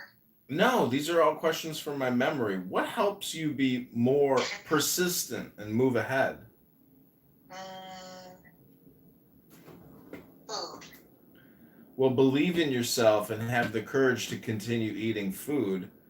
It takes strength, but I'm afraid that possibly you're suffering from exhaustion and fatigue, and you have unsure motives. On who part? My part? Yeah. Nope. Well, that's good. There may be challenges ahead, but you can do it. What have you learned from overcoming obstacles in the past, honey? There will always be more. It seems to me like you have a tendency to give up, and you have a lack of confidence, and you're overwhelmed. Never gave up a day in my life. Do you seek recognition from others? No. Well, you have earned every success, victory, Absolutely. and success, and public reward is coming your way. However, I think you have a lot of pride. And what do you think? No. No? No. Humility is a part of who I am. How can you resolve the conflict so you can achieve your goal? I'm in no conflict. Well, be wise and take life as it comes. I do that. Do you find yourself getting into arguments? Sometimes. Do some of these arguments have tension in them? Yes. Is there a competition? Yes. Well, you're all fire, honey. You need to avoid conflict and respect differences. That's true. I do. They don't. How can you celebrate with your community? By enjoying myself. Be ready to receive all opportunities coming your way, honey. I am. Soon there will be a celebration at your home. But you're suffering. Absolutely. You're suffering from a lack of support, and there are conflicts in the home. Time to prepare for a transition. That's a fact. What are the conflicts? Don't see eye to eye. What inspires and excites you? Traveling. Find your inspiration to take action, look ahead, expand, and achieve rapid growth. That sounds exciting. There will be delays and frustration and many obstacles. Are you enjoying... What were you going to say? Go ahead. I think I agree. Go ahead. Are you enjoying this clubhouse journey, or are you too attached to the outcome? I'm enjoying it. Focus on your dreams and enjoy the journey of exploration, excitement, and freedom. Absolutely. Don't procrastinate. Don't give in to conflict. And don't give in to a lack of direction. I'll take that. How can you take action to realize your dreams, honey? Just try doing what I know what my dreams are. Take action on your ideas. Creation. Willpower. Manifestation and action. But honey, I'm afraid you have a lack of energy. That's true. A lack of desire. Some areas, yeah. And boredom. Absolutely. Are you afraid to leave your comfort zone? No. Well, believe in your personal power, honey. I have hesitations. Yeah. The Oracle is telling me that your areas of focus are discovery, decisions, and planning. Hello?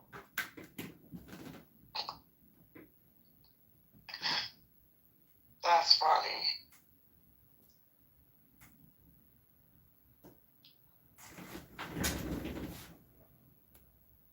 I can tell you all that, but interesting. All those questions come from the tarot cards. Valid questions.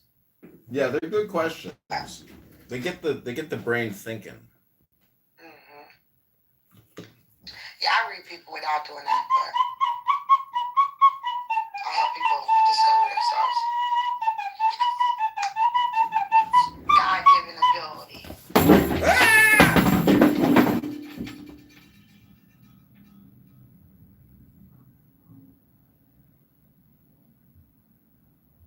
Nobody can reach you like you reach yourself.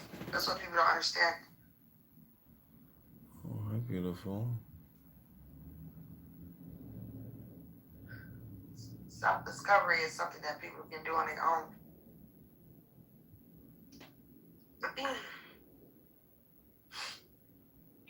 Gotta get rid of this cold.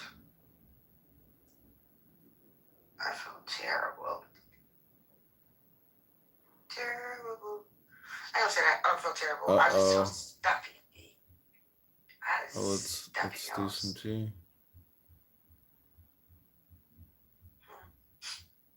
How long you gonna keep this open, Jason?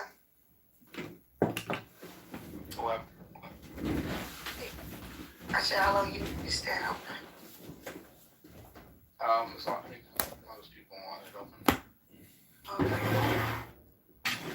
People want to come. I ain't fall asleep. I just want to let you know. I'm gonna need you to stay awake. Oh, for real? Oh.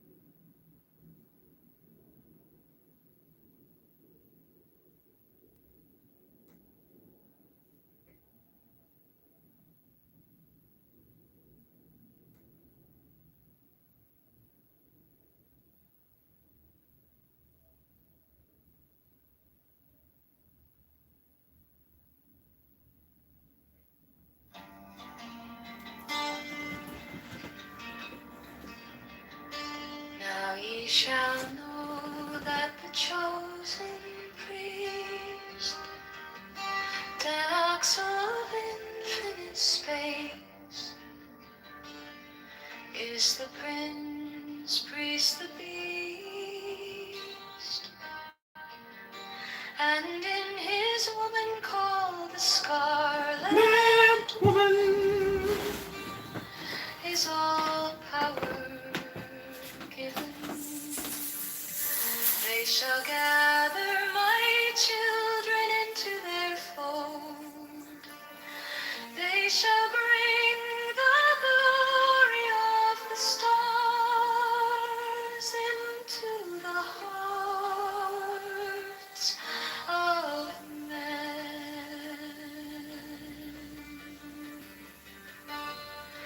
16, for he is ever a sun and she a moon, but to him is the winged secret flame, and to her the stooping starlight,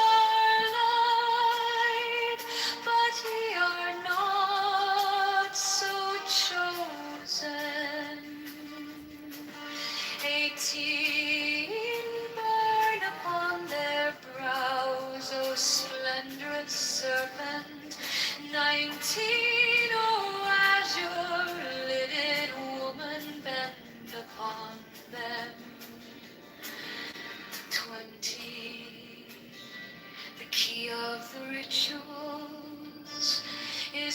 secret word which I have given unto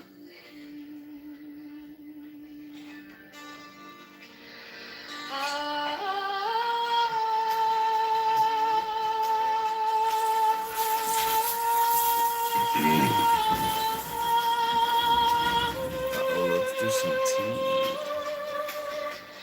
How beautiful, huh? Good.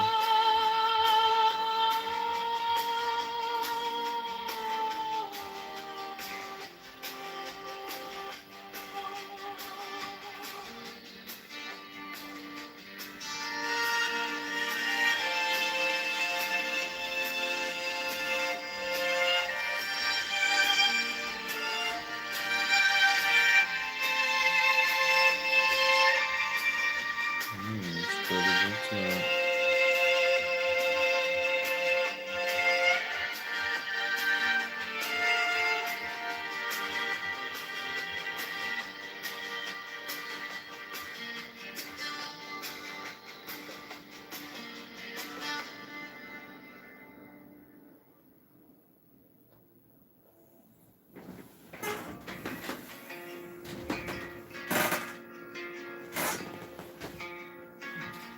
Now ye shall know that the chosen priest, my soul of infinite space, is the prince priest, the beast.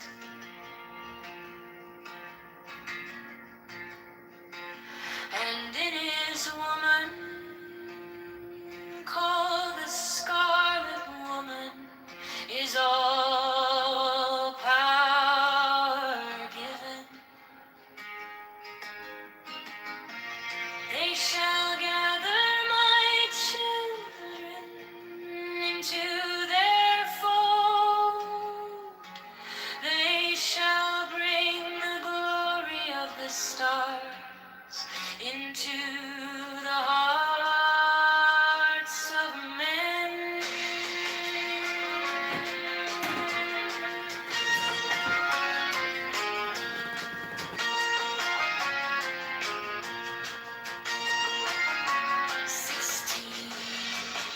For he is ever a sun, and she a moon.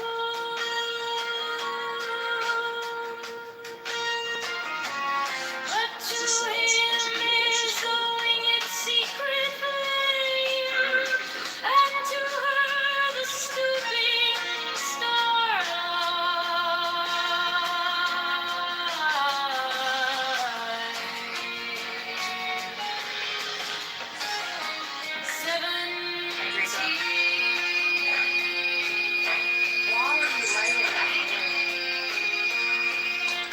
But ye are not so chosen.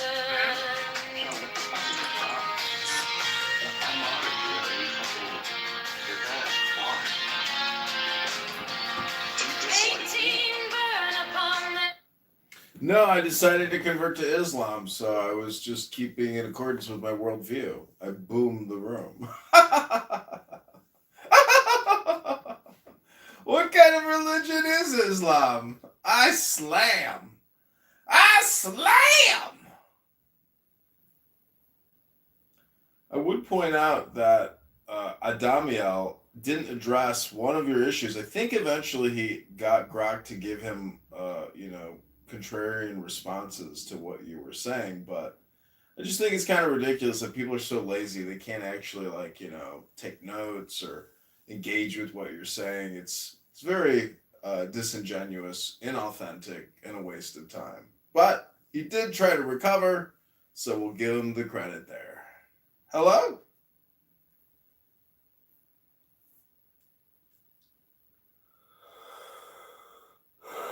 Hello? All right, well, ladies and gentlemen, I'm going to go out and continue meeting hot 19 and 20-year-olds and 21-year-olds and 22-year-olds and 23-year-olds and 24-year-olds and 25-year-olds and 26-year-olds and 27-year-olds and 28-year-olds and 29-year-olds. Ribbono Shalom. Have a good night. Try not to be redundant. Don't repeat yourself. And, just remember, take action on your ideas. CM, how can you take action to realize your dreams?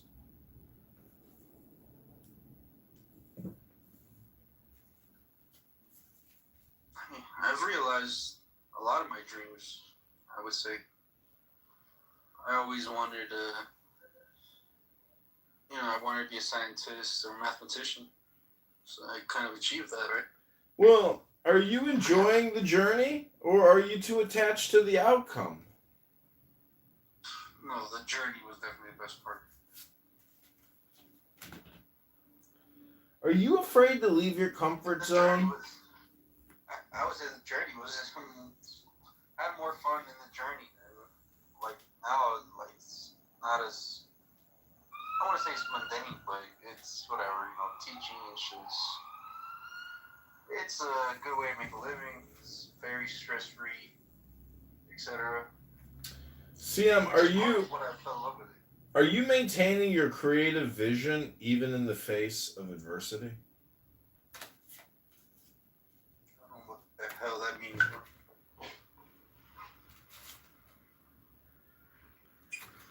What about you, John? Have you achieved your dreams, or you need like 40 more phones? Can you surrender and trust that better times are coming? I don't know if I think that. I don't know if I believe that. It is finished, for better or for worse. Failure, defeat, and backstabbing. It can't get worse from here, CM. Only upward to the inevitable end. Moderator, point of order, moderator, point. Hello?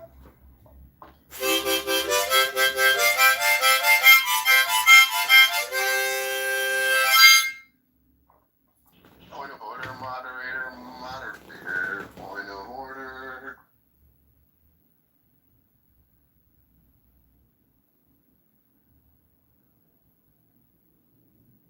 John, when did you start going bald? When I was in college, I think my freshman year, sophomore year, I looked in the mirror and I saw my receding hairline, and I was like, "What the fuck? What the fuck? Oh my god! Oh my god! What's happening to me? Am I dying? Am I dying? I think I'm dying. I think I'm dying. Ah! Where have you gone? Where is my hair going? Where have you gone? Why did you leave me? Why did my hair leave me and fall to my face? Do you think it was God's fault? Do you think God did that to you? God wills it! God wills it! Hey, John, what did you study in college? Business administration. I think the most difficult classes were chemistry, production operations, and I guess maybe calculus and Did you have to take business calc? I took statistics, but I don't remember a class called business calc. My school has like calculus for like math and physics and like majors and like engineers and stuff. And then they have like this watered down version called business calc for like business majors. Well, I don't know, like they need to like in hindsight there's just so much wasted time in academia. Like Moderator, point of order, moderator. hello? I mean, I guess for you it was all wasted time, right?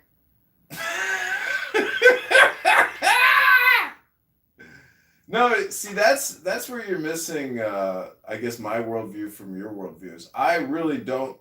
I think there's not a speck of dust out of place in the whole universe, and so my experience and my happening is all just, it's not like it hasn't been traumatic or negative. It's just an experience. And so, I don't know, I'm fully satisfied and content, you know, if you can get to that special place and, Moderator, point of order, moderator, all the points are in order. There's not a point out of order in the universe. That was very profound of you to say, John. exactly. I mean, CM, you work in mathematics. How does 1 equal 0? Can you explain how 1 equals 0? Point of order. When I say point of order, I expect you to mute your microphone, John. Please. Lest I reprimand you. Moderator, point of order. Point of order, moderator, or... Oh my god, that's gonna be stuck in my head. Point of order, moderator. Moderator, point of order. My voice is going to be stuck in your head. Can you say it sexier? I'm not with John Kitover present. Can we get Zabu to say it? Zabu, let's hear you say it. My voice is nothing compared to that of the golden throats of John Kitover. Daniel. And I call him John Kitover.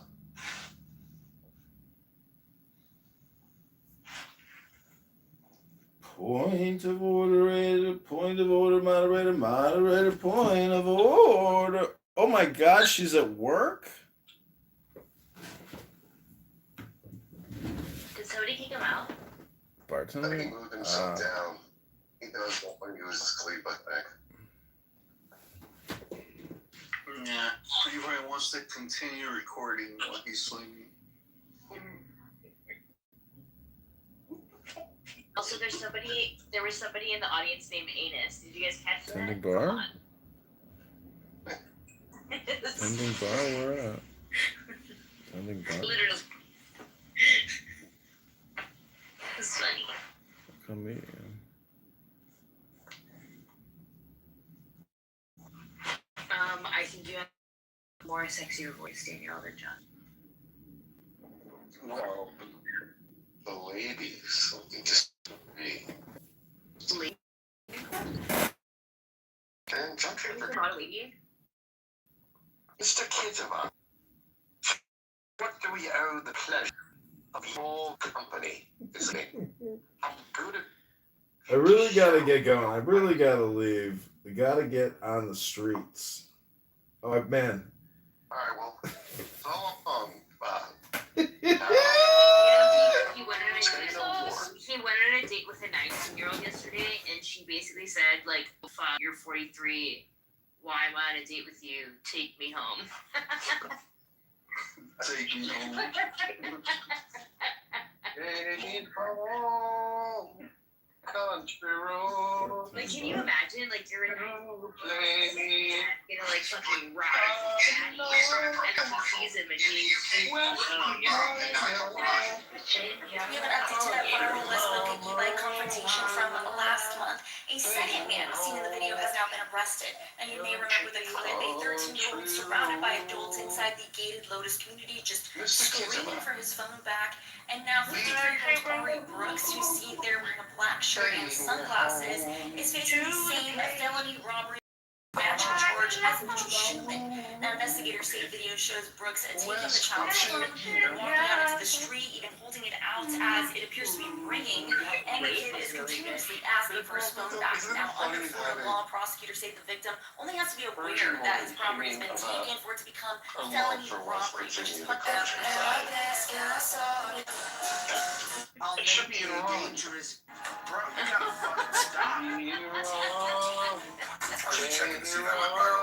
Take me home to a place I belong.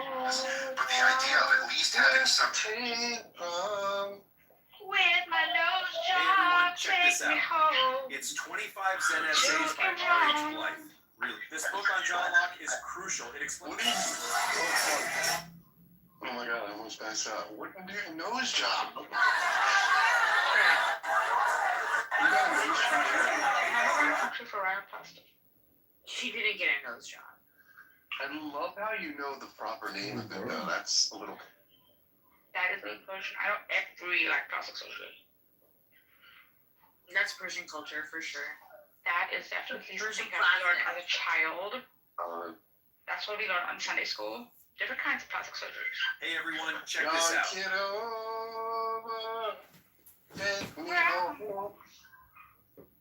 To a place that I call home. Clubhouse world, clown house world. Take me to a place where Muslims don't exist. What? You don't want me to exist? You know, it's lawful. Until the Muslims have a constitutional referendum and a... No, actually, I'm dating a Muslim chick now. I'm dating a Serbian. She's hot. She's very hot. I call Clown House. Clown House is a big tent with lots of R words. Many, many R words. Every day, every week, saying the same speak. In Clown World, Clown World. I saw the sign and opened my eyes. To get into the right way. Beef is in the streets.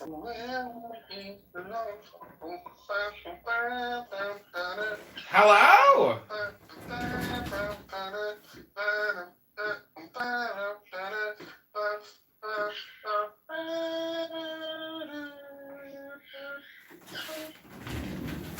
Hello? I feel like John's Hello? Barbie every night. They look lots of Little Barbie dolls. Hello? Little Barbie doll. That's the guy that had a real doll. Hello? Doesn't he seem like this other guy that has a real Hello? Yeah, like a real Barbie. Hello? Like a little... Hello? Hello? Hello? No. Hello? Hello? Oh yeah, that's like the silicone like sex toy. Yeah. And he talks to it. He's like hybrid it. But I think he's more old school where it's like inflatable. It's inflatable. Oh, like the cheap ass, like a kid with Yeah. That's like mama. floating device for a pool. Yeah. Like one of those. And a Barbie doll. Yesterday. All my troubles seem so far away. Now the as though they can't stay. oh yesterday came suddenly. Wow.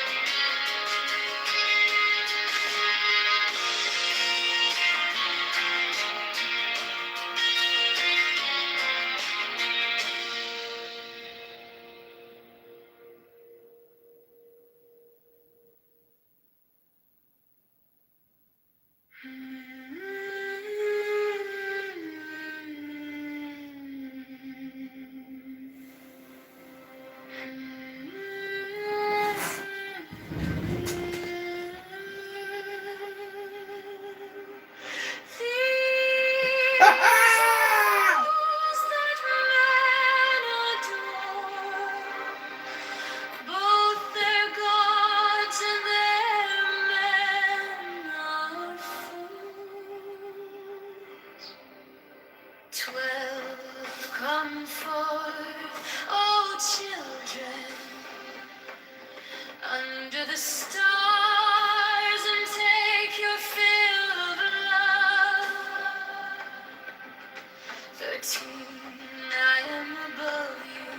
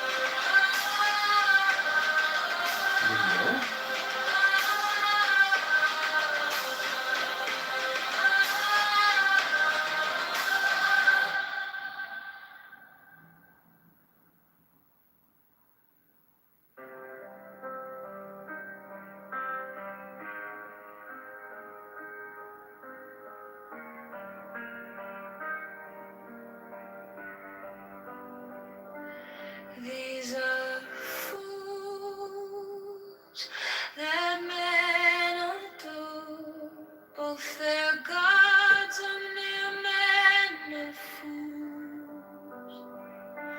12 come fall for children under the stars and take your fill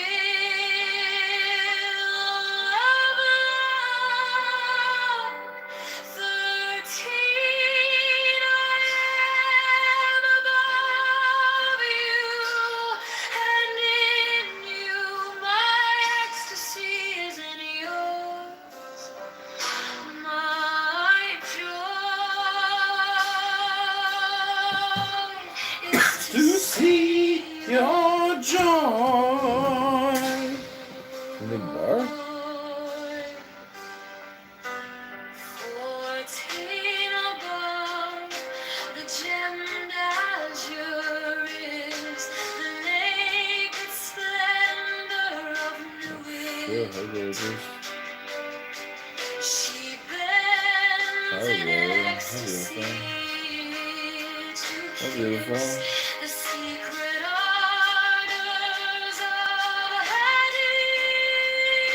Hades. The winged glow Oh, let's go of and the get a drink. starry blue.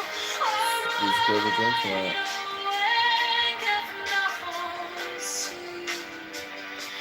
My Let's go to drink tonight. joy is to see your joy. Holy fucking shit.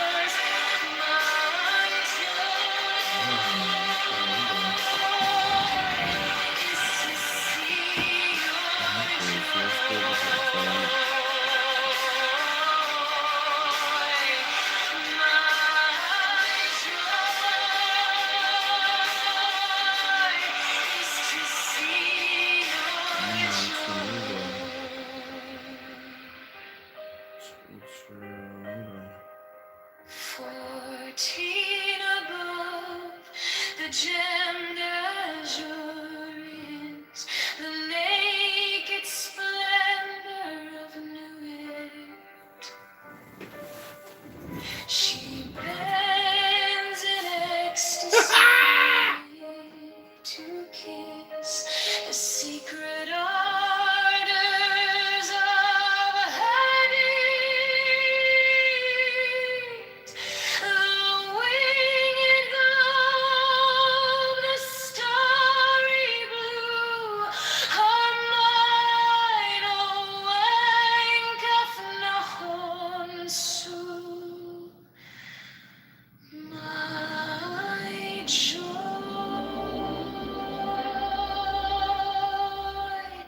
is to see your joy.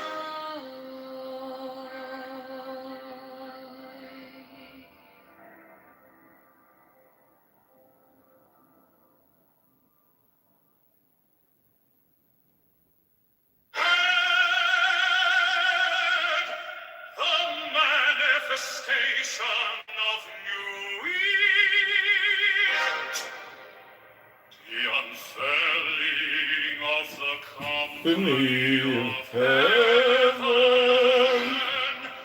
Every man and every woman is a star. For every number is infinite, there is no difference.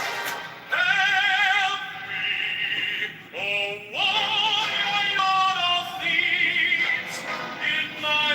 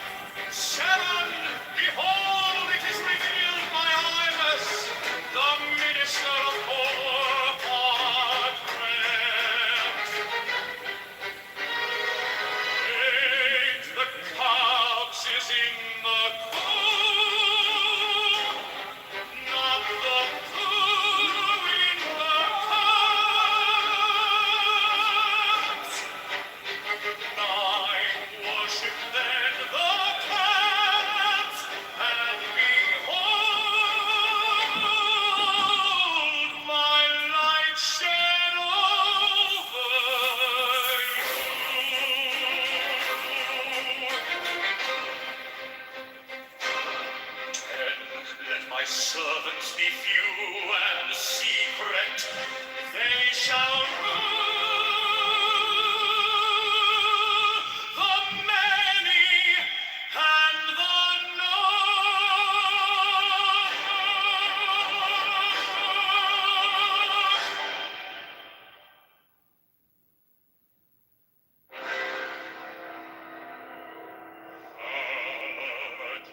the manifestation of new wheat to the unveiling of the company of heaven. Every man and every woman is a star.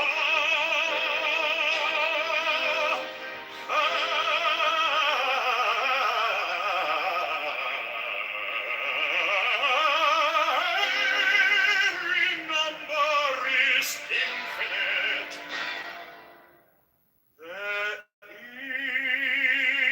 is no difference. Five, help me, O warrior lord of deeds, in my unveiling before the children of men. Nowadays, we present us my heart and my thought. Seven, behold, it is revealed by I was the minister of Orpakrat. Answer the cats is in the poo, not the poo in the cats. Nine worship, then the cats, and behold my light shed over you.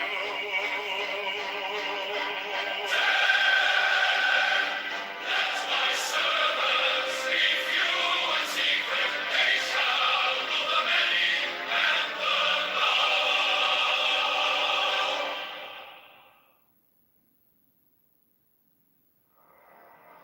Mine is the head of the man, and my insight is keen as the hawk's. By my head I invoke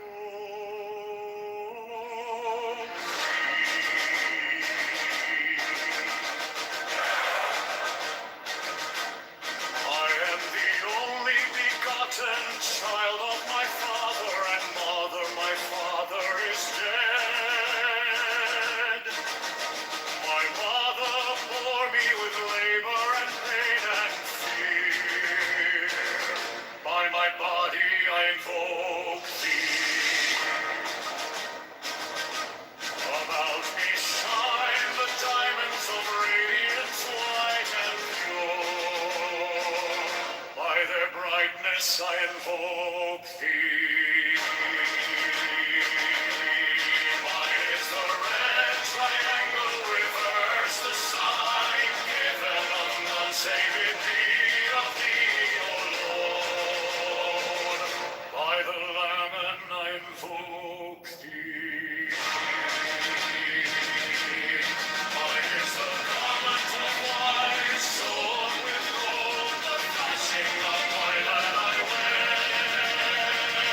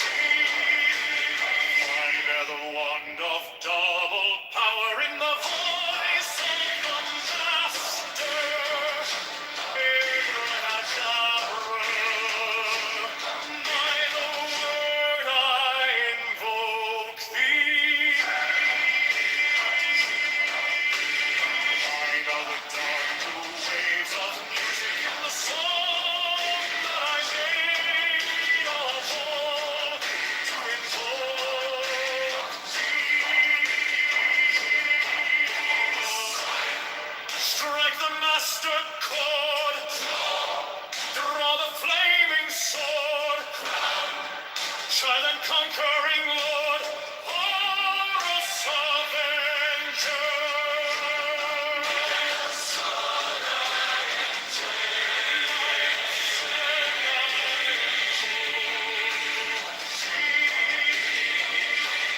hand is thy sword of revenge, and strike at thy cheek.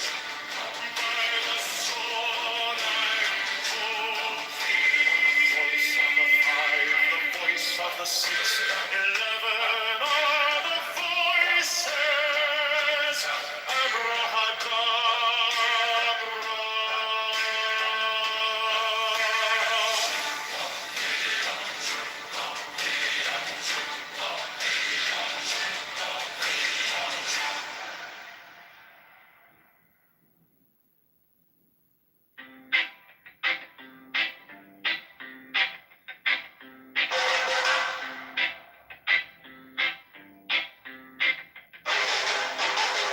Mine is the head of the man, and my insight is keen as the hawks. By my head I invoked it.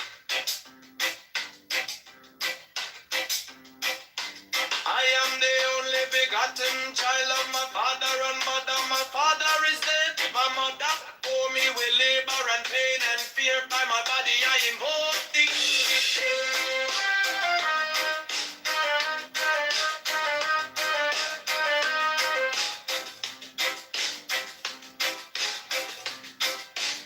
Upon me shine the diamonds are radiant, white and pure. By their brightness I invoked it. Mine is the red triangle reverse, the sign given of none. Save it be of thee, O Lord. By the Lamb and I invoke thee.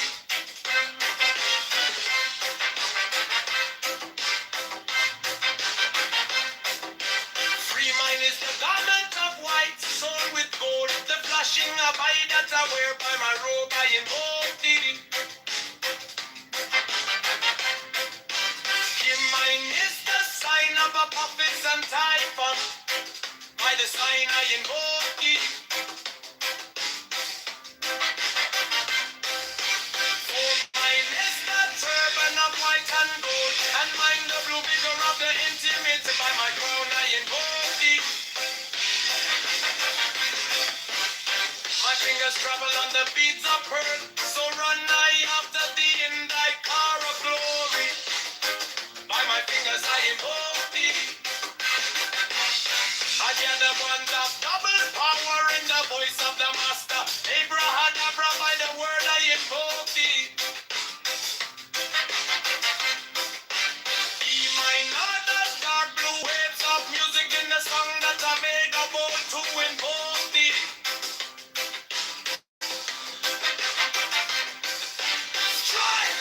Strike a master chord. Draw the flaming sword. Child and conquering Lord. Horus, avenger. By the song I invoke thee.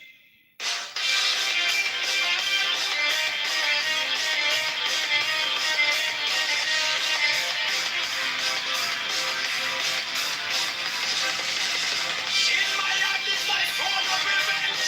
Let it strike at thy beginning. By the sword I invoke thee. The voice of the fight, the voice of the 6, 11 other voices. Everyone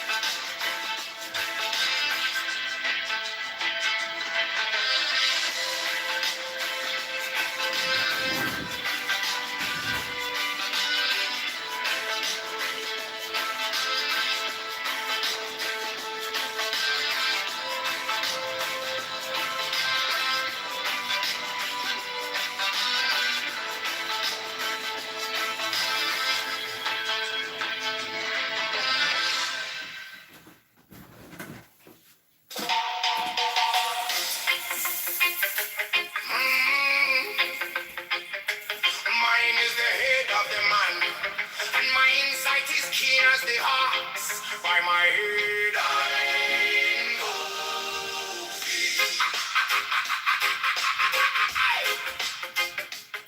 I am the only begotten child of my father and mother.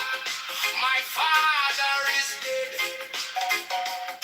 My mother bore me with labor and pain and fear by my body. I invoke thee about me. Shine the diamonds of radiance, white and pure by their brightness. I invoke thee. Mine is the red triangle reverse. The sign given of none, save it be of thee.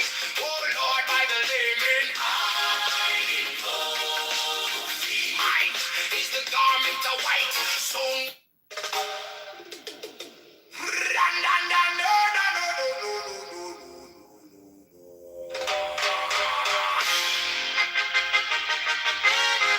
Mine is the head of the man, and my insight is keen as the ox.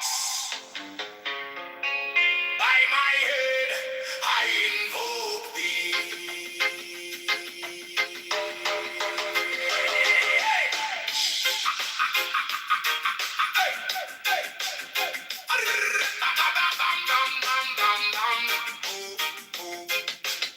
I am the only begotten child of my father and mother. My father is dead. My mother bore me with labor and pain and fear by my body. I invoke thee. About me shine the diamonds of radiance, white and pure. By their brightness,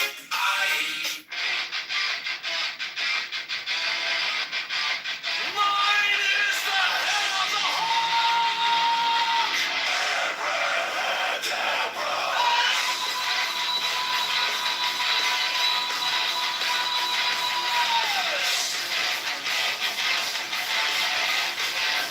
Since I bear the rose and cross of life and light, giving the sign and each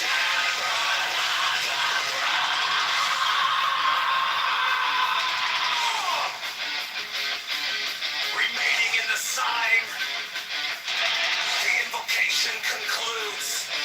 Therefore I say unto thee, come thou forth and dwell in me, so that every spirit, whether of the firmament, or of the ether, or of the earth, or under the earth, on dry land, or in the ether, of whirling air, or of rushing fire,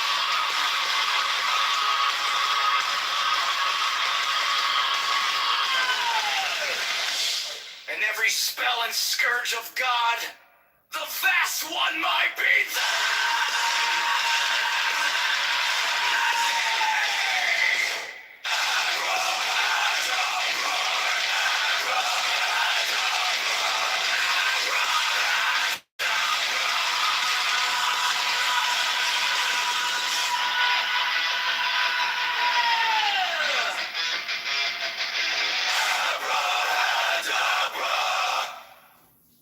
mine is the head of the hawk.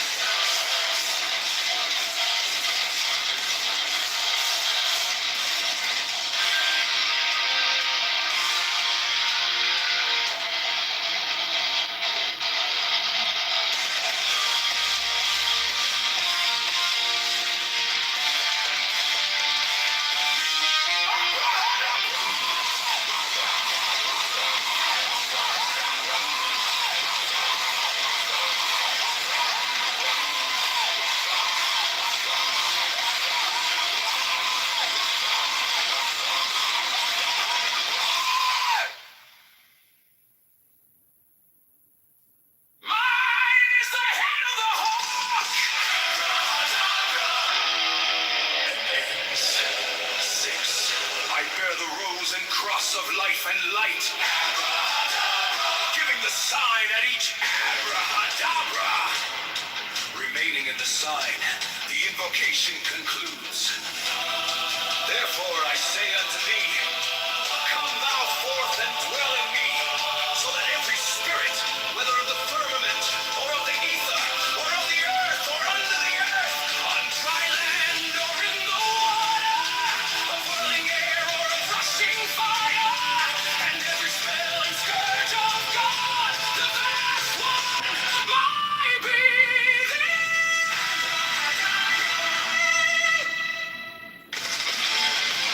Mine is the head of the hawk, abracadabra, and ends.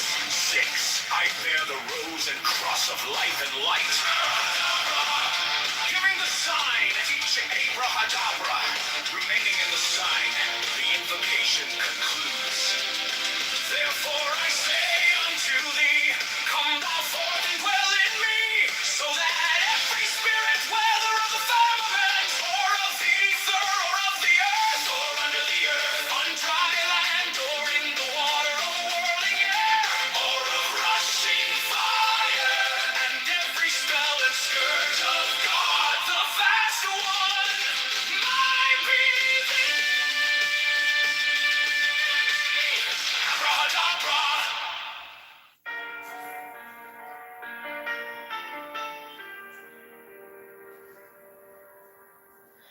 You came like dawn in my hands, soft but stronger than I knew.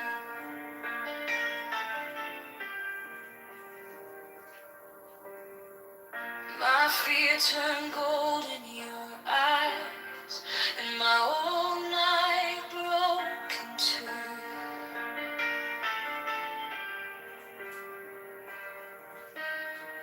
I was lost in the noise, now I'm learning how to stay close to your quiet light in the middle of the day. Stop thinking, let it fall.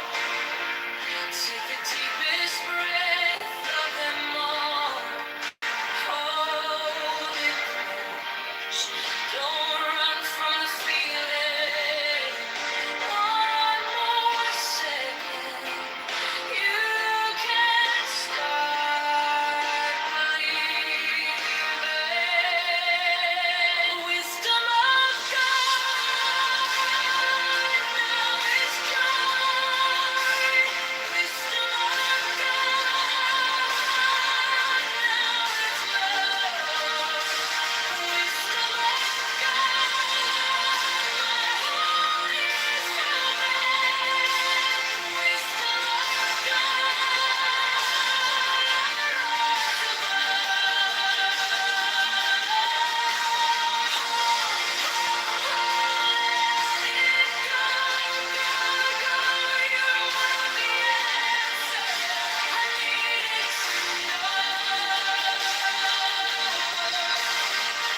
Your touch is a steady rain on the dust of who I